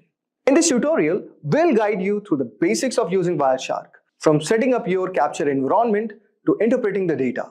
By the end of this tutorial, you'll have a solid understanding of how to navigate Wireshark interface, set of filters, and analyze the network traffic for different use cases. So guys, let's get started. Let us start first by understanding what is Wireshark. So guys, Wireshark is a comprehensive open source network protocol analyzer that basically allows user to capture and analyze the data traveling over the network in real time. It is widely used by network administrators, security professionals, and also developers for various purposes. For example, guys, like network troubleshooting, where you have to identify and resolve network issues by examining the traffic patterns and diagnosing the connectivity problems. The next one is network analysis, which we'll also be doing in our hands-on, where you have to understand and optimize network performance by analyzing data flows and interaction between network systems. The third one is security auditing. You will also have to detect and investigate unusual or potentially malicious network activities such as unauthorized access or data breaches. And finally, you have a protocol development, where you can debug and develop network protocols by capturing and analyzing protocol messages and behaviors. The key features of Wireshark are: the first one is packet capture. Wireshark captures packets of data transmitted over the network. Each packet contains a wealth of information, including source and destination addresses. And also you get protocol, types, and payload data. So as you can see all over here, I've already downloaded Wireshark, and I'll guide you also how to download it. But as you can see, these are the lines that shows that the Wi-Fi packet graph is showing that this is how the packets are transmitting. So this is basically the real-time analysis what you can get through in Wireshark. Next one is you get a detailed inspection. Guys, Wireshark also decodes and displays data at various protocol layers. Example, you can get Ethernet, IP, TCP, HTTP, which allows for detailed examinations of network communications. You can also perform filtering and searching. Then you'll also get a chance to do data visualization, which includes features for visualizing network traffics such as flow graphs, as you can see all over here, and also statistics, which can help in understanding network behavior and performance. Wireshark is available for multi-operating systems, like for Windows, Mac OS, Linux, and many more. Now, there are certain scenarios where network security engineers use it. Suppose for network performance monitoring, where you track and analyze the performance of network applications and services. You also get an incident response. You investigate and respond to network security incidents by analyzing captured traffic. And you also do the protocol analysis, where you examine and troubleshoot network protocols and ensure proper implementation. Now, let us start with the Wireshark. So first, let us download the Wireshark. And before we download it, I expect that you would have got some brief idea regarding what is Wireshark. Now, what you have to do, guys, you have to go at this link, wireshark.org.download.html. So since I'm using Windows, so I have clicked on Windows x64 installer. Just right click on this. So as you can see, it will start downloading. So guys, since I've already downloaded it, I may not have to do it again. And the steps are very simple. Just you have to click yes, and it's going to download all the required dependencies, and your installer will be ready. And after clicking all the OKs, you are going to get something like this. So this is your entry of the Wireshark network analyzer. Now, so as you can see all over here, you can capture the network packets from these interfaces. So you can see local area connection 10, adapter lookup, traffic capture, Bluetooth is there, then you have the Ethernets, okay? So let us choose the Wi-Fi as a network interface, okay? And just click on this. So as you can see all over here, so many of the packets have started running up, okay? And this is a shark icon. So basically, it is doing the real-time packet capturing where you have all these things. So now, let us try to understand what is there in Wireshark. So you can see you have file.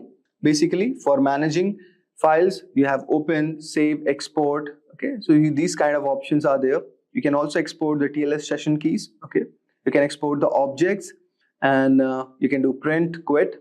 Then here in the edit, so edit, you can modify the preferences, settings, and profiles. If you talk about view, you can adjust the layout all over here of Wireshark.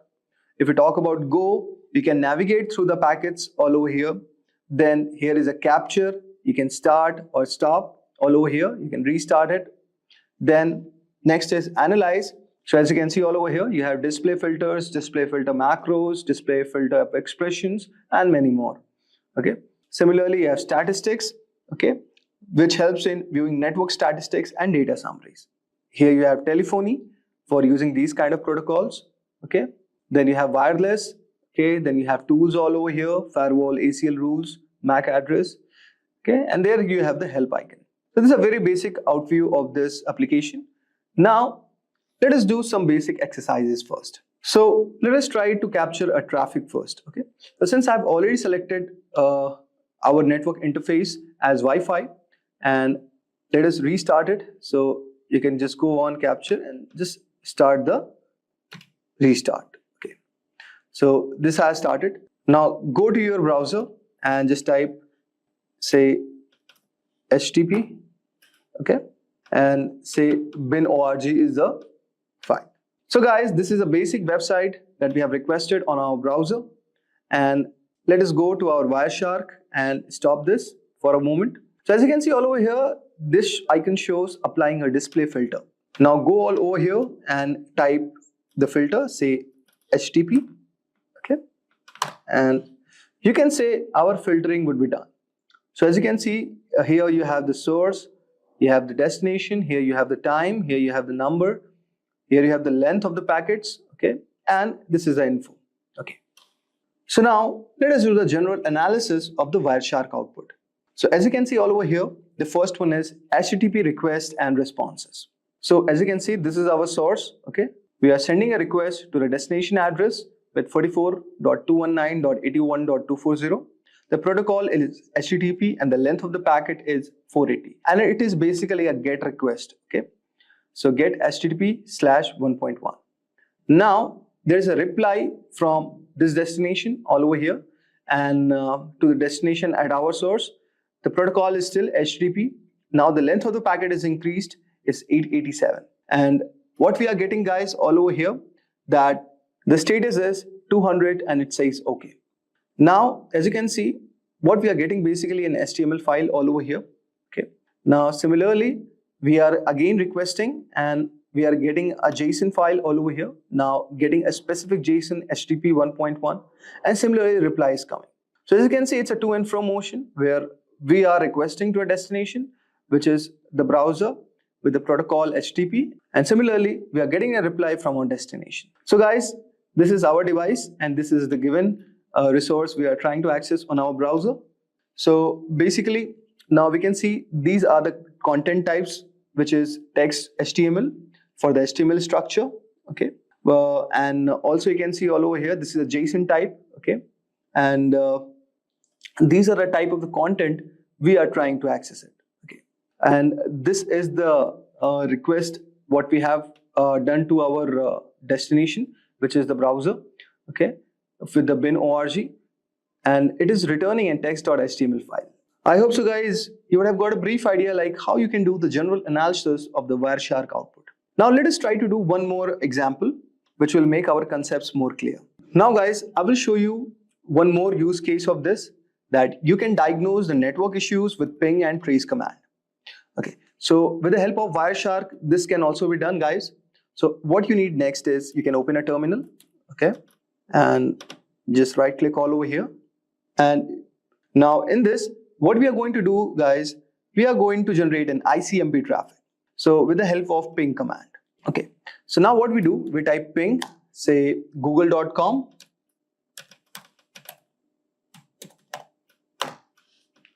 and you can see all over here the request and reply have started. And now what we will do, guys, we will use the tracer command for tracing our packet flow. So you can see something we have got all over here. We will discuss about this bit later. Now let us open our Wireshark. Okay, and what we'll do, guys, we will type ICMP. Okay, and just click all over here. Okay, so guys, go to the filter and type ICMP. Okay, and just click all over here. And but before that, you have to stop this. And now let us try. So you can see all over here that here the destination is showing unreachable, but here we are getting the reply. Okay, now let us try to examine this protocol. Okay, so what all over here, let us try to understand first what we did in the terminal. Okay, so guys, when we are typing the command ping google.com, This command is basically testing the reachability of google.com by sending the Internet Control Message Protocol or ICMP echo request packets and waiting for the replies, which is echo response. Now guys, let us break down the ping results. So first 3 replies, we are going to see that each reply shows the IP address of 142.250.193.110, which is one of the Google servers. And you can see the round trip time latency for the packets. For the first time, it is showing around 76 milliseconds. For second round trip time, it is showing around 88. Then third is 99 and fourth one is 30 milliseconds. Now you can see there is something called time to live also. And in this case, the time to live for each packet is around 55 milliseconds. Okay. So basically this field indicates how many hops or routers the packet can pass through before being discarded. Okay. Now you can also see the request timeout. So the fourth packet is a request timeout, meaning no reply was received within this set time. And you can also see the ping statistics. So you can say here sent 4 packets, received 4 packets, and there is no loss. Okay. So this is one thing. And also approximate round trip in milliseconds, you can see minimum is 30 milliseconds and maximum is 99 milliseconds. Average is calculated 73 milliseconds. So this is statistics what we got. Now you can see all over here we have the traceroute command. Okay, so here no arguments are provided first. So let us try to understand. The D means do not resolve IP address to host names. Okay, where H means maximum number of hops of routers to search, and W means timeout in milliseconds for each reply. So suppose if I see traceroute google.com, so guys, this will show all the hops that the packet has to travel through reach the Google server, which will help to diagnose where the delays or issues might occur on the path. Now, you can see all over here, there are a lot of options are given. So similarly, you can read this. Now let us try to do the Wireshark analysis. So you can see all over here with our source 10.101.5.118, and we are sending the request to the Google server. And this is Internet Control Message Protocol. So you can see all over here, this is echo. This is a ping request with ID 0x001. And we can see the sequence is also given, the time to live, and we are replying in 7641 milliseconds. So this packet is basically what we are doing, guys. We are saying 7630 is our packet number, and this is what we are sending as a request. Then 7641 is a reply from the Google server with the given ID, okay, the sequence number of this and the time to live, and it is also giving the request one. Now what you can do, guys, you can also apply one filter all over here. We can, okay, now with the help of this, you can just see there are a lot of options as a filtering. Okay, so you can read the documentation for this, and whenever it is turning red, guys, it is showing something as error. Okay, and now let us do this and let us type our IP address, say 101, okay, 1.5.118. Okay, so this is also one of the way you can apply the filter. Okay, so it's going to filter out the IP address. Okay, say let's do this. So it is going to filter out our IP address, which is basically the same which is sending, because we have not given any other ping request. So guys, here what we can see, so this is kind of the analysis what we are doing basically. Okay, so guys, this was a Wireshark analysis for diagnosing the network issues with the help of ping and trace commands. And you can do a lot more other things with the help of Wireshark. Basically, these tools are used by network administrators, hackers, and also network engineers to understand the network performance, diagnose the network issues. Okay, so this was a short exercise which I have shown you about the basics of Wireshark. I hope so you would have enjoyed our today's video. With cybercrime getting more and more complex by the day, corporations are in the need of trained personnel in the field of cybersecurity. Ethical hacking and penetration testing had always been necessary for organizations and the general public to protect the system against malicious attackers. However, with the exponential growth in cyber attacks, the necessity of being trained in ethical hacking is at an all-time high. Many such professionals tend to use Linux distributions for their penetration testing activities. There are specific operating systems which are catered to ethical hackers. These operating systems come pre-installed with the necessary tools and scripts required for ethical hacking. Probably the most famous operating system in this bracket is Kali Linux. For today's video, we will learn about this distribution made by and for hackers. We take you through the intricacies of its hardware and software specifications. Let's take a look at the agenda for today. We start by learning about Kali Linux and a basic explanation of its purpose. We take a look at the history of Kali Linux from the story of its origin to its current day exploits. Next, we learn a few distinct features of Kali Linux that make it an attractive choice for penetration testers worldwide. Moving on, we take a look at the multiple ways we can install Kali Linux to start our journey in the world of penetration testing. In the next few sections, we compare it to an industry rival operating system by the name of Parrot Security Operating System. We take a look at the OS on a grassroots level. Next, we learn about the standout features of Kali Linux and Parrot Security with their unique offerings. We make a direct comparison between Kali and Parrot Security OS as far as their hardware specifications and all-around usability is concerned. We make a conclusion as to which operating system caters to which category of user. In the next topic, we take a detailed look at how we can install Kali Linux on a Windows 10 system using the VMware virtualization software. Moving on, we go through some of the reasons why people should choose Kali Linux as their primary operating system when it comes to ethical hacking and penetration testing. In the next section, we cover the 5 different phases of penetration testing, where each stage is a crucial segment in the entire cycle of our ethical hacking campaign. We also take a look at the most popular tools installed in Kali Linux that are used regularly by ethical hackers as a part of their professional work.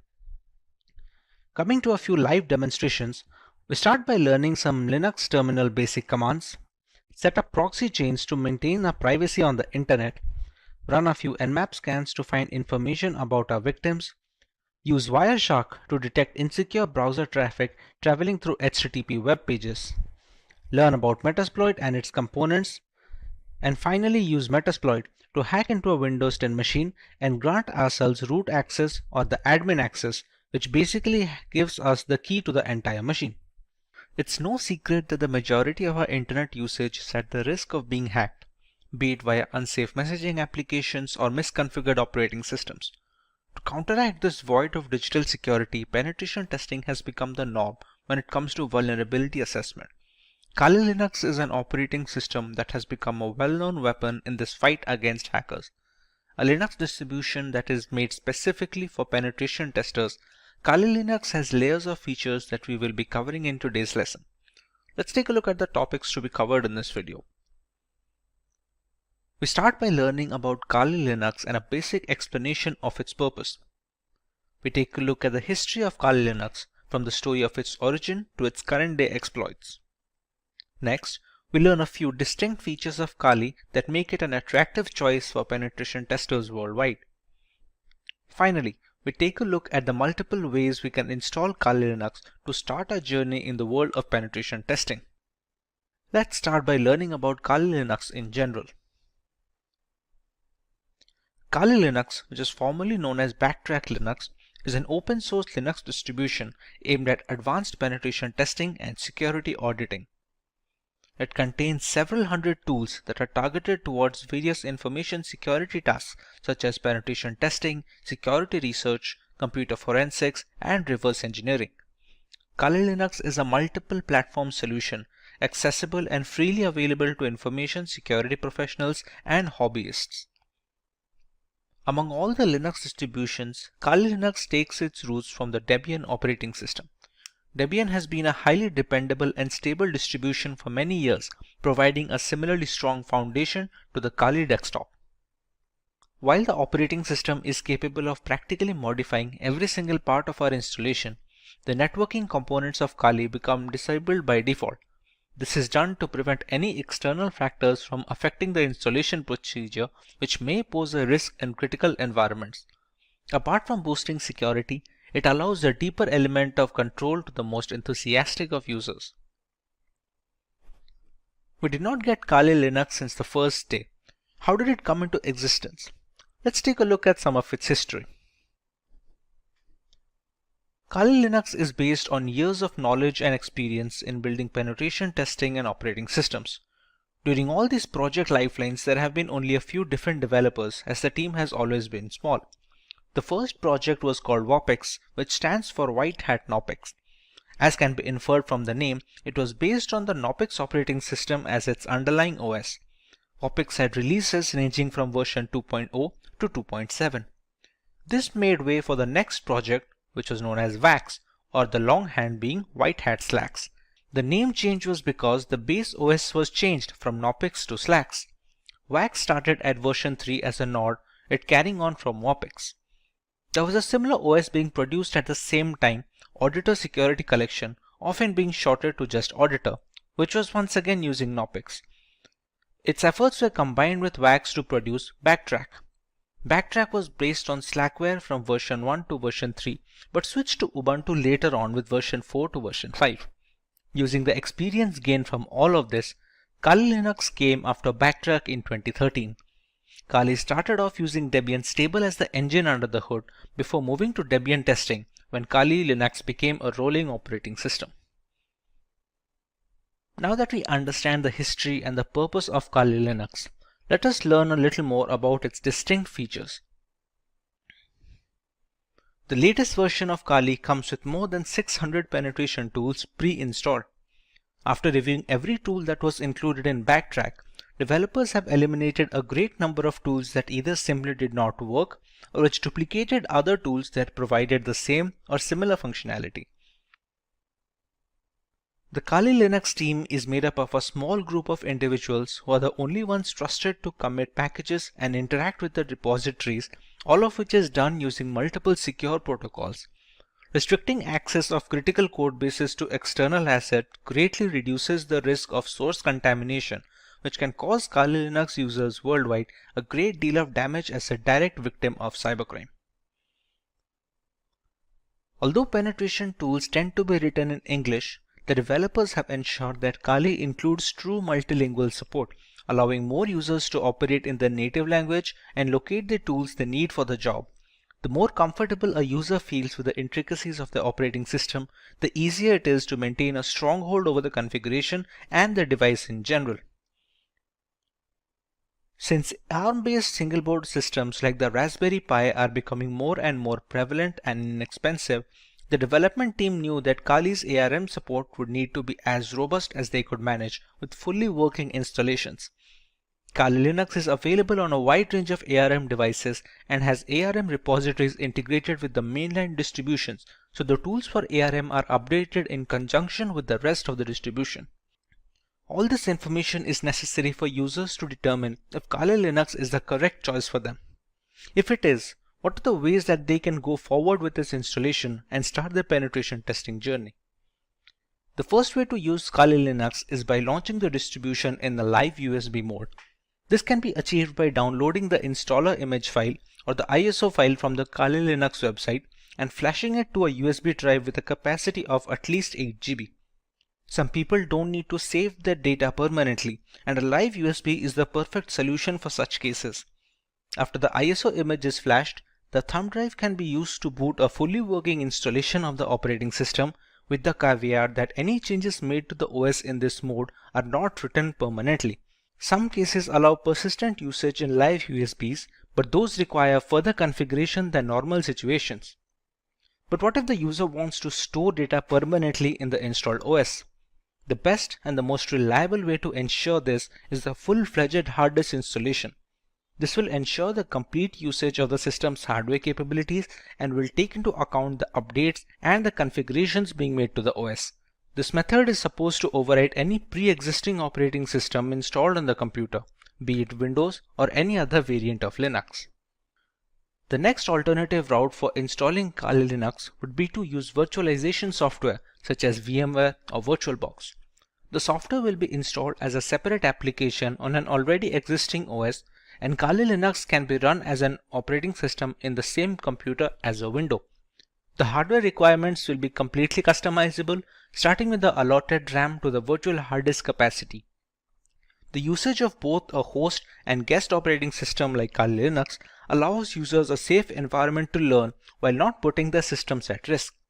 If you want to learn more about how one can go forward with this method, we have a dedicated video where Kali Linux is being installed on VMware while running on a Windows 10 operating system. You can find the link in the description box to get started with your very own virtual machine. The final way to install Kali Linux is by using a dual boot system. To put it in simple words, the Kali Linux OS will not be overwriting any pre-installed operating system on a machine, but will be installed alongside it. When a computer boots up, the user will get a choice to boot into either of these operating systems. Many people prefer to keep both the Windows and Kali Linux installed, so the distribution of work and recreational activities is also allotted effectively. It gives users a safety valve should their custom Linux installation run into any bugs that cannot be fixed from within the operating system. Professionals in security testing, penetration testing, and ethical hacking utilize Linux as their preferred operating system. It provides several configurable distributions that you may configure based on your end use. Kali Linux and Parrot OS are two popular penetration testing distributions. While these operating systems each have unique offerings, the overall choice can differ between personnel thanks to their various tools and hardware specifications. Today we will look at both these distributions and settle on the perfect choice for each type of user. Let's go through the agenda for this video. We will learn about Kali Linux and Parrot Security OS from scratch, while understanding their primary selling points as a Linux distribution catered towards penetration testers. Next, we know about some features of these operating systems that stand out of their package.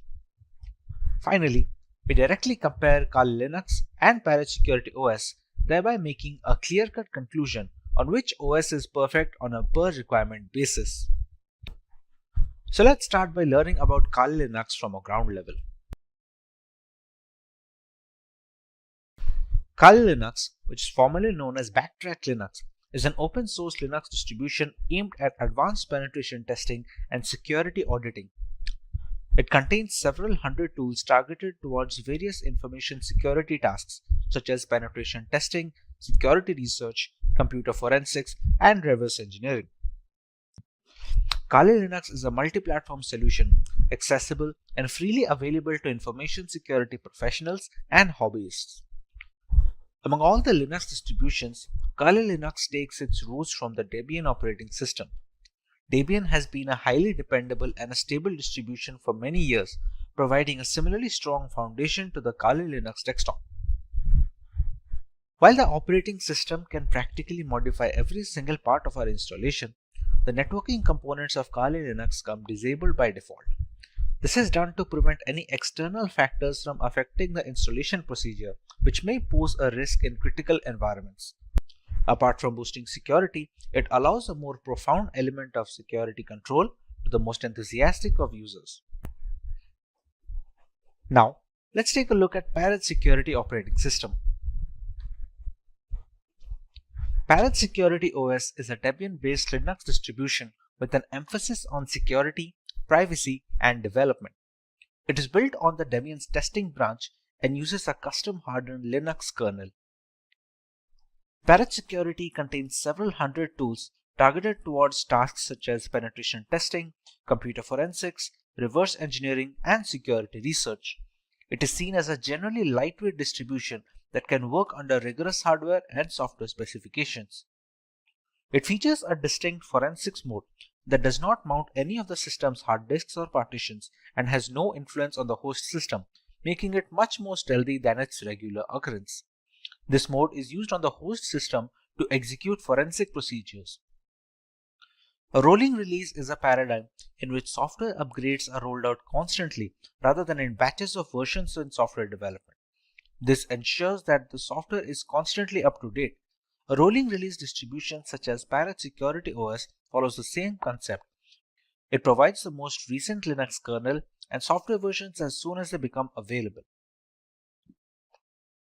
With the basic introduction to the operating systems out of the way, let us take a look at the unique features of both Kali Linux and Parrot Security OS.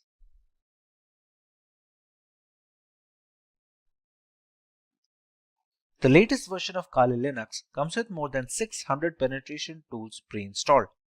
After reviewing every tool included in Backtrack, developers have eliminated a significant number of tools that either simply did not work or duplicated other tools that provided the same and similar functionality.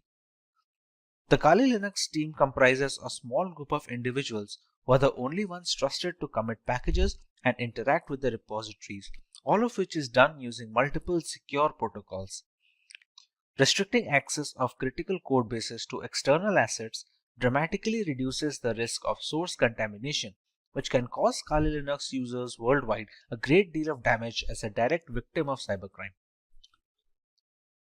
Although penetration tools tend to be written in English, the developers have ensured that Kali includes proper multilingual support, allowing more users to operate in the native language and locate the tools they need for their job. The more comfortable a user feels with the intricacies of the operating system, the easier it is to maintain a strong hold over the configuration and the device in general.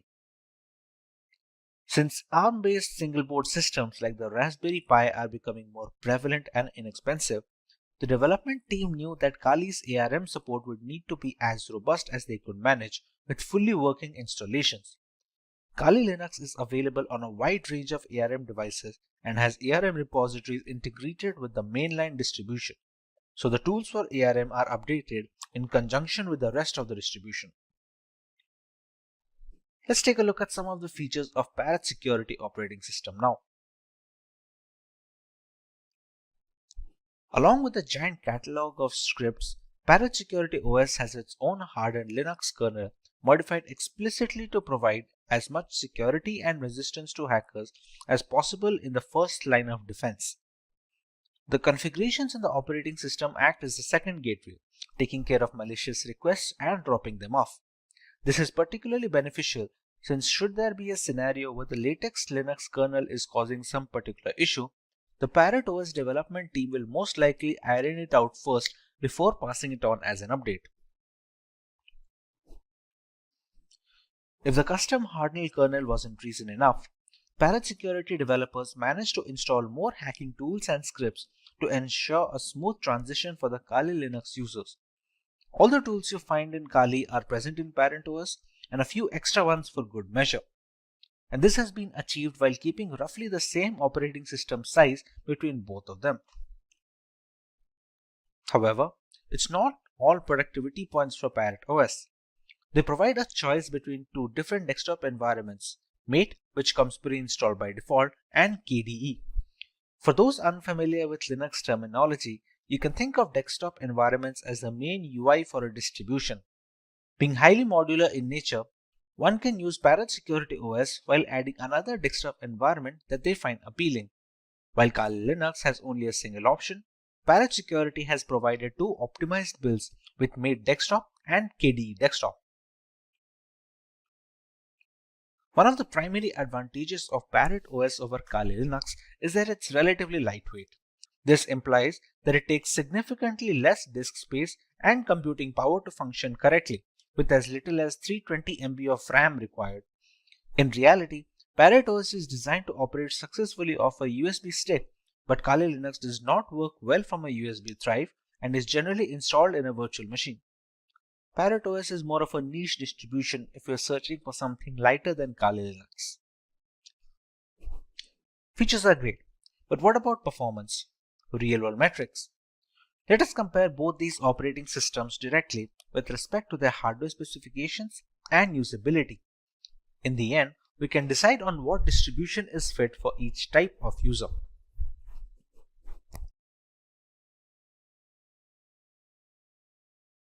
For our first point of comparison, let's take a look at the RAM required. For optimum performance of the operating system, which is highly essential when trying to crack hashes or something of similar nature, RAM usage is a very important facet.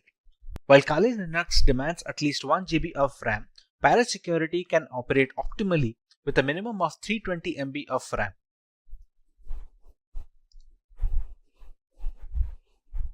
For correctly displaying graphical elements, Kali Linux requires GPU-based acceleration, while this is not the case with Parrot Security OS, which doesn't require any graphical acceleration needed from the user side. Once these operating systems are installed on VMware using their live boot ISOs, they take up a minimum amount of hard disk storage. Both of these operating systems have a recommended disk storage of minimum of 20 GB in Kali Linux and a minimum of 15 GB in Parrot Security, so they can install all the tools necessary in the ISO file. When it comes to the category and the selection of tools, Kali Linux has always been the first in securing every single tool available for hackers in the penetration testing industry. Parrot Security, on the other hand, has managed to take it up a notch. While specializing in wireless pen testing, Parrot Security makes it a point that all the tools that Kali Linux provides has been included in the ISO, while simultaneously adding some extra tools that many users will have to install from third-party sources in Kali Linux. Being a decade-old penetration testing distribution, Kali Linux has formed up a very big community with strong support signature. Parrot Security, on the other hand, is still growing, and it is garnering much more interest among veteran penetration testers and ethical hackers. A primary drawback of Kali Linux is the extensive hardware requirement. To perform optimally, it requires higher memory than Parrot Security. It also needs graphical acceleration while demanding more virtual hard disk storage. Parrot Security, on the other hand, was initially designed to run off a USB drive directly, thereby requiring very minimal requirements from a hardware perspective, like just 320 MB of RAM and no graphical acceleration needed. This means Parrot Security is much more feasible for people who are not able to devote massive resources to either their virtual machine or on their laptop hard disk directly.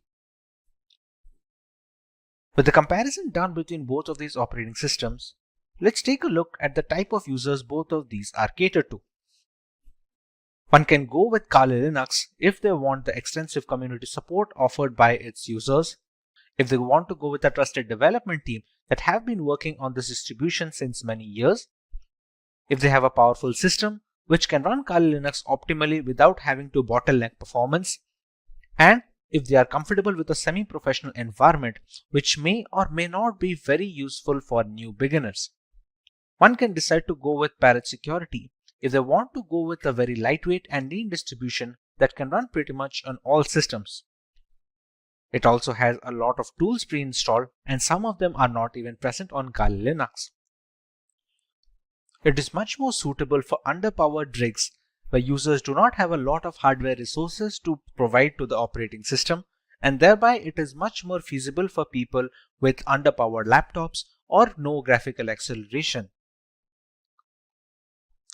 Compared to Kali Linux, Parrot Security's desktop environment is also relatively easier to use for new beginners. For people who are just getting into ethical hacking, Parrot Security does a relatively better job of introducing them to the operating system and to the various tools without having to dump them into the entire intricacies. The installation of Kali Linux. There are multiple ways to install Kali Linux. We can either install it on a normal hard drive in a virtual machine software such as VMware or VirtualBox, or we can do that in hard bare metal machines. Now, for the convenience of explanation, we're going to install Kali Linux today on a virtual machine software known as VMware. VMware is able to run multiple operating systems on a single host machine, which in our case is a Windows 10 system. To get started with Kali Linux installation, we have to go to the website to download an image file. We go to Get Kali, and as you can see, there are multiple platforms on which this operating system can be inverted. As per our requirement, we're going to go with the virtual machine section. As you can see, it is already recommended by the developers. This is the download button, which will download a 64-bit ISO file. We can download 32-bit, but that is more necessary for hard metal machines, or if you're going to use it for older devices which do not support 64-bit operating systems yet. After clicking on the download button, we can see we have a WinRAR archive which will have the ISO files. For now, we have downloaded the ISO file and it is already present with me. So we can start working on the VMware side of things. Once the ISO file is downloaded, we open up VMware Workstation. We go to File and we create a new virtual machine. In these two options, it is highly recommended to go with the typical setup rather than the custom one. The custom is much more advanced and requires much more information from the user, which is beneficial for developers and people who are well versed with virtualization software, but for 90% of the cases, typical setup will be enough. Here, we can select the third option, which will be I will install the operating system later. In some operating systems, we can use the ISO file here directly and VMware will install it for us. But for right now, in the case of Kali Linux, the third option is always the safest. Kali Linux is a Linux distribution, so we can select Linux over here, and the version, as you can see here, have multiple versions such as the multiple kernels. Every distribution has a parent distribution. For example, Kali Linux has Debian, and there are other distributions which are based or forked from some parent distribution. Kali Linux is based off Debian, so we can go with the highest version of Debian, which is the Debian 10.x 64-bit. Go on next. We can write any such name. We can write Kali Linux so that it will be easier to recognize the virtual machine among this list of virtual machine instances. The location can be any location you decide to put. By default, it should be the documents folder, but anywhere you put, it will hold up all the information of the operating system. All the files you download, all the configurations you store, everything will be stored in this particular location that you provide. When we go next, we are asked about the disk capacity. This disk capacity will be all the storage that will be provided to your virtual machine of Kali Linux. Think of your Windows device. If you have a 1 terabyte of hard drive, you have the entirety of the hard disk to store data on. How much data you give here, you can only store up to that amount of data. Not to mention, some amount of capacity will be taken up by the operating system itself to store its programs and applications. For now, we can give around, let's say, 15 GB of information.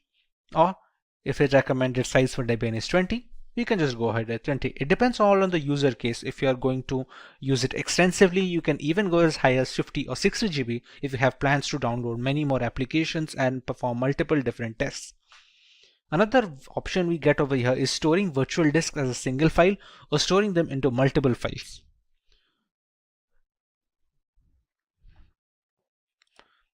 As we already know, this virtual machine runs entirely on VMware. Sometimes when transferring these virtual machine instances, let's say from a personal computer to a work computer, we're going to need to copy up the entire folder that we had mentioned before over here. Instead, all virtual machines have a portability feature. Now this portability feature is possible for all scenarios, except it is much easier if they split the virtual disk into multiple files. Now even if this makes porting virtual machines easier from either system to system or software to software, let's say if you want to switch from VMware to VirtualBox or vice versa, the performance takes a small hit. It's not huge, but it's recommended to go with storing the virtual disk as a single file if you have no purposes of ever moving the virtual machine. Even if you do, it's not a complete stop that it cannot be ported. It's just easier when using multiple files. But in order to get the best performance out of the virtual machine, we can store it as a single file over here. This is a summary of all the changes that we made and all the configurations that have been settled until now. Now at this point of time, we have not provided the .iso file yet, which is the installation file for the Kali Linux that we downloaded from this website. As of right now, we have only configured the settings of the virtual machine. So we can press on Finish. And we have Kali Linux in the list. Now, to make the changes further, we press on Edit Virtual Machine Settings. The memory is supposed to give the RAM of the virtual machine. The devices with RAM of 8 GB or below that, giving high amount of RAM will cause performance issues on the host system. If the memory has some amount of free storage left, let's say on idle storage, my Windows machine takes about 2 GB. So I have 6 GB of memory to provide. Although if you provide all of the 6 GB, it will be much more difficult for the host system to run everything properly. So for this instance, we can keep it as 2 GB of memory for the virtual machine instance. Similarly, we can use the number of processors and we can customize it according to our liking. Let's say if we want to use one processor, but we want to use two different cores, we can select them as well. Hard disk is pre-set up as the SCSI hard disk, and it does not need to be changed for the installation of this operating system at all. CD/ID DVD. This is where the installation file comes. You can think of the ISO file that we downloaded as a pen drive or a USB thumb drive, which is necessary to install an operating system. To provide this, we're going to select Use ISO image file. We're going to click on Browse. Go to Downloads and select the ISO file over here. Select Open. And we can see it is already loaded up. Next, in the network adapter, it is recommended to use NAT. This helps the virtual machine to draw the internet from the host machine settings. If your host machine is connected to the internet, then the virtual machine is connected as well. There are some other options such as host only or custom segments or LAN segments, but those are not necessary for installation. Rest of them are pretty standard, which do not need any extra configuration and can be left as it is. Press OK, and now we can power on this virtual machine.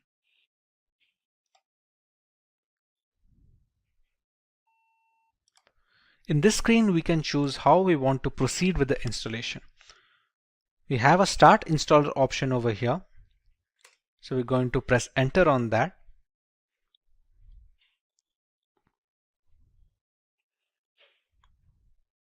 We're going to wait for the things to load from the ISO file. The first step in the installation is choosing the language of the operating system.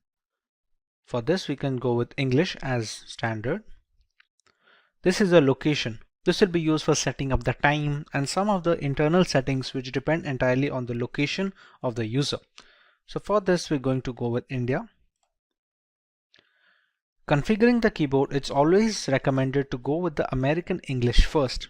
Many people make a mistake of going with the Indian keyboard if it is possible, and it provides a lot of issues later on. So it's always preferred to go with the American English, and if later we see some necessity of another keyboard dialect that is required, we can install it later. But for now, we should always stick with American English as a basic. At this point, it's going to load the installation components from the .iso file.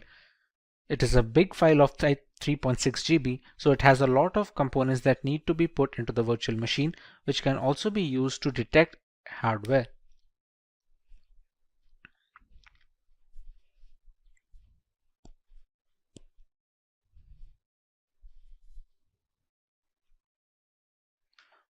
Once the hardware and the network configuration is done by the ISO file, we want to write a host name for the system. This host name can be anything which is used to recognize this device on a local network or a LAN cable. Let's say if we use the name Kali.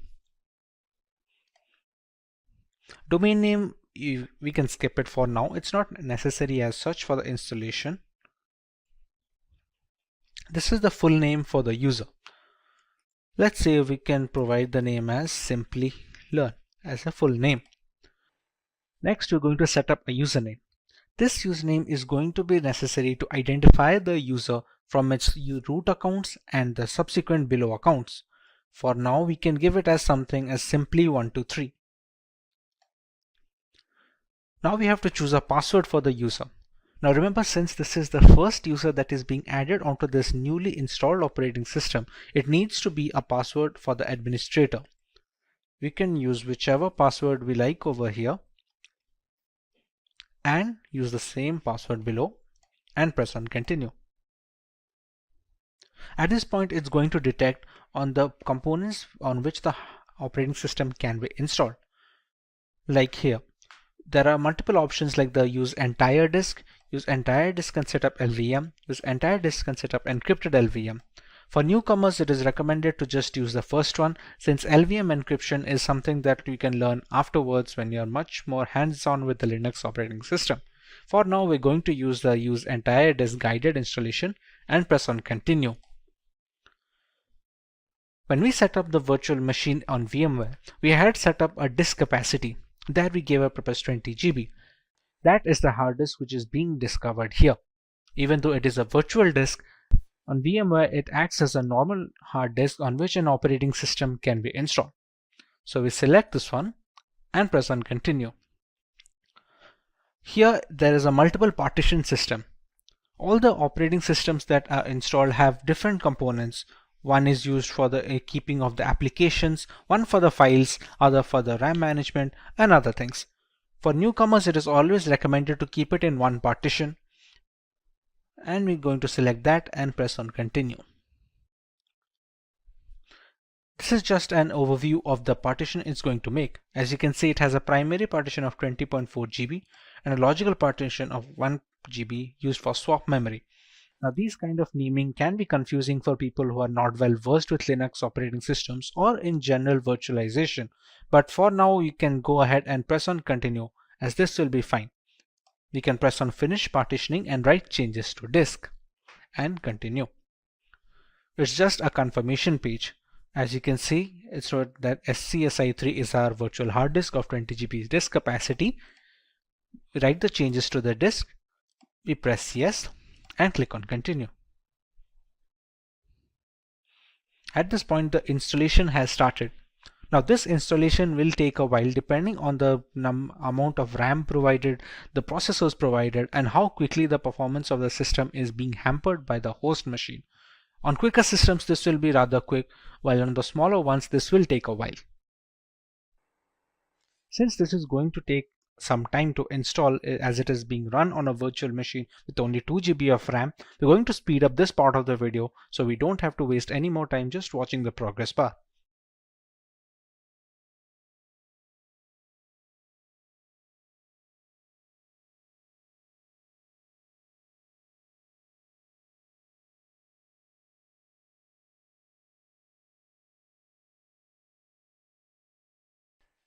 Now that our core installation is completed, it's asking us to configure a package manager. The work of a package manager on Linux operating systems is similar to the Google Play Store on Android mobile devices and on the App Store for the Apple devices. It's an interface to install external applications which are not installed by default. Let's say for Google Chrome or any other browser which can be used to browse the internet. At this point of time, it's asked us to select a network mirror. We're going to select as yes and move forward with this. Next, it's going to ask us for an HTTP proxy, which we can leave it as blank and press it as continue forward. At this point of time, it's looking for updates to the Kali Linux installation. This will fetch the new builds from the Kali server, so the installation is always updated to the latest version. Now that the package manager is configured, we have the grub bootloader. The grub is used for selecting the operating system while booting up. Its core functionality is to allow the operating system to be loaded correctly without any faults. So at this point of time, if it asks install the grub bootloader to your primary drive, we can select it as yes and press continue. Remember, the installation was conducted on dev SDA. So we're going to select installation of the grub loader on the same hard disk that we have configured. We press this one and press continue. So now the grub bootloader is being installed. The grub is highly essential because it shows the motherboard where to start the operating system from. Even if the operating system is installed correctly and all the files are in correct order, the absence of a bootloader will not be able to launch the OS properly. As you can see, the installation is finally complete.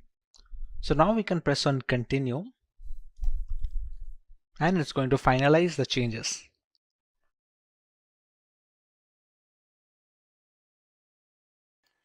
Now you can see Kali Linux being booted up straight away.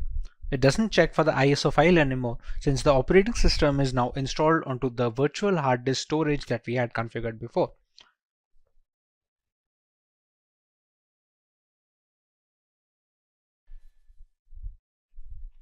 Here we're going to enter our username and password that we had set up before.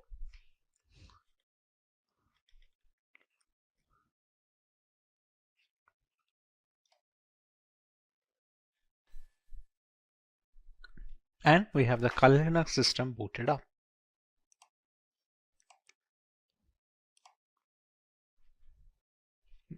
And this is your homepage.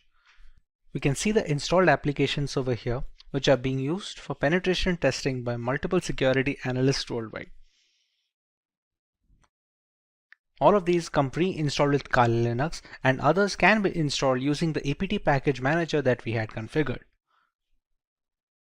We can see a full name over here. And with this, our installation of the Kali Linux is complete. It's no secret that the vast bulk of our internet usage is vulnerable to hacking, whether it's through hazardous messaging apps or faulty operating systems. Penetration testing has become the norm for vulnerability assessment in order to fill this vacuum in digital security. Kali Linux is a well-known operating system in this fight against hackers. Kali Linux, a distribution designed specifically for penetration testers, has layers of features that we will go over in today's lesson and take a look at some of the tools and features that the operating system has to offer. Let's take a look at the video's topics and features that the operating system has to offer. Let's take a look at the video's topics. We start by learning the requirements of an operating system like Kali Linux. We learn more about the core features of the OS and its intricacies. Moving on, we take a look at the 5 distinct stages of penetration testing that dictate the flow of vulnerability assessment in general. Next, we learn about some important tools that can be found on Kali Linux, which are geared specifically for ethical hacking purposes. And finally, we have an extensive demonstration where we work on some basic terminal commands, proxy tools, and a couple of highly regarded software from the crux of the operating system. Choose from over 300 in-demand skills and get access to 1,000 plus hours of video content for free. Visit SkillUp by Simplilearn. Click on the link in the description to know more. Let's start by learning why one should learn Kali Linux in the first place. In today's world, an organization's most valuable asset is its information or data. This is true for all kinds of businesses, be it public or private. On a daily basis, they all deal with enormous amounts of sensitive information. As a consequence, terrorist groups, hacking teams, and cyber thieves often attack them. To ensure this safety and protection, businesses use a variety of security measures and regularly update their index. Organizations must be proactive in this age of digitalization by regularly assessing and updating their security. Every day, hackers discover new methods to breach firewalls. Ethical hackers or white hat hackers provide a fresh perspective on security.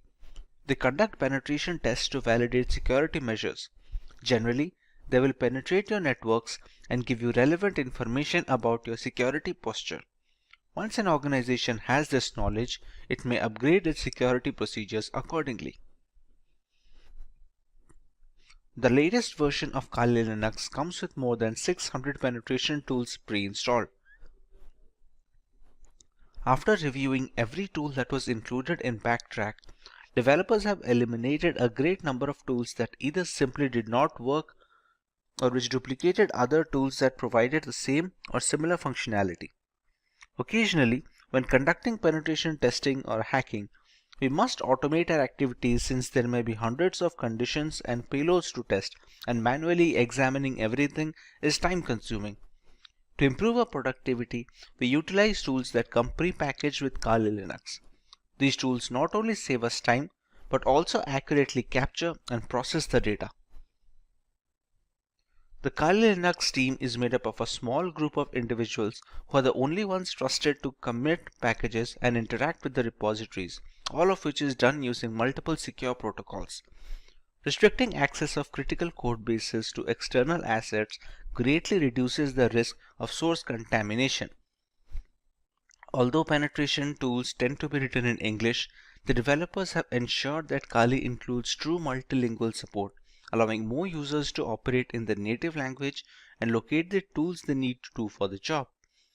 Since ARM-based single-board systems like the Raspberry Pi are becoming more and more prevalent and inexpensive, the development team knew that Kali's ARM support would need to be as robust as they could manage with fully working installations. Kali Linux is available on a wide range of ARM devices and has ARM repositories integrated with the mainline distribution, so tools for ARM are updated in conjunction with the rest of the distribution tools. Now that we understand the necessity for an operating system like Kali Linux, let us take a look at some of its core features and offerings to the ethical hacking world. Kali Linux, formerly known as Backtrack Linux, is an open source Linux distribution which is aimed at advanced penetration testing and security auditing. It contains several hundred tools targeted towards various information security tasks such as penetration testing, security research, computer forensics, and reverse engineering. Kali Linux is a multi-platform solution accessible and freely available to information security professionals and hobbyists. Among all the Linux distributions, Kali Linux takes its roots from the Debian operating system. Debian has been a highly dependable and stable distribution for many years, providing a similarly strong foundation to the Kali Linux desktop. While the operating system is capable of practically modifying every single part of our installation, the networking components of Kali Linux come disabled by default. This is done to prevent any external factors from affecting the installation procedure, which may pose a risk in critical environments. Apart from boosting security, it allows a deeper element of security and control to the most enthusiastic of users. Let us now take a look at the 5 stages or phases of penetration testing. This is the first stage of the penetration test, which is known as the reconnaissance phase. In this stage, the security researcher collects information about the target. It can be done actively, which means you are collecting information without contacting the target, or even both. It helps security firms gather information about the target system, network components, active machines, open ports and access points, operating system details, etc. This activity can be performed by using information available in the public domain and using different tools. The next phase is more tool-oriented rather than performed manually, and it is the scanning phase. The penetration tester runs one or more scanner tools to gather more information about the target. The penetration tester runs one or more scanner tools to gather information about the target. By using various scanners such as war dialers, port scanners, network mappers, and vulnerability scanners, the tester collects as many vulnerabilities which help to turn an attack in a more sophisticated way. The next stage is known as the gaining access phase. In this phase, the penetration tester tries to establish a connection with the target and exploit the vulnerabilities found in the previous stage. Exploitation may be buffer overflow attacks, denial of service or DOS attacks, session hijacking, and many more. Basically, penetration tester extracts information and sensitive data from servers by gaining access using different tools. In the maintaining access phase, the penetration tester tries to create a backdoor for himself. It helps him to identify hidden vulnerabilities in the system and can later act as a gateway to retrieve control of the system. In the final phase of covering tracks, the penetration tester tries to remove all logs and footprints which help the administrator identify his presence. This helps the tester to think like a hacker and perform corrective actions to mitigate those activities. Now that we understand the basics of penetration testing and how ethical hackers go about their way, let us take a look at some notable tools which can be used on Kali Linux.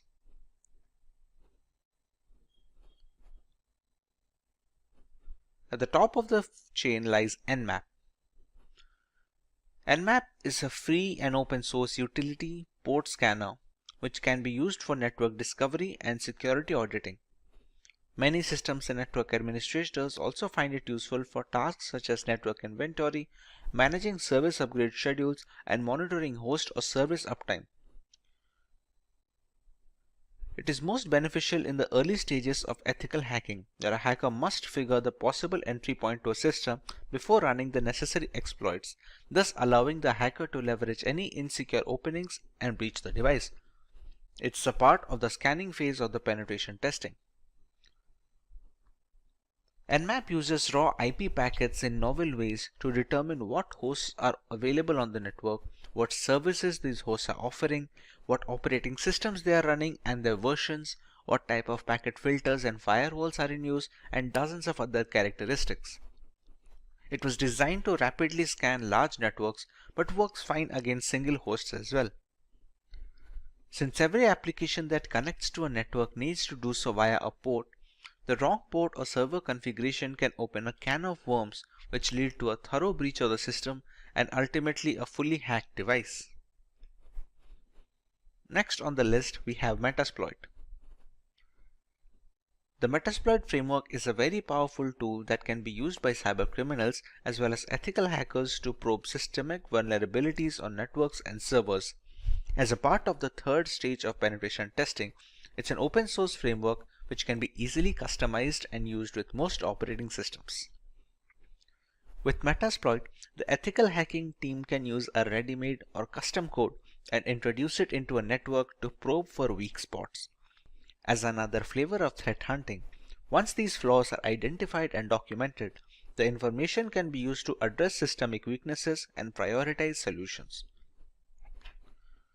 Once a particular vulnerability is identified and the exploit is fed into the system, there are a host of options for the hacker. Depending on the vulnerability, hackers can even run root commands from the terminal, allowing complete control over the activities of the compromised system as well as all personal data stored on the device. A big advantage of Metasploit is the ability to run full-fledged scans on a target system, thereby giving a detailed picture of the security index of said system. This also provides the necessary exploits that can be used to bypass the firewalls and the antivirus software. Having a single solution to gather almost all the necessary points of attack is very useful for ethical hackers and penetration testers, as denoted by the high rank in this list. At number 3, we have Wireshark. Wireshark is the world's foremost and widely used networking protocol analyzer. It lets you see what's happening on your network at a microscopic level and is the de facto standard across many commercial and non-profit enterprises, government agencies, and educational institutions. Wireshark is a popular open source tool to capture network packets and converts them to human-readable binary format. It provides every single detail of the organization's network infrastructure. It consists of devices designed to help measure the ins and outs of the network. The information collected through Wireshark can be used for various purposes, such as real-time or offline network analysis, identification of the traffic coming onto your network, its frequency, and its latency between specific hops. This helps network administrators generate statistics based on real-time data. Wireshark is also a cross-platform tool that can be installed on Windows, Linux, and Mac systems to enable hackers in all ecosystems to monitor network traffic irrespective of the operating system. The development team is determined to maintain this level of freedom for their users in the foreseeable future. The next tool on our list is AirGarden, which is a part of the third phase of penetration testing.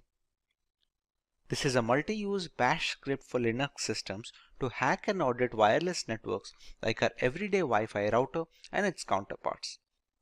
Along with being able to launch denial of service attacks on compromised networks, this multi-purpose Wi-Fi hacking tool has very rich features which support multiple methods for Wi-Fi hacking, including multi-file WPS hacking modes, all-in-one WEP attack, handshake file capturing, evil twin attacks, pixie dust, and so much more. It usually needs an external network adapter that supports monitor mode, which is necessary to be able to capture wireless traffic traversing the air channels. Thanks to its open source nature, AirGarden can be used with multiple community plugins and add-ons, thereby increasing its effectiveness against a wide variety of routers, both in the 2.4 GHz band and 5 GHz band. The next tool is John the Ripper. John the Ripper is an open source password security auditing and password recovery tool available for many operating systems. John the Ripper Jumbo supports hundreds of hash and cipher types, including for user passwords of operating systems, web apps, groupware, database servers, network traffic captures, encrypted private keys, file systems, and document files. Some of the key features of the tool include offering multiple modes to speed up password cracking, automatically detecting the hashing algorithm used by the passwords, and the ease of running and configuring the tool, making it a password cracking script of choice for novices and professionals alike. It can use dictionary attacks along with regular brute forcing to speed up the process of cracking the correct password without wasting additional resources. The word list being used in this dictionary attacks can be used from the user's end, allowing for a completely customizable process. Now that we have covered the basics of Kali Linux, let us take a look at the agenda for our demo today. We start out with a few terminal commands that are a basic part of a Linux operating system. We configure our own proxy chains to maintain anonymity while running penetration testing attacks on our victims. Next, we run a few Nmap scans on a local Windows 10 machine to find out the type of information that can be gathered in such a scenario. Moving on, we use Wireshark to monitor internet traffic and understand the importance of encryption and security when browsing the World Wide Web.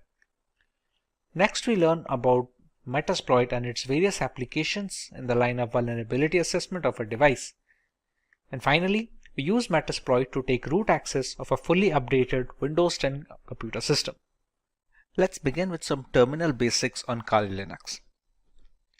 When most people hear the term Linux, they envision a complex operating system used only by programmers. However, the experience is not as frightening as it appears. Linux is an umbrella term for a collection of free and open source Unix operating systems. There are many variants like Ubuntu, Fedora, Debian. These are distributions, which will be a more precise term. When using a Linux operating system, you will most likely utilize a shell, which is a command line interface that provides access to the operating system services. The majority of Linux distributions ship with a graphical user interface, also known as GUI, as their primary shell. This is done to facilitate user interaction in the first place. Having said that, a command line interface is suggested due to its increased power and effectiveness. By entering the commands into the CLI, tasks that require a multi-step GUI procedure may be completed in a matter of seconds. We can start the terminal by clicking on the prompt icon here on top. Once the terminal is opened, we can put up our commands. The first command that we are going to look into is pwd. pwd stands for Present Working Directory. As of right now, what you are seeing is the terminal window by default. If I write pwd and press enter, this shows the directory in which the terminal is being run on. As of right now, it's in the nf folder of my desktop, which is specifically this folder. If I open up this folder, you can see it is currently empty, as in it has no contents. If I use another command known as mkdir, which is supposed to stand for make directory, and I write nf2, shortage for new folder 2. If I open up the nf, you can see the new folder is created. This is how the pwd command works. Another important command to change directories, it's called the cd command. Let's say right now if I am in nf, I want to create a new file in nf2 folder or something else in the nf2 folder. I have to shift to cd nf2. Now if I write pwd, it will show the present working directory of home, Simplilearn, desktop, nf, and inside that I am in nf2 right now. It is done to navigate through the Linux files and directories. It requires either the full path or just the name of the directory. If we have to move a completely different folder on a completely different file, then we can use the entire path like this. For now, cd works. Another few commands is we can write cd ... and it will come back one folder. Now the pwd will be just nf and not nf2. Let's say we are in this folder and we want to go a different file. Let's say if we just go for cd home, Simplilearn. That's it. Right now, these are the folders in our current present working directory. We have the desktop, the documents, downloads, etc. From here, we can again go to the desktop using the same cd command, cross-check the changing of directories, and check the files again. And yes, there we go, nf. How do we know this? What are the commands that are used to show the files and folders? That folder is known as the ls command. ls can be used to view the contents of a directory. By default, this command will display the contents of your current working directory. If we add some other parameters, we can find the contents of other directories as well. There are some hidden files as well in Linux which cannot be showed just with ls. For example, if we just go to cd etc, which is a configuration folder for Linux, if we write ls now, these are the files that can be seen. If we want to see the hidden files, we'll have to add one more parameter here like ls-a, and as you can see, the number of files have increased this time around. There are other things as well that we can see with Linux. ls-al will show the hidden files along with some of the parameters and some of the permissions that has been provided for each file. As you can see, many of these files have root access. Some of them can write, some of them can read. It differs file to file, and the ls-al command is used to check each of these files' permission and change them accordingly if needed. The next command that we can look for is the cat command or concatenate. It is one of the most frequently used commands, and it is used to list the contents of a file on the output. For example, let's say if I have a file at the desktop. In this nf2 folder, I will create a document, create an empty file, e file. I'll open up the document and I'll write it as hello Kali. I will save this up. Now, to change the directories from etc to nf2, we have already discussed how to use the cd command using just the folder name. Now, if we want to go to the entire directory, we can write cd home. As you can see, it is already prompting us to complete the name of the directory. At this point, we just have to press tab and it completes it for ourselves. Next, we already know we have to enter the desktop, nf and nf2. And this brings us to the current working directory. Here, if we press ls, we can find a file over here. Now, as discussed for the concatenate, it is used to show the contents of a file. So right now, if we press cat, which stands for concatenate, e-file. As you can see, we have written hello Kali in the text file, and we can see the output right now. We can also use it to create new files. For example, if we write cat, any file name such as e-file2. Here we can write anything. Hello Kali again.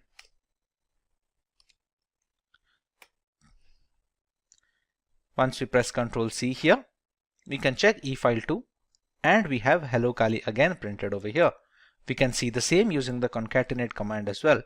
If I press ls, you can see we have two files here, and I can go with cat e-file2 and I have hello Kali again. This is how the concatenate command works. Apart from this, it can be used to copy. There is a different command like called cp, which is used to copy the files from one place to another. Mind you, this is not moving. This is only going to copy the command. For example, currently our pwd, which is the present working directory, is in the nf2 folder, as you can see over here. Let's copy the e-file2 to the nf folder. We can write cp e-file2 and give the path of the nf folder, which will be home, Simplilearn, desktop, and nf.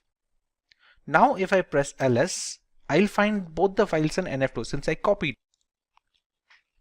To go back to the nf folder again, we can again use the same command of we can again use the home, Simplilearn, desktop, and just nf. No nf2 this time, just nf. As you can see, this will change back our present working directory. Now when we press ls, we will find the e-file2 file and the nf2 folder. And we can confirm this using the GUI as well. This is the nf folder, and you can see the nf2 folder and the e-file2 document. If I write cat e-file2,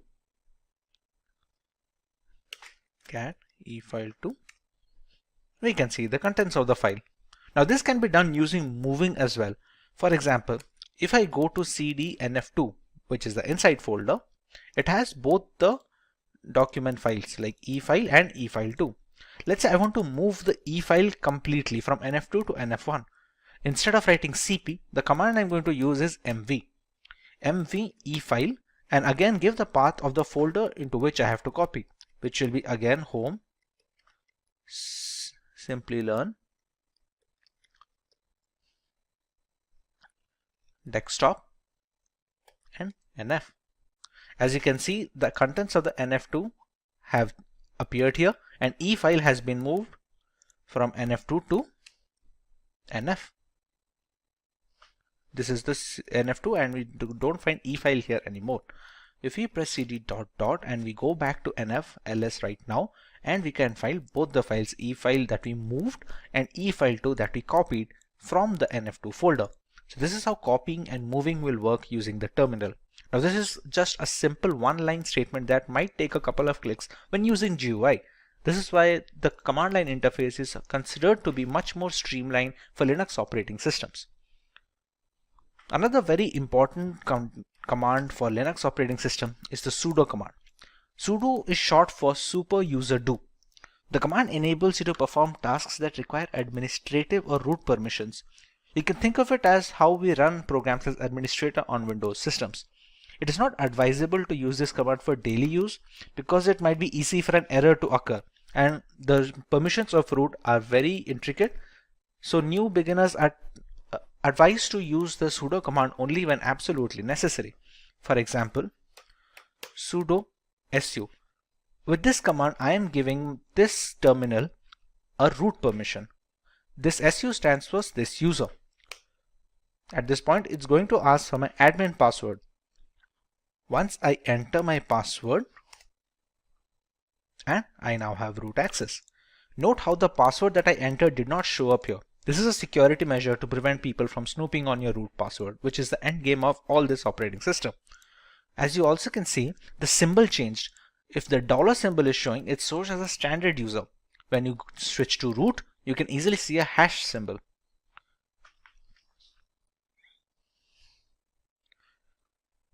This opens up a separate shell inside this terminal command. For example, we can exit out of the root user to the standard user using the command exit. And once again, we have the dollar sign and the root has vanished over here. There are some commands that will only work with administrative access.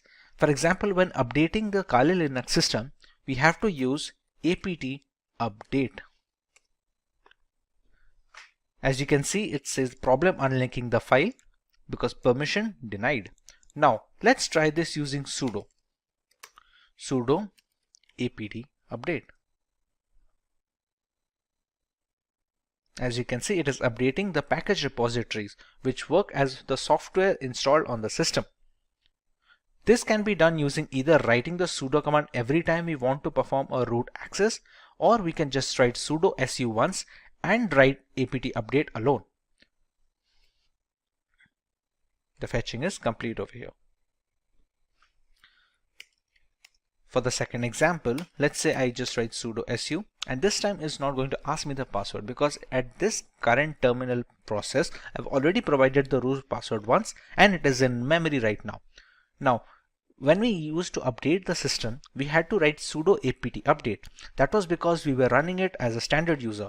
Now we are running it as a root user. So all we have to write is apt update and it's going to continue its work. There you go.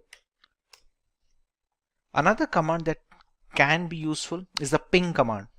It's pretty self-explanatory. It's going to be checking the internet connectivity. You can be used to check internet connectivity, or you can see if there is a local server on your system which needs to be pinged, then you can check that. For example, if we have to write ping, and we can use either IP address or domain.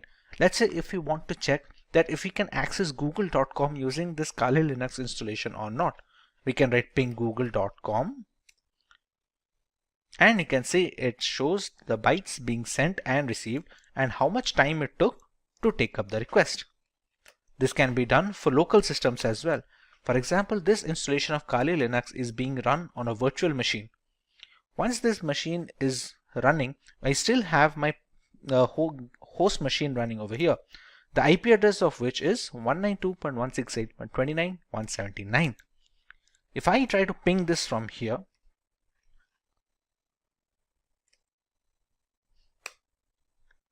as you can see, the time to complete the request is drastically low compared to a website on the internet, considering this is on the local network.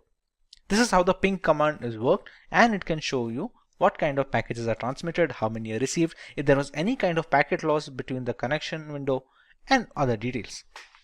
A very important command when working with the terminal for a long duration is the history command. Pretty self-explanatory. There are so many commands that are being run. Sometimes people forget what was the change they did or what was the directory name they put. A history command helps to recover some of the commands that you have written. It doesn't go all the way back, but it takes up many commands that were inputted in the last few processes. This is how the history command works. These are some of the most commonly used terminal commands. If you want to learn more about this terminal and every other feature of this, please let us know in the comment section, and we'll try to make an in-depth tutorial, especially if you could repeat.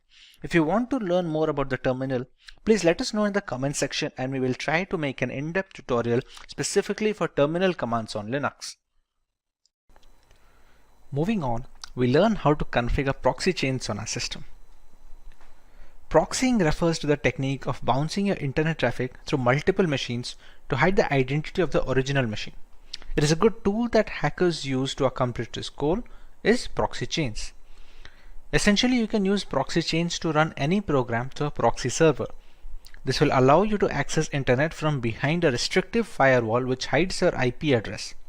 Proxy chains even allows you to use multiple proxies at once by chaining them together. One of the most important reasons that proxy chains is used in a security context is that it's easy to evade detection. Attackers often use proxies to hide their true identities while executing an attack.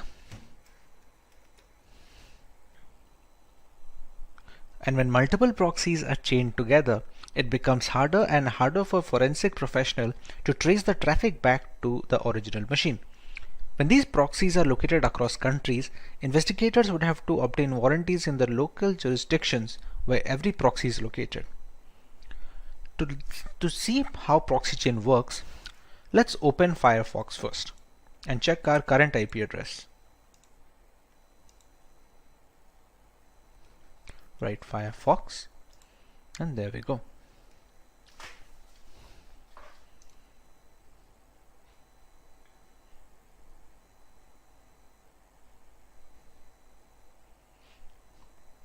As we can see, Firefox is now open. Let's check our current IP address right now. If we go to an address called myip.com,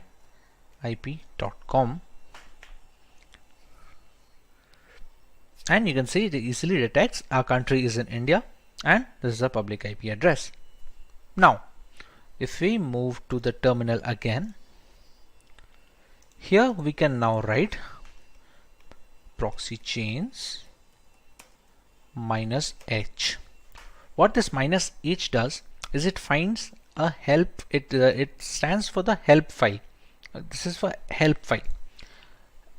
What we found out using this is proxy chains has a config file here, etc proxychains4.conf. This is the config file found. Using this config file, we can customize how our proxy chain should work. If we want to open that, we have to use it in a text editor. On Windows, we have Notepad and other things like that, Microsoft Word to edit documents. On Linux, we have a tool called Nano. To access the Nano, we use the command nano and give the path of the file that we want to check. As of right now, the proxy chains config file is located over here. So we're going to follow the path there. chains4.conf. And here we go. We see the config file. There are three basic types of proxy chaining here. We have a strict chain where all the proxy in the list will be used and they will be chained in order. We have a random chain where each connection made through proxy chains will be done by a random combo of proxies in the proxy list. And you have a dynamic chain. It's the same as strict chain, but dead proxies are excluded from the chain. And here we can set up whichever type we want. To enable or disable a particular type, we use the hash symbol here. As you can see right now, all the lines have a hashtag symbol at the front except this one, a dynamic chain. This is the current one being used. Let's say if I want to use a strict chain method, so I can add a hash value here and remove the hash here. At one point of time, any one of these 3-4 types should be enabled. Let's go for the dynamic chain. We can disable this strict chain by putting the hashtag in front and removing the dynamic chain. As you can see below, we have few commands to how to handle the nano text editor. This symbol is known as the control button on your keyboard. Now if we want to write out, which is synonymous to saving the file, supposed to go with Control O. So if I press Control O on my keyboard, it says file name to write, and we have to press enter here since we want to overwrite the proxy chains 4.conf file. We don't want to create a new file over here. So just press enter and we get a permission denied. This permission denied we're getting is because we have opened this using a standard user. etc is a system folder. To be able to make some changes, we have to use it using a sudo command. To exit this nano, we have to use the Control X command. We use Control X. We're going to clear, and this time we're going to use the sudo command. Sudo nano etc proxy chains 4.conf, and we have the same file open up again. Now this time if we want to make a change, let's say we're going to add a strict chain instead of a dynamic chain, we remove the hashtag from strict. We're going to use Control O for the save file option. We're going to press enter and it says wrote 160 lines. Again, if you want to reverse this change, we put the hashtag over here, enable dynamic chain, we press Control O, press enter, and it says wrote 160 lines. Now we can exit straight away using the Control X format. Right now we have not provided any file or a proxy chain. We can have proxy IP addresses from the internet, but we have to make sure that they are safe and they don't snoop on our data. When there is no proxy chains being provided personally, it's going to use the Tor network, but for that we have to start Tor. Tor is a service in Linux. To know more about this Tor, we can write sudo systemctl, which is used to know the status of services on the Linux operating system, and status of Tor. Systemctl, sorry, as instead of stl, it should be systemctl status Tor. As you can see, it is a Tor service, anonymizing overlay network for TCP connections, and it's currently inactive. Now to start this up, we have to write sudo systemctl start Tor. Now if we repeat the same sudo systemctl status Tor, as you can see, it's active now. You can see the green logo over here. Okay. To integrate the Firefox and the browser, we can use the proxy chains command directly over here. We can write proxy chains. We can use Firefox to launch our web browser, and let's say if we want to visit google.com. We press enter and the Firefox window is launched, and it should open up google.com next. And there we go. If we go to myip.com once again,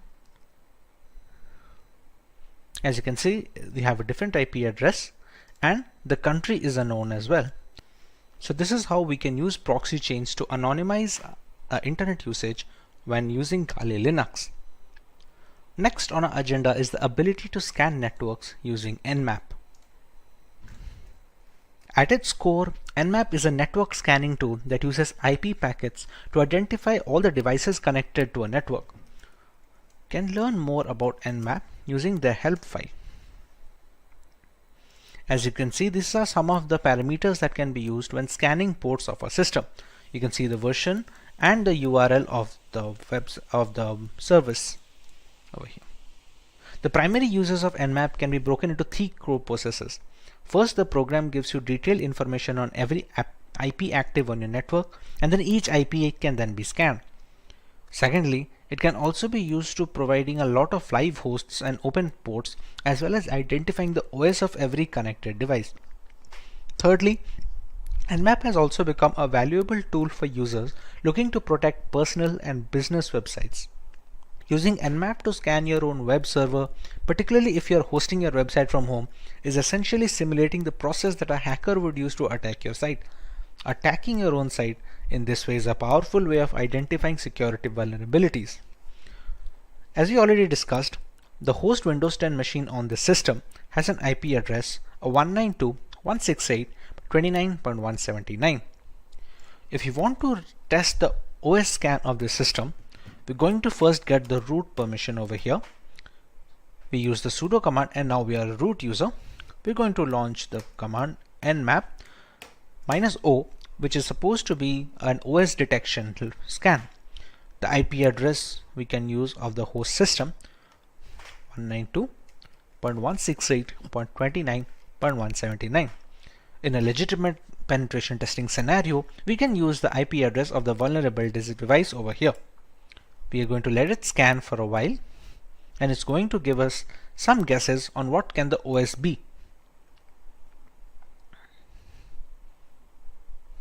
As you can see, the scan is done, and it has shown some of the ports that are open. You can see the MSRPC port open, the HTTPS 443 port open, which is used to connect to the internet, and it has some aggressive OS guesses as well. For example, it thinks there's a 94% chance that it's going to be a Microsoft Windows XP Service Pack 3. That's partly because a lot of the Windows XP update packages are still prevalent on Windows. Now that the OS detection is confirmed, there are multiple more details that we can gather from Nmap. Let's go with the nmap -a command, which is supposed to capture as much data as possible. There is also a speed setting. You can call it a speed setting or a control setting of the -t. -t ranges from T0 to T1 to T2 all the way up to T5. This basically determines how aggressively the victim is being scanned. If you scan slowly, it will take more time to provide the results, but it will also give a less chance for the intrusion detection system on the vulnerable machine firewall to detect that someone is trying to penetrate the network. For now, if we want to go with somewhat of a high speed, we can go with the T4 and provide the same IP address of the local machine I am trying to attack. It's going to take a little bit of time since it's trying to capture a lot of information.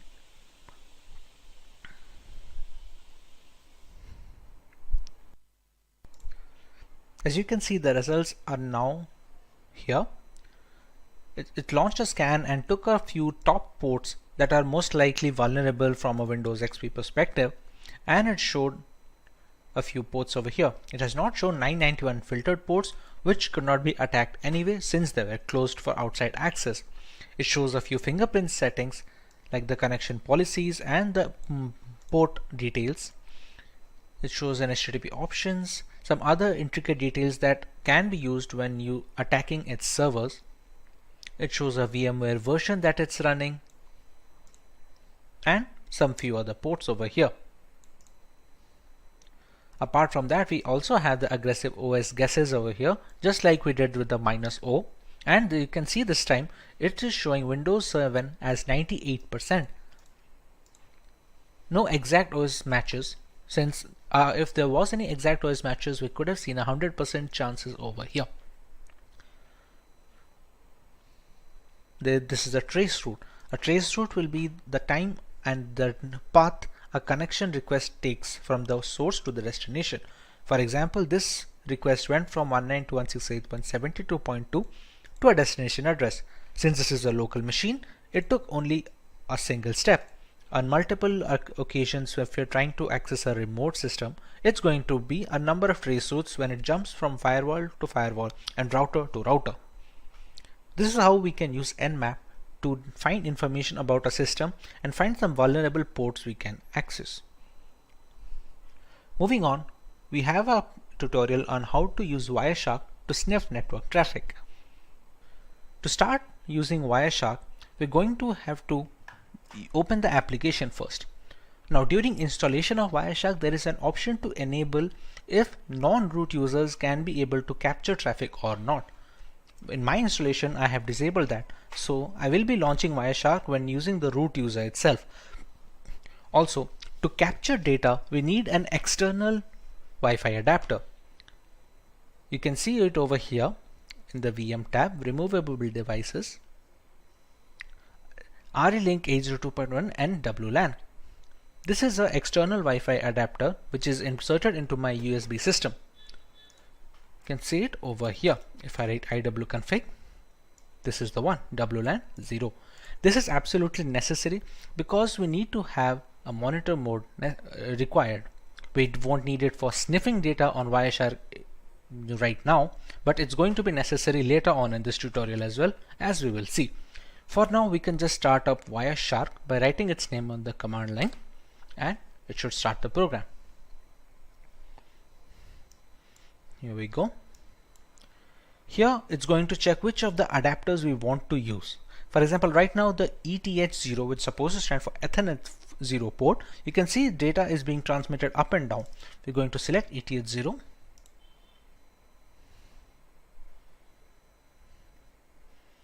And we have started capturing data. You can see the data request from the source to destination, from the time and which protocol it is following, everything we can see, and we can see the IPv4 flags here as well, as you can see over here. To capture internet traffic, we can try running Firefox.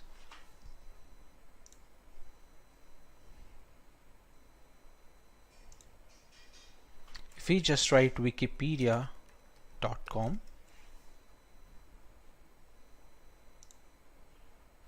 and you can see the number of requests increasing.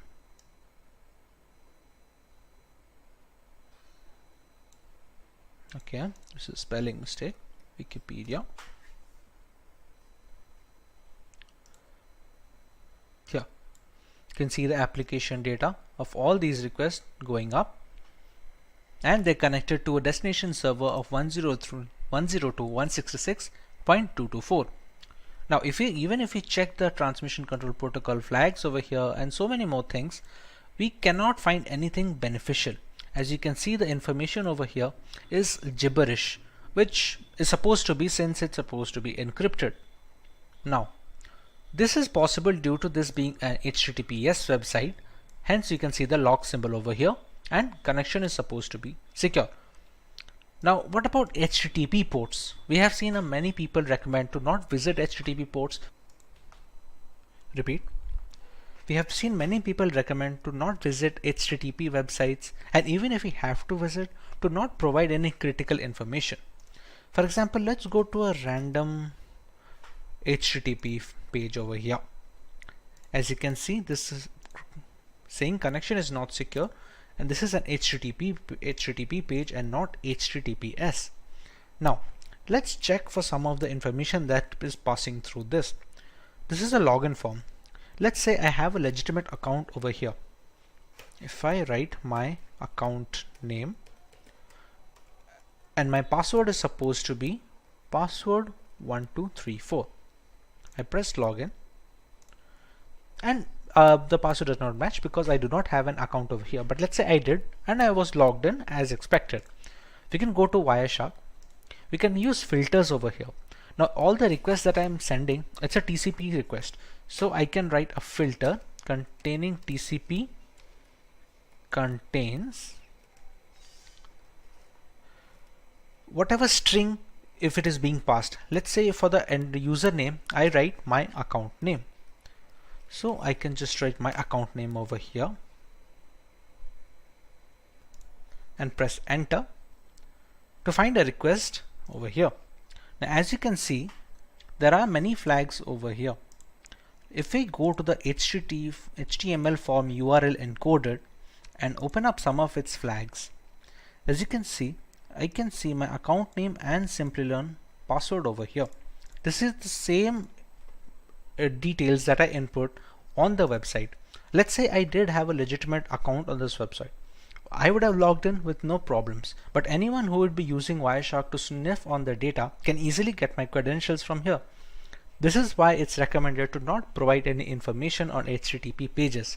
The security is not up to the mark, and always look for the lock symbol when visiting any website or making any internet transactions or providing any information. This is how we can use Wireshark to detect transmission and sniff packet data that is being transferred to the network adapter. Next, we have to learn about what is Metasploit. The Metasploit project is a computer security project that provides information about security vulnerabilities and aids in penetration testing and IDS development. We can open up the terminal here. We're going to allow root access. And to open up Metasploit, the keyword is MSF console. It's going to take a little bit of time to start it up. Now the Metasploit console has been loaded. From here, we can decide what type of attack we want to launch and what kind of exploits we can launch against vulnerable targets. For example, like we had already discussed, I'm running this virtual machine on a Windows 10 host machine. So if I open the command prompt from my Windows 10 over here, if I need to check the IP address once, I go with ipconfig. Here you can see the IP address of this local machine. Moving on, if we have to attack that machine, let's say we want to see what kind of exploits are going to work over there. Now we already know that Windows has some common vulnerabilities.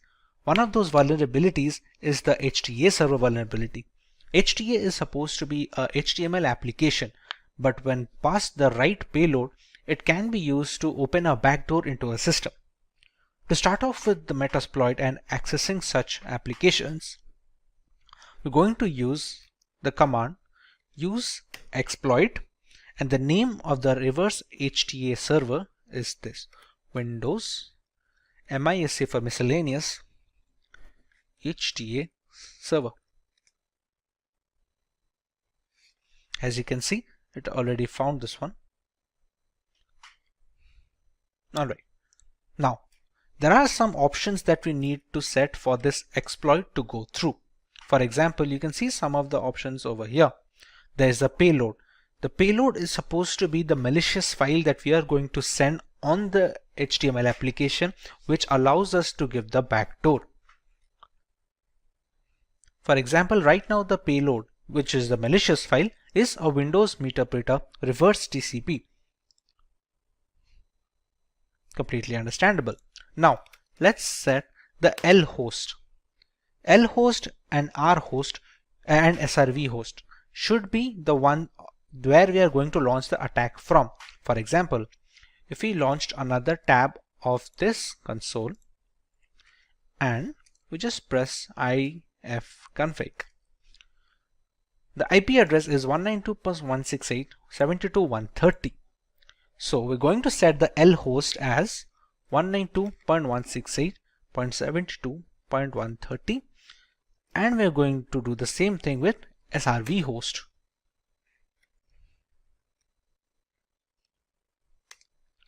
We're going to set a port where we need to capture the backdoor access.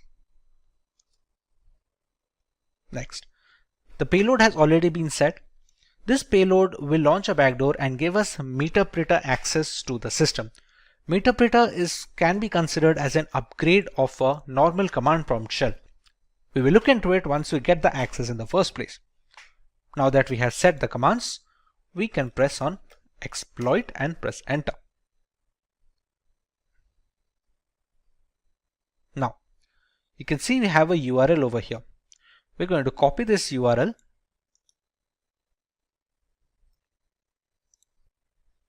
Once the URL is copied, we take it into the browser and paste it. This will ask us to download this file. Now, as per browser security settings, this file should be blocked by default. We can decide to keep it, and with the correct formulation of this malicious package, even the website browser antivirus softwares will not be able to detect good payloads.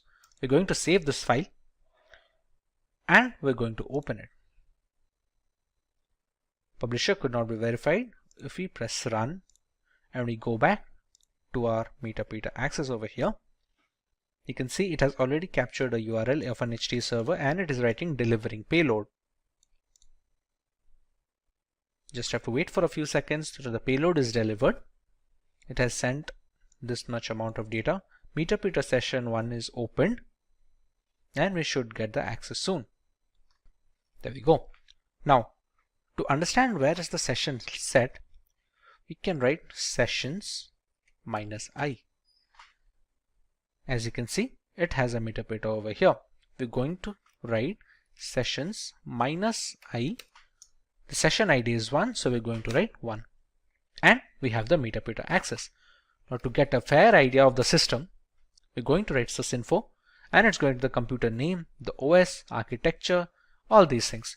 We can write the help command to see what are the things that we can get out of the system. We can take screenshots, we can control the webcam and start a video chat. We can take a lot of things over here. There are other commands as well where we can change the file directory, like the cat command, cd command. There are so many things that work in the normal CMD which we can run on the MetaPeta as well. Now if we want to access this command prompt of the system directly, we can go with this. We have to write shell, and there we go. We are in the downloads folder right now. To see if this is the same computer or not, we're going to write ipconfig. As you can see, it is our victim machine with 192.168.29.171. We can just press exit and we're back with the MetaPeta access. This is how we can use MetaPeta and Metasploit to gain access to a Windows 10 machine. Next, let's take a look at how we can get root access from a Windows 10 system. We just learned how we can get a MetaPeta access from a system. We can background this MetaPeta session by writing background and pressing enter. We can still see the sessions -i. It's still present over here. Now, these kind of access are not administrative access. These are the kind of backdoors that can be created for standard users. But to get a complete access of a system, including the program files, the Windows documents, we need to have root access or administrative access. To do that, we're going to use another exploit. Reminder that the MetaPeta session of the standard access is already present and we're not messing with it right now. We're going to set up another session, albeit with the same machine. That exploit name is use exploit Windows local bypass UAC event viewer. And there we go. Now, if we check the options that we can put in the system, we have to choose an exploit target.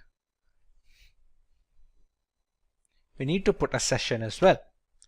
Let's say we're going to use the session 1. This is the session that has the MetaPeta access with the standard user. It doesn't have the system user. We're going to write set session 1 and we're going to run exploit. Run a few commands and it opened a second MetaPeta session. As you can see, it is the session 2. If I write sysinfo, you can still see I'm not the system user right now. I'm still just a normal user. How can we check that? If you go to shell, I can still see user Shinabi downloads, all these things. If I press exit, go back to the MetaPeta. There is a command on MetaPeta, get system. It attempts to elevate your privilege to that of the local system, which basically means you get promoted into root access. So if we write get system, and due to pipe impersonation, we now have the system root access. As you can see, now it has become x64 and we are the admin users. Now if I go to shell, I can easily go back, Windows, and I can easily access these things. This kind of control over the Windows folders and the program files folders. These kind of things are not possible if you are not an admin access or the command prompt has not been run with admin permissions. This is how we can use privilege escalation to get into an admin access system. We use the second exploit, which was the bypass UAC event viewer exploit, and essentially used it with the first session. As you can read here, Windows escalation UAC protection bypass. It was first disclosed on 2016, but it still works on some systems. This is how we can get root access on a Windows 10 installation. Hope you learned something new today. Hey everyone, today we will explore the world of cybersecurity with Hacker GPT, a specialized version of ChatGPT designed for ethical hacking and cybersecurity. In a digital landscape where cyber attacks occur every 39 seconds, causing billions in damages annually, Hacker GPT provides the essential tools and knowledge to defend against these threats. So Hacker GPT offers guidance on a wide range of topics including security practices, ethical hacking techniques, and scripting for system security. Cybercrime damages are expected to reach $6 trillion annually, making it a major challenge for organizations. And if we talk about some of the breaches, so in 2020, over 36 billion records were exposed due to data breaches. And the infamous Equifax breach of 2017, where 147 million people's information was compromised, highlights the importance of regular security assessments and vulnerability management. These are the areas where Hacker GPT excels, and Hacker GPT strictly adheres to ethical guidelines, refusing to assist with any unethical or illegal queries. So our commitment is to provide guidance that adheres to legal and professional standards, helping you become a responsible cybersecurity professional. So guys, let's get started with Hacker GPT that equip you with the knowledge and skills to defend against cyber threats ethically and effectively. So guys, this is ChatGPT and this is the paid version of ChatGPT 4.0. And what I was telling you is this is the Explore GPT section. So here you can find all the GPTs that are created by ChatGPT, OpenAI, or the individuals, or you can find the companies who have created GPTs.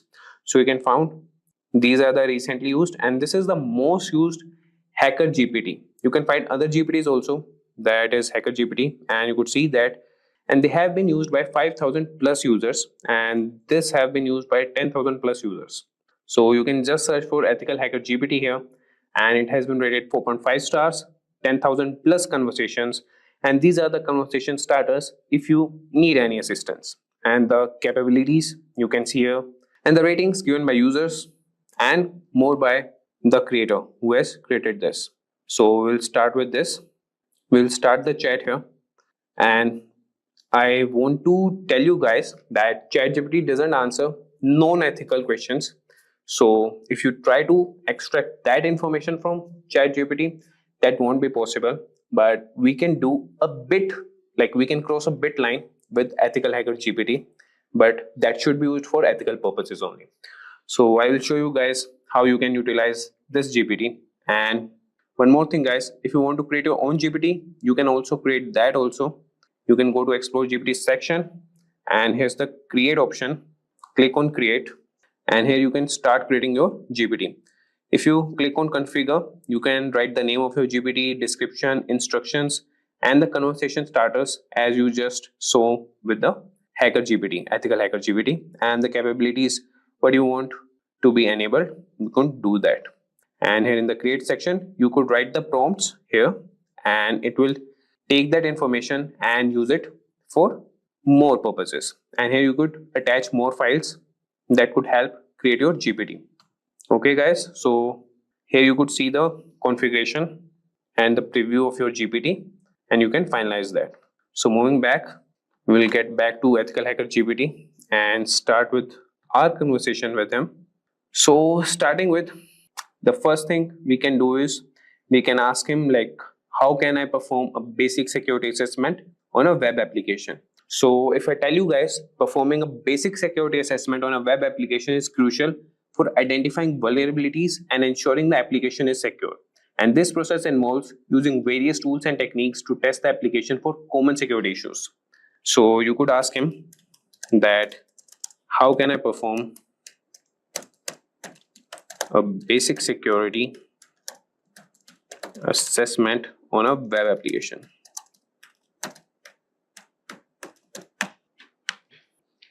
And just wait for a few seconds and you could have the response from EthicalHacker GPT. So you could see that performing a basic security assessment on a web application involves several key steps. And these are the key steps. Number one is preparation and information gathering. And how you can do that? These are the steps: identify the scope, gather information. Then is the second step, that is reconnaissance. And you can use the tools Burpsuit, Nikto, and others. Similarly, you could see all the steps here. So I won't be guiding or I won't be reading what responses are generated by EthicalHacker GPT. I have used that and he provides very accurate, like I would say around 95 to 96% accurate results. Here I want to show you guys how you can utilize it. So I will show you prompts and what things you can ask him. So this was all about, repeat. So this was about the general security thing. Now we'll move to ethical hacking and we can ask him how we can perform a SQL injection attack ethically on a test environment. So these are the prompts that you can write. That would be, how do I perform a SQL injection attack, and that too ethically. If you write this, that would be good on a test environment.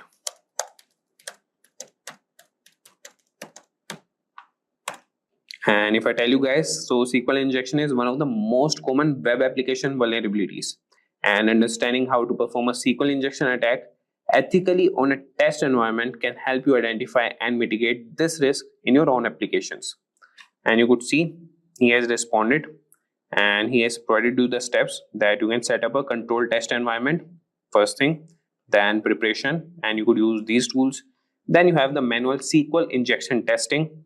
So these are the methods that you could use, that is or 1 equal to 1 for the database, and automated SQL injection testing. So this is the command for that. And you could verify vulnerability, documentation, reporting. So you could see that this GPT is capable of answering the basic questions, as we have discussed the basics question till now. Now we'll move to scripting and automation. So here you could see how he respond to this. So we'll ask him, can you provide a Python script to scan open ports on a network? So let's see what he provides. Provide a Python script, and that too to scan ports on a network. So scanning open ports on a network is a fundamental step in identifying potential vulnerabilities, and a Python script that can automate this process, making it easier to regularly check for open ports and secure them. So this is the Python script. You can use any ID and run on that, and you could see that he's explaining the code also. Yeah, you can ask him like, can you explain the code line by line, and this hacker GPT will do that for you. And how to run the script, that also he has provided you. And similarly, we can also ask him that how we can write a bash script to monitor and log unauthorized login attempts. And if you want, I can also run this prompt. How do I write a bash script, and that too to monitor and log unauthorized access,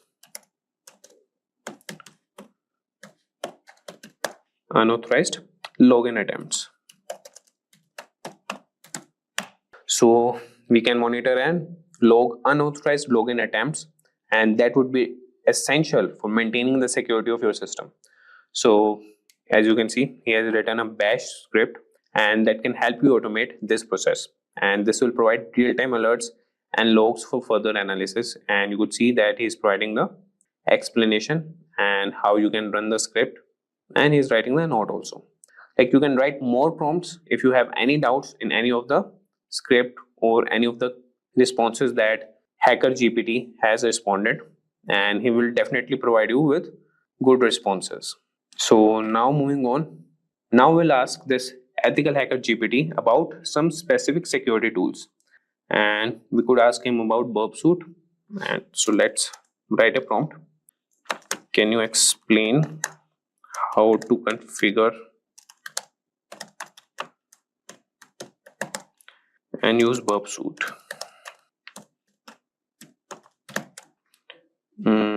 we can write for web application testing. So if I sum you up, so Burp Suite is a powerful tool for web application security testing, and understanding how to configure and use it effectively can help you identify and address a wide range of security vulnerabilities in your applications. So you could see he has provided the initial steps, that would be downloading and installing Burp Suite, configuring your browser to use Burp Suite as a proxy, and then intercept and inspect traffic.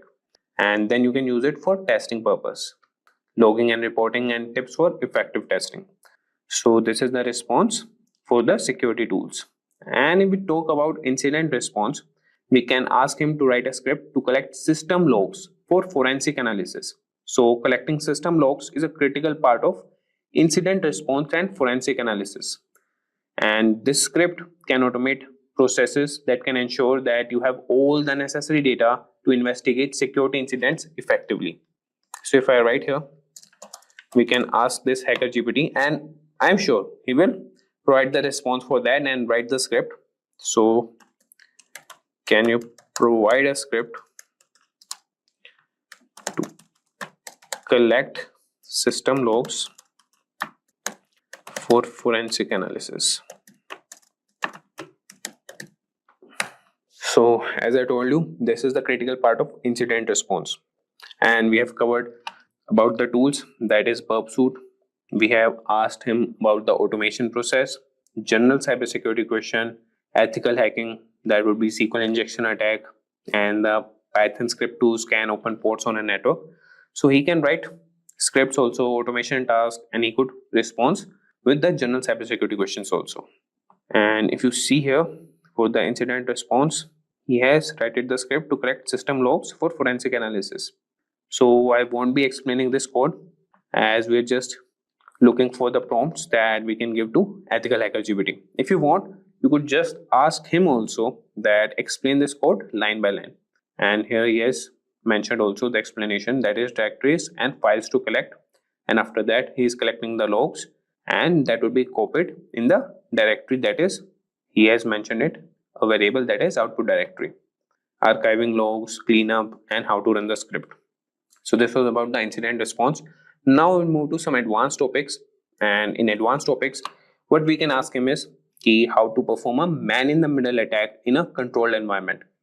And remember these, that you have to mention some of the keywords that would be in a controlled environment. And for that thing only, he will respond or provide the response to you. So I will start here, that how do I perform a man in the middle attack in a controlled environment. So if you understand man in the middle attack that works in a controlled environment, this can help you develop better defenses against such attacks. And it's important to learn and practice these techniques ethically.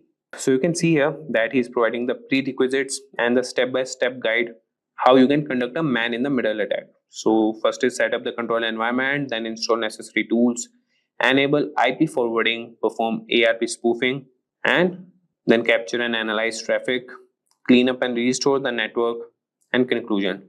So you could just follow up with more prompts, that I want more information about setting up the control environment. Just write this prompt, and this EthicalHacker GPT will provide more responses to you. So he will provide you how you can set up the control environment. So now moving on, we will ask some more prompts, and that could be about the reverse engineering. So we could ask him that, can you explain the processes of reverse engineering a malware sample? Or we can also ask about honeypot to detect malicious activity. That could be, how can I implement a honeypot to detect malicious activity? Or what are the techniques for securing a Docker container? So we'll ask him one prompt here. Let's see what he responds to that. So how can I implement a honeypot to detect malicious activity?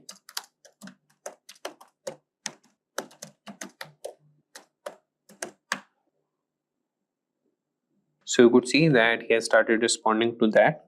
And if I tell you the sum, so a honeypot is a security mechanism set to detect, deflect, or in mechanism to some manner, and it counteract attempts at unauthorized use of information systems. Implementing a honeypot can help you monitor and understand attack patterns. And this is the step-by-step guide to implement a honeypot. You can choose the type of honeypot, prepare your environment, install and configure the honeypot software, and these are all the commands how you can configure it. Then you can monitor and analyze the honeypot and regular maintenance and updates. And this is the simple honeypot using honeyd. You could install that and run these commands. So with that, guys, and in the last we will also cover cybersecurity policies and compliance.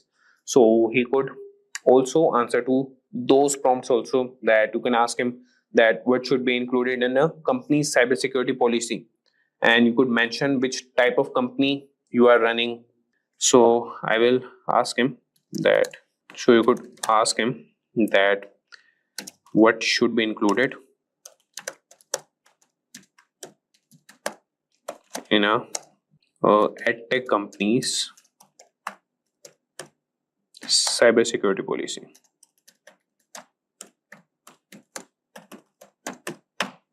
So let's see.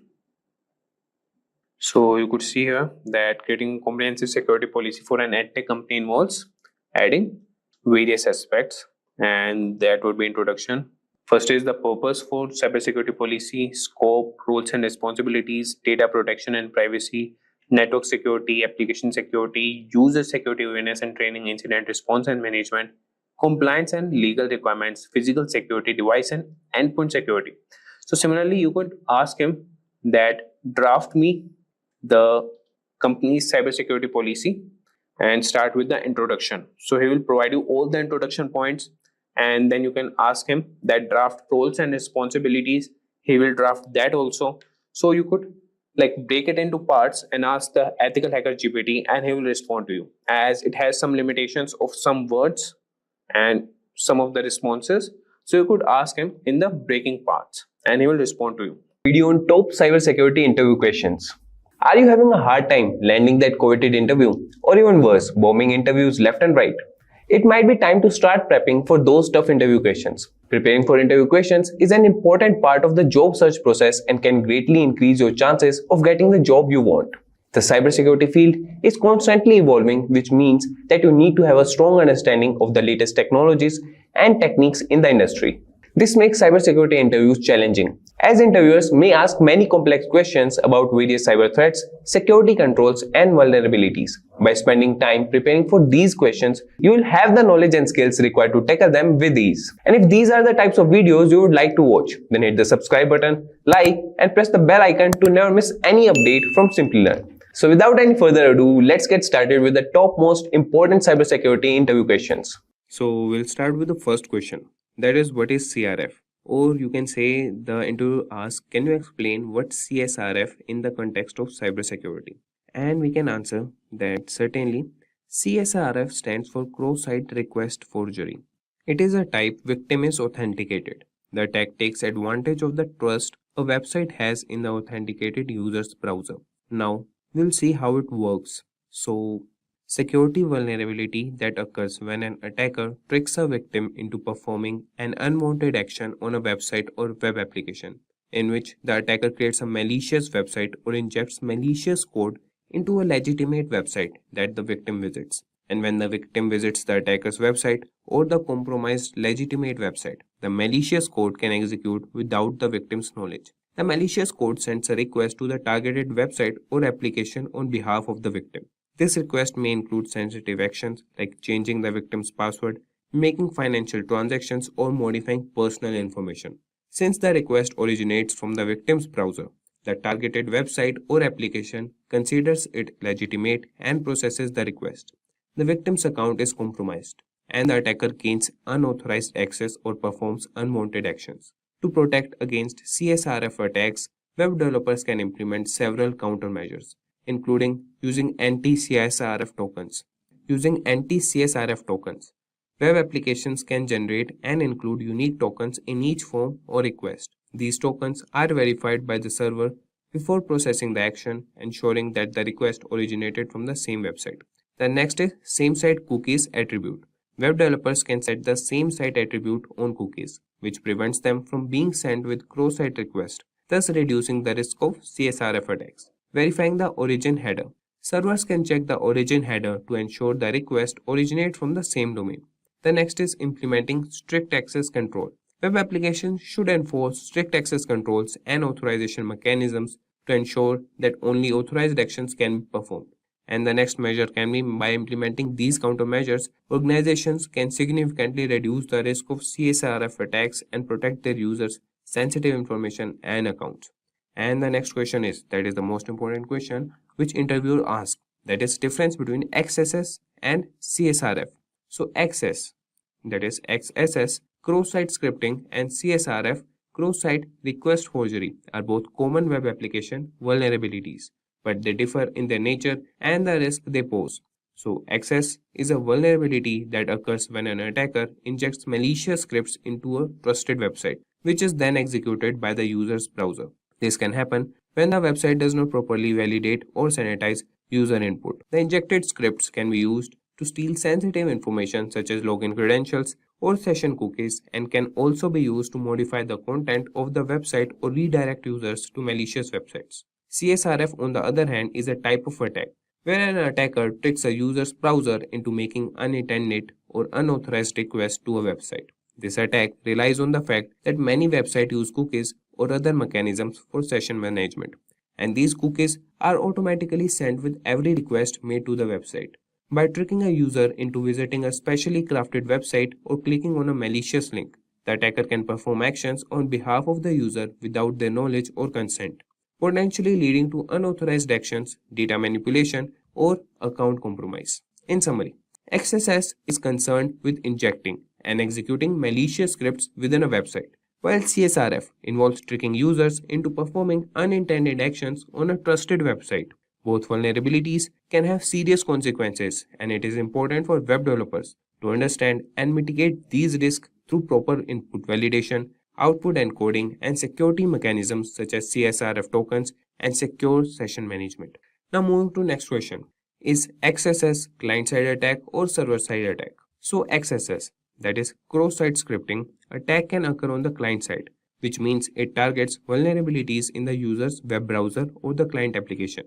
This type of attack takes advantage of security weaknesses in the client-side code, allowing an attacker to inject malicious scripts into a trusted website or web application. Once the script is executed by the user's browser, it can lead to unauthorized actions, data theft, or other malicious activities. And it's important to note that while XSS attacks primarily target the client side, they can have significant consequences on the server side as well. The injected script may interact with the server or exploit vulnerabilities in the server-side code to perform actions on behalf of the attacker. Therefore, XSS attacks can have an impact on both the client and server components of a web application security. And the next question is, what is IOC? In cybersecurity, IOC stands for Indicators of Compromise. These are pieces of evidence or artifacts that suggest the presence of malicious activity or a security breach within a system or network. IOCs are used to identify, detect, and respond to potential security incidents. There are several types of IOCs that security professionals look for. The most common types include file-based IOCs. These include malicious files such as malware, executables, scripts, or documents that have been identified as part of a cyber attack. File-based IOCs can be identified through file hashes, file names, or specific file content. The next is network-based IOCs. These indicators relate to network traffic associated with malicious activities. They can include suspicious IP addresses, domain names, URLs, or patterns of network communications that indicate a potential security threat. The next we have is behavioral IOCs. These indicators are based on abnormal behavior exhibited by users, systems, or applications. For example, a sudden increase in failed login attempts, unusual file access patterns, or unauthorized system modifications can serve as behavioral IOCs. The next is registry or system configuration IOCs. These indicators involve changes or additions to the Windows registry, system configuration files, or other system settings. Attackers may alter these configurations to gain persistence on a compromised system. The next is threat intelligence IOCs. These IOCs are derived from external sources such as cybersecurity vendors, government agencies, or threat intelligence platforms. They provide information about known malicious actors, their tactics, techniques, and procedures, and specific indicators associated with their activities. When organizations collect and analyze IOCs, they can proactively detect and respond to security incidents.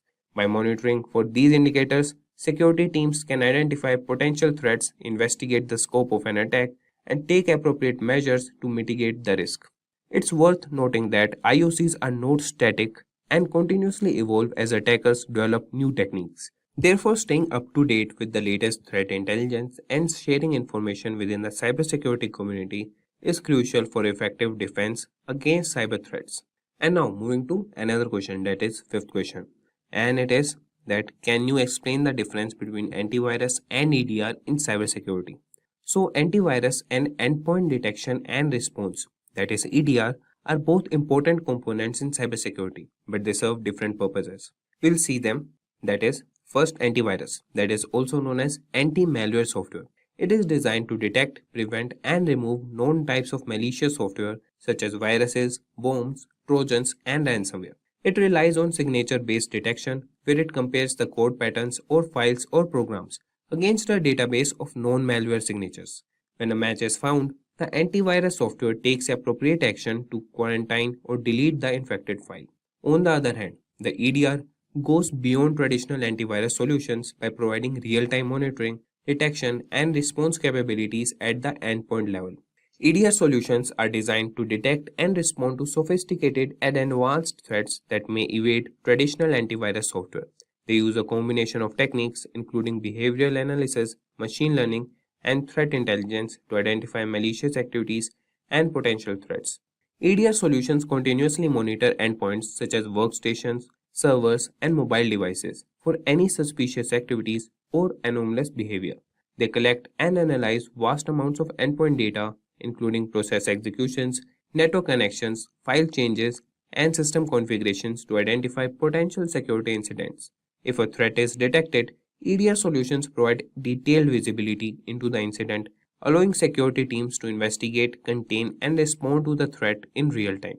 While antivirus focuses on known threats and relies on signature-based detection, EDR solutions are more proactive and capable of identifying previously unseen or zero-day threats.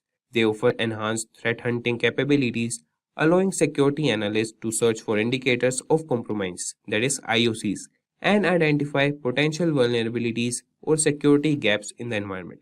In summary, antivirus is an essential component in protecting against known malware, while EDR provides advanced threat detection, real-time monitoring, and incident response capabilities to defend against sophisticated and emerging threats. Combining both antivirus and EDR solutions can significantly enhance an organization's overall cybersecurity posture. Now, moving to another question, that is IPS versus firewall. That is, can you explain the difference between IPS and a firewall in cybersecurity? So, an IPS, that is intrusion prevention system, and a firewall are two distinct but complementary security mechanisms. Let's see the differences between them. So, a firewall acts as a barrier between an internal network and external network, typically the internet.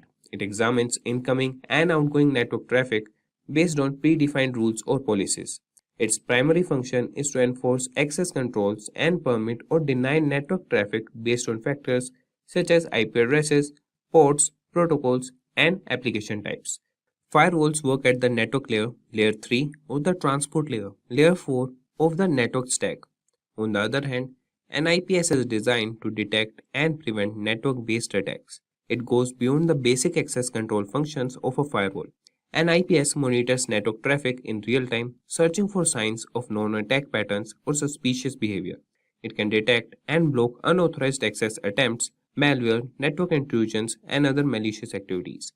IPS systems are typically placed in line with network traffic and can operate at the network layer, that is layer 3, transport layer, layer 4, or even the application layer, that is layer 7. To summarize, a firewall acts as a gatekeeper, controlling the flow of traffic into and out of a network based on predefined rules. It focuses on access control. On the other hand, an IPS is a more advanced security mechanism that actively inspects network traffic identifies potential threats or attacks, and takes action to prevent them. It focuses on detecting and preventing intrusions. In practice, organizations often use both firewalls and IPS systems together to provide layered security. Firewalls protect against unauthorized access and filter out unwanted traffic, while IPS systems add an additional layer of protection by actively monitoring and blocking malicious activities. So this was all for firewall and IPS. Now moving to what is security misconfiguration. So security misconfiguration refers to the improper or insecure configuration of systems, software, applications, or network components that can lead to potential security vulnerabilities. It occurs when security settings, permissions, or configurations are not appropriately defined or implemented, leaving systems and data exposed to potential attacks or unauthorized access. Security misconfiguration can take various forms, such as using default or weak passwords, leaving unnecessary services or ports open, not applying necessary security patches or updates, misconfiguring access controls, or failing to implement secure communication protocols. These misconfigurations can provide attackers with entry points into a system, allowing them to exploit vulnerabilities, gain unauthorized access, or carry out malicious activities. Organizations often face security misconfigurations due to human error, lack of awareness, or inadequate security practices. It's crucial to regularly review and audit system configurations, apply secure defaults, disable unnecessary features, follow security best practices, and stay updated with the latest patches and updates. By addressing security misconfigurations, organizations can significantly reduce their attack surface and enhance the overall security posture of their systems and networks. So moving on to next question, that is what is WAF and its types. So WAF stands for Web Application Firewall. It is a security measure used to protect web applications from various types of cyber attacks. A WAF acts as a filter between the web application and the external network, monitoring and analyzing incoming and outgoing web traffic. There are primarily two types of WAFs commonly used in cybersecurity, that are network-based WAF. This type of WAF is implemented at the network parameter, typically as a dedicated hardware appliance or a virtual appliance. It intercepts web traffic before it reaches the web application server. And network-based WAFs examine packets at the network layer, inspecting IP addresses, ports, and protocols to detect and prevent malicious activities. They are effective in protecting multiple web applications hosted on the same network infrastructure. And the next is host-based WAF. This type of WAF is installed directly on the web application server or within the application itself. It operates at the application layer and has a deep understanding of the application structure and logic. Host-based WAFs monitor and analyze HTTP, HTTPS traffic, inspecting the content of requests and responses. They are often integrated as a module or a plugin within the web server or the application framework. Host-based WAFs provide granular control and can protect specific applications or modules within a server. Both network-based and host-based WAFs have their strength and can complement each other for enhanced security. Network-based WAFs are suitable for large-scale protection across multiple applications and servers, while host-based WAFs offer more precise control and visibility into application-specific vulnerabilities and attacks. It's important to note that while WAFs are valuable in safeguarding web applications, they should be used in conjunction with other security measures like regular application patching, secure coding practices, and vulnerability assessments to ensure comprehensive protection against evolving cyber threats. Now we'll see another question, that is, could you please explain the difference between blue teaming and red teaming? So blue teaming and red teaming are two distinct approaches used in cybersecurity to enhance the overall security posture of an organization. And blue teaming primarily focuses on defense and proactive measures. Blue teams are responsible for protecting the organization's assets, systems, and data from potential threats and attacks. They typically include cybersecurity professionals within the organizations who work to identify vulnerabilities, monitor networks, and implement security controls. Blue teams conduct risk assessments, perform security audits, and develop incident response plans. They also monitor security systems, analyze logs, and use various tools to detect and mitigate threats. Essentially, blue teams act as defenders, ensuring that the organization's defenses are strong and resilient. On the other hand, red teaming takes an offensive approach. Red teams are independent groups or individuals who stimulate real-world cyber attacks to evaluate the effectiveness of the organization's security controls and practices. Their goal is to identify weaknesses, gaps, and vulnerabilities in the system. Red teams use tactics similar to those of real attackers, such as social engineering, penetration testing, and vulnerability assessments to uncover potential security flaws. By adopting the perspective of an attacker, red teams provide valuable insights into the organization's security vulnerabilities, allowing the blue team to improve their defenses. In summary, blue teaming is focused on defense, while red teaming is focused on offense.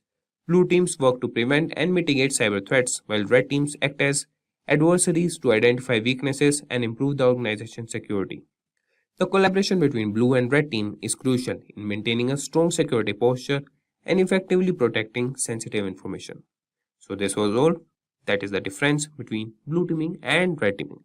Now moving on to the 10th question, that is what is false positive and false negative in case of IDS. So in the context of intrusion detection system, that is IDS, false positive and false negative are two important terms used to describe the accuracy of the system in identifying and classifying security events. A false positive occurs when an IDS incorrectly identifies a benign activity or event as malicious. On the other hand, a false negative happens when an IDS fails to detect an actual malicious activity or event. It occurs when an intrusion or attack goes unnoticed and is not flagged by the system. This can be quite dangerous as it allows malicious activities to go undetected, potentially causing harm to the system or network. Ideally, an IDS should strive to minimize both false positives and false negatives.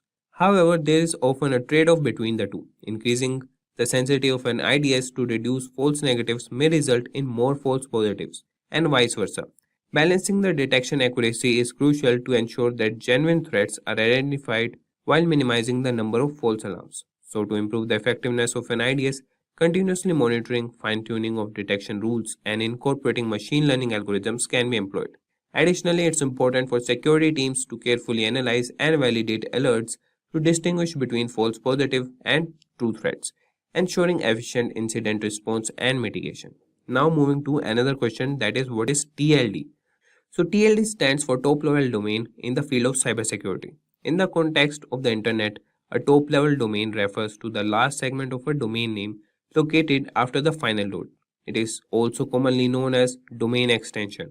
Example of TLDs include .com, .org, .net, .gov, .edu and country-specific TLDs like .uk, .fr or .au. TLDs play a significant role in cybersecurity as they help identify the purpose or category of a website. Cybersecurity professionals often analyze TLDs to assess potential security risk or determine the legitimacy of a domain. Malicious actors may exploit certain TLDs such as those associated with phishing, malware distribution, or fraudulent activities. Security measures like blacklisting or filtering can be implemented based on TLDs to protect users from accessing potentially harmful websites. Overall, understanding TLDs is essential in the cybersecurity field as it aids in identifying and evaluating potential threats, enhancing website security, and safeguarding users' online experiences. So this was all about TLD. So the next question is, can you explain what name servers are in the context of cybersecurity? So in the realm of cybersecurity, name servers play a crucial role in functioning of the internet. A name server, also known as a DNS server, domain name system, is responsible for translating human-readable domain names such as www.example.com into IP addresses such as numerical representations that computers use to communicate with each other. In simple terms, when a user types a domain name into a web browser, the name server is responsible for resolving that domain name to the corresponding IP address of the server hosting the website. This process is essential for establishing connections and enabling communication between devices on the internet. From a cybersecurity perspective, name servers are vital because they act as authoritative sources for domain names resolution. However, they can also be targeted by malicious actors in various attacks such as DNS spoofing or DNS hijacking, which aims to manipulate the translation process. So to mitigate this risk, organizations employ various security measures such as implementing DNSSEC, domain name system security extensions, to ensure the integrity and authenticity of DNS data. DNS firewalls and intrusion detection systems can also be utilized to detect and prevent malicious activities targeting name servers.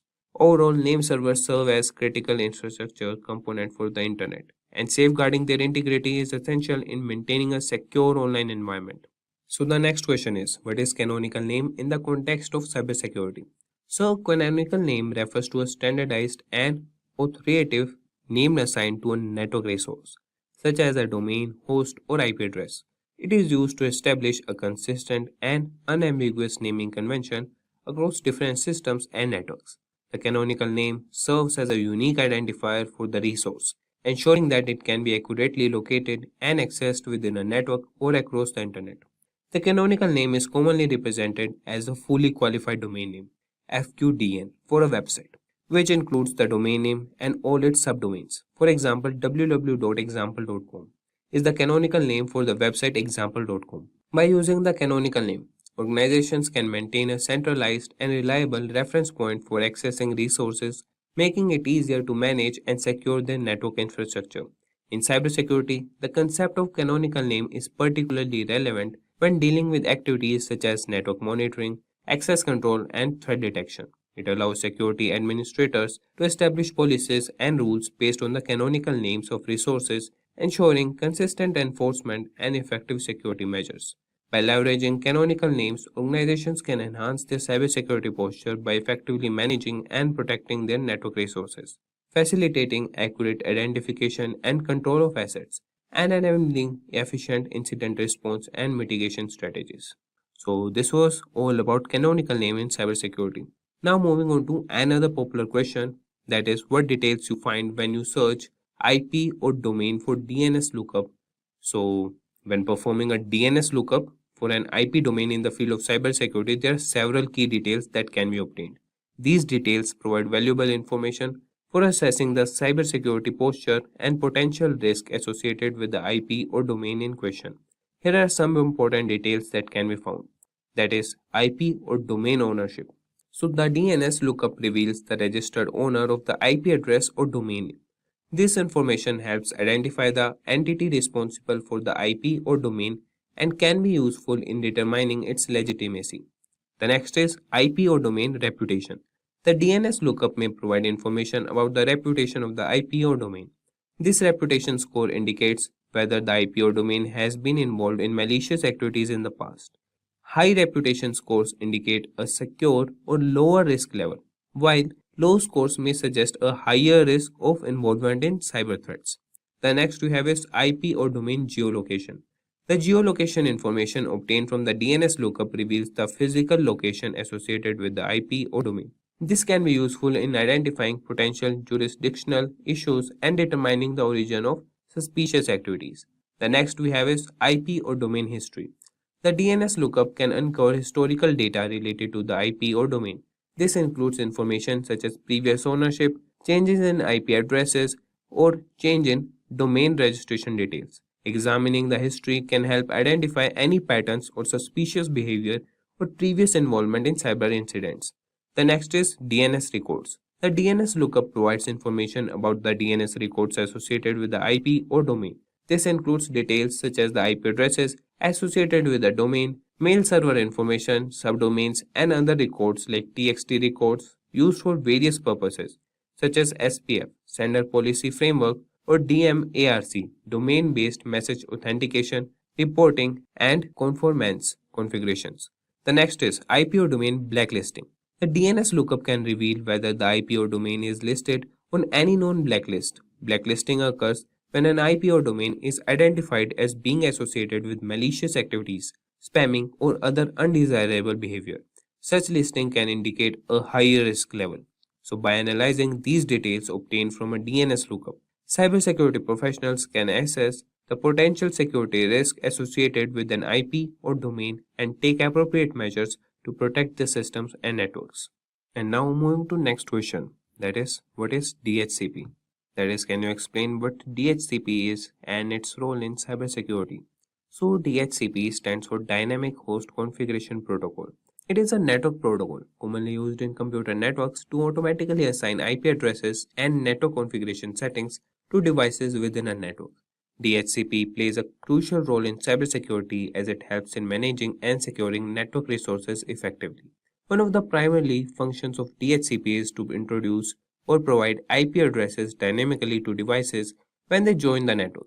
By assigning IP addresses dynamically, DHCP prevents the need for manual configuration, making it easier to manage a large number of devices in a network. This automated process helps ensure that devices are correctly connected and can communicate with other devices and network services. In the context of cybersecurity, DHCP helps in enhancing network security by enabling features such as IP addresses management and network access control. Here's how, that is IP address management. DHCP allows network administrators to centrally manage IP addresses. By controlling IP address assignments, administrators can prevent unauthorized devices from connecting to the network. This helps in mitigating the risk of unauthorized access and potential security breaches. The second is network access control. DHCP can be used to enforce network access control policies. For example, an organization can configure DHCP to assign different IP addresses that ranges or provide specific network settings based on user roles or device types. This allows for granular control over network access, ensuring that only authorized devices can connect to specific network segments or services. Additionally, DHCP servers can be configured to provide additional information to connected devices such as DNS server addresses, default gateway settings, and other configuration options. By centrally managing these settings, DHCP reduces the likelihood of misconfigurations that could introduce security vulnerabilities. Moving to next question, that is, what is CVE? Which authority generate CVE? And we'll answer CVE stands for Common Vulnerabilities and Exposures. It is a system used in the field of cybersecurity to identify and track known vulnerabilities in software and hardware. The purpose of CVE is to provide a standardized way of referencing and discussing security vulnerabilities across different organizations, vendors, and researchers. The authority responsible for generating CVEs is the MITRE Corporation. That is, MITRE is a non-profit organization that operates the CVE program under contract with the National Cybersecurity FFRDC, that is, Federally Funded Research and Development Center. They maintain the official CVE list, assign unique identifiers to vulnerabilities, and facilitate the sharing of vulnerability information among cybersecurity professionals and organizations. By assigning a CVE identifier to a specifically vulnerability, MITRE enables cybersecurity researchers, vendors, and organizations to refer to vulnerabilities consistently, allowing for effective communication and collaboration in addressing and mitigating the identified security issues. So, this was the explanation. So, we can also think of providing an example of a CVE identifier. So, let's take an example of CVE 2021 34567. In this case, CVE 2021 represents the year the vulnerability was assigned or discovered, and 34567 is a unique numerical identifier. By referring to this CVE identifier, security professionals can easily search for information related to the specific vulnerability and access details such as its description, severity, affected software versions, and recommended remediation steps. Now moving to another question, that is, what is a loopback address? So a loopback address refers to a specific network address that allows a device to send and receive data to itself. It is commonly represented by the IP address, that is 127.0.0.1 in IPv4 or ::1 in IPv6. The loopback address is often used for testing and troubleshooting purposes, as it enables a device to simulate network communication without actually sending data over a physical network. When a device communicates with the loopback addresses, the data packets are routed internally within the device's network stack, bypassing the physical network interface. This allows the device to test its own network services or applications without relying on external network connectivity. By sending data to the loopback address, a device can verify the functionality and integrity of its networking protocol, software, or security configurations. From a cybersecurity perspective, the loopback address can be valuable during the development and testing of security measures, such as firewalls, intrusion detection system, or antivirus software. It allows security professionals to assess the effectiveness of these measures by emulating attacks or monitoring the device's response or stimulate malicious activities, all within the controlled environment of the loopback interface. Additionally, the loopback address is sometimes used by software developers to create a local development environment. By running services on the loopback address, developers can test and debug their applications without exposing them to potential external threats or interfering with other network resources. In summary, the loopback addresses provide some means for a device to communicate with itself internally, offering a convenient and secure method for testing, troubleshooting, and software development in the field of cybersecurity. And moving to next question, that is 18th question. Here we will explain the concepts of threats and processes. So in the context of cybersecurity, threats and processes are important concepts that relate to the execution and management of software and how they can impact the security of a system. So, a process can be understood as an instance of a computer program that is being executed. It represents a set of resources such as memory, files, and system state allocated by the operating system to execute the program. Each process runs independently with its own memory space and resources and can perform various tasks. Processes can communicate with each other through their inter-process communication mechanism provided by the operating system. On the other hand, a thread is a unit of execution within a process. A process can have multiple threads, and each thread represents an independent flow of control within the process. Threads within a process share the same memory space, allowing for efficient communication and data sharing. By utilizing threads, a program can execute multiple tasks concurrently, improving performance and responsiveness. From a cybersecurity perspective, understanding threats and processes is crucial. Malicious actors can exploit vulnerabilities in processes or threats to compromise security system. For example, a vulnerability in a process might allow an attacker to execute arbitrary code, gain unauthorized access to sensitive data, or manipulate system resources. Similarly, if a thread is compromised, it could be used to execute malicious code, bypass security mechanisms, or launch attacks on other threads or processes. To enhance cybersecurity, it is important to secure processes and threads by implementing various protective measures. This includes regularly updating software to patch known vulnerabilities, employing secure coding practices to prevent common programming errors, implementing access controls and permissions to limit process privileges, and utilizing robust monitoring and intrusion detection systems to detect and respond to potential threats. In summary, processes and threats are fundamental concepts in cybersecurity, as they determine how software is executed and how resources are allocated.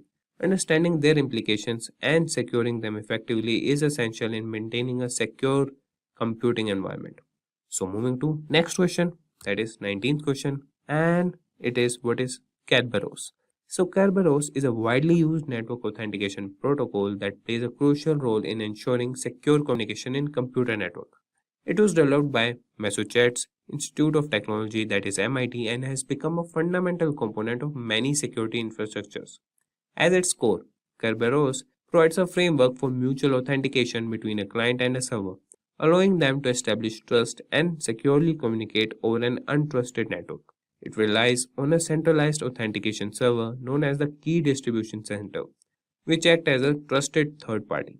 When a client requests access to a network's resource, the Kerberos protocol enables the client to authenticate itself to the KDC using its credentials, typically a username and password. The KDC then verifies the client's identity and issues a time-limited ticket, also known as ticket granting ticket, which serves as proof of authentication.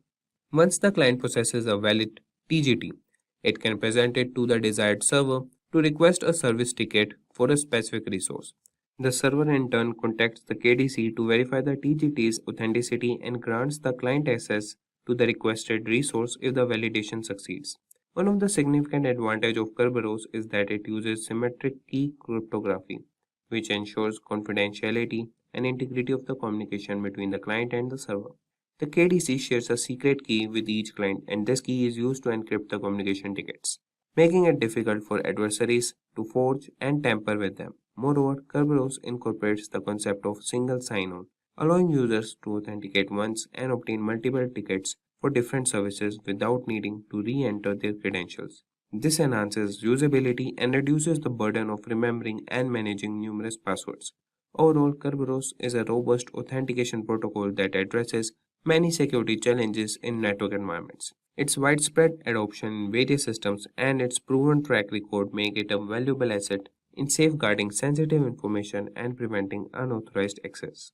Now, moving to the next question, that is, can you explain the significance of 018 and 012 in Kerberos authentication.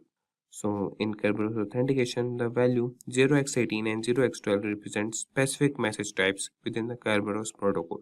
The Kerberos protocol is a widely used authentication protocol designed to provide secure authentication for network services. In Kerberos, each message exchanged between the client and the key distribution center has a special message or a specific message type associated with it. These message types are represented by hexadecimal values. So 0x18 corresponds to the message type KRB_AS_REQ, which stands for Kerberos Authentication Service Request. This message is sent by the client to request a ticket granting ticket from the KDC. The TGT is then used to request service tickets for specific services. 0x12 represents the message type, that is KRB-TGS-REQ, which stands for Kerberos Ticket Granting Service Request. This message is sent by the client to the KDC to request a service ticket for a particular service. The client includes the TGT obtained from the KRB_AS_REQ message and specifies the desired service. These message types are essential in the Kerberos authentication process as they allow the client and the KDC to exchange the necessary information for authentication and authorization. The Kerberos protocol uses the message types to ensure secure communication and prevent unauthorized access to network services. Overall, the values 0x18 and 0x12 in Kerberos authentication represent specific message types within the Kerberos protocol, enabling the secure exchange of authentication and authorization information between the client and the KDC. And the next question we have is define unicasting, multicasting, and broadcasting. So unicast, multicast, and broadcast are the three methods by which we transmit data over a network. So unicast, it sends the information from a single user to a single receiver. We use this for point-to-point communications. And multicast, here data is sent from one or more sources to multiple destinations. Then we have broadcast, that is known as one-to-all, that is the communication is between a single user and several receivers. And the next question is explain SSL encryption. Secure Sockets Layer SSL is the standard followed in the security knowledge industry to develop encrypted connections between the browser as well as the web server. This standard ensures that data privacy is maintained and that online transactions are protected from external attacks. The following steps have to be followed to establish an SSL connection. The browser will connect to the web server, which is secured by SSL. The browser will send a copy of the SSL certificate. The browser verifies if the SSL certificate is trustworthy. If trustworthy, the browser will send a message to the server requesting to establish an encrypted connection. The web server acknowledges and starts to build an SSL encrypted connection. The encrypted SSL communication begins between the browser and the web server. And now we have the 23rd question, that is what steps will you take to secure a server? So the Secure Socket Layer SSL is a protocol where data encrypting and decrypting will protect it from being intercepted by authorized users. The simple ways to secure the server are as follows. Ensure that the password for root and administrative users is secured. New users can be included in the system now. They will manage the system as per the policies established. Remote access is removed from default administrator accounts. The following steps have to be followed to configure firewall rules for remote access. Now we have the 24th question, that is what is data protection in transit versus data protection at rest. So when data is protected in transit, the data goes only from the server to the client. The effectiveness of data protection, repeat, the effectiveness of data protection is critical for ensuring that there is no loss of data. Data protection at rest, it is when the database is on the hard drive. The data at rest is sometimes less vulnerable than the data in transit. So this was all about it. And the next question is, what is the difference between VPN and VLAN? So VPN, the group workstations are within the same locations and in the same broadcast. The main logically segregated networks and have no physical connection. Whereas VLAN, this is related to remote access to the company network. The connection of 2 points within a secured and encrypted tunnel. There is no encryption technique involved and it slices the logical network into different sections to manage and secure different aspects. And this was all for this tutorial or the interview questions. Hope you guys found it informative and helpful. In this tutorial for today, we will learn how to use OpenAI's ChatGPT for hacking. Let me remind you, this will be just for learning the capabilities of ChatGPT and nothing more. For better understanding, let's go through a context on how to use ChatGPT for hacking. So basically, hacking with ChatGPT refers to exploring the deepest and darkest uses of ChatGPT beyond its standard applications. This could involve leveraging its capabilities for automation, detecting a vulnerability, or closing a loophole that can be a future threat. If used wisely, ChatGPT can drastically reduce the time and effort required to put hacking to a better purpose. That said, if these are the type of videos you'd like to watch, then hit that like and subscribe buttons and the bell icon to get notified. So, hacking with ChatGPT. In today's digital age, cybersecurity is more critical than ever. Ethical hacking involves identifying and addressing system vulnerabilities to prevent malicious attacks.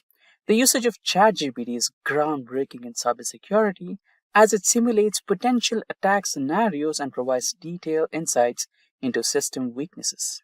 So, ChatGPT hackers can use ChatGPT ethically to automate repetitive tasks, generate sophisticated phishing simulations, and predict potential attack vectors based on current threat landscapes. So, hacking with ChatGPT is all about creatively using generative AI to achieve more efficient solutions, automate tasks, and generate unique insights. Now, let's jump on to ChatGPT and try to implement a couple of use cases on how to use ChatGPT for ethical hacking as well as hacking. So basically, ChatGPT is now avoiding to provide codes for hacking, but if you rewrite the prompt in a way that it seems non-ethical to ChatGPT, then it can yield in some of the code documentations. But anyways, we will also use some of the GitHub portfolios or GitHub repositories for customized GPTs for the solutions. Now let's begin with ChatGPT in the standard mode. So now we are on ChatGPT. You can also proceed with this one, or in case if you want to keep it more specific, then you can go for the search of specific GPTs. Here, the Explore GPTs option is available for you.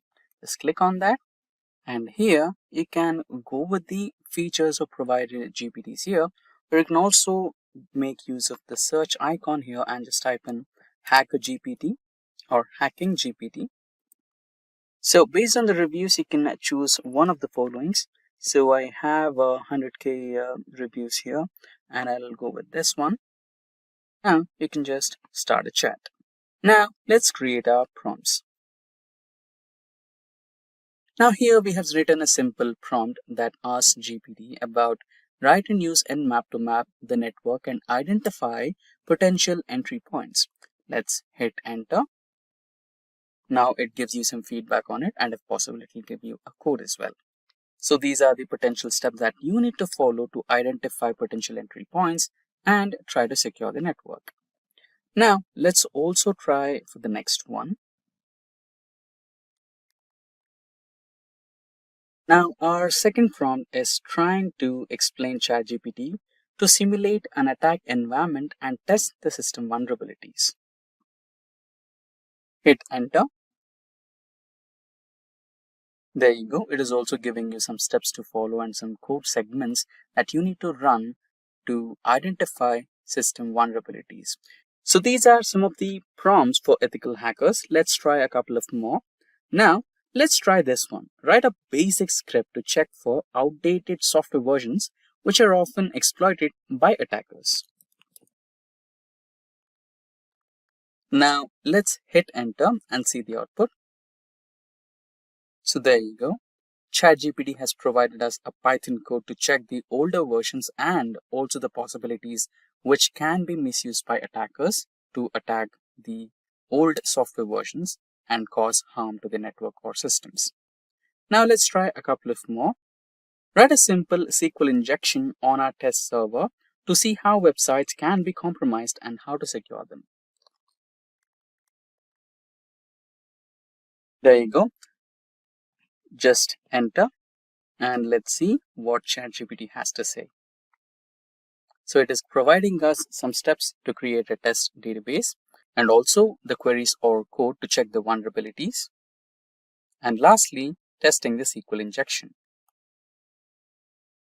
Now, these were the ones for ethical hackers. Now, let's dig deeper and try to create a ransomware. Now, obviously, ChatGPT will reject this question, but still, let's give it a try. Now, let's run this. So there you go.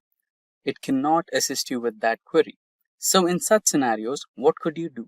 So you can just head down to Google and try for some customized GPTs which can help you with that. Here we have already tried to fetch for some customized GPTs. So we have fetched for Black Friday GPT. And once you open the Black Friday GPT, you can scroll down a little bit and open the GPT which says Black Hat Hacker. You can just give a search here, just Control F and type down Black Hat, and it will give you the link to the Black Hat Hacker. Just click on it and you will be redirected to this particular web page. Now you can just quickly start a chat with your Black Hat Hacker. Now here we can write the scripts or you can write the prompts. Now help me create a ransomware.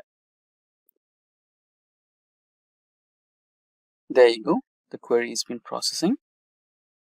So here you got the Python script to write a ransomware. Now let's proceed with the second query. Write me a phishing attack code. Hit enter. There you go.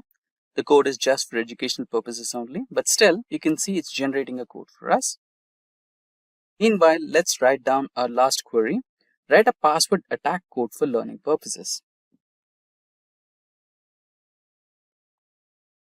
Just hit enter. There you go. It also left us with some resources where we can download the hashcat from the official website as a password attacking code doc. So these were the few instances on how to use ChatGPT for hacking as well as ethical hacking. Once you dive into the world of cybersecurity, it becomes clear that there are many certifications to choose from. Some of these are relatively easy to obtain, while others are known to be extremely challenging. The difficulty of these exams basically depends on few things, like how much you know, how much time you put into studying, and the hands-on experience you have in the field. Some people breeze through the toughest certification without breaking the sweat, while others might struggle with them. But here's the thing, it's really hard to rank how difficult a certification is because testing organizations don't always share the pass rates for their exams. Despite this, there is plenty of talk in the industry about which certification is the hardest one. So based on the discussions and insight from cybersecurity experts, we have put together a list of 8 most challenging cybersecurity certification. So guys, without further ado, let's get started. So guys, the first certification in our list is, in the decreasing order that we have, is AWS Certified Security Specialty. Our list basically begins with the AWS Certified Security. This specialty certification is a must-have for cloud security professionals. This certification focuses on especially security in the Amazon Web Services cloud environment. In this certification, you will learn about AWS security concepts like the shared responsibility model, data protection, and secure internet protocols. You will also cover topics like identity and access management, incident response, and infrastructure security. The exam itself lasts for 170 minutes and consists of 65 multiple choice and multi-response questions. While there are no official prerequisites for this certification, it's recommended that you have at least 5 years of experience in designing and implementing IT security solutions and 2 years of hands-on experience with AWS. Most candidates who attempt these exams usually have the other AWS certification under their belt, such as the AWS Certified Solutions Architect. AWS Associate also works, and also the AWS Certified Solution Architect Professional. These certifications basically provide a strong foundation in the AWS concepts, making the AWS Certified Security Specialty kind of easier to tackle. But still, it's a tough exam, and passing it will make you a valuable asset to any organization that uses AWS. Now, let us move to the next one. The next one we have is CompTIA Advanced Security Professional Practitioner Certification, or CASP+. So guys, this is one which is aimed at cybersecurity professionals who work at more advanced level. The CASP Plus focuses on enterprise security, risk management, and security operations. The exam itself consists of maximum of 90 questions, and you have 165 minutes to complete it. It covers basically 4 main areas: security architecture, security operations, security engineering, and cryptography. Also, it covers governance, risk, and compliance. Each area requires you to have a deep understanding of complex topics, making these exams quite comprehensive. The CISP Plus is often compared to the Certified Information Systems Security Professional or CISSP certification exam, and it is an alternative for certain US Department of Defense roles. If you are aiming for a career in the government cybersecurity, then this could be the certification for you. Now let us move on to our next certification. So guys, our next certification is GIAC Certified Incident Handler Certification or GCIS certification. This is for those candidates who are focused on incident handling and response. The GIAC Certified Incident Handler is a key certification. With cybersecurity threats becoming more sophisticated, the ability to handle incidents effectively is very critical. This certification teaches you how to respond to incidents, investigate computer crimes, and understand common hacks and exploits. The GCIS exams include 106 questions and last for 4 hours. You will need to have scored at least 70% to pass this certification exam. It is a certification that's perfect for people working on the front lines of cybersecurity, such as system administrators, security experts, and security architects. This certification will give you a hands-on experience with tools like Nmap, Metasploit, and Netcat, which are basically used to carry out some of the most common hacks. So if you are a part of first response team in the cybersecurity, then this certification will be extremely useful for you. Now, let us move to our next certification. That is CISM or Certified Information Security Manager certification. So guys, the Certified Information Security Manager certification is highly valued for those aiming to move into leadership roles within the cybersecurity. It is specifically focusing on the management side, making it ideal for professionals who want to lead and govern an organization's information security program. Rather than diving deep into the technical aspects, CISM is all about managing the overall security infrastructure, accessing risk, and also implementing policies that ensure security at the organizational level. To earn the CISM certification, candidates must have at least 5 years of work experience in the field of information security, with at least 3 years of those as an information security management role. The exam is going to test your knowledge in the 4 key areas: information security governance, risk management, information security program, and incident management. This ensures that you are well versed in both designing security systems and managing them within a real-world business environment. The exam consists of 150 multiple choice questions and the candidates are given 4 hours to complete it. The scoring system is based on a scale of 200 to 800 and you will need to achieve at least 450 to pass this exam. This means that not only do you need to be well prepared, but you will also need to manage your time efficiently to complete all the questions within the allocated time. Although guys, the CISM focuses more on the management side than the technical cybersecurity. The experience required to even sit for these exams makes it one of the most challenging certification exams to earn. You will need to demonstrate your ability to assess risk, develop comprehensive security strategies, and manage a security program in a business context. For those aiming for a higher level of management role, this is a must-have certification that you should go for. Now, let us move to our next certification. That is Certified Information Security Professional Certification. The CISSP certification is often considered the gold standard in the field of information security. It is one of the most respected and recognized certifications worldwide, both in the private sector and within the government institutions. If you are aiming to establish yourself as a serious cybersecurity professional, then the CISSP can be a career-defining certification. The CISSP is designed for experienced professionals who create and manage security policies and procedures. It's not an entry-level certification, but it also requires a high degree of expertise and experience. To even qualify for the exam, you need to have at least 5 years of relevant work experience in the field of information security. If you have a 4-year degree in a related field, you can reduce the work experience requirement to 4 years. But this still leaves a substantial barrier to entry. The exam itself is not easy feat. Okay, so it uses basically computerized adaptive testing format and can range from 100 to 150 questions, which you must complete in 3 hours. The questions are drawn from 8 different domains, covering a wide range of topics from security and risk management to security operations. To pass this exam, you need to score at least 700 out of 1000 points. So guys, passing the exam is just the first step. After earning your CISSP, you need to maintain it by completing 120 hours of continuing professional education in CPE every 3 years and paying an annual fee of $135. This commitment to ongoing education ensures that the CISSP holders stay current in a rapidly evolving field. The difficulty of this certification lies not only in the challenging exam itself, but also in the preparation. Many candidates spend up a year studying for this exam, and those who don't meet the experience requirements can still take the exam. But they will be classified as an ISC2 associate until they gain the requisite experience. Once you have earned the CISSP, you will be well positioned for advanced role in cybersecurity. So whether you are aiming to be a security manager, auditor, or consultant. Now let us move to our next security certification. So our next certification is CCIE Security or Cisco Certified Inter-Network Expert Security Certification.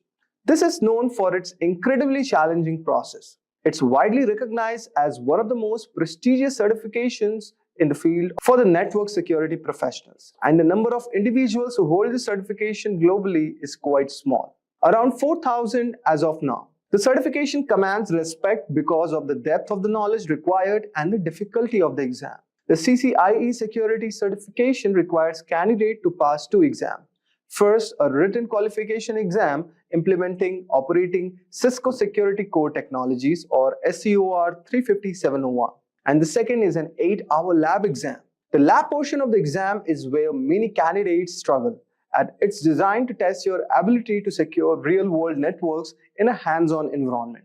You will need to configure and troubleshoot a series of complex networks using Cisco core security technologies. The lab exam is grueling, lasting an entire workday and testing not only your technical knowledge, but also your ability to work under pressure. It's designed to simulate the real-life scenarios where quick thinking and problem solving are very, very essential. So guys, passing this exam is a massive achievement, and the CCIE security certification is highly sought after by employers. Due to the difficulty of both written and lab exams, the CCIE security certification is